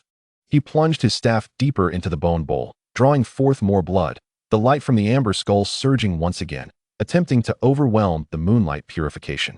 Yet, just as the orc's attention was drawn to the moonlight Zerg overhead, Guwen's second command was issued. Secondary objective: eliminate the guide. Execution unit: Shadow Strike Zerg. On the battlefield's flank. In what appeared to be a tranquil shadow, the air shimmered slightly. Dozens of slender, swift figures, cloaked in matte dark gray and gold-speckled shells, manifested silently like phantoms. They were the newly hatched Shadow Strike Zerg, bred from the captured leopard woman, Clea, the latest generation of highly mobile melee units of the Zerg. Their forms perfectly merged the streamlined, explosive power of the leopard folk with the lethal exoskeleton of the Zerg. Their bodies were longer and more graceful than those of the Thorn Zerg, with muscles rippling like those of a cheetah, covered in a smooth, mirror-like shell of interwoven black and gold, significantly reducing air resistance. Their heads were sharply wedge-shaped, with enormous amber compound eyes resembling molten gold, providing an expansive field of vision and unparalleled dynamic tracking capabilities. Their forelimbs bore elongated bone blades, thin and designed with a subtle curvature conducive to slicing through the air. Their edges shimmering dark gold. The speed of their strikes was so rapid that their blades were nearly invisible in motion. Their lower limbs were extremely reinforced, akin to a cheetah's elastic tendons and explosive muscle groups, granting them frightening leaping ability and acceleration. Their feet featured retractable pads and metallic claws, ensuring silent movement and formidable grip. Their long, powerful tails were covered in hard, bony segments, with the tip forming a heavy bone mace, used for balance during high-speed maneuvers. If the Shadowhunter Zerg were the assassination specialists operating covertly, then the Shadow Strike Zerg were the frontline explosive combatants. Supersonic Charge. Leading the charge, the Shadow Strike Zerg matriarch, Clea in her transformed state, issued commands through the Hive link. 10 figures blurred into motion, not flickering, but unleashing an astonishing linear speed. Supersonic Charge. They shot forth like dozens of unleashed arrows, skimming the ground, transforming into near-invisible gray-gold phantoms, cutting toward the Orc Coalition's flank with a speed that surpassed even that of the Leopard Folk warriors, disregarding all obstacles and sporadic resistance. Their sole mission was decapitation. Watch out. Protect the Great Shaman. King Kanuz was the first to sense the lethal intent, his molten eye pivoting sharply toward the flank, unleashing an enraged roar. An elite squad of Lionheart guards and nearby Leopard Folk warriors immediately attempted to intercept, but the Shadow Strikers were too swift, too agile. The Shadow Strike Zerg did not engage in prolonged combat. Instead, they utilized their supersonic maneuver ability to make astonishing zigzag evasions while sprinting at high speed. They easily evaded the intercepting warriors, deploying their bone blades only when necessary, swiftly and accurately severing the ankles or throats of those in their path, leaving behind a chorus of screams while maintaining their speed. Block them. Mog the shaman also felt the imminent threat and shrieked fiercely. With a wave of his staff, a bloodthirsty thorn erupted from the ground, ensnaring the foremost shadow striker. The leading shadow strike matriarch Clea's eyes glinted coldly. She exerted her limbs and leapt into the air. By mere inches, she evaded the thorns, her body stretching in midair like a pouncing cheetah, her bone blades aimed directly at Mog on the war chariot. Clea, have you betrayed us too? King Kanuz roared, leaping fiercely from the back of the thunder rhino. His massive form descended with astonishing force. Like a golden meteor crashing toward Clea, the cranium crusher warhammer descended with a cataclysmic storm. Clea's pupils constricted as she felt the terrifying power that could not be resisted, and she instantly abandoned her attack. Her body twisted violently in the air, narrowly skimming the edge of the warhammer, yet the fierce gusts of wind cracked her exoskeleton, causing her to stumble to the ground. The other shadow raiders were surrounded by the orc elite, their momentum abruptly halted. However, amidst this brief chaos and restraint, the pressure on the Zerg line lessened dramatically. The moonlight purification continued to take effect, gradually counteracting the influence of the blood curse. The Thorn Zerg and Viper Zerg regained their breath and reorganized their offensive. More importantly, the Shadow Zerg's lethal ambush, although failing to sever the head, had completely disrupted Mog's concentration on maintaining and strengthening the blood curse. In the air, the Moonlight Zerg seized this opportunity with keen awareness. The moonlight radiance surrounding the temporary command center surged to its zenith. Moonlight tied purification nova. A more brilliant and colossal silver halo erupted like a tidal wave, radiating from its center and instantly engulfing the entire front line of the battlefield. This was a power used by Celia against the Thorn Zerg, immensely potent. The blood-cursed ground emitted a faint sizzling sound as the black-red aura of the curse evaporated and was purified, akin to ice and snow melting under a blazing sun. The vitality of the fungal carpet visibly recovered. The venomous mist spewed forth by the vipers grew thick and lethal once more. The bone spikes of the Thorn Zerg resumed their normal firing frequency. The effects of the desolate blood curse were forcibly suppressed by the Moonlight Zerg. The battlefield situation reversed again. Damn, those vile insects. King Kanuz returned to his rhinoceros mount, observing the revitalized Zerg line with a furious roar. The lava cyclops fixed its gaze on the temporary command center radiating pure moonlight. He understood that if those annoying glowing insects weren't dealt with first, the Orc coalition's advantage would be difficult to maintain. Meanwhile, although the Shadow Zerg were surrounded, they relied on their extraordinary agility and speed to dart through the Orc ranks. Creating continuous chaos, their cold vertical pupils locked onto the terrified Mog. The war of attrition returned to the rhythm most familiar to the Zerg. But was it truly so? Though the malignant fluctuations of the desolate blood curse were forcibly suppressed by the Moonlight Zerg's purification nova, the vitality of the fungal carpet visibly recovered. And the Viper's venomous mist regained its lethal thickness. The Thorn Zerg's bone spike firing frequency returned to normal. The Zerg line had stabilized against the tide of defeat, even beginning to push back. However, the tide of battle had not yet swung in favor of the Zerg. Standing atop the skeletal war chariot, the Lionkin Grand Shaman Mog witnessed his meticulously prepared forbidden spell being extensively purified by those glowing insects in an unfathomable manner, and a sinister, fervent smile crept across his withered face. Purification? Excellent. He rasped with a low chuckle, the ghostly green flames of his soul flickering violently in his eyes. You can purify the land, but can you purify the blood of the sacrifices that have already merged with the flow of life, becoming the curse itself? The wrath of the ancestral spirits cannot be quelled by mere radiance. He gripped the amber skeletal staff embedded in the bone bowl tightly, pressing it down with such force that it nearly pierced the bottom of the bowl. More dark red, boiling blood infused with an extreme aura of resentment was extracted and absorbed by the staff. This blood belonged to Selena's direct blood relatives, her parents, siblings, and even her young offspring. Mixed with the heart's blood of powerful beasts, it was forged through ancient dark sorcery. This was not merely a spell-casting medium, but the very source of the curse, bearing the deepest pain and despair of the blood sacrificed. Using the blood of traitors as a lure, with the wrath of the ancestors as its root. Desolate blood curse, blood source boiling. The Grand Shaman Mog let out a shrill cry akin to that of a night owl. Buzz. The amber skeletal staff trembled violently. The skull atop it emitted not bloodlight, but a viscous, rolling stream of dark red-black energy. This energy did not dissipate. Rather, it burrowed into the earth as if alive. In the next moment, a drastic change occurred.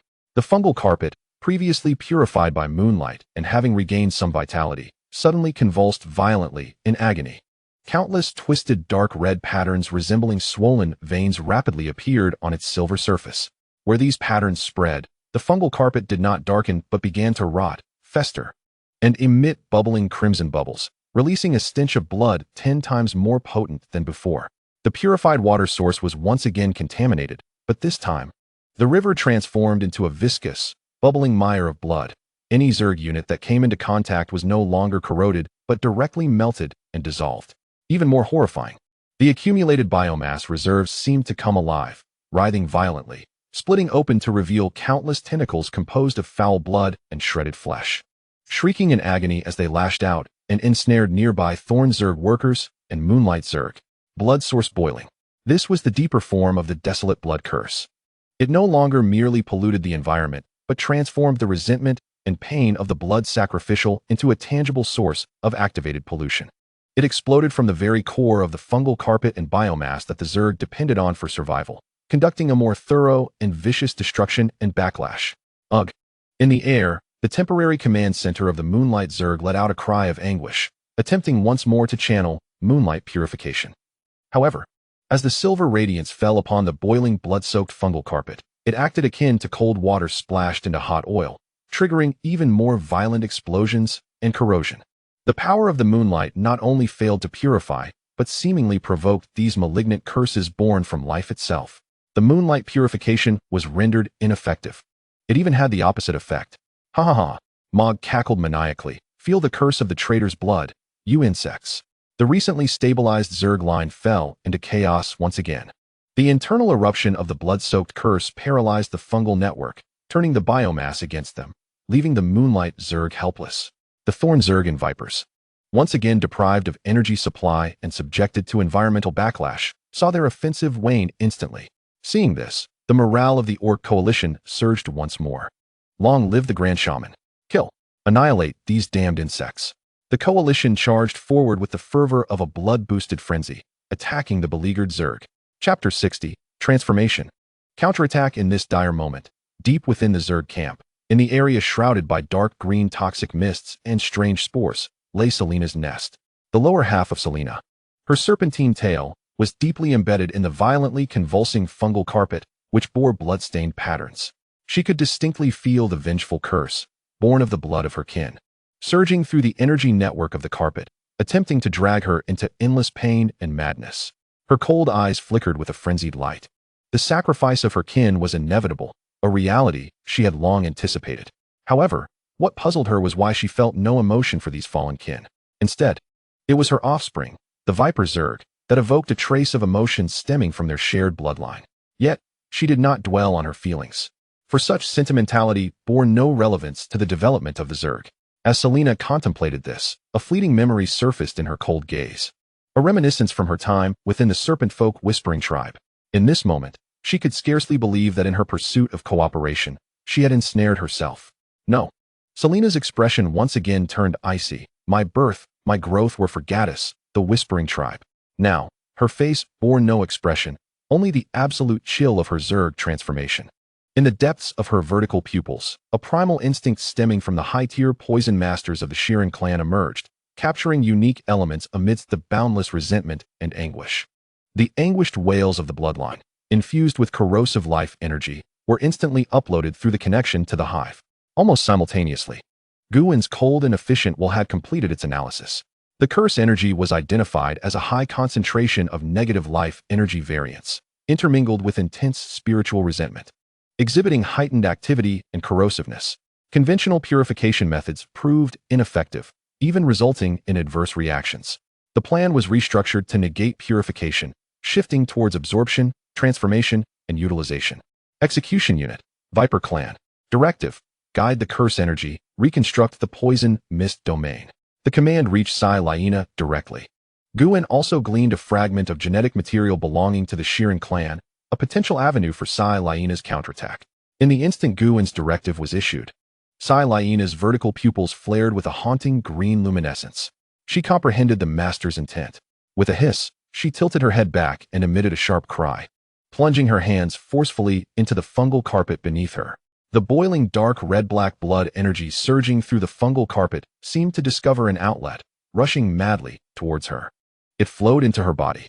Siliena's form trembled violently, dark red bloodlight seeping through the gaps in her dark green scales. Yet, she forcefully suppressed the backlash of the blood curse, using it as a bridge to direct this vast and malevolent curse energy to all Viper units linked to her mind. Children, listen to this wail, drink in this pain, then release it. Her will resonated throughout the Viper network. Each insect queen was a commander for her offspring. As per Guin's directive, in an instant, all Vipers on the battlefield ceased their usual expulsion of yellow-green poison mist. Their neck hoods expanded with unprecedented force, revealing twisted dark red vascular patterns similar to those on the fungal carpet.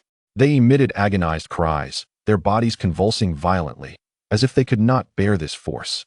But the next moment, poof, dozens of Vipers simultaneously unleashed an unprecedented torrent of dark red-black poison mist towards the forefront of the battlefield. This mist was no longer light. It was viscous, swirling, seemingly filled with countless twisted faces in agony, wailing and shrieking. Wherever it passed, even light was swallowed, and the air was thick with a suffocating stench of blood and despair. This was no longer the neurotoxin or corrosive acid mist inherent to the Viper clan, but a poison miasma infused with the core resentment energy of the desolate blood curse, amplified through Siliena's guidance and the biological transmuters of the Viper clan, targeting the essence of life itself. The blood source miasma instantly enveloped vast swathes of the battlefield, indiscriminately covering both the Vipers and the orc forces. Yet, the effects were starkly different.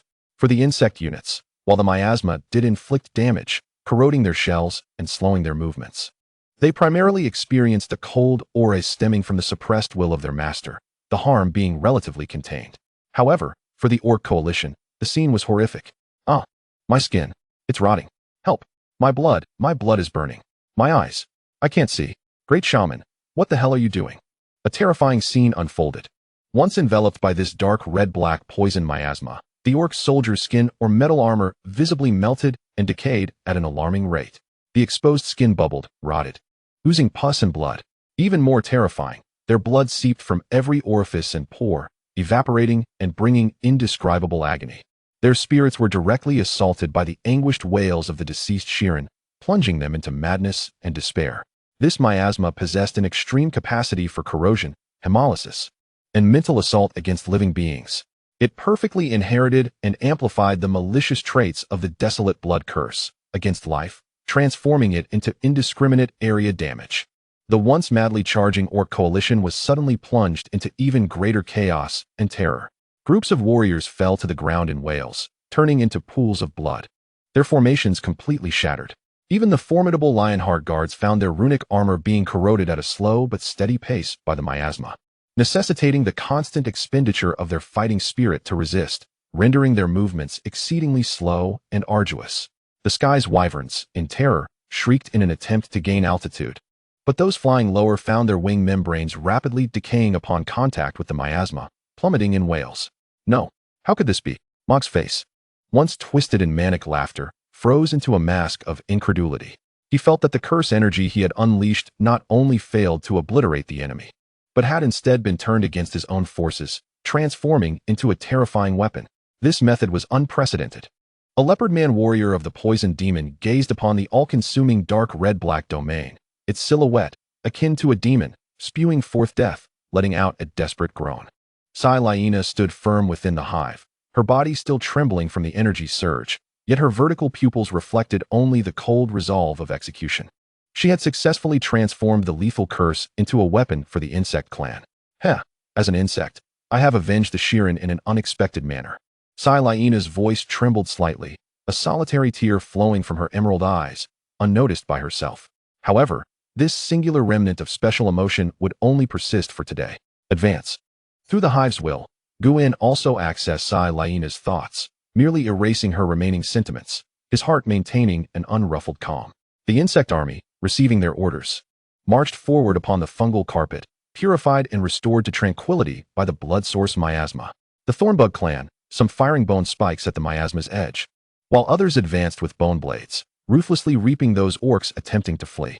The shadow hunters and shadow strikers flitted like phantoms, traversing the border between the miasma and reality, hunting down the disoriented officers and shamans.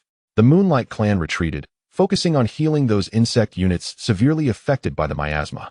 The orc coalition plummeted from heaven to hell. They faced not only the external slaughter of the insect clan, but also bore the internal torment, a nightmare bestowed upon them by their own grand shaman. Transformed by the enemy, the desolate blood curse surged forth like a tide of death, under Sai Lyena's guidance, towards the heart of the orc coalition's stronghold.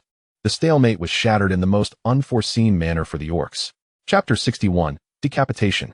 The dark red-black viscous poison mist of the desolate blood curse consumed the light, and wherever it spread, orc warriors fell in droves, their flesh dissolving, bones disintegrating, and spirits collapsing into pools of fetid blood. The coalition's offensive was forcibly stifled, even beginning to collapse. The frontline troops retreated in terror, attempting to escape this incomprehensible horror, only to collide with the advancing forces behind them, triggering even greater chaos. The heavy armor of the Lionheart guards emitted a sizzling lament under the continuous corrosion of the miasma, their fighting spirits' aura dimming rapidly. The steps of the Minotaur totem warriors became unsteady. The wild boar men's frenzied howls transformed into desperate cries. The light-armored units of the leopard men and wolf men suffered severe losses. Steady. Do not retreat. Shaman. Dispel it. Quickly dispel it. Lion King Kanus, astride his thunder rhino, roared in fury. The Skull Crusher hammer smashing two Thornbug clan members attempting to close in, yet a hint of trepidation flickered in his molten single eye. The power of this miasma exceeded his expectations, and more frighteningly, it originated from Mog's blood curse, making him even more apprehensive. On the skeletal war chariot, the great shaman Mog appeared pallid, his emaciated hands gripping the staff tightly, his body trembling violently from both fury and backlash. He endeavored to channel the staff's power to reclaim or control the rampaging cursed energy, yet discovered that the noxious miasma seemed to possess a life of its own, manifesting in a more frenzied and malevolent form that subtly resisted his control. Selena and her progeny, the Viperlings, akin to the most adept masters of venomous arts, not only withstood his curse but also refined, transformed, and bestowed upon it new life. Impossible, how could this be? Mog murmured, his eyes filled with disbelief and a tinge of fear. The blood sacrifice curse he had devoted his life to studying was so easily unraveled and exploited by his adversary.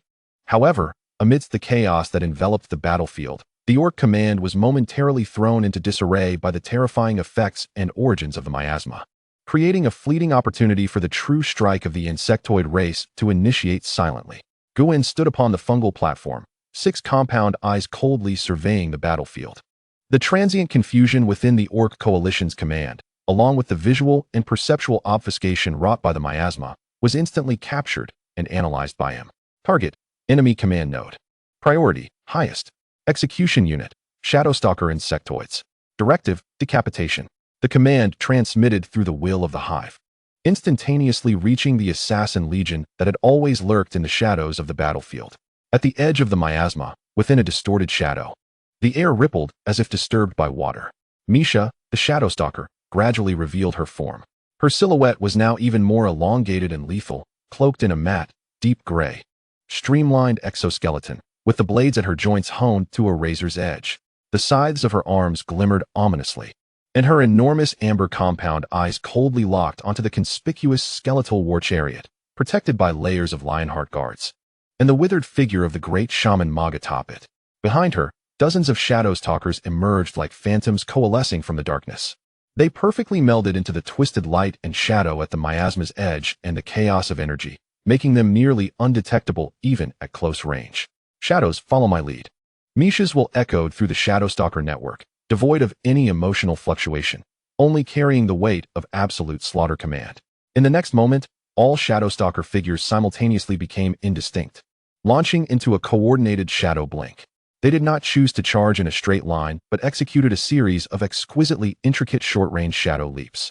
Each blink positioned them precisely in the visual blind spots of the battlefield. Perhaps it was the shadow cast by a fallen orc corpse, or a rock corroded with countless wounds by the miasma, or the brief line of sight obscured by retreating soldiers, or even directly merging with the roiling miasma itself, utilizing its concealing properties to mask their presence. Their movement trajectories were erratic and elusive, perfectly avoiding the vigilance of the Orc Coalition's outer sentries and the aerial drakes. As the vanguard, Misha blinked into the shadow of a Lionheart warrior futilely attempting to disperse the toxic fog with his battle axe, her scythe silently darting out. A swift strike. The warrior's throat was sliced open, and he fell to the ground without a sound. She did not glance back, her form once again blurring, vanishing from sight, only to reappear in the shadow of an Orc shaman apprentice 10 meters away, who was casting spells in an effort to stabilize the morale of the troops. The sides crossed, and the shaman apprentice was instantly dismembered. Other Shadowstalkers operated with equal efficiency, like invisible harbingers of death, skimming the chaotic edges of the battlefield, precisely eliminating any scattered sentries and isolated soldiers that could potentially detect their movements. Their killings were silent and swift, hardly raising any significant alarm. They moved with astonishing speed, traversing a considerable portion of the chaotic battlefield in mere breaths, drawing closer to the core area of the coalition. However, the nearer they approached the core, the more formidable the guards became. The Lionheart guards formed a steel wall, layered in 3 tiers, their heavy armor and indomitable spirit somewhat resisting the miasma's encroachment, establishing a robust physical and mental barrier. In the air, storm shamans rode their drakes, continuously circling, still posing a threat despite their obstructed vision. Misha's compound eyes flickered, instantaneously assessing the difficulty and risk of a direct assault. Strike from the east to hit the west, she commanded coldly. The order disseminated. The insectoid forces that had been lurking on the other side of the miasma, sowing confusion, suddenly sprang into action. Leading them was the transformed leopard woman, Kriya. She surged forth with 10 shadow strikers, exploding into a surge of speed, transforming into 10 bolts of golden lightning, no longer evading, but directly charging at the flank of the Lionheart Guard's defense line. Enemy attack. Right flank. Block them. An eagle-eyed lion officer immediately discerned, sounding the alarm. A large contingent of Lionheart Guards and nearby leopard warriors swiftly turned to confront the incoming threat. Battle axes swung. Claws tore. Kriya did not engage in combat with them, instead executing rapid directional changes, performing astonishing return runs at high speed, almost playfully drawing fire, with bone blades occasionally springing forth to inflict deep wounds, before swiftly retreating. This sudden onslaught from the Shadow Striker squad instantly captured most of the attention and defensive strength from the core area. Now is the time. Misha's will was as cold as ice. Just as all the Orc attention was drawn to the right flank where the Shadow Strikers were, the main force of the Shadowstalkers, led by Misha, launched a fierce surprise attack from the depths of the miasma on the left. Shadow Passage. All Shadowstalker figures instantaneously elongated and blurred, transforming into dozens of low-lying gray shadows, their speed reaching its zenith. They no longer flickered but surged forward in a straight line at super speed. At the cost of burning shadow energy, they pressed close to the ground, merging with the fungal carpet and shadows, like arrows shot from a bow, piercing straight toward the back of the Orc command core. Behind. There's something behind. A sharp-eyed leopard warrior finally noticed, issuing a piercing alarm, but it was too late. Chapter 62. The Coalition's collapse. Misha led the charge, the first to breach the slightly weakened left flank due to troop movements. 2 Lionheart guards attempting to intercept only saw a gray shadow flash past, their knee armor precisely severed, and they collapsed in screams. Protect the great shaman. King Kanus roared in fury, abruptly turning, his warhammer smashing down with terrifying force toward the foremost Misha. Misha did not engage him directly, activating Shadow Blink. Once more, her figure vanishing in an instant. When she reappeared, she was already at the opposite side of the chariot, her scythe aimed directly at the great shaman Mog, who was desperately trying to maintain control of his staff, making one last stand. Get away! The great shaman Mog exclaimed in horror, swinging his staff to block, the amber skull erupting with blinding bloodlight, forming a fragile protective barrier. Clang! Misha's scythe struck the barrier, sending forth a shower of energy sparks. The barrier trembled violently, but did not shatter immediately. However, in that instant, other Shadowstalkers had already breached the defenses like phantoms, encircling the war chariot. They had clear roles. Some directly pounced upon the shaman guards and officers surrounding the chariot, their scythes and bone blades wreaking havoc in close quarters, generating even greater chaos and panic. Others directly initiated an assault on the great shaman Mog. One Shadowstalker leaped from the shadows, its scythe expertly aiming for Mog's back. Mog barely dodged, his robe torn, a deep wound visible on his back, blood gushing forth. Another Shadowstalker emerged from below, sweeping its bone blade towards his legs. Mog screamed as he leaped, his staff striking the ground, using his shamanic skills to unleash a bloodthirsty thorn that forcefully repelled the nearby shadow stalkers. Yet he was already at the end of his tether. His mental power nearly depleted from sustaining the blood curse and enduring continuous assaults, his wounds bleeding profusely, and his movements growing increasingly sluggish.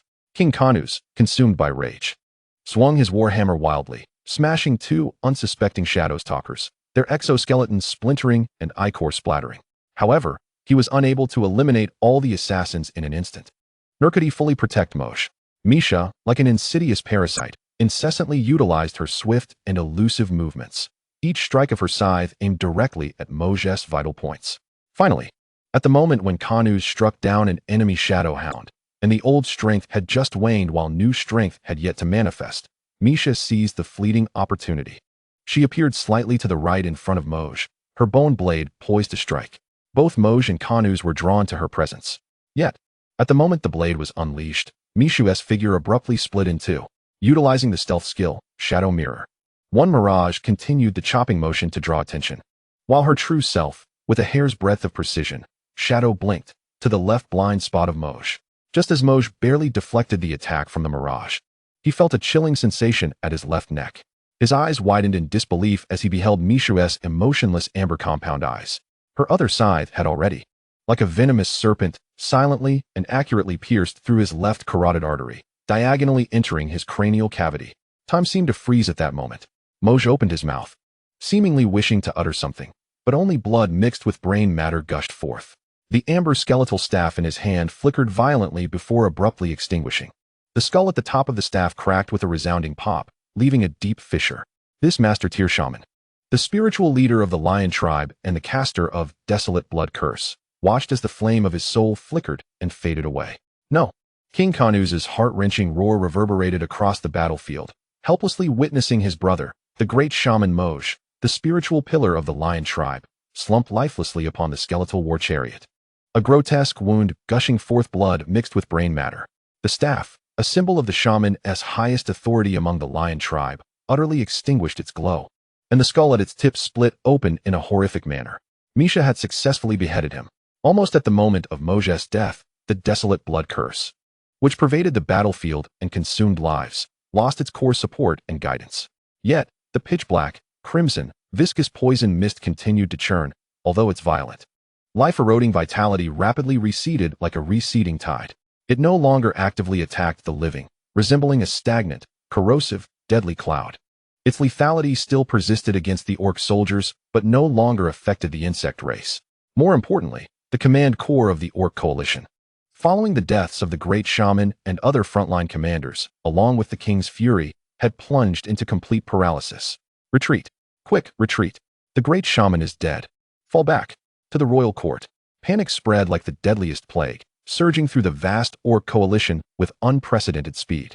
Officers at all levels either fell beneath the scythes of the shadow hounds or found themselves engulfed in overwhelming fear and confusion. A disorganized army, bereft of unified command and shamanic magical support, no matter how valiant the individuals, was but a scattered mass. The frontline troops frantically pressed backward, colliding with the central army. The soldiers of the central army, upon hearing the cries of the retreating soldiers and witnessing the slumped corpse on the war chariot, instantly lost morale and joined the fleeing ranks. The flanking units of the leopard men and jackal men had long since lost their fighting spirit and began to scatter in all directions. The entire coalition descended into chaos, with countless individuals trampling upon one another. Come back. Your king is still here. Your legendary king is still here. King Kanuz's eyes burned crimson, his hair bristling. The pressure of a legendary warrior, mingled with boundless rage and sorrow, swept through the surroundings like a storm, temporarily subduing the chaos near the war chariot. He swung his skull-crushing hammer, shattering several panicked soldiers who collided with him, unleashing a thunderous roar. Gather. Rally to me, for the glory of the Lion tribe. Follow me to annihilate these insects. His valor and prestige, though feeble at this moment, began to draw a small portion of the most elite Lionheart Guard and loyal officers to his side, attempting to reform the ranks. But it was too late. The insect race would never grant their enemies a moment's respite. Just as the Shadowhound forces completed their mission and stealthily melded back into the shadows. At almost the same time, in the central camp of the insect race, atop the fungal pedestal, Guwen's 6 compound eyes coldly surveyed the utterly chaotic orc coalition. All data had been analyzed. The enemy command system was paralyzed, morale shattered, and formations in disarray. The optimal moment for a full-scale assault had arrived. Ilea, the sovereign. Having stood by, unable to contain her lust for slaughter, Ilea immediately advanced, her bone wings quivering with excitement, her emerald pupils burning with a bloodthirsty flame. Lead the main force. Crush them. In accordance with your will. Ilea let out a sharp cry of joy, her bone wings suddenly flaring, soaring skyward. She hovered in the air, her formidable will mingling with the commands of the Hive network, instantly relayed to all frontline insect units. The sovereign commands. Charge. Crush these scattered prey. For Giades. The orders ignited like sparks in a powder keg. The previously defensive insect line erupted in a tidal wave of offensive might. The thorns of the insect race surged forward like a green wave of death. Behind them, the bone spurs unleashed a torrent of poison spikes with unprecedented frequency. Orcish retreating soldiers, stripped of their protective barriers and shamanic spells, were impaled in droves, their bodies rapidly succumbing to putrefaction. They wielded sharp bone blades, tearing apart any orc that dared to resist or flee as if slicing through melons. Hiss!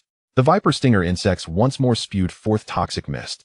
Suffocating and corrosive vapors remained deadly tools of harvest.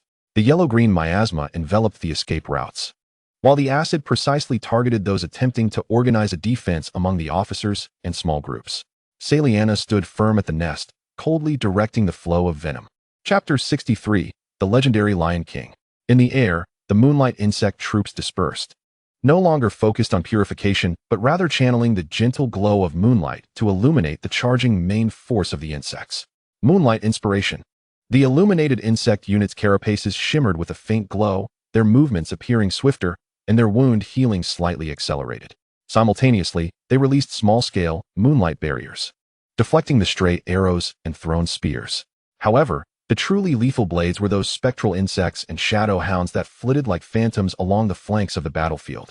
The shadow assault insects bred by Kalia displayed their terrifying mobility and killing efficiency along the disintegrating flanks of the coalition. They transformed into bolts of golden lightning, swiftly slicing into the fleeing masses, their bone blades springing forth from folded limbs, each flicker accompanied by a rain of blood. They specifically hunted down the small, organized groups of soldiers or officers attempting to re-establish order, overwhelming them with absolute speed and strength, annihilating them completely. Mishia's shadow hounds were even more enigmatic. They did not retreat, but instead, like an insidious disease, clung tightly to the small core area that King Kanus was attempting to rally. They never charged head-on, but continuously utilized Shadow Blink to appear at weak points in the formation or sprang from the shadows to assassinate one or two key heavily armored guards or officers before vanishing in an instant.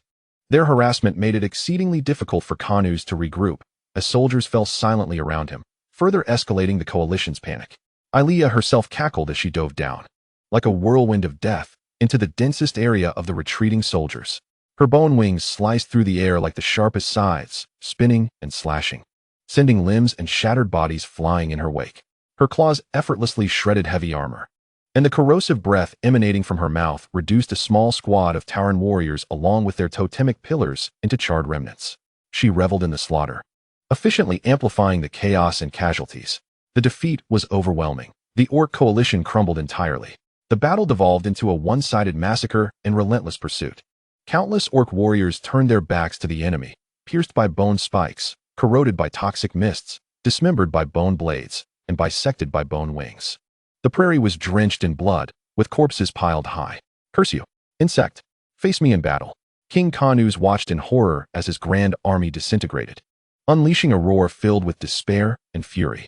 He swung his warhammer, each strike capable of shattering a thornbug or even all varieties of insects, except for the enigmatic shadowstalker species, showcasing the prowess of a legendary warrior.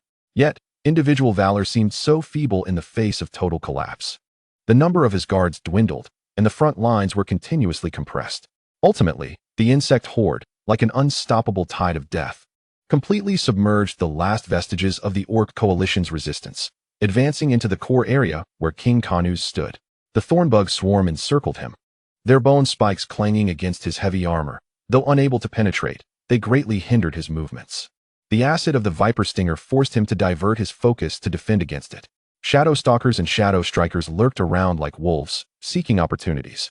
Kanuz was drenched in blood, mostly the green ichor of his enemies, yet several deep wounds, visible to the bone, marred the joints of his arm and leg armor. The work of the shadow stalkers. His thunder rhino mount had long succumbed to the toxic mists and acids, wailing in pain. He gasped for breath. His molten single eye fixed intently on the figure of the insect overlord, Guin, who stood unwavering upon the fungal platform in the distance. It is you. All because of you. Kanuz's reason was consumed by rage and despair as he pointed fiercely at Guin. You lurking monster. Dare you face me in battle? In the name of legend. To the death. His challenge echoed like the roar of a dying lion, filled with defiance and final madness. Upon the platform, Guin's compound eyes regarded him with cold indifference. The target's energy level was at the initial stages of legendary, with peak strength, formidable defense, and exquisite combat skills, yet emotionally unstable, resulting in diminished energy efficiency and increased vulnerabilities. However, most crucially, his offspring and the brood queen could not take him down during this interval. Very well. A chilling wave of woe emanated as Guin directly responded to Kanuz's challenge. In the next instant, Guin vanished from the platform, not in shadowy flickers, but in pure explosive speed. This was the genetic enhancement bestowed upon him by Kalia. Almost instantaneously, he appeared before King Kanuz. So swift, Kanuz's pupils constricted.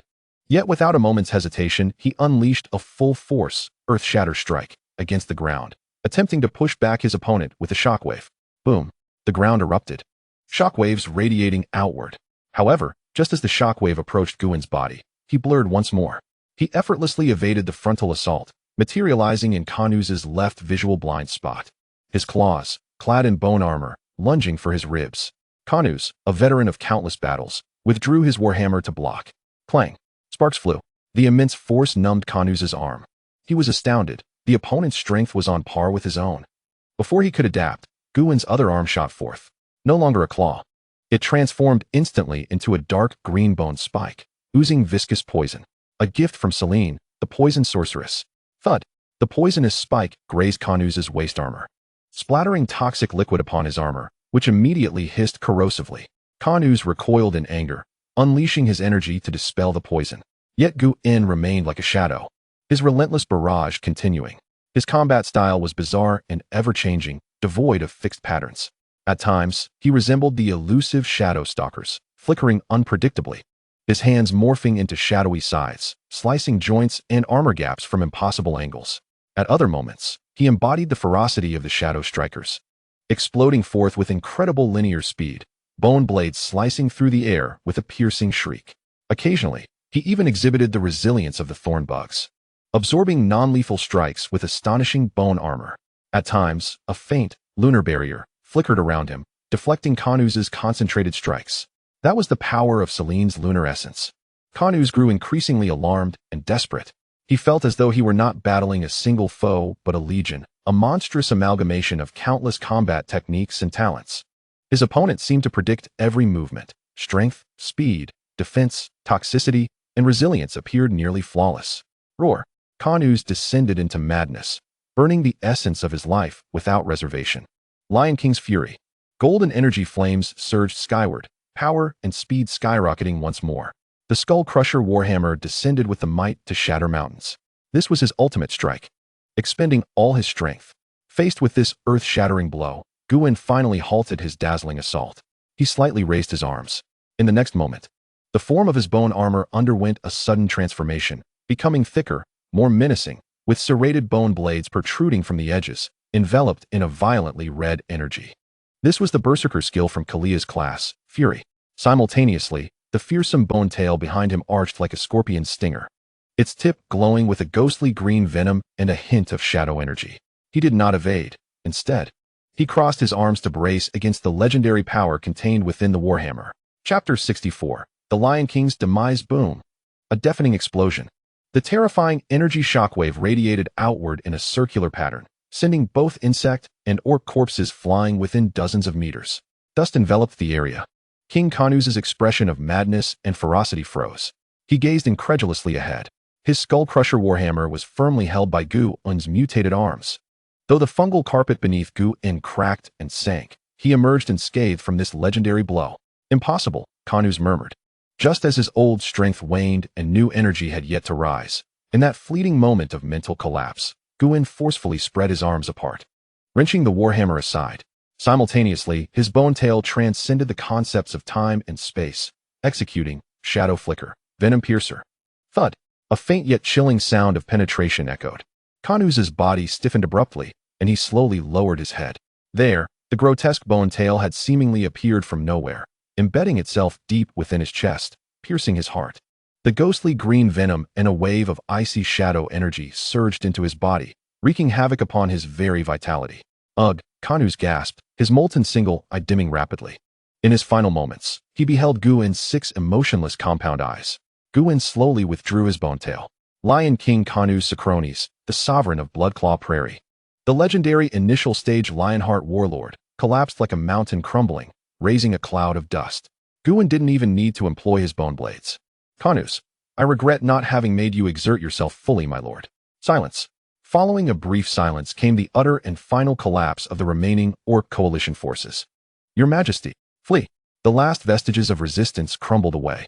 All Orcs, regardless of their race or class, began to flee in a frenzied and chaotic manner towards the depths of the plain, making a desperate dash towards the direction of the roaring cliff. The swarm of the Zerg surged forth like a torrential flood, mercilessly pursuing and slaughtering. Leah cackled as she flew at the forefront of the pursuing horde, each flap of her bony wings stirring a storm of blood and carnage. The Thornbug Zerg marched forward with heavy yet resolute steps, resembling a moving forest of thorns, shrouding the path of the retreating Orcs in a tempest of bone spikes. The Viperbug Zerg exhaled toxic mists, transforming the escape route into a corridor of despair and death. The Shadow Strike and Shadowhunter Zerg moved like phantoms, weaving through the flanks and shadows, executing precise assassinations of any officer attempting to organize resistance or fleeing too slowly. This was a one-sided massacre. The overwhelming despair of defeat shattered the Orcs' will to fight. Guin stood beside the corpse of Kanuasi, his 6 compound eyes coldly observing the torrent of fleeing Orcs and the pursuing wave of Zerg. His will was akin to the most efficient CPU, orchestrating the entire situation. The fungal carpet spread forward with unprecedented speed, like a living, ravenous tide of dark red, devouring the corpses and blood on the battlefield, converting them into the purest biomass and energy, channeling it to the hatcheries and mother nests in the rear. The Zerg army did not suffer losses during the pursuit. Instead, they proliferated continuously. The Orcs' rout lasted for 3 days and nights. As they fled nearly 100 kilometers back to the Orc King's city, they were met solely with the relentless pursuit of the Zerg. Time was slipping away rapidly, when the blood-red sun cast a mournful orange hue across the horizon. The fleeing Orc remnants and the pursuing Zerg simultaneously beheld the immense shadow looming over the Obsidian Hills, the roaring cliff fortress. This was a true bastion of the Orcs. Unlike the elegant and harmonious elven courts, it exuded a sense of ruggedness, savagery, and power. The fortress was built against a massive obsidian cliff, seemingly cleaved by a giant axe, with walls constructed of enormous, unpolished black stones, towering into the clouds, bristling with sharp metal spikes and watchtowers. Atop the walls, colossal orc head sculptures appeared fierce and terrifying, as if they could breathe fire or acid. Only a narrow and steep winding stone path led to the massive metal gates, making it easy to defend yet difficult to attack. Here lay the foundation of the Lion clan's dominion over the Bloodlow Plains, as well as the final spiritual symbol for all orc tribes governed by them. Yet, at this moment, the fortress was enveloped in an atmosphere of despair and panic. Outside, a dark mass of disheveled and desperate soldiers cried out as they rushed toward the gates. On the battlements, the remaining orc guards, mostly aged and injured warriors, gazed upon the approaching tide of Zerg, radiating a chilling intent to kill, and the ever-encroaching fungal carpet that devoured everything, their faces filled with fear and disbelief. Open the gates. Let us in. His Majesty the King has fallen. The Alliance is doomed. Monsters, those bugs are coming. Open the gates now. The fleeing soldiers crowded before the gates, frantically pounding upon the heavy metal doors, their cries and wails blending into a cacophony. The commander of the guards, an old blind lion general, surveyed the grim scene below and the swiftly approaching swarm in the distance, his face ashen, painfully closing his eyes. Though he had lost one eye, his diminished sight made the enemy appear less daunting, and his confidence improved. Yet he understood what opening the gates would entail. Those terrifying creatures could surge inside, but keeping the gates shut would condemn his compatriots outside to certain death. Open the gates. The old general rasped, his voice laden with despair. Let them in and prepare for a fight to the death. For the glory of the Lion Clan. The heavy metal gates creaked open slowly, creating a gap, and the fleeing soldiers surged inward in a frenzy. However, at that very moment, the Zerg launched their attack. The sky abruptly darkened. Like a storm cloud, a multitude of poison-tipped bone spikes descended upon them. The Thornbug Zerg, having advanced within range, unleashed a barrage of long-range fire. The bone spikes cascaded down like a torrential downpour upon the battlements and the entrance of the fortress. Raise your shields. Quick, raise your shields. The guards shouted in terror. Despite most of the bone spikes being blocked by thick shields and battlements, many still penetrated the defenses, mowing down the guards atop the walls and the crowded retreating soldiers below. The screams of agony drowned out the cries for help. Almost simultaneously with the rain of bone spikes, dozens of golden flashes and gray specters rushed upward along the steep cliff and stone path, shielded by the rain of spikes. They were two of the pursuing Zerg factions, Shadowstrike and Shadowhunter. Ignoring the terrain, they moved as if on flat ground, swiftly closing in on the walls. Stop them! Quickly! Stop them! The guards bellowed hoarsely, arrows and javelins sporadically raining down, yet failing to strike the rapidly moving phantoms. Several Shadowhunter Zerg utilized Shadow Blink to appear directly behind the guards, their scythes sweeping through, instantly clearing a section of the battlements. Meanwhile, several Shadow Strikers lunged toward the slowly rising gates. For the fortress, a remaining Tauren warrior roared, swinging a totem pole at a Shadow Striker. Yet the Shadow Striker merely flickered, effortlessly evading the attack, and with a swift strike, severed the Tauren's ankle before pouncing upon the soldier operating the winch. The gateway was plunged into a bloody melee. Meanwhile, the main ground forces had arrived at the foot of the fortress. The Thornbug Zerg continued to rain down bone spikes upon the battlements, maintaining fire suppression. The Viperbug Zerg advanced forward, targeting the area above the walls and the gates, unleashing vast clouds of corrosive poison mist and potent acid. The sturdy obsidian walls began to emit white smoke as the acid corroded them, rapidly melting the surface metal spikes and defensive structures. The poison mist enveloped the battlements, forcing the guards to retreat or hold their breath, significantly diminishing their combat effectiveness. The Moonlight Zerg hovered at a distance in the rear of the battlefield. They did not directly engage in the attack, but instead expanded the range of Moonlight Barrier, shrouding the siege forces above and deflecting and weakening the sporadic yet dense counterattacks from the guards on the walls. Simultaneously, the radiance of Moonlight Inspiration continued to illuminate the front lines of the Zerg, emboldening them further. The Zerg's assault was barbaric, efficient, and infused with the terrifying essence of biological technology. The heavy gates, contested between the internal guards and the external Shadow Strikers, ultimately failed to close completely, leaving a gap wide enough for larger Zerg to pass through. Ailia, Guwin's will emanated. The master, Ailia, who had been circling in the air searching for an opportunity, immediately responded. Break through it, as commanded. Upon hearing the order, Ailia emitted an excited shriek, her bony wings folding as she plummeted from the sky like a meteor, directly targeting the gap in the gates. The guards atop the walls attempted to concentrate their fire upon her, but most arrows and javelins were deflected by the Moonlight Barrier or her bony wings. Boom. Ailia crashed heavily into the gates. The terrifying impact, combined with corrosive breath, widened the gap, distorting and deforming the heavy metal gates until they eventually collapsed inward. The gates had been breached. Charge in. Ailia was the first to enter the fortress, her wings thrashing, tearing apart the oncoming Lion Clan guards. Like a dam bursting, the Zerg army surged through the shattered gates, flooding into the roaring cliff fortress. Inside, it instantly transformed into a bloody slaughterhouse. On the streets, the orc civilians and fleeing soldiers, unable to retreat in time, let out desperate cries. The orc warriors clung desperately to the streets and buildings, resisting valiantly. Yet their efforts appeared futile against the relentless tide of the Zerg. The Thorn Zerg advanced steadily, purging every corner with their bone spines and blades. The Viper Zerg's toxic mists infiltrated the structures, forcing the orcs hiding within to flee or be dissolved entirely. The Shadowstrike and Shadowhunter Zerg scuttled across the streets and rooftops, hunting down any remaining officers attempting to organize a defense. The Moonlight Zerg followed suit into the city, their eerie luminescence standing out starkly amidst the bloody urban warfare, dutifully providing support and protection. The royal city burned, bled, and succumbed to death. However, amidst this chaotic despair, there existed a singular location where resistance was fiercely intense, momentarily stalling the Zerg's advance. It was the plaza before the Lion King's palace, the highest point of the royal city. A select elite guard of approximately 100 formed a circle, staunchly guarding the palace doors.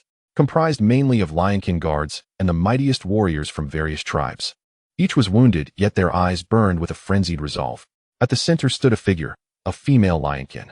Tall and athletic, she wore a golden combat skirt armor that, while somewhat slender, prioritized agility, showcasing her muscular arms and legs. In her grasp was a longer than usual double-headed battle axe, its blade glimmering with thunder runes. A flowing mane of dense golden hair cascaded down her shoulders, fluttering with her every movement. Her visage bore the regal and wild beauty characteristic of the Lionkin. Yet within her blazing amber eyes, there resided boundless sorrow and determination. She was the Lionkin princess, Kalistasa Karonx, a high-ranking storm berserker, the sole heir of King Canis. And at this moment, the last bastion of the royal city. She had heard of her father's death, witnessed the army's collapse above the royal city, and saw the Zerg poised to breach her homeland. Endless grief transformed into the most ferocious battle spirit. For the king, for the roaring cliff, fight to the death. Kalistasa's voice, hoarse from rage and sorrow, was unwaveringly resolute. She swung her thunder battle axe, unleashing a strike that sent a bolt of lightning, incinerating two overzealous Thorn Zerg in an instant. The blood frenzy of her storm berserker class had activated. Like Krayla and Gwen, her skin radiated an unnatural crimson glow, enhancing her strength and speed while diminishing her pain, her combat style becoming frenzied and lethal. She became a golden whirlwind, darting across the front line. Each axe strike infused with explosive, thunderous power, momentarily repelling the Zerg's onslaught. The guards surrounding her were inspired, unleashing their final vestiges of courage to withstand the Zerg's assault. There is something noteworthy. Just as Elia had recently entered the city, she noticed the fierce resistance and the potent surge of thunder energy here. A flicker of excitement and jealousy flashing through her emerald eyes. She observed Kalistasa's athletic form and formidable strength, which posed a threat to her. Such a powerful adversary. Would the Overlord consider her a new breeding vessel for the Zerg? She is mine. With this thought, Elia fluttered her bony wings, preparing to pounce. Capture her alive. Gwen's cold will resonated within Elia and all nearby Zerg minds. Her genes hold value. The command was indisputable. Elia pouted, but due to the Overlord's trust. She was the only Zerg present in the siege, while Selena, Misha, and Krayla had all been stripped of their command and left her to lead the Zerg horde. This delighted her. Although future Zerg queens would grow increasingly powerful, Elia firmly believed that enduring companionship was the true path to dominance. Little did she know that Gwen was merely reassessing the value of the Thorn Zerg. As the Overlord, Gwen cherished all Zerg, but not anyone in particular, provided they could yield value.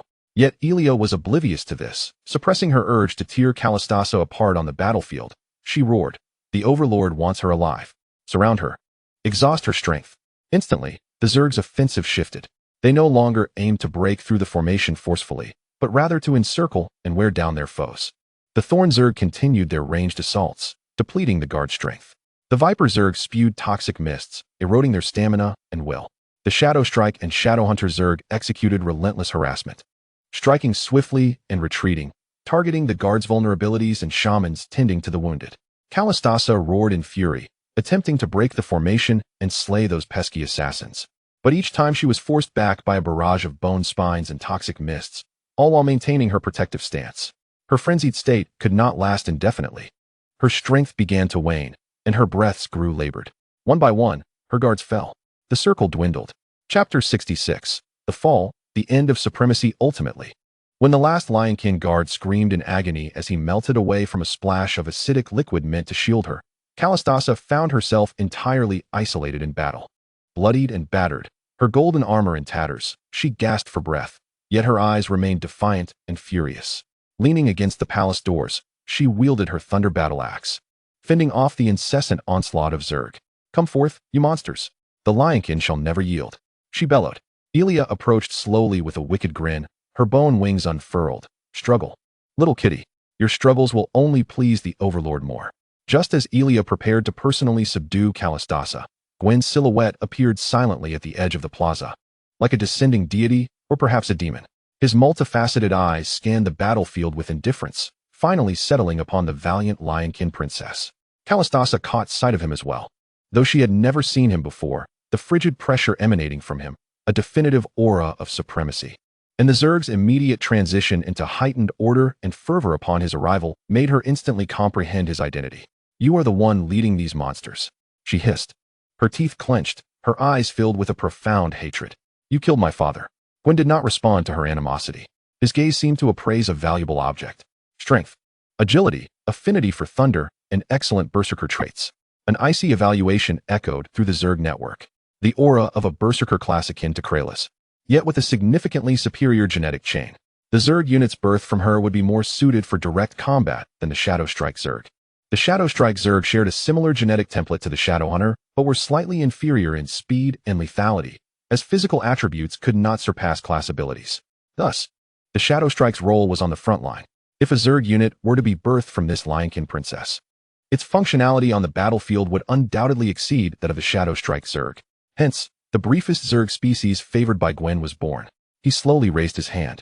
In the next moment, several robust, metal-like bone tails shot forth from behind him with astonishing speed, as if transcending space, coiling around Kalistasa from multiple angles. Kalistasa shouted fiercely, her thunder battle axe spinning wildly, attempting to sever the bone tails. Clang, clang, sparks flew. Her axe did strike true, but the hardness of the bone tails was beyond her expectations, leaving only shallow marks as they continued unabated. Simultaneously, an immense, intangible mental pressure bore down upon her consciousness like a mountain, causing her movements to stutter. In that fleeting moment of paralysis, several bone tails coiled around her limbs and neck, tightening violently. Ugh! Callista emitted a piercing scream as the thunder battle axe slipped from her grasp and fell to the ground. The terrifying power contained within her bony tail instantaneously suppressed her frenzied state, while the chilling bone spines pierced her skin, infusing her with the potent paralysis toxin derived from Selena, the sorceress, alongside the restraining energy of the moonlight power bestowed by Celia. Despite her desperate struggles, the golden aura and lightning flickered around her, yet she could not break free, her strength rapidly waning.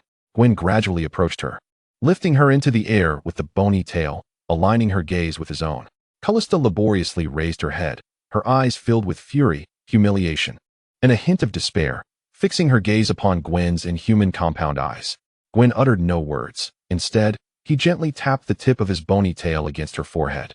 A chilling, utterly rational will surged into her mind, brutally scanning and analyzing her genetic sequence and energy core.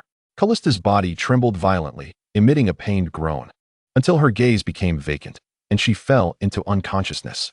Taken away and closely monitored, Gwen released his bony tail, allowing the unconscious lioness princess to be bound by the approaching thorn insect swarm with specially designed mycelium. He turned, gazing at the roaring Cliff King's city, shrouded in smoke and flowing with blood. The last resistance had quelled, leaving only sporadic skirmishes and the sounds of the Insectoid cleanup, converting biomass. The Lion Clan's royal court had fallen. Cleanup and conversion. Gwynzwil issued the final command. The mycelium began to greedily envelop the grand orc metropolis, gradually transforming it into nourishment and a stronghold for the swarm. As the final vestiges of resistance in roaring Cliff King's city succumbed, it marked the definitive end of the Lion Clan's dominance over the Bloodfall Plains. Once a magnificent orc city, it had now transformed into a pulsating hive of the Insectoid race, cloaked in a blanket of mycelium. The obsidian city walls were riddled with decay, the streets replaced by undulating biological conduits, and Orcish architecture was toppled, dissolved, and converted into hatcheries and nutrient chambers. The air was thick with the stench of blood, decay, and a chilling, nascent biological essence. The thorn insects efficiently cleared the battlefield, dragging the orc corpses and discarded equipment into the dissolution pools. The second generation of thorn insects stood like silent sentinels at key points. The shadow stalkers and shadow strikers concealed themselves within the mycelium-covered, newly constructed shadow hives, or the folds of the mycelium, akin to coiled serpents. The viper insects patrolled within designated zones of toxic mist, their presence always accompanied by an oppressive aura of danger. At the highest point of the city, the original Lion King's palace had been completely transformed. Gigantic, fleshy cavities replaced the grand halls, and thick, pulsating vascular structures entwined the original stone columns, converting them into supportive frameworks. The palace square morphed into a vast main hatching pool, covered by a semi-transparent biological membrane, filled with viscous nutrient liquid that shimmered with arcs of emerald energy. Beside the pool, Gwen stood still. His 6 compound eyes reflected the bubbling energy foam within the hatching pool with a detached gaze. Alia stood by, Observing the figure at the bottom of the pool, ensnared by countless mycelial tendrils and immersed in the nutrient liquid, her eyes flickering with a complex mix of emotions. A blend of jealousy, vigilance, and a hint of bloodthirsty anticipation. Suspended in the center of the pool was the lioness princess Callista Sakelins, her eyes tightly shut. Seemingly still unconscious, yet her body was undergoing a terrifying metamorphosis. Her once robust, bronze skin was gradually being covered by a thin yet resilient biological carapace, gleaming with a dark golden metallic sheen. This carapace was not entirely rigid, maintaining astonishing flexibility at the joints and muscle groups, perfectly conforming to the contours of her body. Like a second skin, yet exuding a quality far superior to steel. Her hands and feet underwent mutation, elongating into razor-sharp, dark golden bone claws, illuminated with flickering thunder runes. Her dense golden hair transformed into a living energy conductor, its tips crackling with tiny electric sparks. On her forehead, two short, sharp horns, also sheathed in dark golden carapace, began to emerge, their tips radiating dangerous lightning. The most notable transformation occurred along her back and limbs. Her spine slightly bulged, forming a graceful, streamlined dorsal fin, its edges sharp as blades, with a faint glow of energy flowing within. The musculature of her limbs became more explosive, harboring terrifying strength, with short, sharp bone spikes extending at her elbows and knees, suitable for striking and tearing. Within Callista, the violent, thunderous power from the Storm Berserker was being forcibly extracted, analyzed, and subjected to a brutal yet efficient fusion with the Insectoid genes by Gwen's biotechnology. This process undoubtedly accompanied excruciating pain.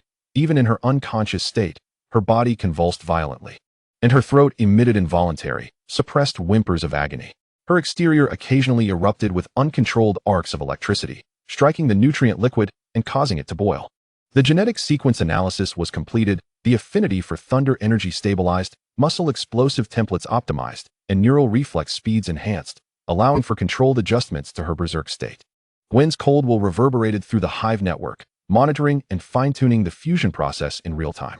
He was not merely replicating, but optimizing.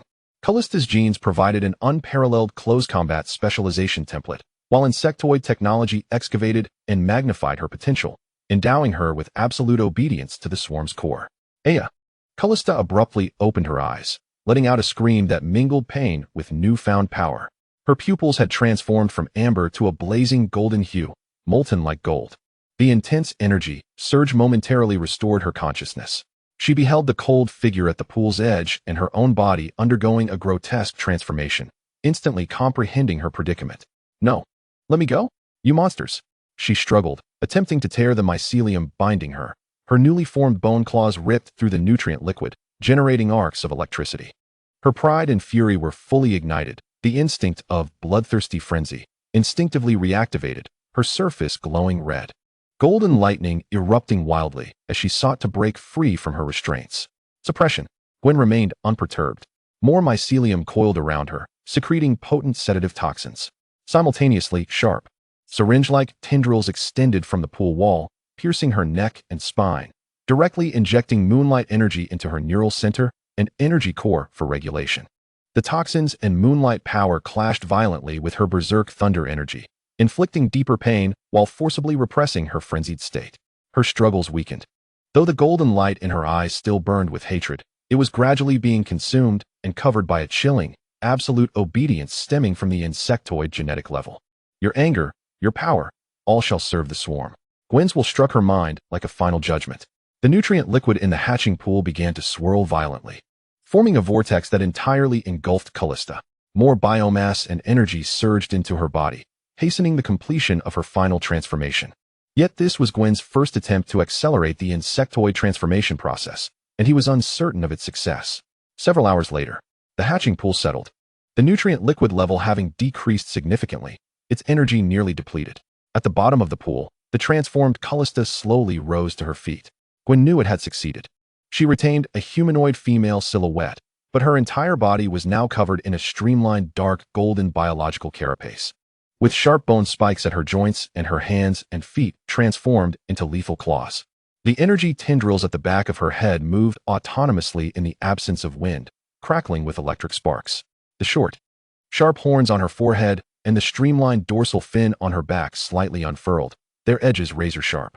Her stature appeared to have slightly increased, her physique more robust and brimming with explosive energy. In her blazing golden eyes, all emotions had been suppressed to their deepest recesses, leaving only a chilling, efficient will to kill, alongside an absolute obedience to the being by the poolside. She slowly raised a hand, her dark golden claws clenched tightly. Crackle! Dazzling golden lightning instantly coiled around her arm, emitting a dangerous hum, the intensity of energy far surpassing that of her time as a princess of the Lion clan. Yet remarkably stable, as if it were an extension of her will. She was no longer Callista Socrones. She was the new generation melee dominator template, Lejua Chongho of the Zerg. Simultaneously, she was also the progenitor and commander of Gu-Un's thunder offspring. How does it feel, little kitty? Aelia spoke with a hint of sarcasm, her bony wings fluttering slightly as she scrutinized this new sister. Lejua Chongho, Callista, turned her scorching golden gaze towards Aelia. There was no fluctuation of emotion in her eyes, merely a slight nod, her voice laced with static, cold and direct. Condition is optimal, ready to fight for the dominator at any moment. Gu-Un's compound eyes swept over her, instantly completing a data assessment. Perfect integration, stable, thunderous power. Biological carapace defense surpassing heavy armor, speed and strength ranking among the elite of the Thorn and Shadow Strike Zerg. His gaze shifted beyond the palace to the vast plain now covered by a fungal blanket. Test the efficacy of the new unit. Objective: eliminate the remnants of resistance on the plain. Collect all usable biomass and genetic samples. Command received. Lejua Chongho bowed in acknowledgement. She stepped out of the incubation pool, her dark golden claws gently hissing against the fungal blanket, the residual electricity singeing it slightly. Without casting a glance at Aelia, she strode directly outwards. Aelia watched her departing figure, snorting, and said to Gu-Un, "Dominator, I shall join as well." Approved. Gu-Un's response was succinct. He, too, needed more data to compare and evaluate the performance of the new and old units. Deep within the blood-low plain, in a secluded canyon, gathered the last organized resistance of orcs, primarily composed of a few escaped Lion Clan warriors, some defiant leopard men, and remnants of minotaurs. They relied on the canyon's treacherous terrain to construct rudimentary defenses, making a final, desperate stand. Yet, as the shadow of the Zerg descended once more, their despair reached its peak. However, this time, the Zerg seemed different. On the horizon appeared not the familiar thorn sea or poison mist, but a more elite, more enigmatic mixed troop. At the forefront of the formation were 10 newly hatched Zerg, Lejua Baojun, the first direct offspring hatched by Lejua Chongho. Their appearance bore resemblance to their progenitor, but were more robust, slightly smaller in size, with dark golden carapaces that appeared somewhat heftier, their claws and bone spurs more pronounced. Surrounded by visibly dancing golden arcs of electricity, they advanced silently, each step leaving a charred claw mark on the ground, exuding the scent of ozone. They were pure, heavy assault units born for frontal breakthroughs and frenzied output. On their flanks were the mixed rapid response forces of the Shadow Strikes and Shadow Hunt Zerg, their figures flickering in and out of visibility in the light. In the air, a small number of Moonlight Zerg provided long-range support and shielding. Aelia soared high above, surveying the battlefield, not rushing to engage. Callista stood atop a low hill, her blazing golden eyes coldly fixed on the orc defenses at the canyon's entrance. Her task was to command and test her direct offspring, occasionally incorporating other Zerg units into the combined assault. Lejua Baojun would spearhead the frontal assault, while Shadow Strikes and Shadow Hunts would cut in from the sides to eliminate ranged units. Moonlight Zerg would provide focused shielding to counter any shaman spells that might arise. She issued commands through the Hive network, calm and efficient, as if it were her innate ability. With her knowledge of the blood-low plane from her time as a Lion Clan princess, she understood all too well the tactics this group of orcs would employ. Chapter 68. Cleansing the plain. The orders were executed in an instant. For the tribe, hold them off. Behind the orc line, a battle-scarred Lion Clan officer roared, the remaining warriors raising their shields and spears, while a few apprentice shamans began to chant weak enhancement spells or prepare lightning arrows. At that moment, the 10 Lejua Baojun charged forth. They erupted with thunderous charge, transforming into 10 afterimages entwined with golden lightning, hurtling toward the orc line with astonishing speed. Fire arrows. Throw spears. A sparse volley of arrows and javelins flew toward them, but most were deflected or diverted by the static electricity automatically triggered on the surfaces of the Lejua Baojun. Even a few that struck their carapaces failed to inflict any significant damage. Bang! The first Lejua Baojun crashed violently into the makeshift barricade of logs and rocks. The barricade was instantly shattered by the furious impact infused with thunderous energy. The orc warriors behind were sent flying, bones broken. The Lejoie Bao Jun plunged into the crowd, dark golden claws slashing, thunderous rend. Each claw strike unleashed blinding arcs of lightning, effortlessly shredding shields and armor, incinerating the orcs behind them. Their tails swept, accompanied by sparking electricity, scattering surrounding foes. They could even unleash short-range, lightning breath, covering a wide area in close proximity. The orc defenses, under their frenzied assault, were torn apart as if made of paper. Conventional attacks barely affected them, while every strike they delivered carried terrifying electrical damage and physical destruction. Meanwhile, the flanking shadow strikes and shadow hunts slipped like phantoms into the canyon's cliffs, easily dispatching the few hapless apprentice shamans and archers, eliminating any remote threats. The Moonlight Zerg accurately projected Moonlight Barrier onto the leading Lejoie Bao Jun, further enhancing their defenses, rendering them an unstoppable thunderous fortress. The battle transformed into a complete rout. The courage of the orc warriors crumbled rapidly before absolute power and bizarre creatures. They desperately realized that their weapons could scarcely leave a scratch on the enemy's carapace, while a single blow from their adversaries could reduce them to charred remains. Aelia watched from the sky, her emerald eyes narrowing slightly. The performance of these new units exceeded her expectations.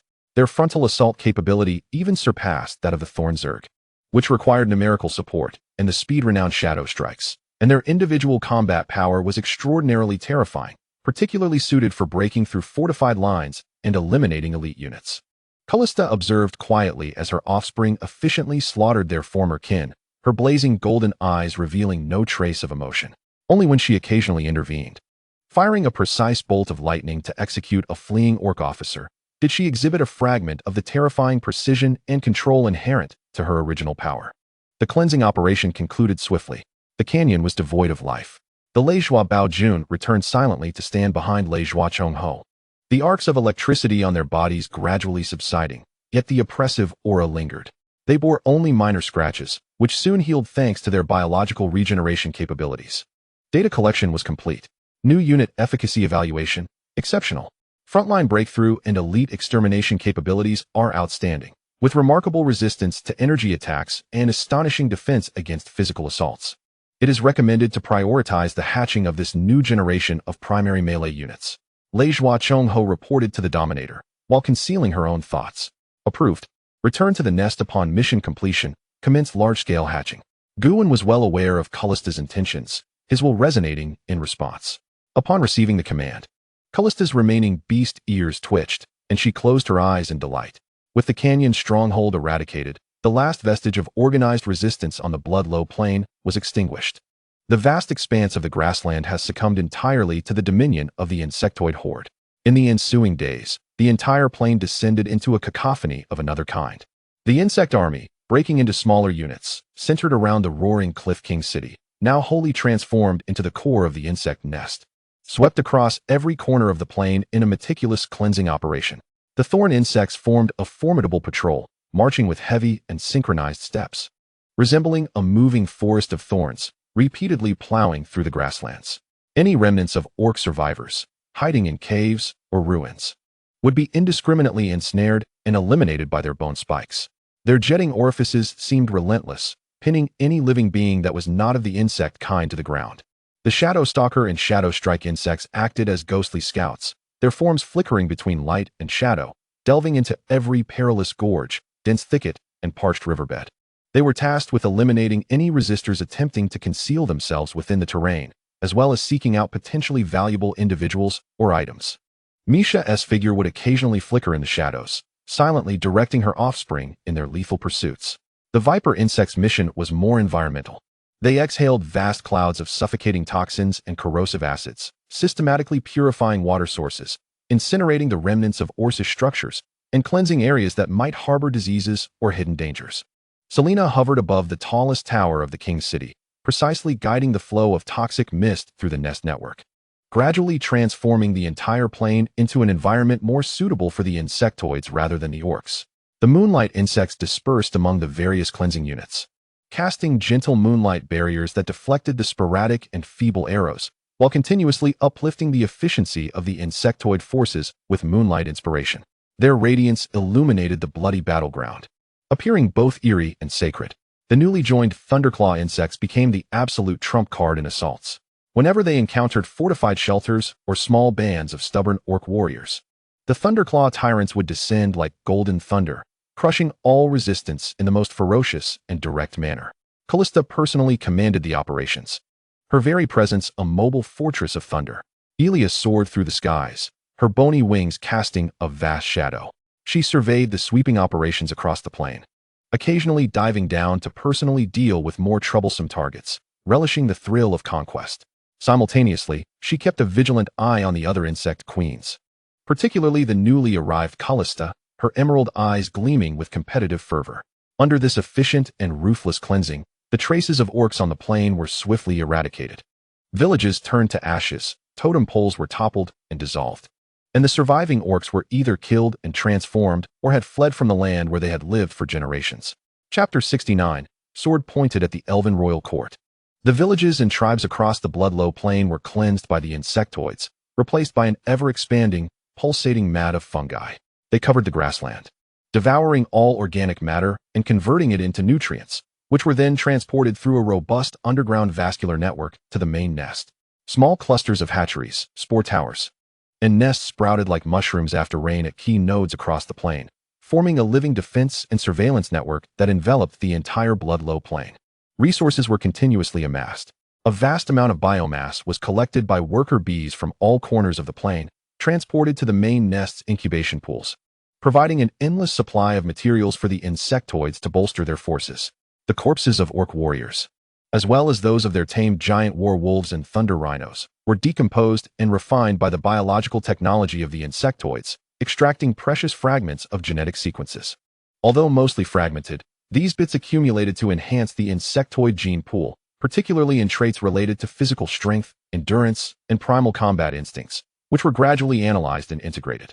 The totemic artifacts left behind by the orc shamans, gemstones infused with elemental power, and even ancient altars dedicated to their ancestors were regarded as special energy sources or research samples, sent deep into the main nest to be personally analyzed by Gwen for the unique elemental and spiritual energy systems they contained, distinct from those of Moonlight and Shadow. Days later, at the roaring Cliff King city, within the central mother nest, stood a colossal living structure, completely transformed from the original Lion King's palace. Pulsating flesh chambers and robust biological conduits intertwined like massive serpents, with a haunting green energy flow surging within the translucent walls. In the grand main chamber, Gwen stood beside the enormous main incubation pool. No longer filled with nutrient solutions, it now contained a boiling cauldron of highly concentrated biomass and genetic slurry, emanating a disquieting energy wave. The insect queens of various cleansing units had been commanded to return and stood here in solemnity. However, the Shadow Strike Queen, Kriya, was ordered by Gwen to continue the cleansing of the Bloodlow plain, leaving no corner unchecked. In the nest, Elia folded her bony wings and landed closest to Gwen's left side, her chin slightly raised with an air of assurance. Misha's form silently emerged from the shadows, standing a short distance away, her presence enigmatic.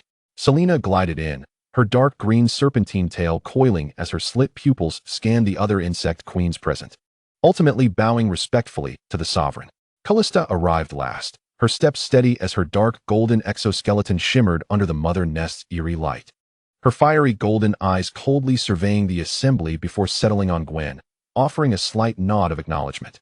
Behind her stood the 10 Thunderclaw tyrants, the first test units, standing resolutely like the most loyal guardians, arcs of electricity occasionally flickering across their surfaces.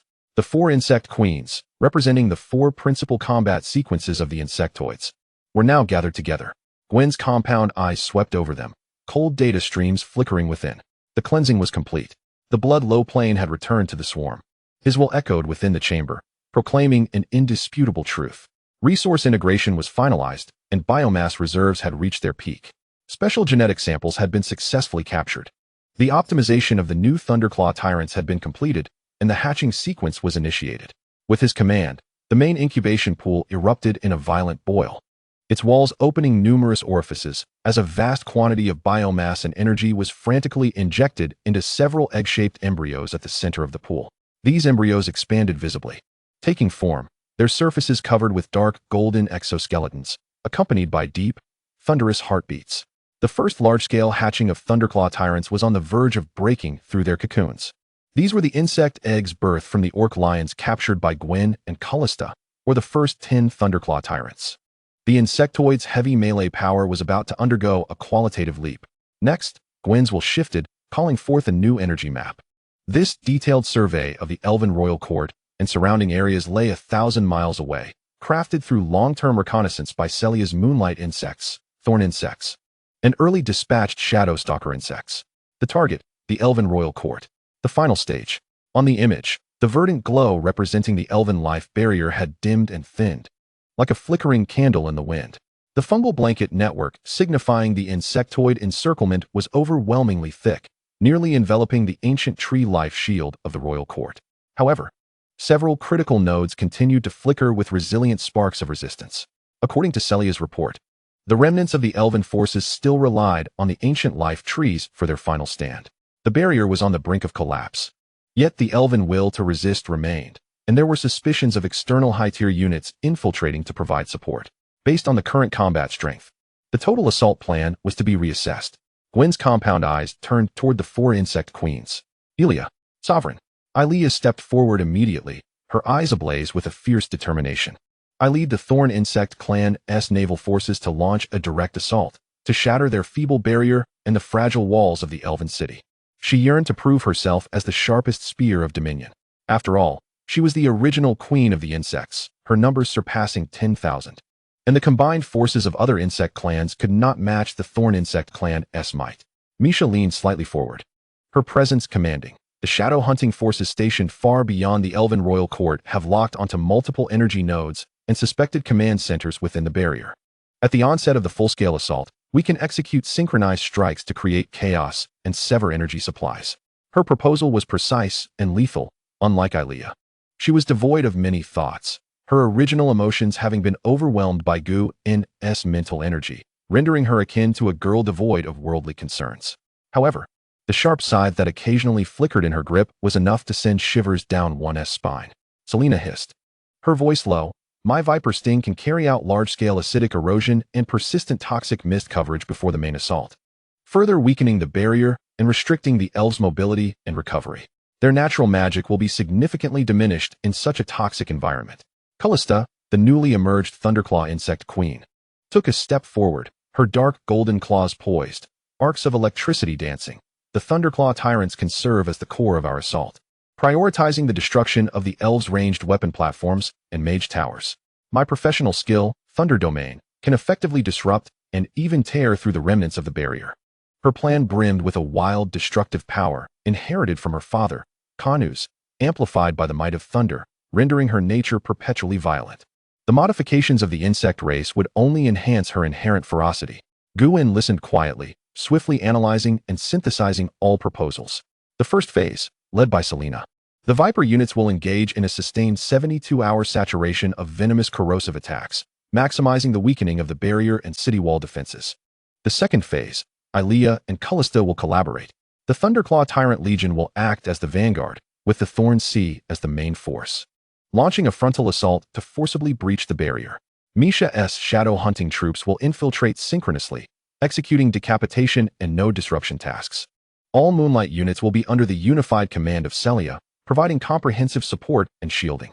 Immediate preparations for battle shall commence. All units, move towards the designated assembly point at the periphery of the Elven Royal Court. The final reckoning is about to begin. Chapter 70. The Elven Royal Court. Awash in despair, the orders were issued, cold and resolute. The 4 insect queens bowed in unison. We comply with your will. Ilea's eyes sparkled with excitement and a thirst for battle. Misha quietly melded into the shadows, mobilizing her assassins. Selena emitted a low hiss, turning to glide towards her toxic nest, preparing to concoct the most potent poison. Callista led her Thunderclaw tyrants, marching heavily towards the transmission chamber, the lightning crackling across her form, eager to engage. The colossal war machine stirred once more, its sharp edge once again aimed at the last bastion of the Elven race. Thus, the conclusion of the Elven Royal Court was an inevitable curtain call. The main forces of the insect army were rapidly converging towards the Elven Royal Court through the high-speed biological conduits constructed by the underground mycelial networks that spread from the blighted lands, resembling a surging tide of dark crimson. However, Guin was not in haste to join the troops in attacking the elven royal court. Although the most formidable hegemony of the Blood-Low Plains had collapsed, the numerous orc tribes scattered across the land could not be entirely eradicated by Kreia alone. Moreover, according to reports relayed by Kreia through the will of the insect hive, a tribe was fleeing in the southeastern direction, moving at great speed. Only the shadow hunting could catch up. That was the Shushu tribe, not only swift but adept at burrowing underground. In the northeast, another tribe, akin to the Shushu, was also dashing away with remarkable speed and considerable numbers, yet the insect race had yet to fully subjugate them. That was the Rabbitman tribe, prolific in reproduction and rapid in movement. Guin intended to personally engage with the Rabbitman tribe, for productivity is of the utmost efficiency, and he needed their genetics. On the other side, within the Elven Royal Court's inner city, in stark contrast to the external perception of an imminent siege and raging flames, there lay an oppressive silence akin to death. Once a flourishing and harmonious inner city, it now permeated with a sense of decay and desolation. The sky was no longer a clear azure or a brilliant starry expanse, but rather shrouded by a thin yet remarkably resilient emerald green barrier. The last vestige of protection upheld by the ancient life tree, which had nurtured countless generations of elves. Yet it could not muster the strength to resist the insect race, relying solely on the energy accumulated over millennia to shield its progeny. Beyond the barrier lay an endless expanse of writhing mycelial ocean, a dark crimson hue enveloping the entire elven royal court. Upon this mycelium stood numerous menacing spores floating alongside clusters of thorn insects and moonlight insects, their cold, green compound eyes gazing indifferently at the world within the barrier. These clusters were the latest evolution of the insect race, a rapid mobilization system, embodying the knowledge passed down through generations. Through the mycelial network, energy was transmitted, and the moonlight insects coordinated its flow, allowing newly birthed insect eggs to gather and hatch using the energy provided. You may wonder where these eggs originated. Pray tell. The Elven Kingdom is not solely comprised of the inner city's elves. The outer city and other locations certainly harbor their presence. Within the barrier, the scene was even more dismal. The once lush courtyard, adorned with eternal flowers beside the ancient life tree, had withered. The vegetation lay desiccated, flowers reduced to ashes, and even the soil had lost its luster, becoming gray and compacted. The air was thick with a faint scent of decay and a peculiar, sweetish odor reminiscent of fungal proliferation, an insidious essence seeping in from the encroaching mycelial tide. The streets were sparsely populated, each passerby bearing a pallid countenance and unsteady steps. Many elven commoners were forced to subsist on moss, mushrooms, and other limited food sources, while some had succumbed to madness amidst the oppressive atmosphere. In less than half a month, panic, hunger, and malnutrition were rampant. At the core of the palace, the towering ancient life tree, a lashel, once resplendent with life and vitality, now appeared dim and lifeless. Its leaves had turned yellow and curled, perpetually falling, and the stout trunk bore numerous dull patches, oozing a viscous liquid imbued with bitterness instead of the vibrant sap of life. The energy sustaining the entire barrier stemmed from its increasingly depleted life essence. Within the palace's council chamber, the atmosphere was as heavy as ice. Elven King Alander sat upon the throne, yet his once wise and radiant visage was now etched with fatigue and profound worry. His golden hair seemed to have lost some luster, and the light emanating from the gemstone atop his starry staff was far dimmer than in days gone by. Beside him stood the last core leadership of the court. Prince Finus's eldest son, Kalis, furrowed his brow, unconsciously rubbing a heated rune stone between his fingers, yet refraining from releasing his pent-up anger. His robe appeared to be cloaked in dust. Elwyn, the valiant general and Alander's fourth daughter, maintained her military poise, but the shadows beneath her eyes and her tightly pressed lips betrayed the immense pressure she bore. Several newly appointed officials, tasked with internal governance, medical care, and resource allocation, appeared grave, their expressions laden with unspoken concerns. Your Majesty, a high-ranking life druid responsible for resource allocation reported in a hoarse voice, his pallor a testament to his prolonged depletion of natural energy. Our food reserves can sustain us for no more than 7 days. The yield of moss and mushrooms is woefully inadequate to meet our consumption. Clean drinking water has also begun to dwindle, as the external water sources have been contaminated by those creatures. We can only rely on a few deep wells within the inner city and the druids' purification technique to barely cope. The reserves of the Mage Guild's magical crystals have dwindled to perilous levels. Kailuos interjected, his voice raspy, stating that the routine consumption of maintaining the barrier, operating the city's defensive crossbows, and enchanting arrows for the warriors are swiftly depleting our already limited stock. Without external reinforcements, we cannot endure for long. He did not indulge in his usual complaints, but merely stated the cold facts. The rangers' poisoned arrows and armor-piercing tips are nearly exhausted. Aelwyn's voice remained cold yet tinged with a hint of helplessness, as the lack of crafting materials left the master artisans unable to create. The daily rations for the warriors are being reduced, leading to a significant decline in morale. More troubling still, the flying insects and subterranean monsters outside the barrier are constantly testing its weak points, forcing us to remain in a state of high alert, which is exhausting. Bad news continues to pour in. The power of the barrier is gradually and steadily waning, and the ancient life tree, the lasher, is deteriorating. The encirclement by the insect race remains unyielding, with some even breaching the protective barrier. A situation mitigated only by the elves exhausting many weapons and arrows to stabilize it once more. At this moment, the elven royal court is devoid of reinforcements and supplies. Hope flickering like a candle in the wind, ready to extinguish at any moment. Their pleas for help have long been known to the human, dwarven, and other kingdoms. Yet assistance has yet to arrive. Furthermore, the king's eldest son, third son, and fifth princess have not responded. Chapter 71. The dire state of the elven royal court. The power of the barrier is continuously and slowly diminishing, and the situation of the ancient life tree, the lasher, is worsening. The encirclement by the insect race remains immovable and is even reinforcing itself. There are no reinforcements, no supplies. Hope flickers like a candle in the wind, ready to extinguish at any moment. A heavy silence filled the hall. At that moment, a mid-level scout rushed into the grand hall, kneeling on one knee. Panic etched on his face. Your Majesty, the southeast quadrant of the barrier has seen an expansion of the decay blot. Moreover, we have detected an unusually high-energy reaction. Those insects seem poised for a significant action. A wave of dread washed over everyone's hearts. The decay blot is a weak area on the barrier caused by insufficient energy or ongoing external corrosion. Its color darker than the surrounding areas, significantly reducing its defense, and thus requires special protection. Its expansion signifies the accelerated collapse of the barrier. Eldander abruptly rose, fatigue replaced by the resolve of a king. Kailuos. Immediately take a team of mages to reinforce the southeast quadrant of the barrier. Aelwyn, dispatch a team of elite rangers to assist in defense. Remain vigilant against any surprise attacks. Everyone else, perform your duties, stabilize the populace, and inventory all available combat supplies. Yes, Your Majesty. The crowd responded, hastily departing. At the edge of the southeast barrier of the royal court, the verdant light shield here was noticeably thinner than in other areas, its color dim, and one could faintly see the writhing, repulsive dark red fungal carpet outside, along with the corpses of various insects and their kin. Kailuos led a team of elven mages.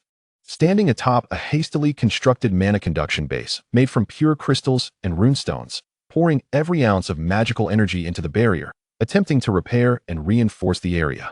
The mages' faces were pale, sweat-soaked, clearly straining under the effort. After the magical energy was infused, the light shield briefly brightened before swiftly dimming again, as if an invisible black hole was continuously consuming the energy. Aelwyn directed a mixed team of mid-level and high-level rangers and woodland infantry to patrol the inner side of the barrier with heightened vigilance. The rangers gripped their longbows, the arrows glimmering with the faint glow of dispelling or frost enchantments. These were the last stock of enchanted arrows. The infantry held long spears and shields embedded with green gemstones, providing slight resistance to nature, keeping a watchful eye on the insect shadows outside the shield. Damn it, those cursed insects. They gnaw at the barrier like maggots. Kailuos could not help but mutter a curse, unleashing a searing, fire shock from his hand, which pierced through the barrier, obliterating a thorny insect that had ventured too close in an attempt to attack. However, soon more thorny insects gathered, their cold compound eyes emotionlessly observing the interior. At that moment, an unexpected turn of events occurred. Outside the barrier, the dark red fungal carpet began to writhe violently. Several massive, bud-like toxic sac projectiles rose from the carpet, aiming towards the southeast barrier area. Caution! Aelwyn warned sharply.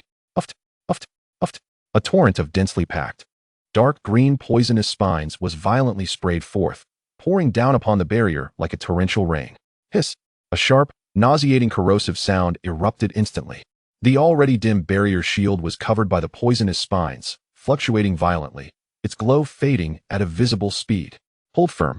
Pour all remaining magical energy into it. Kailuos bellowed, and he along with the mages desperately injected their dwindling magical energy into the base. The elven warriors also launched their attacks, arrows and throwing spears flying through the barrier towards the thorny insects, but the effect was minimal, as the insect race had tough biological armor.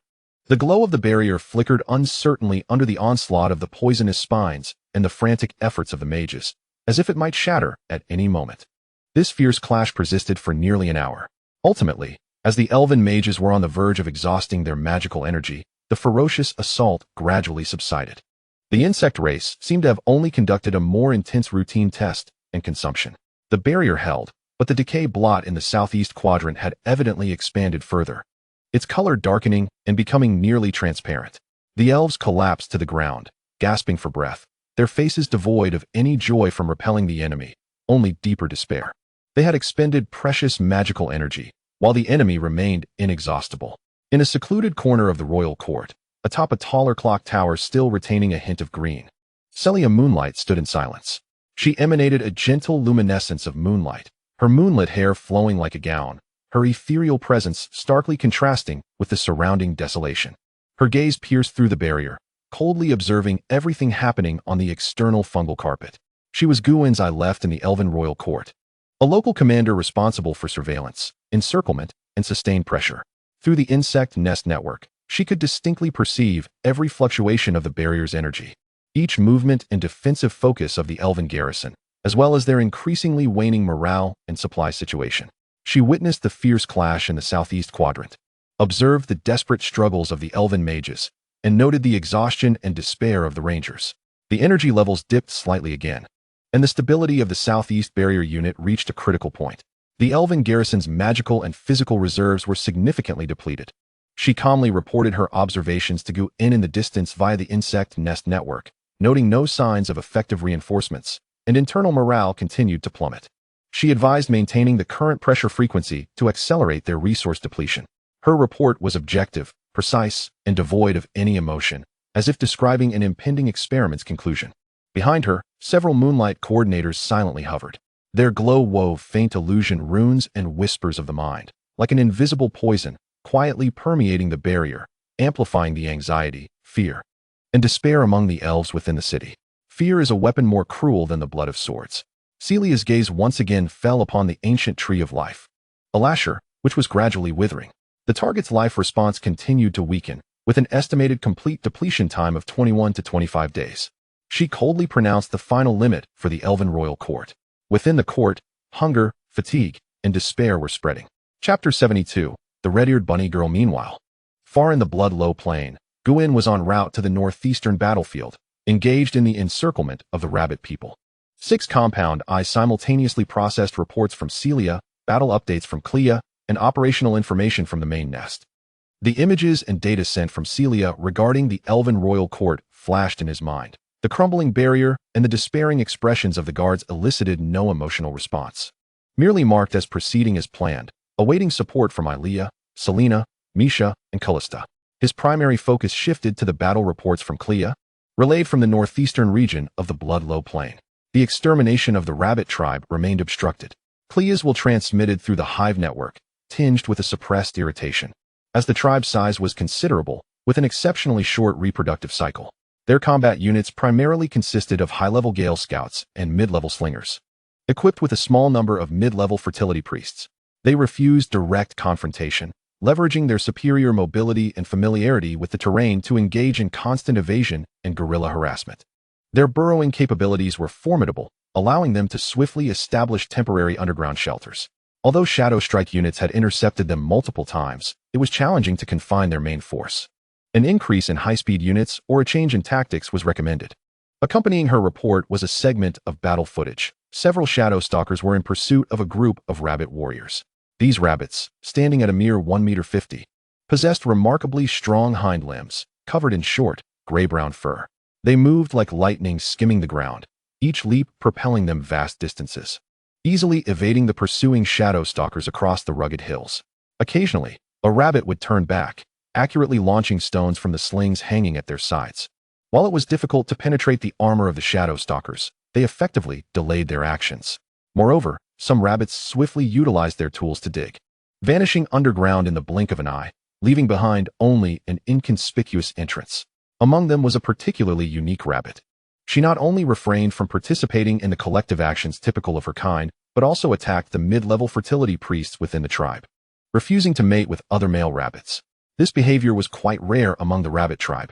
Additionally, her fur was a striking crimson, a stark contrast to the more common white, black, and gray. According to Clea's report, this rabbit was a high-level practitioner known as a flame-swift warrior. She not only refused to cooperate with her fellow rabbits, but also exhibited extreme swiftness in solitary combat. What an intriguing individual. Her genetic sequence must be equally fascinating. I shall arrive shortly. Guwen's words caused Clea's tail and leopard ears to tremble with excitement. The master was coming in person. Soon, Guwen, possessing shadowy powers, appeared in the northeastern part of the Blood-Low Plain, in a hilly area partially covered by a fungal mat. Clea awaited nearby, her figure agile like a cheetah, with her black-gold interwoven carapace bearing traces of battle. Master, Clea bowed her head in reverence, her tail swaying vigorously behind her. Guwen's compound eyes swept across the battlefield.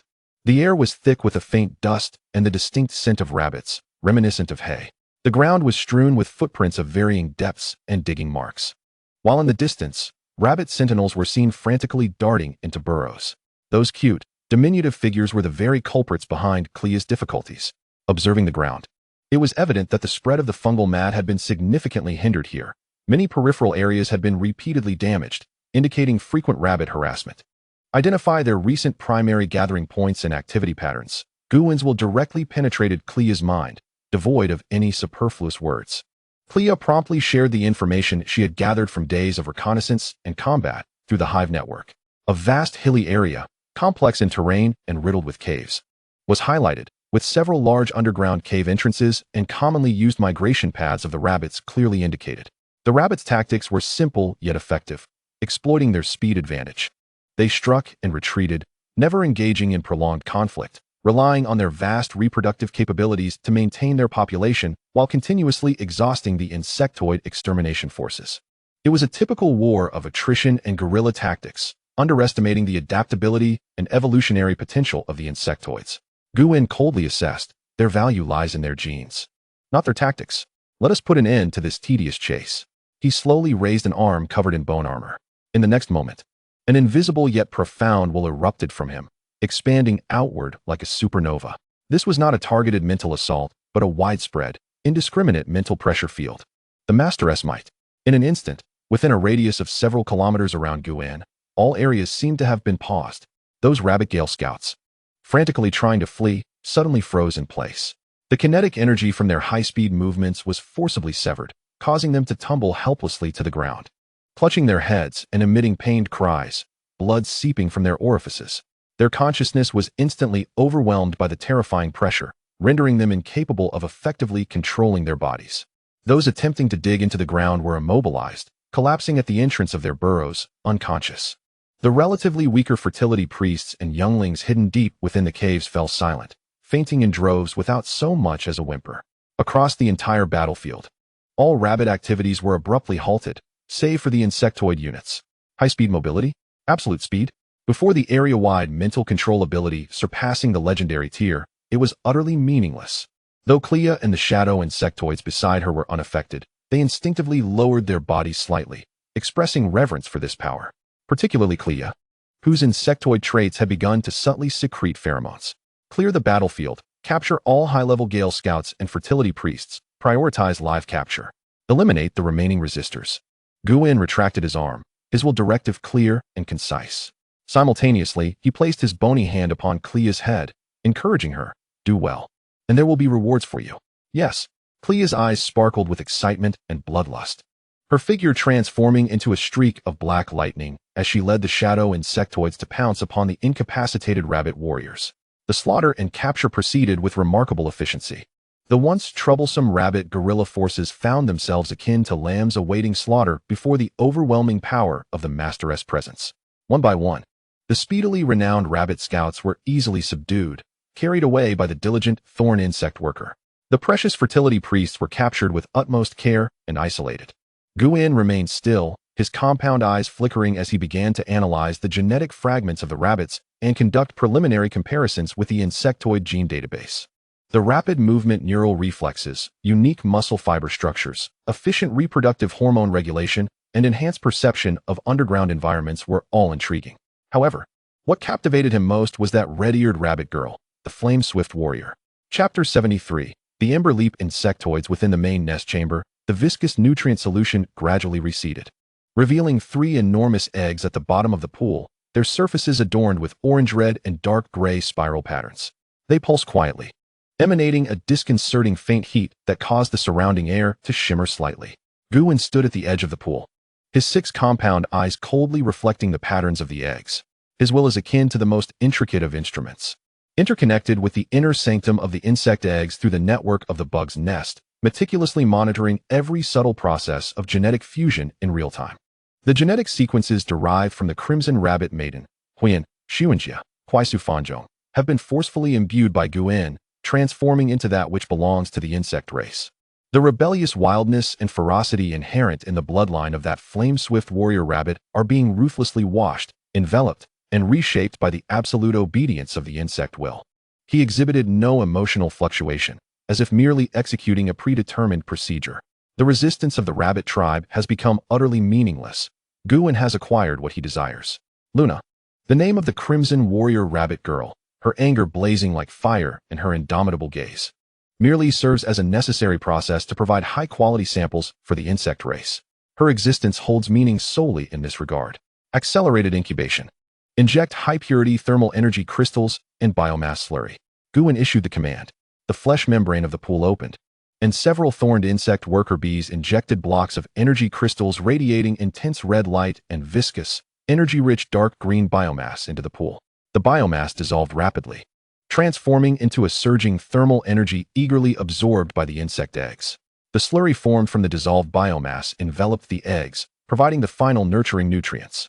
Suddenly, the pulsation of the eggs intensified. The spiral patterns on the surface ignited with blinding light, as if molten lava flowed within. The eggshell emitted faint cracking sounds, seemingly unable to withstand the burden. Hiss! Suddenly, a deep yet penetrating roar erupted from the largest insect egg.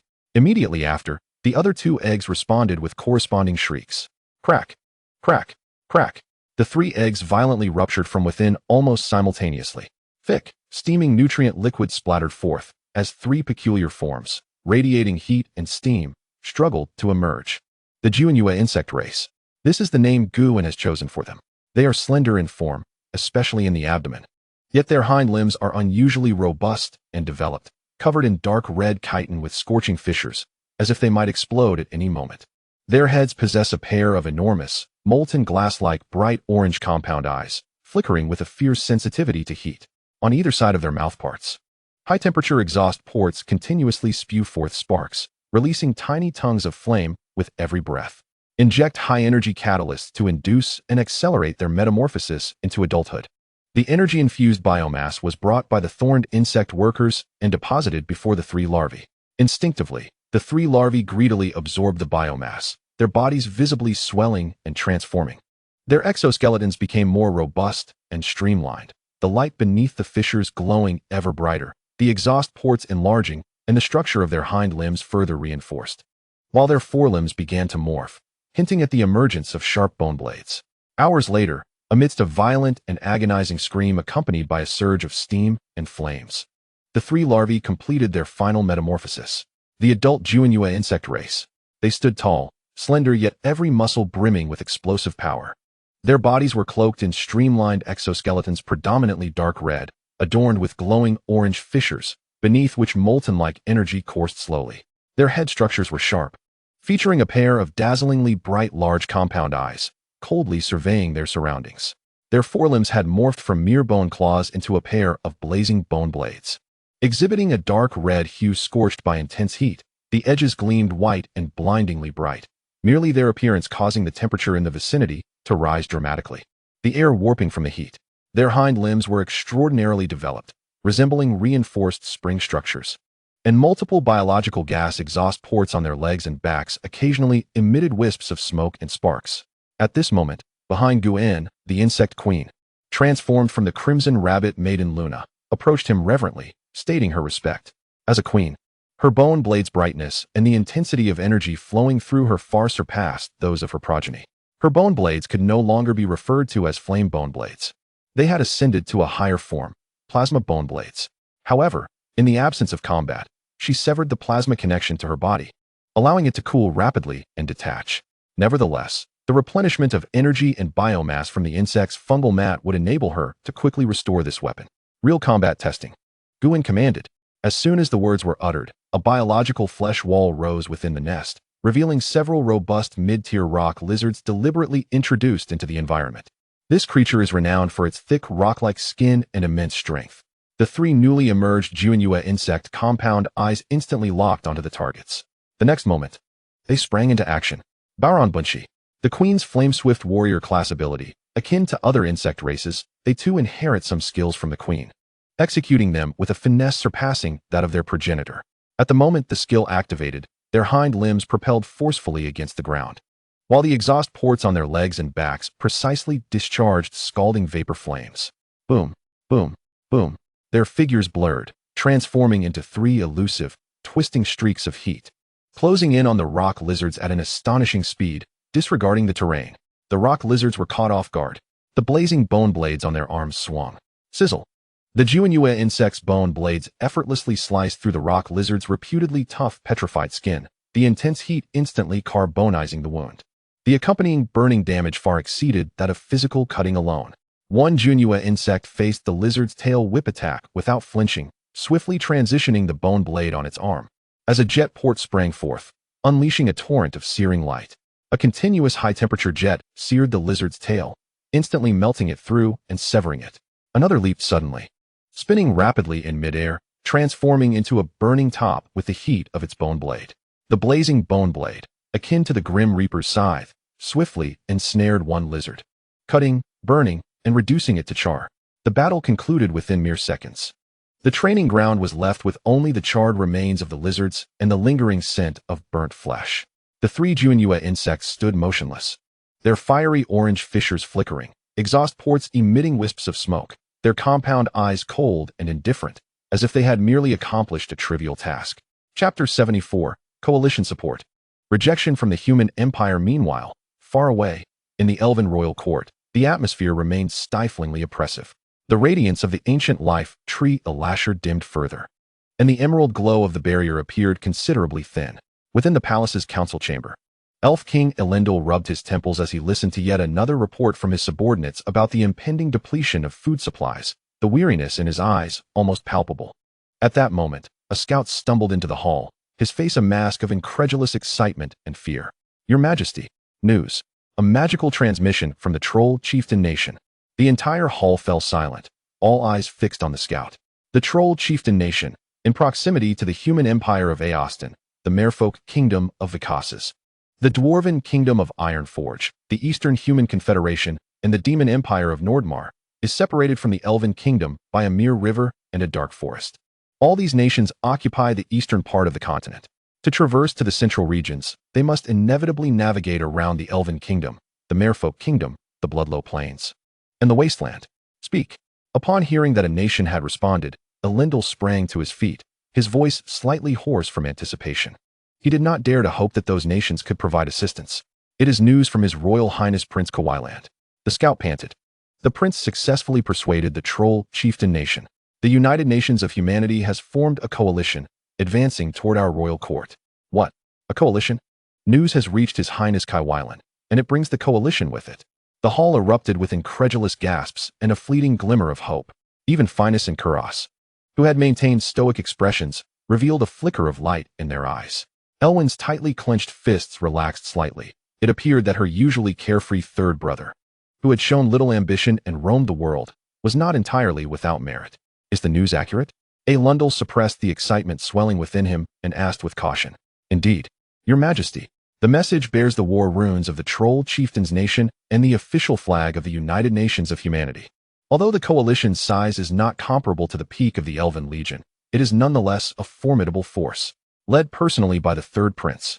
Hope, true hope, like a ray of dawn piercing through the endless darkness. Even if they do not deploy their elite, this goodwill shall be sung through generations in our Elven Kingdom." Elendil took a deep breath, forcing himself to regain composure. When will the coalition arrive? What is their route? The message indicates that the coalition has been on the move for several days, but progress is slow due to the necessity of coordinating multiple parties. They are expected to reach the outskirts of our royal court in at least 20 days. They will circumvent the edge of the Black Forest, attempting to avoid the main area of the Insectoid forces and approach from the southeast. 20 days, and Elundal's heart sank further. Can the royal court endure for another 20 days? Will the Insectoids allow such a coalition to approach? Nevertheless, this is the only good news they have received in months. Immediately inform the entire city. Raise morale, Elundal commanded, ordering the logistics department to reassess supplies to ensure they can last until the coalition's arrival. He instructed the ranger troops to send out more scouts to establish contact with the coalition, providing them with route guidance and enemy warnings. Yes, Your Majesty. The orders were swiftly disseminated. Soon, the royal court echoed with cheers that had been absent for too long, the atmosphere of despair somewhat alleviated. Although they still faced hardships, they were no longer fighting alone. In contrast to the Third Prince's ability to lead the coalition days earlier on the other side, in the Austin Empire. The grand gates of the capital, Steelheart, slowly closed behind Kyrant and Aloy. The heavy sound resonated like the final judgment's hammer, shattering the last shred of hope within the siblings' hearts. The Empire had rejected them. They had denied the Elven Kingdom's desperate plea for help. Kyrant, a tall figure with the quintessential golden hair and emerald eyes of the Elven royal family, stood as the eldest prince of the Elven court. Clad in armor woven from Elven mithril and ancient wood, with a rune-imbued long sword at his waist, he gripped the hilt tightly, his knuckles turning pale from the strain. The warmth of his handsome visage had been replaced by a heavy gloom and suppressed fury. The Empire's calculations, the king's concerns, the evasive glances of the ministers, all of these filled him with a bone-chilling cold. They clearly understood what the Gaddis Insectoids represented. That was a calamity that had swept across the ancient world. A soft, tearful call came from beside him, his sister, the fifth princess of the Elven Kingdom, Aloy.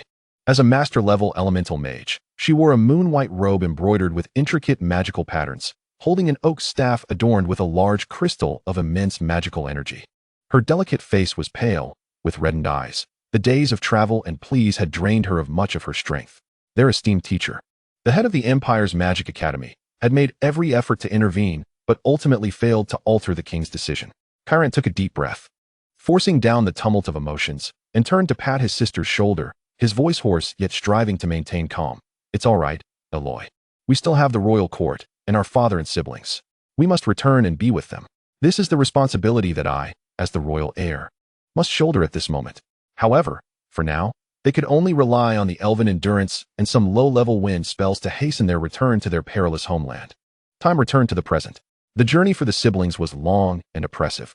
They traversed the prosperous towns and villages of the human empire, where the populace continued their tranquil lives, unaware of the tragedies unfolding in the distant Elven Kingdom, or perhaps indifferent to them. This stark disconnection weighed heavily on Kyrant and Aloy's hearts. They witnessed the mid-tier guards interrogating at the city gates, saw beginner druids in the fields conjuring light rains, and encountered mid-tier mercenaries escorting goods. The occupational structure of the world continued to operate in an orderly fashion, while their homeland was being devoured by horrific aberrations. As they drew closer to the border, the atmosphere grew increasingly tense. Rumors began to circulate about the man-eating monsters within the Western Elven Kingdom, and the terrifying legends of moving carpets whispered among tavern patrons and travelers. They even encountered several waves of fleeing crowds, not only elves, but also orcs and half-orc mercenaries from the Bloodlow Plains, all with expressions of terror and despair. Run, elves. It's all over. A high-level berserker from the Kylane tribe, missing his battle axe and bearing green corrosion marks on his armor, screamed at them, his eyes vacant, as if he had experienced unimaginable horrors. He had clearly fled from the Bloodlow Plains.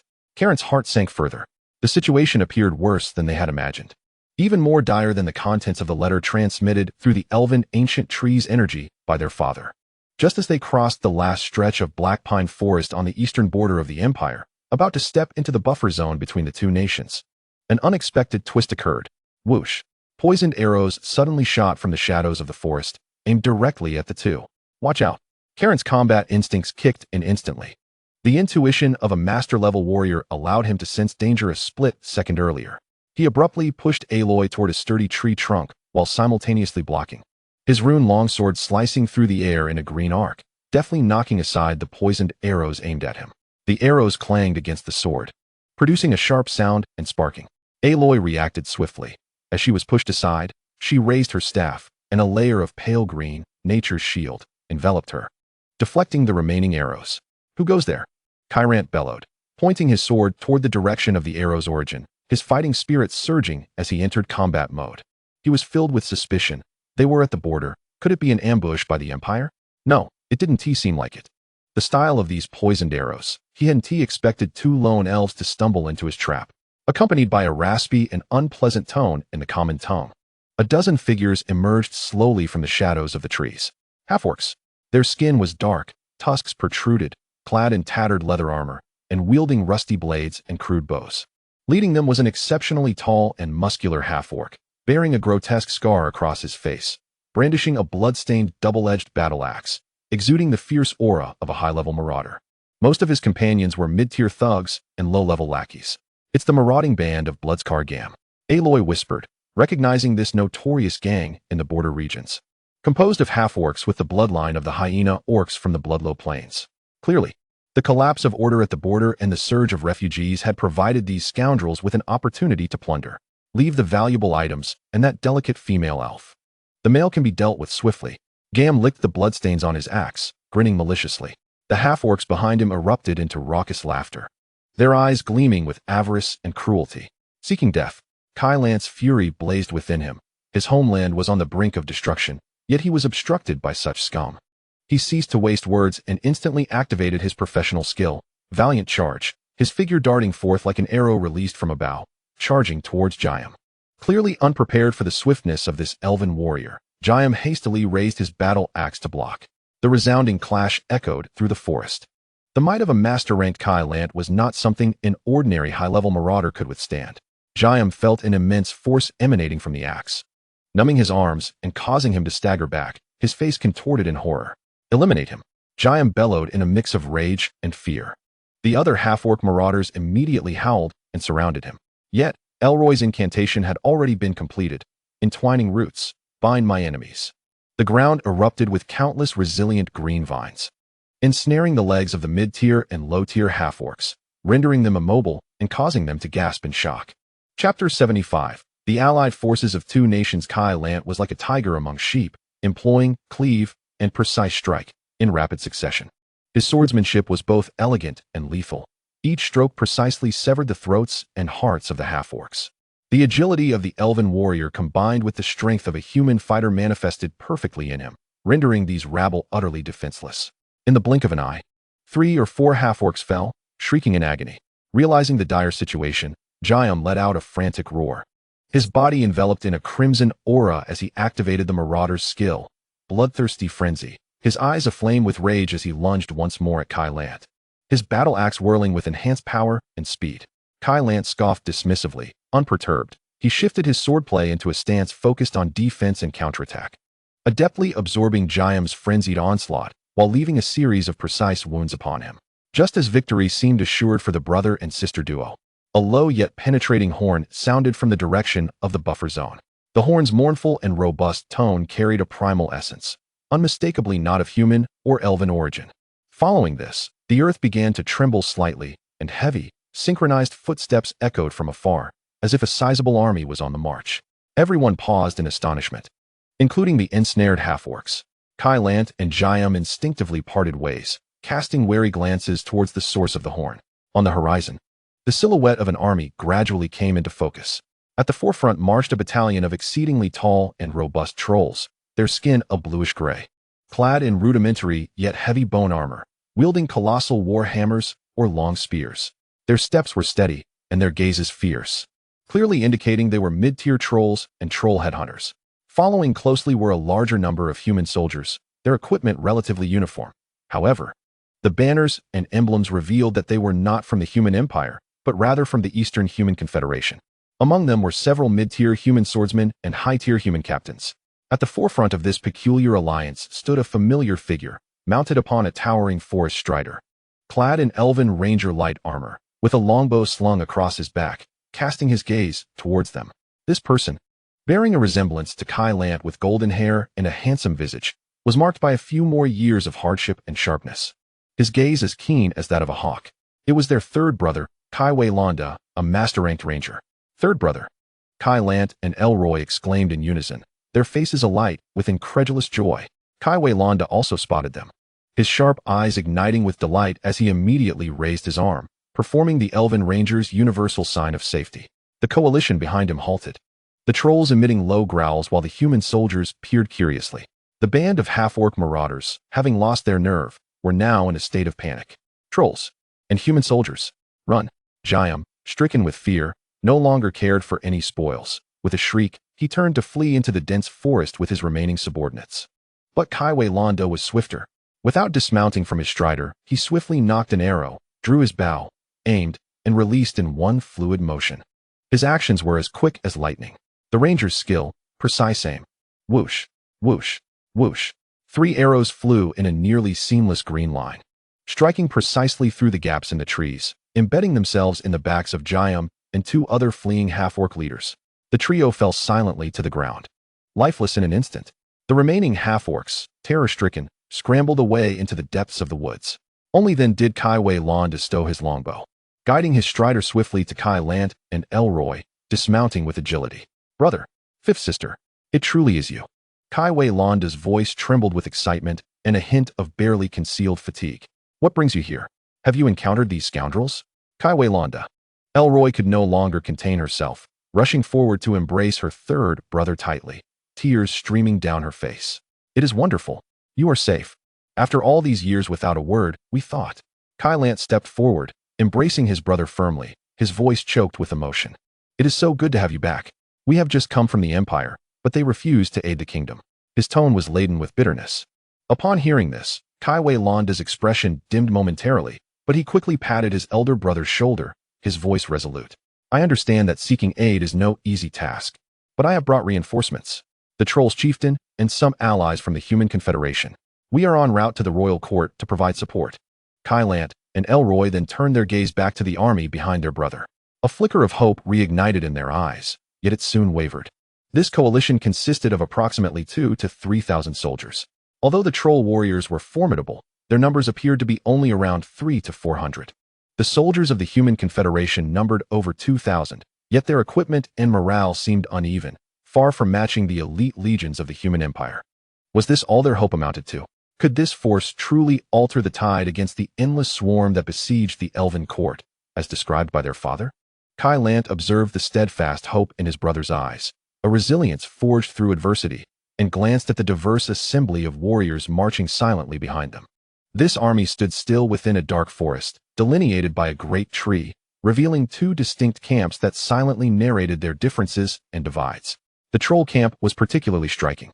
Approximately 400 troll warriors formed their formation, each towering over 2.5 meters, their skin rugged as stone, muscles bulging with explosive power. Clad in simple yet practical bone and thick leather armor, adorned with mysterious tribal totems, they exuded a primal aura. Their weaponry predominantly consisted of enormous, spiked warhammers, fearsome bone spears, or hefty cleavers that required 2 hands from ordinary races to wield.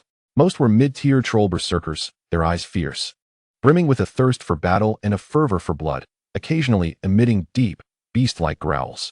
Additionally, around 50 high-tier troll headhunters, slightly leaner in build, possessed sharper gazes, carrying large nets and poison-throwing spears. The trolls displayed a relatively lax discipline, their formation loose, yet an underlying primal intimidation was palpable. Their chieftain, a legendary low-tier troll war god with grotesque claw marks on his face, sat indifferently atop a bone war chariot drawn by massive lizards, oblivious to the surrounding commotion. The largest contingent belonged to the Human Confederation, numbering over 2,000. Their equipment was relatively uniform, clad in iron-reinforced leather armor, wielding standard long spears, swords, shields, or crossbows. Upon closer examination, one can discern numerous issues. The morale among the ranks is generally low, with expressions of confusion and anxiety upon their faces, clearly filled with dread towards the unknown terror of the Zerg. The contingent comprises approximately 300 mid-tier human swordsmen and spearmen, serving as the backbone of the force, equipped with superior gear and bearing serious demeanors. Additionally, there are around 100 mid-tier human crossbowmen, strategically positioned along the flanks. Leading them is a high-ranking human general clad in gleaming silver armor, exuding an air of arrogance, accompanied by several mid-tier human captains. Their focus appears to be primarily on preserving their strength, while their communications with other factions seem perfunctory. Within the human ranks, a small number of low-tier artisans are present, tasked with maintaining equipment and constructing rudimentary fortifications, though their roles in this rapid march are limited. In the midst of this turmoil, the reunion of Kai Lant, Ai Luo E, and Kai Wei Landa is swiftly overshadowed by the weight of reality. The coalition of troll and human soldiers silently entrenches itself on the edge of the Black Forest, resembling a fragile and distant dam attempting to halt the horrific tide known as Jaidisi, which has already engulfed the entire Elven kingdom. The three brothers scarcely have time for reminiscing, for they understand that the road to the royal court of the Elven kingdom, where they seek to provide support, is long and arduous, yet remains the only glimmer of hope within their grasp. 15 days later, Kai Lant gazes towards the southeast, his voice dry as he ponders the resilience of the royal court. It must endure. Kai Wei Landa's eyes shine with unwavering determination, akin to a hawk, affirming that this is their sole hope. I shall urge the coalition to hasten their advance. Eldest brother, fifth sister, you must accompany me. We require your combat prowess and your understanding of the latest circumstances surrounding the royal court. There are no better alternatives. Kai Lant and Ai Luo E nod gravely, burying their disappointment and anger towards the human empire deep within their hearts. At this moment, leading the coalition to the royal court is the paramount task. After a brief respite, the coalition resumes its march. The heavy footfalls of trolls, the disordered steps of human soldiers, and the thudding hooves of forest striders blend with the wind of the woodland, creating a march filled with uncertainty. Kai Wei Landa rides at the forefront, dispatching troll headhunters and human scouts to scout the path ahead. Kai Lant and Ai Luo E closely follow, their emotions shifting like the flickering shadows in the forest, interweaving anxiety with a faint glimmer of hope. Unbeknownst to them, as they struggle onward, the royal court of the elves, miles away, is enduring a far more precise and brutal torment than they could imagine. Within the protective barrier of the royal court, on the inner city walls, King Alandar stands resolute at the front line, his golden locks seemingly dulled, his visage haggard, yet his gaze retains the regal authority and steadfastness of a monarch. Beside him stands his brother, Prince Finus, along with the prince's eldest son, Kai Luo Si, who, at this moment, is agitatedly twirling fiery runes at his fingertips, unable to find a suitable target for release. Aelwyn, at this juncture, commands the elven rangers and woodland infantry to patrol the battlements with heightened vigilance. The rangers, gripping their enchanted longbows, keep the eagle eye, spell activated, keenly observing any disturbances beyond the barrier. The infantry, armed with emerald-studded shields and firmly grasping their spears, stand ready to confront any potential threats that may breach their defenses.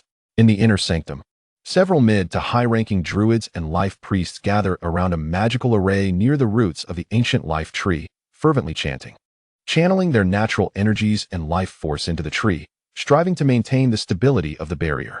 They are the final bastion of the barrier's power, and the last pillar of support for the entire elven court, each face pale as parchment, clearly drained from their efforts. The legendary low-tier elder druid, the court's steadfast anchor, has awakened after a fortnight of unconsciousness, placing his aged hands upon the rough bark of a lasher, eyes closed in concentration, attempting to communicate deeply with the ancient tree, soothing its suffering and guiding its remaining strength. Your Majesty, the Southeast Zone 7 barrier is exhibiting abnormal fluctuations. The rate of energy loss is accelerating. A mid-tier elven mage responsible for monitoring the barrier's energy exclaims, his crystal revealing a sharp decline in energy readings for that area. It is the desecration of moonlight by those luminous insects. A high-ranking elven scout grits his teeth, cursing the loathsome Zerg. As a kingdom that reveres moonlight and life, the Zerg's moonlight is synonymous with sacrilege in their eyes. Use the telepathic spell to inform the druids. Prioritize stabilizing Zone 7 in the southeast. Alandar immediately commands, his voice tinged with a barely perceptible tremor. Yes, the elven mage swiftly relays the message. The telepathic spell is a fundamental magic for mages. While not everyone can cast it, it proves invaluable in both war and daily life. Upon receiving the command, the druids and priests promptly redirect their energy output, green luminescence flowing towards the southeastern region, barely managing to stabilize their positions. However, everyone knows this is merely a drop in the bucket. They are toying with us. Kai Luo Si cannot restrain his fury, slamming his fist against the inner city wall, sparks flying. Each attack only chips away at a fraction, forcing us to expend our already limited strength to remedy it. They are depleting us. These damned insects. Prince Finus's expression turns grave. They possess remarkable intelligence and seem to anticipate our every move. Yet, as he speaks, Finus halts his discourse. All present are acutely aware that the kingdom's two princesses have already allied with the Zerg. Ilia, as an elven scout, is well acquainted with the kingdom's terrain. Celia, a candidate for the moon goddess's sanctuary, is nearly privy to all circumstances within the royal court. The Zerg comprehends their combat strengths, thoughts, and emotions with utmost clarity. At that moment, the elder druid beside the ancient life tree suddenly opens his eyes wide, spitting a mouthful of blood that stains his white beard. The elder. Those nearby gasp in alarm.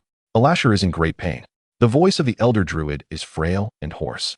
The silver energy is not merely attacking the barrier, but is also corrupting it. It is transforming the energy of the ancient tree into something they can assimilate. This revelation plunges all into a state of icy despair. Corruption? Transformation? This implies that the Zerg is not merely destroying, but perhaps siphoning? They may even be preparing to claim the power of the life tree for themselves. Soon, this information is relayed to the battlements by the mages gathered around the ancient tree. We must take action. Upon learning of the elder druid's revelation, Aelwyn grips her longbow fiercely. We cannot stand by and watch as they gradually consume Alasher. What can we do? Kai Luosi retorts in despair. Shall we charge out and confront them? That would play right into their hands. Our forces would only meet their demise. A stifling silence once again envelopes the battlements. The only hope seems to rest upon the coalition, laboriously marching at a distant border, uncertain of what lies ahead. Aelendar gazes towards the southeast, the direction from which the coalition is theoretically expected to arrive, as well as the area currently facing intense erosion of the barrier. His gaze seems to pierce through the thick fungal blanket and the Zerg horde, seeking that elusive reinforcement. Hold fast. His voice, though not loud, resonates clearly in every elf's ear. For the sake of the royal court, for the continuation of the elves, hold fast until the very last moment. Kaiwei Londa will return. His words ignite the flickering remnants of courage, yet the weight of despair suffocates each heart. Chapter 77. The Feast the Withered Lands. This region, devoid of life since ancient times, is now blanketed by a dark crimson fungal carpet. Countless passages have been opened in this primeval territory, converging into the heart of the Giadisi's Zerg nest. Thunderous roars. On this day, the border between the withered lands and the elven kingdom trembles, accompanied by a deafening roar. Akin to the earth being rent asunder, the land facing the elven royal court in the withered lands suddenly tore apart, creating a colossal, viscous passageway. In the next moment, an army of unimaginable size and terror surged forth from this opening, like a flood breaching its dam. Leading the charge was Aelia, accompanied by her legion of thorn insects. Tens of thousands of these creatures marched with a heavy and synchronized cadence, resembling a moving forest of death adorned with bony spikes. Their orifices rhythmically opening and closing, producing a nauseating clicking sound. Aelia soared at the forefront, her skeletal wings fully unfurled, casting a vast shadow. Her emerald eyes ablaze with an insatiable thirst for slaughter and conquest. She had awaited this moment, the return to her kingdom, the impending assault.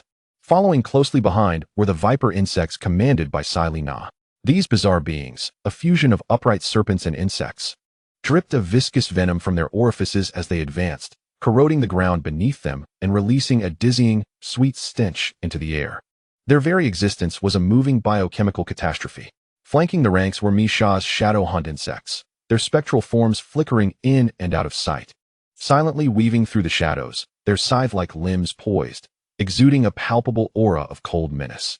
At the heart of the formation, the newly integrated force led by Kali Sita and her progeny, the Thunderclaw insects, also known as the Thunderclaw tyrants, radiated a ferocious storm-like energy. These formidable entities, birthed by the lioness princess Kali Sita, were massive, their dark golden exoskeletons adorned with lightning patterns. Each step of their robust hind limbs sent tremors through the ground, and sparks of golden electricity erupted from their claws, crackling ominously. They moved in silence. Yet the oppressive, thunderous power they contained felt poised to erupt in devastation at any moment. Kali Sita traversed among them, her dark golden shell reflecting a metallic sheen in the dim light, her eyes radiating an absolute chill and obedience. Her former pride and rage transformed entirely into the execution of her masteress will. This immense legion of insects did not take the winding path of the allied forces, but rather advanced directly and brutally from the boundary between the withered lands and the Elven Kingdom. Trampling across plains, traversing hills, and even fording shallow rivers. Wherever they went, the mycelium carpet had already spread, guiding them toward the Elven royal court. Their marching speed far exceeded that of the allied forces in the opposite direction. Meanwhile, on the Bloodlow plains, Guin had already set forth with Luna and her 24 offspring, and at his pace, he would likely reunite with the main army within a day. Days later, at the outskirts of the Elven royal court, Serlia hovered in the air, having sensed the approach of the master and main army through the insect nest network. A more frigid glimmer passed through her moonlit eyes. The master was soon to arrive, intensifying the offensive to welcome the return. Her will spread throughout the moonlight insects and the thorn insects under her command. In the next moment, the moonlight insects unleashed an enhanced moonlight pulse. The silver beams grew more concentrated and penetrating, relentlessly bombarding the already trembling barrier. Simultaneously, the thorn insects coordinated their assault, launching bone spines with greater density than usual. The wailing of the barrier became increasingly audible as the emerald light curtain fluctuated violently, dimming rapidly, particularly in the southeastern region, where minuscule cracks began to appear, reminiscent of glass on the verge of shattering. Your Majesty, the barrier's energy is rapidly diminishing. The intensity of external attacks has suddenly increased. The voice of the elven mage monitoring from the castle tower was laced with despair, and the spell crystal in his hand was on the verge of shattering. King Ai Luinda's face turned ashen, gripping his starry staff tightly. Kai Luoc's eyes burned crimson, yet he was powerless to act. Ai Erwin bit her lip, urging the rangers to remain vigilant, aware that if the barrier fell, their arrows would be but a drop in the ocean against the boundless tide of insects. Within the inner court, the elder druid spat blood once more, collapsing to the ground as the life priests rushed forward to provide aid. The ancient life tree, Ila Shier, trembled violently, shedding more yellowed leaves like tears. The main insect army drew ever closer to the royal court. The earth resonated with a continuous, dull rumble, as if countless hammers were striking the ground. On the distant horizon, a surging, boundless line of darkness emerged, staining the sky with an ominous hue. The innumerable units of insects advanced with a suffocating pressure. The elves atop the castle walls could even discern the menacing thorn insect swarm, the poisonous viper clusters, the elusive shadow haunts, and several previously unseen terrifying new species enveloped in golden lightning, molten exoskeletons, serpentine forms, and scythe-like limbs. Despair, like a chilling abyss, consumed the hearts of every elf. Had there always been this many varieties and numbers? A young elven archer's longbow slipped from his grasp, murmuring in a daze. No one answered him. The answer was evident before their eyes. At that moment, the vast tide of insects came to a slow halt about a few kilometers from the royal court's barrier. They did not immediately launch an attack, but began to reorganize with astonishing efficiency, merging with Serlia's encircled forces to form an even larger, tighter, and impenetrable perimeter. The thorn insects constituted a heavy front line. The viper insects dispersed among them, providing venomous support, the shadow haunts concealed in the flanks and shadows, while the thunderclaw tyrants and the ember leap insects were positioned at the center of the formation. The moonlight insects acted as command nodes, hovering at key positions. They remained silent, yet the countless compound eyes reflected absolute reverence and anticipation. An indescribable, soul-chilling pressure emanated from the center of the army. In the next moment, amidst the throng of insect units, a figure slowly emerged from the ranks. He was the source of all insect will, the culmination of evolution, the absolute master, Guin. He stood there, his tall form draped in pitch-black bone armor, seemingly embodying all darkness and coldness. 6 compound eyes scanned the vast expanse of the insect army before fixing upon the faltering barrier of the elven royal court in the distance. No words were spoken, no actions taken, yet an intangible, overwhelming mental pressure spread forth, palpable enough to induce a wave of dread and dizziness among the elves atop the castle walls. Slightly behind him, a relatively petite, yet uniquely potent figure followed.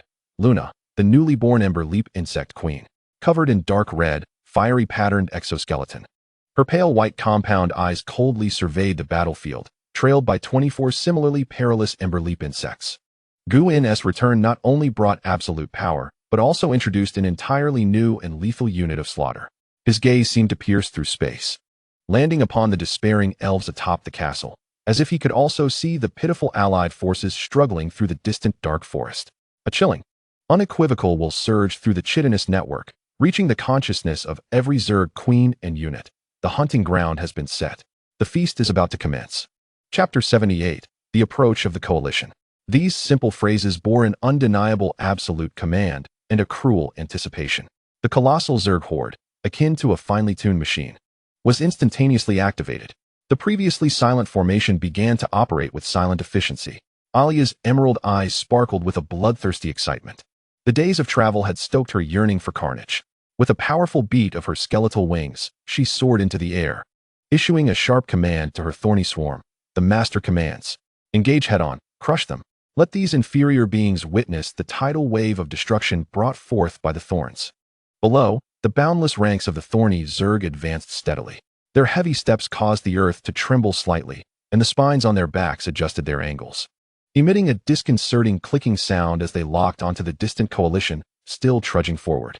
Selena emitted a low, raspy chuckle, her dark green serpent tail gliding over the fungal carpet, her will connecting with the viper swarm. Spread out, cover the battlefield, and prepare a grand funeral for them with your venom and acidic mist. A multitude of viper Zergs slipped like shadows into the already crumbling outer city. The suffocating greenish toxic mist and potent acid they exhaled began to silently envelop the area, creating a corridor of venom leading to death for the coalition. The air swiftly turning foul and lethal. Misha's form melded into the shadows, her directives succinct and lethal. Shadow hunters, infiltrate the shadows and attempt to breach the barrier. Targeting commanders, spellcasters, and healing units. Prioritize eliminating threat nodes and sowing chaos. Dozens of shadow hunters vanished as if evaporated, perfectly concealed within the interplay of light and terrain. Callista, the newly emerged Thunderclaw Queen, had her dark golden eyes reflecting the distant coalition. She slowly raised her lethal claws, the dancing arcs of golden electricity crackling at their tips. Thunderclaw tyrants, assemble. Follow me and shatter them. The Thunderclaw tyrants behind her let out a deep, thunderous roar. Their dark golden carapaces emblazoned with lightning patterns, terrifying energy coalescing within them like a row of impending thunderous detonations. Celia hovered in the high skies beyond the royal barrier, coldly surveying the entire battlefield. Her task remained to besiege and erode the elven royal court. Yet she also allocated some of her focus to directing a portion of the Moonlight Zerg, Moonlight units, disperse and provide support. Offer the frontline troops Moonlight Barrier for deflection against ranged attacks and slightly enhance assault unit efficacy with Moonlight Inspiration. Cast with precision, conserving energy. The gentle glow of moonlight began to selectively illuminate the advancing sea of thorns and the poised Thunderclaw tyrants, cloaking them in a faint, yet effective energy veil that could deflect ranged assaults, subtly invigorating their biological activity. Meanwhile, Luna and her 24 Ember Leap Zerg were deliberately kept close to Gwen, positioned on a slight rise behind the battlefield. It was not due to Gwen's preference for lowly figures, but rather because Callista was the main character of this battlefield. Gwen's multifaceted eyes scanned the entire scene with indifference, while also directing some attention to Luna and her progeny. Observe, learn. You shall be the protagonists of the next test. During this exchange, Gwen relayed the approaching information about the trolls and the human coalition to Luna. The immense, advancing vitality was beyond Gwen's perception. They were alarmingly close to this battlefield. Luna's bright white multifaceted eyes fixated on the distance, her Ember Leap Zerg behind her restlessly fidgeting, their spouts occasionally releasing tiny sparks and heat, filled with a primal thirst for battle. An invisible yet lethal net had already been cast, while the prey within remained blissfully unaware. Southeast of the Elven Royal Court, dozens of kilometers away, at the edge of the Black Forest where it met the Elven Kingdom, a coalition consisting of trolls, human United Nations, and remnants of the Holy See trudged onward with great difficulty. The line was long, morale low. The troll warriors growled restlessly, their heavy steps causing the fungal carpet underfoot to sizzle. The human soldiers appeared anxious, gripping their weapons tightly, warily observing the eerily silent surroundings. Caverland rode ahead, his handsome visage etched with fatigue and gravity. Callant and Eloy followed closely, their spirits equally burdened. The closer they approached the royal court, the wider the coverage of the fungal carpet became, the sweet, rancid stench in the air growing more pungent and nauseating. An ominous premonition coiled around each heart like a venomous serpent. It is too quiet, Eloy murmured, tightening her grip on her staff. Her elemental perception sensed the abnormality in the surroundings. Logically, the Zerg should have surrounded the royal court, and the fungal carpet had spread to this point, suggesting that Zerg would be lying in ambush here. Callant nodded in agreement. The next moment, his master warrior's danger intuition went into a frenzy. There is an ambush. Everyone, be cautious.